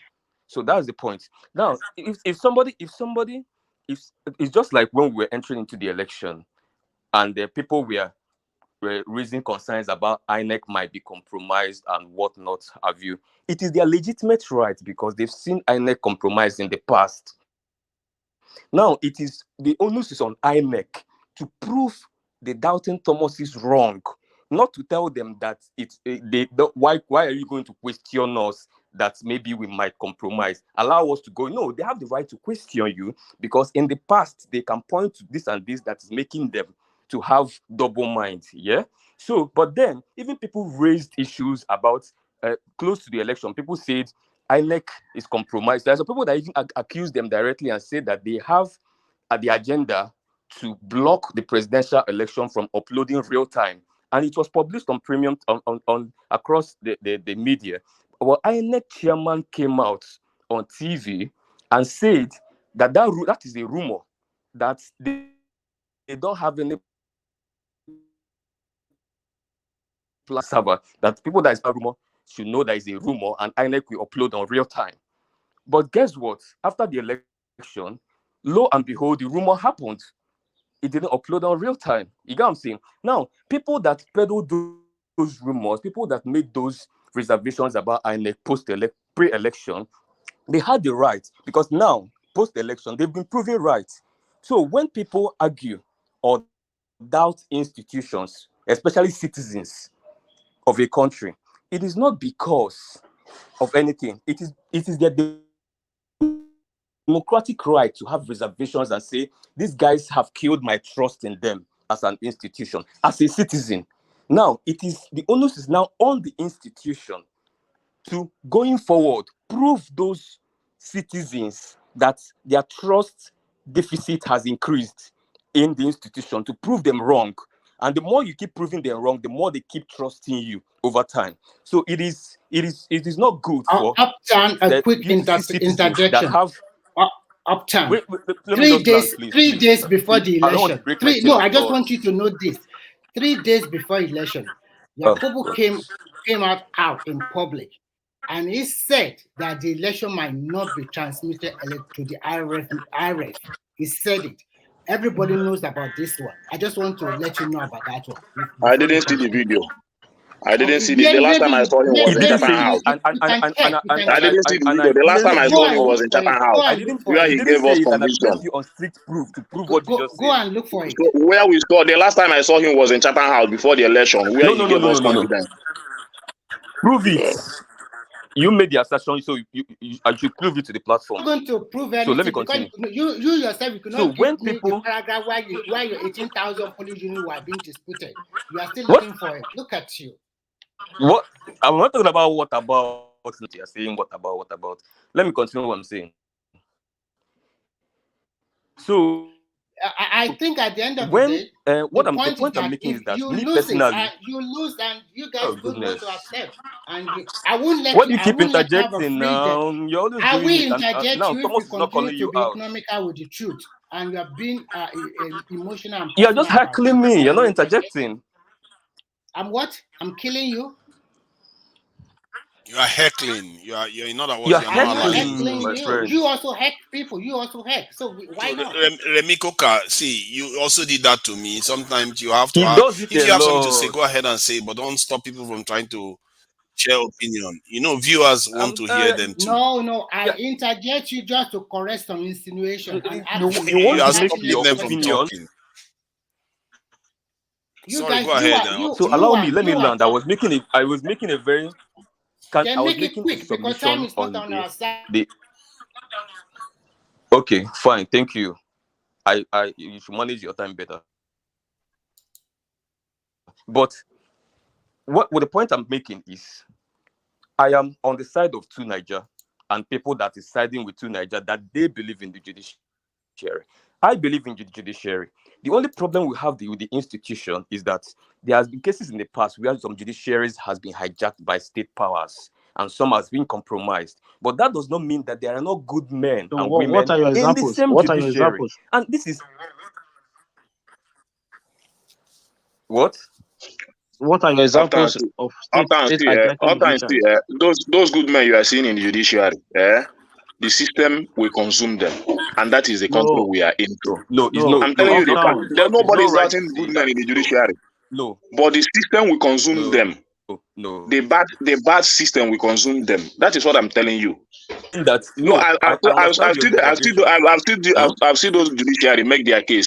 I've seen their stand. I've seen everything their opinions. I don't count their opinion because of. Do you even understand how the judiciary system works? Do you understand how the system works? Look, judges are human beings, just like you. Hold on 1 second. Judges are human beings, just like you.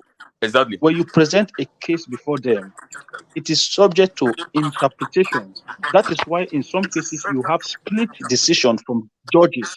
2 judges will be on one side and another one will take a different direction. Because guess what? It is the same law, but they are all interpreting it in different ways. So this idea that the system will consume you, the institution will consume you, this are bought, you need to first of all factor in that when people make a decision based on the case that you present in front of them, these are human beings making decisions just like you and I. But the only thing is that they now have a legal power that their decision is binding on people. So you need to take all of this into consideration. All these decisions they are making, all these things, I know all of them are already established in our laws. So why are they upturning it? I saw people talking about Japan and all those things. something that is written in the law. You don't need to waste time. You just read out the law and give interpretation. No. Roe versus Wade. Roe versus Wade. Roe versus Wade was a settled law. Roe versus Wade was a settled law. Did the United Supreme Court not overturn it recently? It wasn't a settled law. It was by the Supreme Court. This thing that did it, and they have a right to. It was a settled law. See, I don't know what you call settled. It was a judgment of the it was a judgment of the Supreme Court. So that's a settled law. But they still then to go back and upturn the same law. No, the Supreme Court can upturn itself now. It can. Exactly. I don't know what is a settled law. So what are you talking about then? What are you talking about? You can. Sorry, guys. These are interpretations. It depends on the judges who is sitting there. Sorry, let's. According to the we are misunderstanding ourselves, guys. We are misunderstanding ourselves. Sorry, is it progressive? There is somebody that's listening to another thing behind, apart from what they are using. No, it's not me. It's not me. It's not me. Please mute. It's not me. I'm muted. I'm muted. You're not muted. How can you be muted and you are talking? No, now I'm mute now. Whenever I finish speaking, I'm mute now. But when I finish, the thing is still coming up. Hold on, please. It's from Uptown. It's from Uptown. Did you sound from me? Yeah. Yes. Okay. So yeah. Hold on, everybody. Hold on, please. Yeah, hold on, Remy. I just want to check. Is Adewale there? No. Adewale? Yeah, he's here. Hey, Adewale is here. He's in the corner. Adewale is not here because you said I'm marginalizing him like the Southeast now. So I'm calling in now. He's not coming in. Yeah, Remy, go on. I'm here. Yes, go on, please. Okay, please. Okay. Adewale is here. Oh, yeah, Adewale. I'll be coming after. Yeah. Yeah, let's see. We'll come to you after Remy. Okay. According to the electoral law, the petition have 180 days. What you guys are saying, you want it to be speed up, they should conclude the petition before the swearing in. It's not so easy. You cannot compare Nigeria with Kenya. Nigeria is twice bigger than Kenya, I don't know whether I'm right or wrong. And then we have 180 days to prove your case. Let's assume that under 1 month, everybody should prove their case and the result does not go well with the obedient. How would you feel? You will feel you are cheated. If the same thing go to the BAT too, they will feel they are cheated. So they give everybody enough time to prove your case. And now that this is what has been happening in Nigeria since 1999, when they declare a candidate a winner, the other candidate will take him to court. Before, it takes more than 1 or 2 years before the result comes out from Supreme Court. But according to the 2020 electoral, within 6 months, we'll have the result. So you can't blame, at least the people that make that law. Remy, it takes 3.5 years to get to Supreme Court. Yeah, but my governor in Osun State, Oyinlola, that time, Aregbesola took 6 months to the expiration of the second tenure. Yes, yeah, even they are saying this electoral law requires it to be. That was the old law now. We are talking with them, but this one has improved. We are talking about 180 days now. Within 6 months, you can get your judgment, whether from the Court of Appeal up to the Supreme Court. So all these things we are saying here, at least the case is now in court. By Monday, they will have the hearing about the suit, that which one, like he said, Upton said before. For me, generally, in my own opinion, I think this election has been one of the fairest elections in the recent time. If you look at it very well, we have a new set of leaders, as in governorship, senators, presidency, House of Reps, and state of assemblies. And because of beavers, the beavers really helped Nigeria in this election. Tell me, if we do not use beavers, do you think Obi will have 6 million? They will have cooked up 2 million votes for APC in Katsina. They would have cooked up 3 million votes. We'll try that one in the Southeast now. They would have, even in your Southeast, you would have cook up more than 3 million votes. Anambra used to give over 1 million. I agree with the Anambra used to give over 1 million. that So beavers.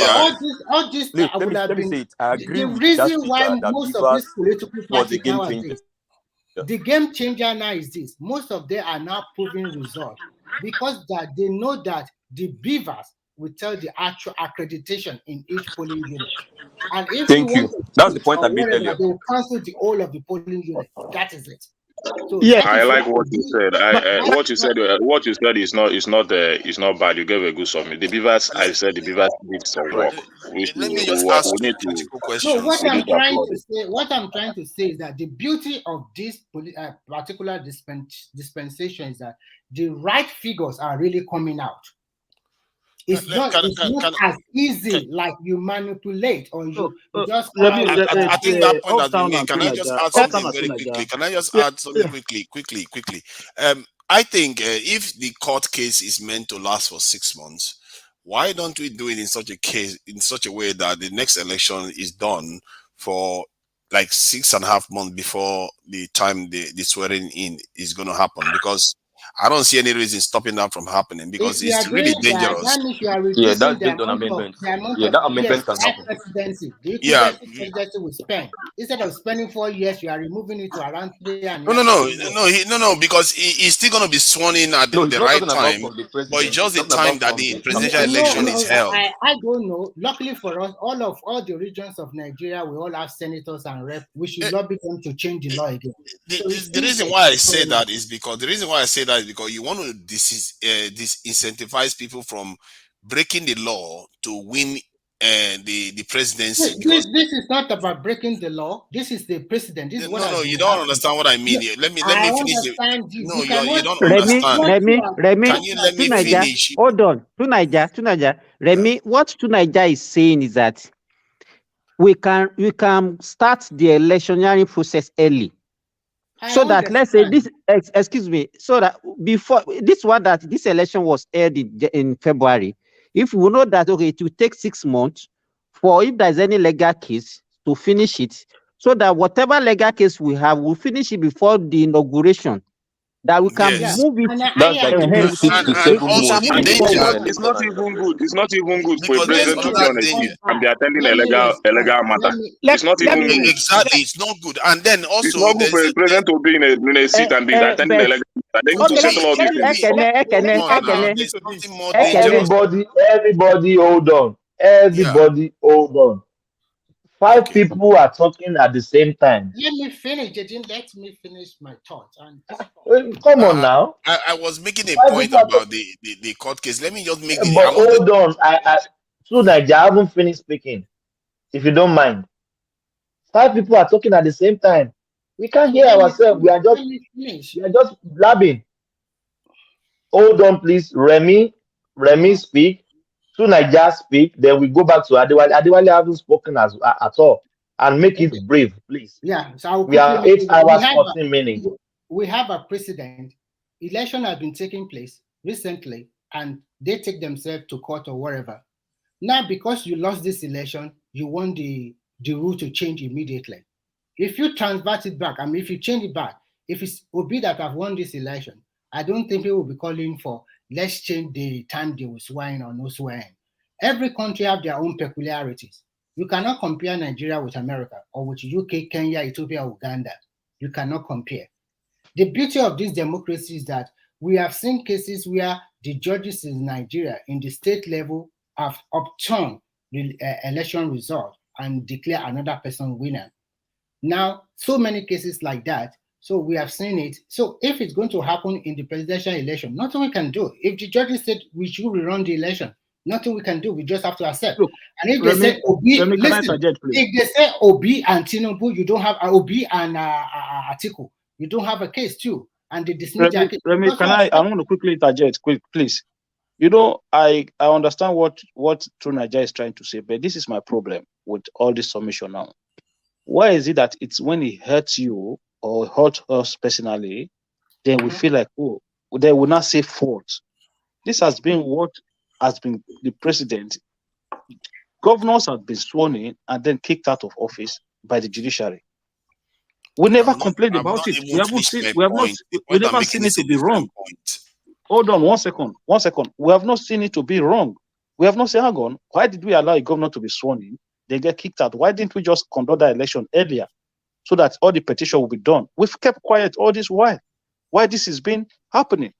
All of a sudden now, hang on, why don't we just conduct the I election said 6 that months? too on the case of the we are governors. I growing. said the same thing for the governors too. But you've not let me finish my point. But go ahead. See, let me let Coca finish. Okay, so what I will say is that the petition is in court. The most important thing is this: I like this election because Labour Party have 6 or 7 senatorial candidates. They have about 35 House of Rep candidates. The notion or what you want them to do, at least you're a member of the party. And this is the high time you also talk to them so that they lobby their colleagues in the House of Assembly that they should tinker with the 2020 Electoral Act. So that is the beauty of democracy. You will not have people who are member of your party. I think you can sell that idea to them. And if they can lobby other senators or rep member, it's possible. But this is what we have now, and we must do with it. And if you are telling me you don't believe in the judiciary because you think it's not going to favor you, but when it favored you in the past, you say it was okay. So I don't think people should be talking about I don't believe in the judiciary. The judiciary is Even in the past, I told you here, even in the past, I don't even believe, but it let everybody. I said it here. I said it here. You have a problem. I hope you don't have any problem.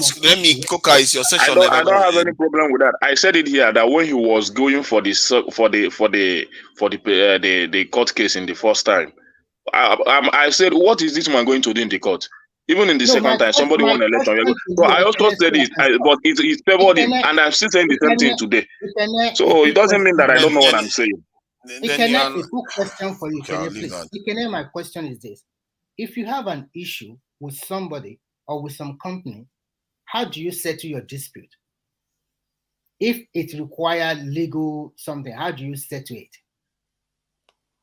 Just carry on, Mickey. See, you are dragging this on, Remy Coca. Come on.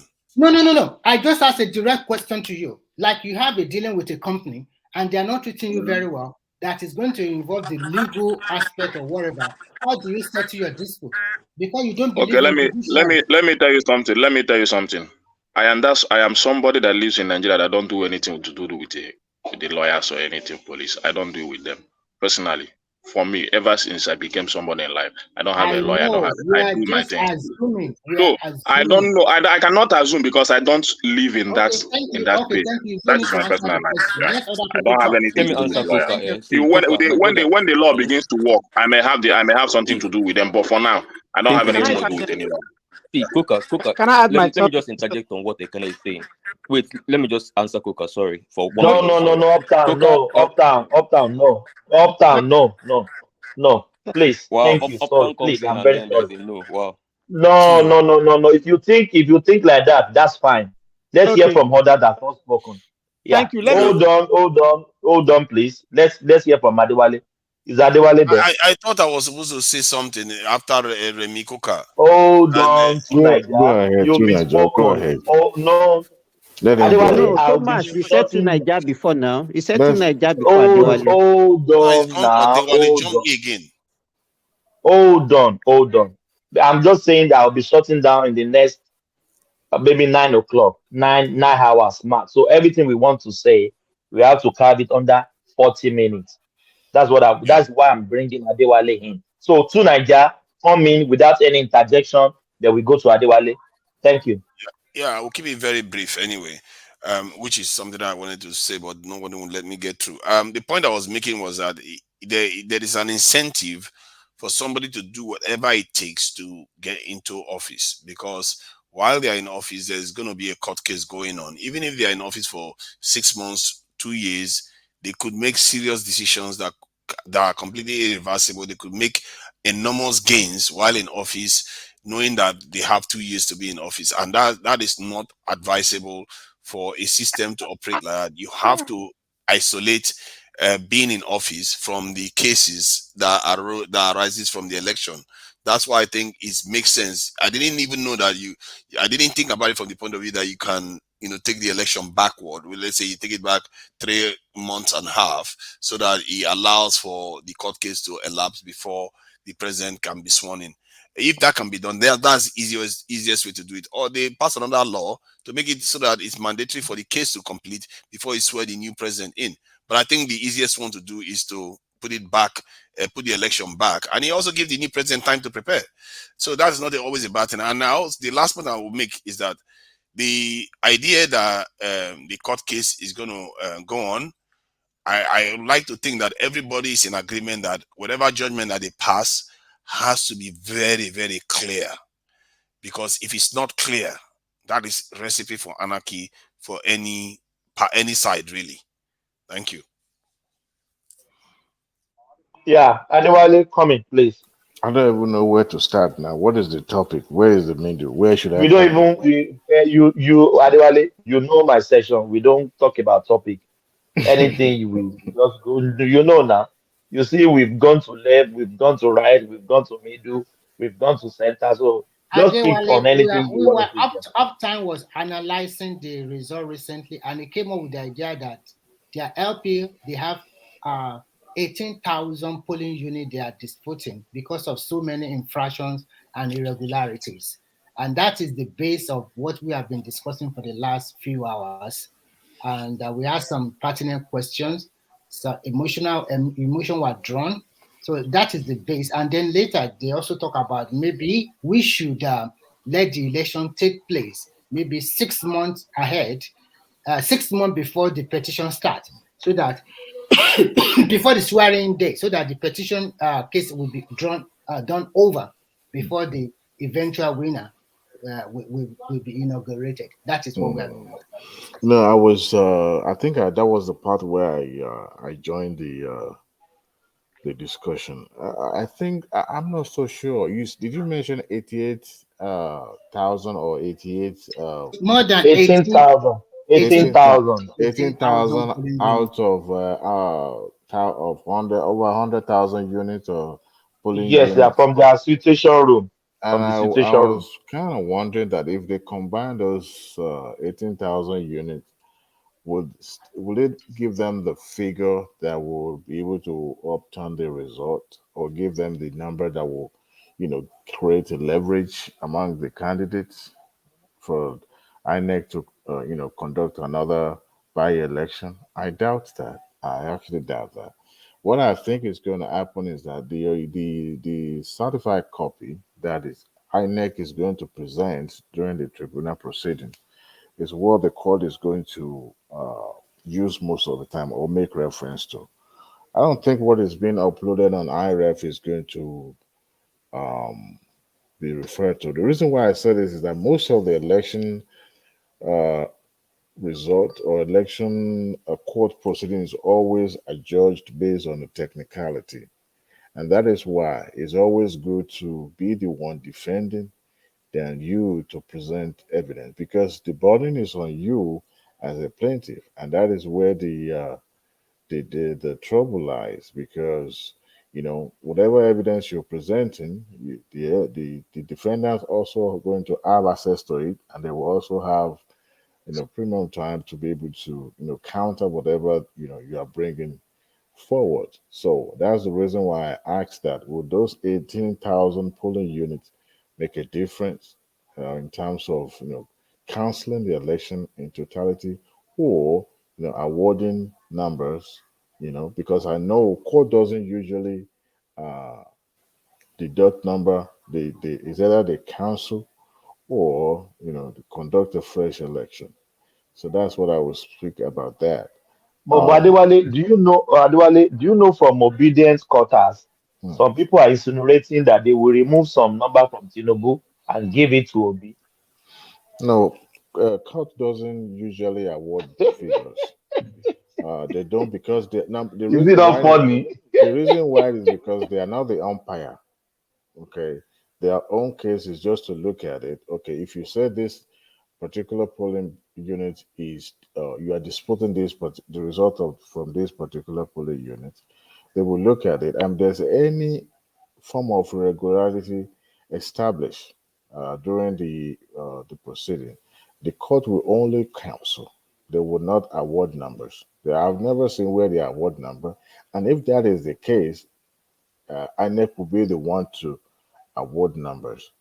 So for that, I doubt it if that's what the court is going to do, because they are not the one conducting the election. Actually, matter of fact, court does not have the legal right to award figure. They can make a pronouncement and say they are compelling INEC to correct the irregularity, perhaps for INEC to correct and give the number to the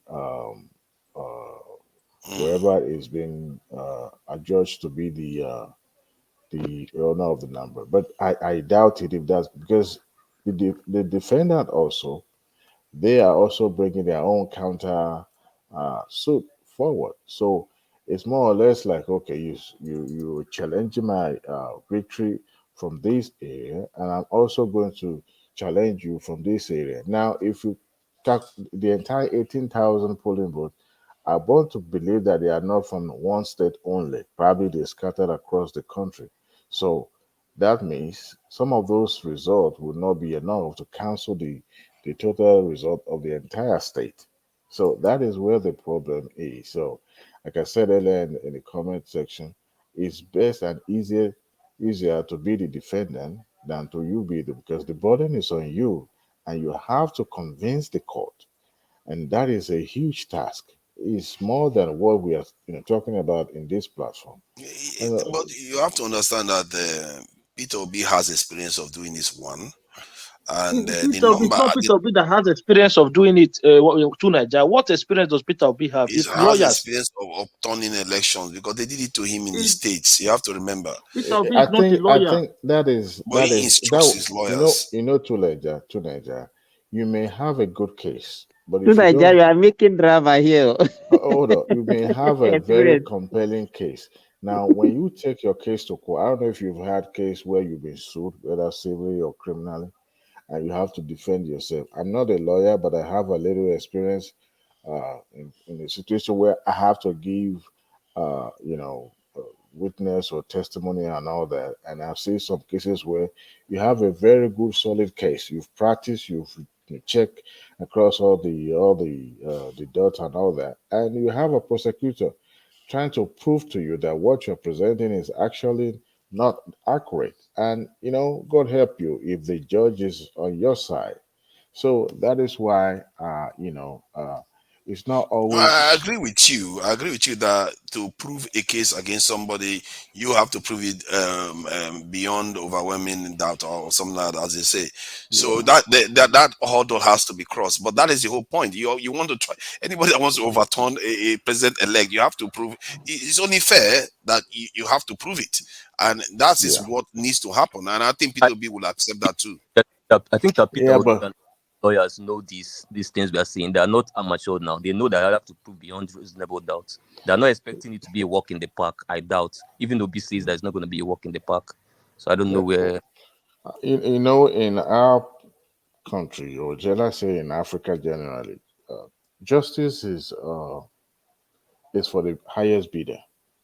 The reason why I say that is that they both belong to the same uh, organizations. Some of these people, they are human beings too. They have friends of friends. They have ways of sorting things out. Unlike America, where they have jury system, here in Nigeria, it's only individuals that make the decision. Thank God that you have panels of judges or justice that will make that decision. And we also, I believe that there's in some cases we do have some of them that would dissent from the general consensus. So for me, you may have a very good solid case, but your lawyer too has to have a way of presenting it and establish it beyond reasonable doubt. And beyond reasonable doubt is just it's not just a thing of mouth. You have to have a very compelling evidence. Now, I've heard in several quarters where they said that we should transmit the proceeding of the hearing publicly. And the least or the last thing any judge would do is to put his court in the public square. Because one thing you don't want to do is to prosecute or open your court to the public to make a decision for you. That's why here in America, judge usually sequence. But Adewale, don't it get you mind boggled about what this English I will use that when this time of cycle of election, when it's time for Obi's petition or his prayer or his litigation in the court, all the rules are changing. I'm hearing now that why don't we backtrack our election so that they can dealt with all the election petitions. Now it's the election from Mobina. They are saying they should transmit it live. I don't get it. Personally, I don't get it. I Thomas, don't get it. I just gave you the reason why. Thomas, Some people could want to cheat their way into office and cause damage before they are removed. Thomas, hold on 1 second. Let us be realistic. I get the point that, okay, we should settle all the litigation before a new administration comes in. I get it. I think ideally that should be the case. But even in America, it's not done that way. The same system that we copy from A to Z, that we try to beat and benchmark and everything, they also have their litigation going beyond January 20 of the swearing in of the new president.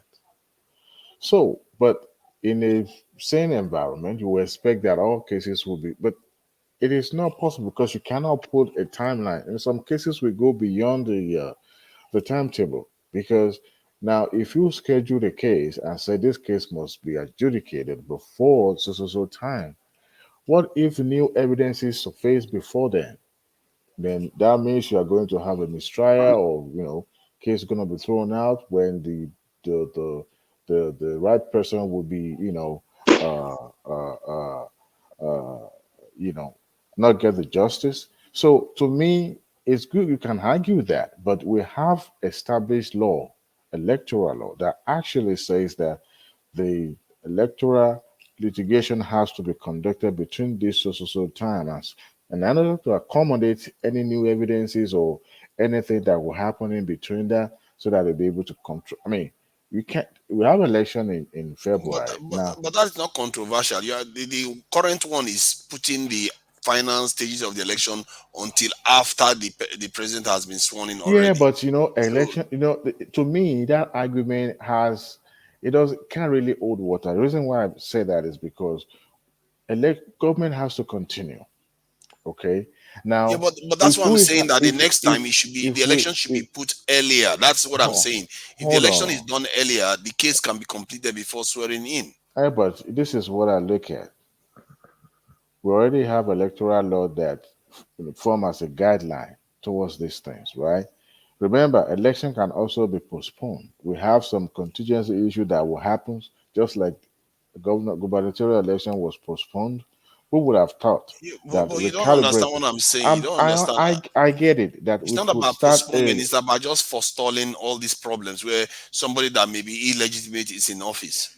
To Nigeria, whether we do it early or we do it after the swearing in, it will still not make any difference. The reason why I said this is that if you put a timeline on court proceeding, there's possibility. But there is already a timeline. That's what I'm saying. While you have it, set it back.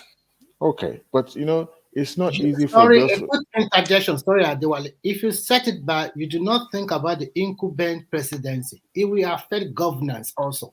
So you don't want anything to happen for 1 year in Nigeria because of an election.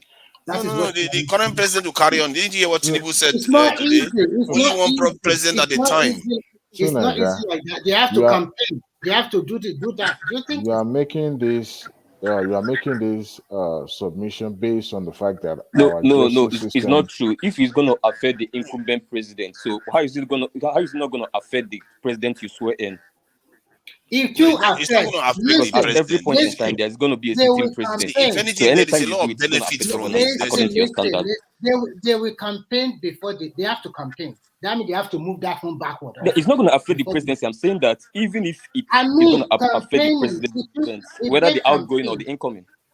It wouldn't. It will enrich them. If anything, I think the incoming one will have more time to prepare. and the outgoing one too will have peace of mind knowing that there's going to be a smooth process. The best thing we can do is instead of 180 days, if they can reduce it to 19 days, that would be better. But Can I remind you guys something? Can I remind you guys something? In 1999, when Bola Ahmed Tinubu took over as executive governor of Lagos State, the state high court has a backlog of cases that have never even been opened beyond just a preamble, or what do they call it, the first opening in the court. And they had a lot of backlog. But when he was making a reform, actually it was this vice president that was in charge of Ministry of Justice then. And they begins to look and then introduce what do you call it, the online filings and computerizations of all the cases and all that. Now you can have a case, see judge, and the case will proceed within months. It will be over with. Now these judges that are going to be sitting for this tribunal, they are not their office or that they were not appointed as justice for electoral litigation only. They are justice of appeal court. They also have cases that are pending throughout the time that they will be sitting for this case too. Guess what will be happening? They also have cases that they need to attend to. So this is how things always interwoven, and then they're trying as much as possible to accommodate, everyone. So whether we started conduct the election earlier, or we do it late at this time that we're doing it, it will still not make a difference. And I'll tell you why. If you and I believe in our justice system, we won't be making this assumption or this request.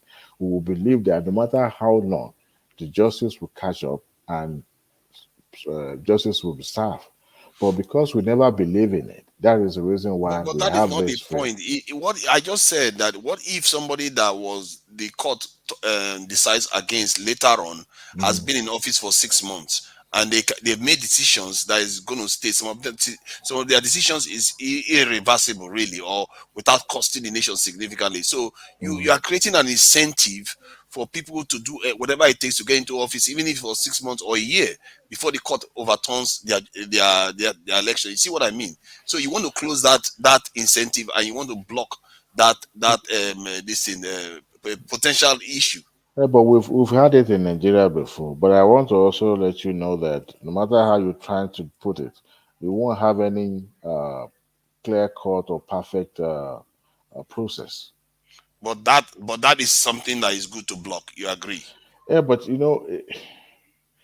let's just say we have this election last year, February, and we've been in the court since that time up to this moment. Do you think that will prevent somebody from not perpetrating themselves in the office? What if the justice wasn't served and the wrong person is in the office?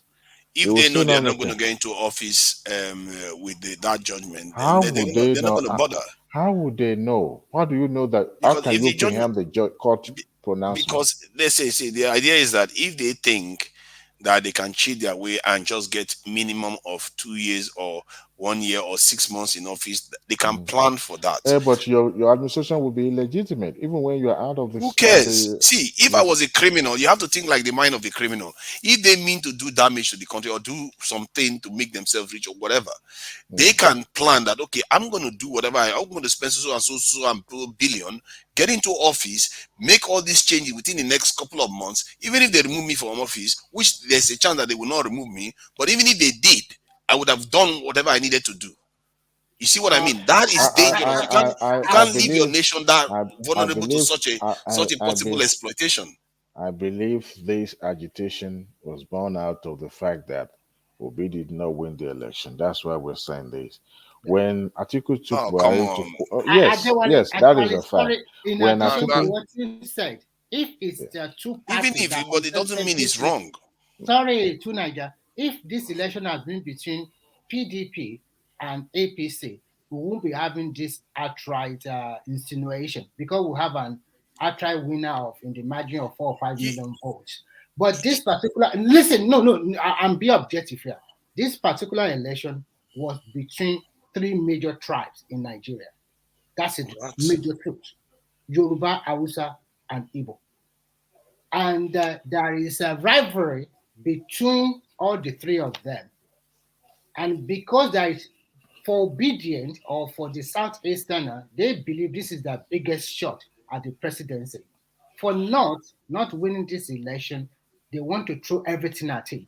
It's fine. You are in the court. Everybody understand. It's become more ethno-political situation. So we all understand what is going on. I'm not But even what I thinking want at to it say, from that. I'm not even going what at I it want from to that say is this. perspective. No wonder All that the, informs the way Kuka has been talking all evening.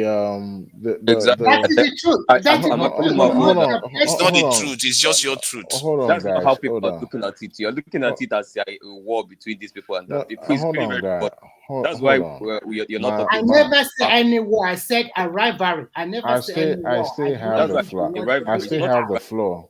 not I a still rivalry. have Yeah, the yeah, of floor. course you do. I still have the floor.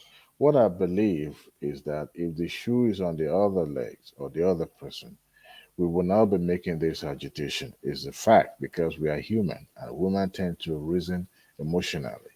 Now, but because of the fact that people expectations were not met, that's the reason why we've had. I think it's only the administration of Jonathan that didn't take Buhari to court. But Buhari and Atiku, Buhari and what's his name again, Jonathan, I believe.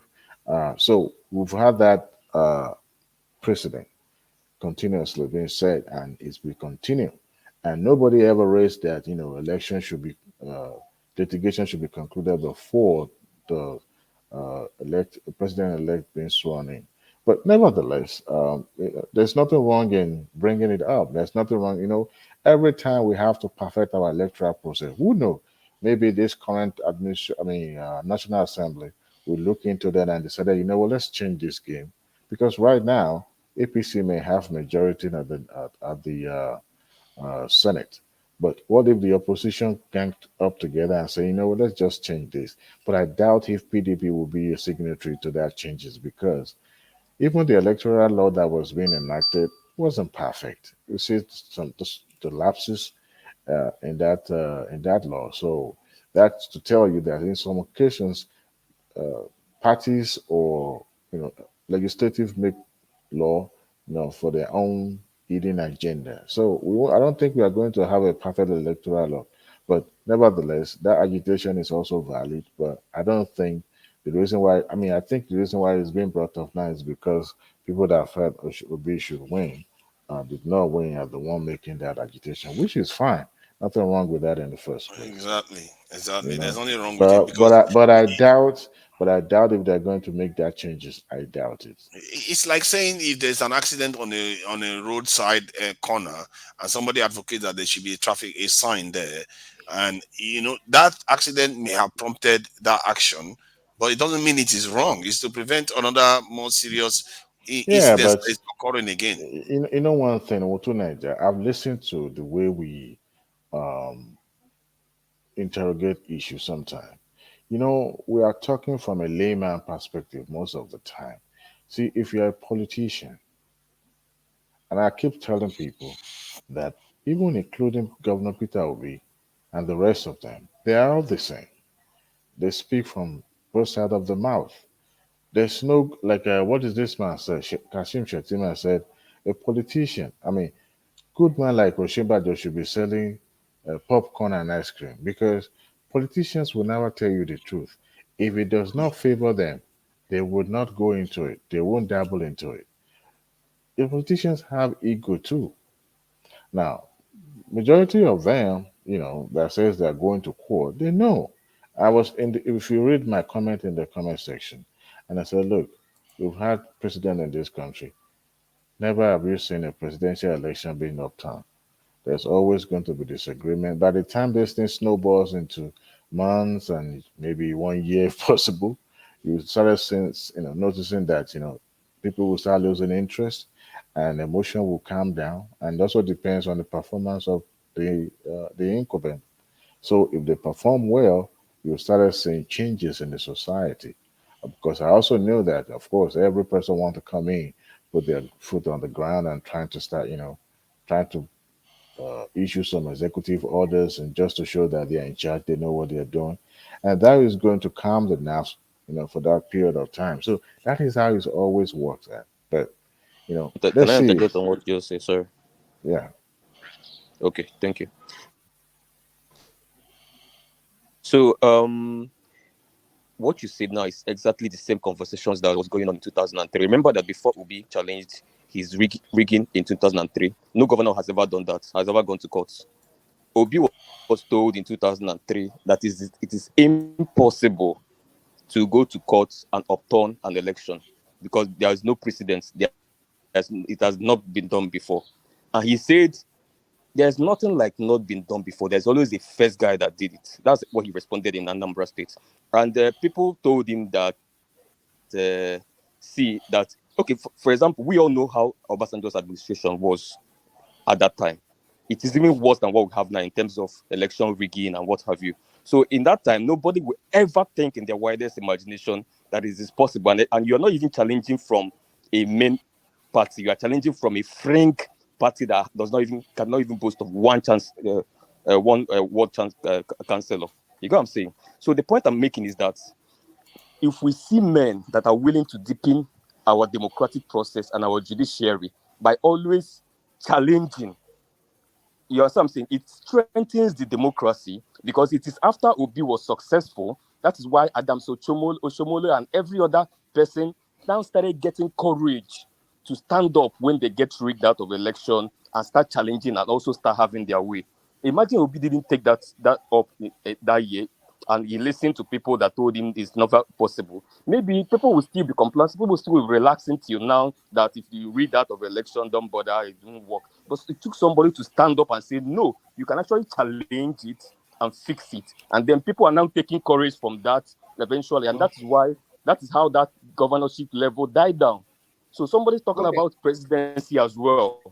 It has to you have to start one day. If not, people are also going to believe that they can always do something wrong and get away with it. So it takes us, you and I, my guy, in our country, that we must always challenge. Because that's how we deepen our democracy and we even deepen our judiciary. Uptown, quick correction.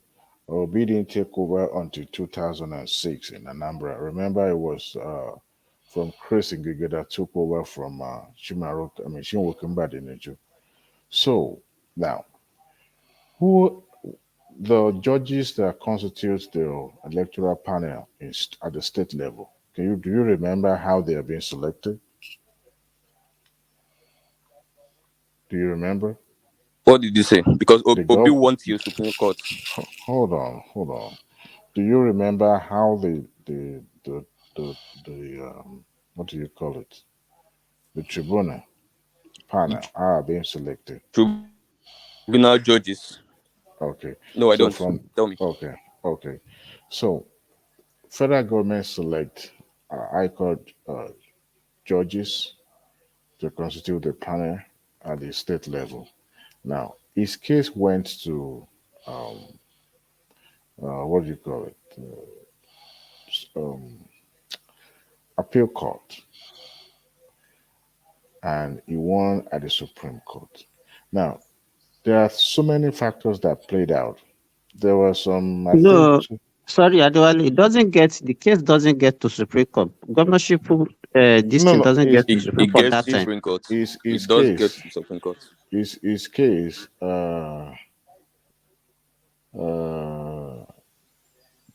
His case when Andy Uba was removed, and I think it was in was it 2014? I'm not kind of remember very well anymore. But what I'm saying, if it is governorship, 2007 was governorship. Remember that he hello, removed two governors. He removed Ngige in 2006. He removed Andy in 2008. Yes. Now this is at the state level. Okay, I think did he go to the Supreme Court, up to Supreme Court? I think he did. But he did. I think there was a rule change in the country. He did. Now, remember, when this were the rule changed after Ayo Salami was removed. You remember that Justice Ayo Salami? It was after. It was after. name It ring was bell. after. It was after 2020, 2008 or 2009 that they changed the rule. It was. It's not something that is. Uptown. It's only. It ends at appeal court at that time. Doesn't get to Supreme Court. Uptown.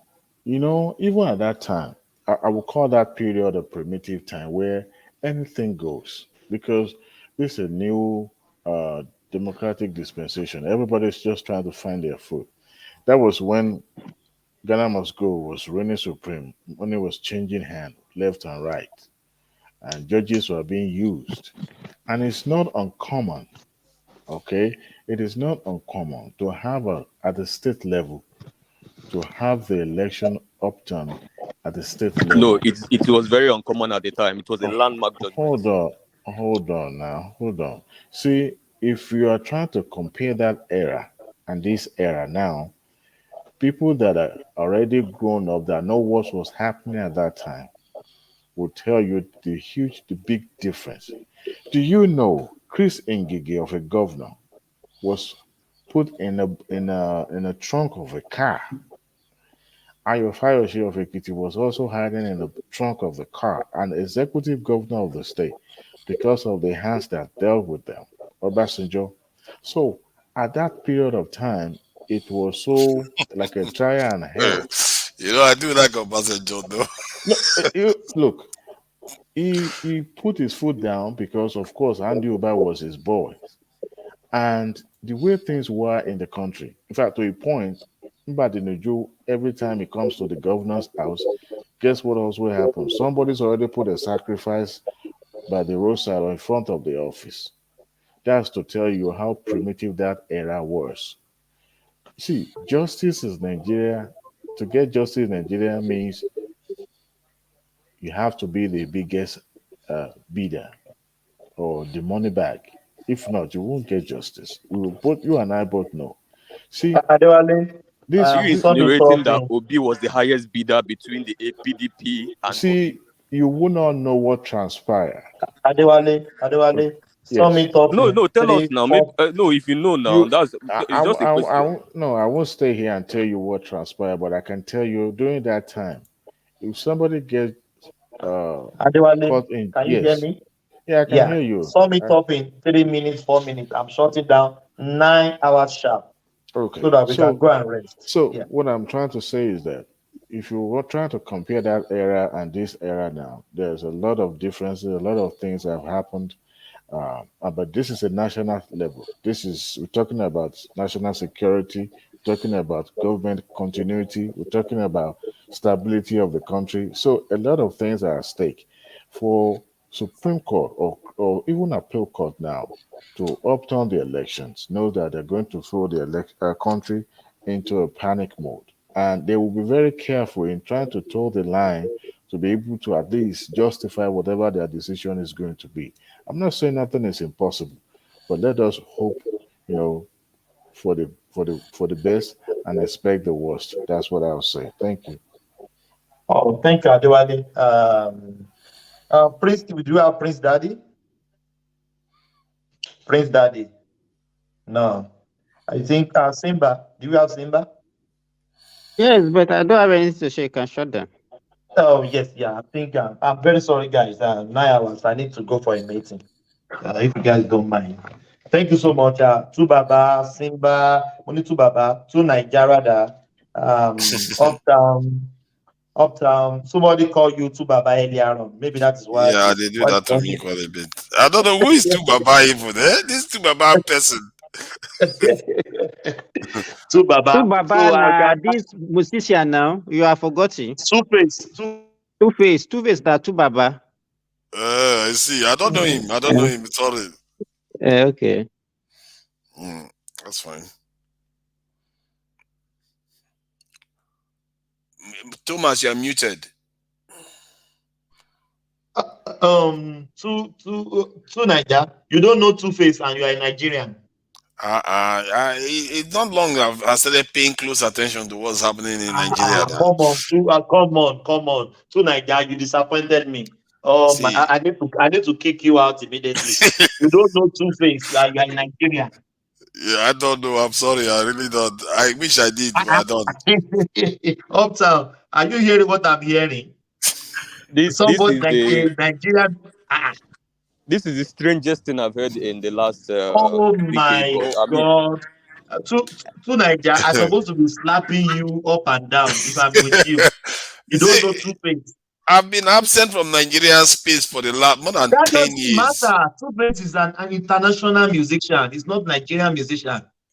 Oh, yes. I'm one of those people that were born during the time where we don't care too much for Nigerian music. I'm sorry.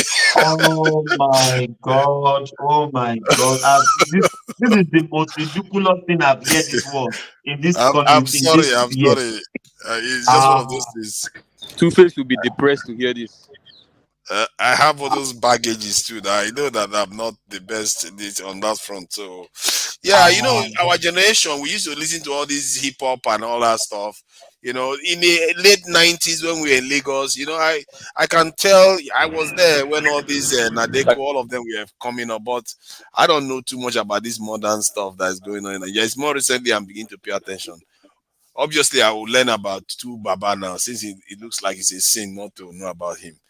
But you hear the song, "You Are My African Queen." Yes. Is he? Oh, okay. I know him now. If that's him, I know about the song. Yes. But my brother, don't fall my hand now. This is his name is his acronym is what they call the AKA is Tu Baba now. They always call I it Tu didn't Baba. know. Oh, yeah, I'm African Queen. That one I know that song now. It's hard to miss the song. Yes, exactly. Thank you so much. We're expecting you. Maybe you, even though you like some kumbayaism sometimes. You and this your kumbayaism talk. My ideas are based on fact. I must say I'm impressed with the Uptown today, the way he's conducted himself. So. No, Uptown is a yammed like me now. He always talk yam like me. Yeah, that's good. That's good. At least we go somewhere. I appreciate you, my brother. Thank you so much, guys. Thank you so much. My apologies for maybe I'm too frontal. I don't know. But I'm just apologies. Yeah. At least we go home smiling to everybody. Yeah. Thank you so much. Please, we don't have issues. None of us have issues with each other. Sometimes we can just get. We will not allow. Nobody wants to agree, you understand? But we're all fine. We're all good. Thank you, guys. All right. Thank you. Yeah. God bless you all. Thank you so much. Thank you.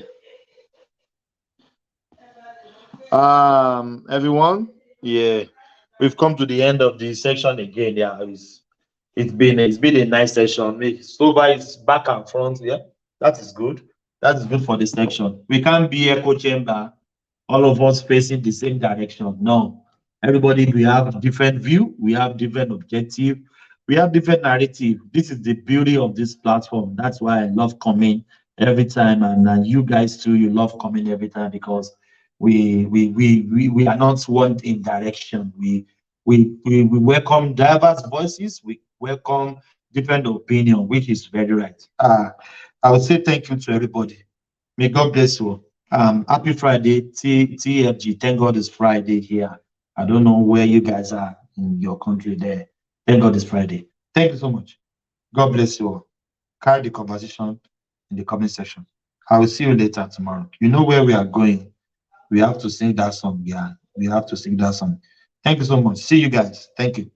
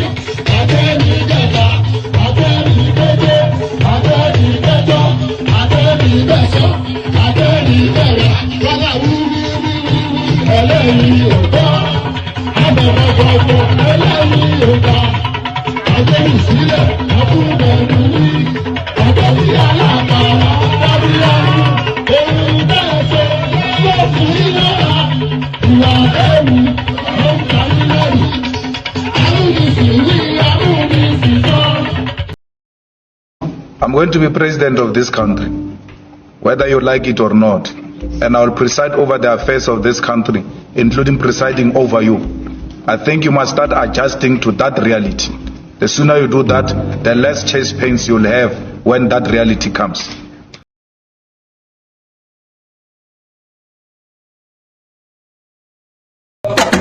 Yeah.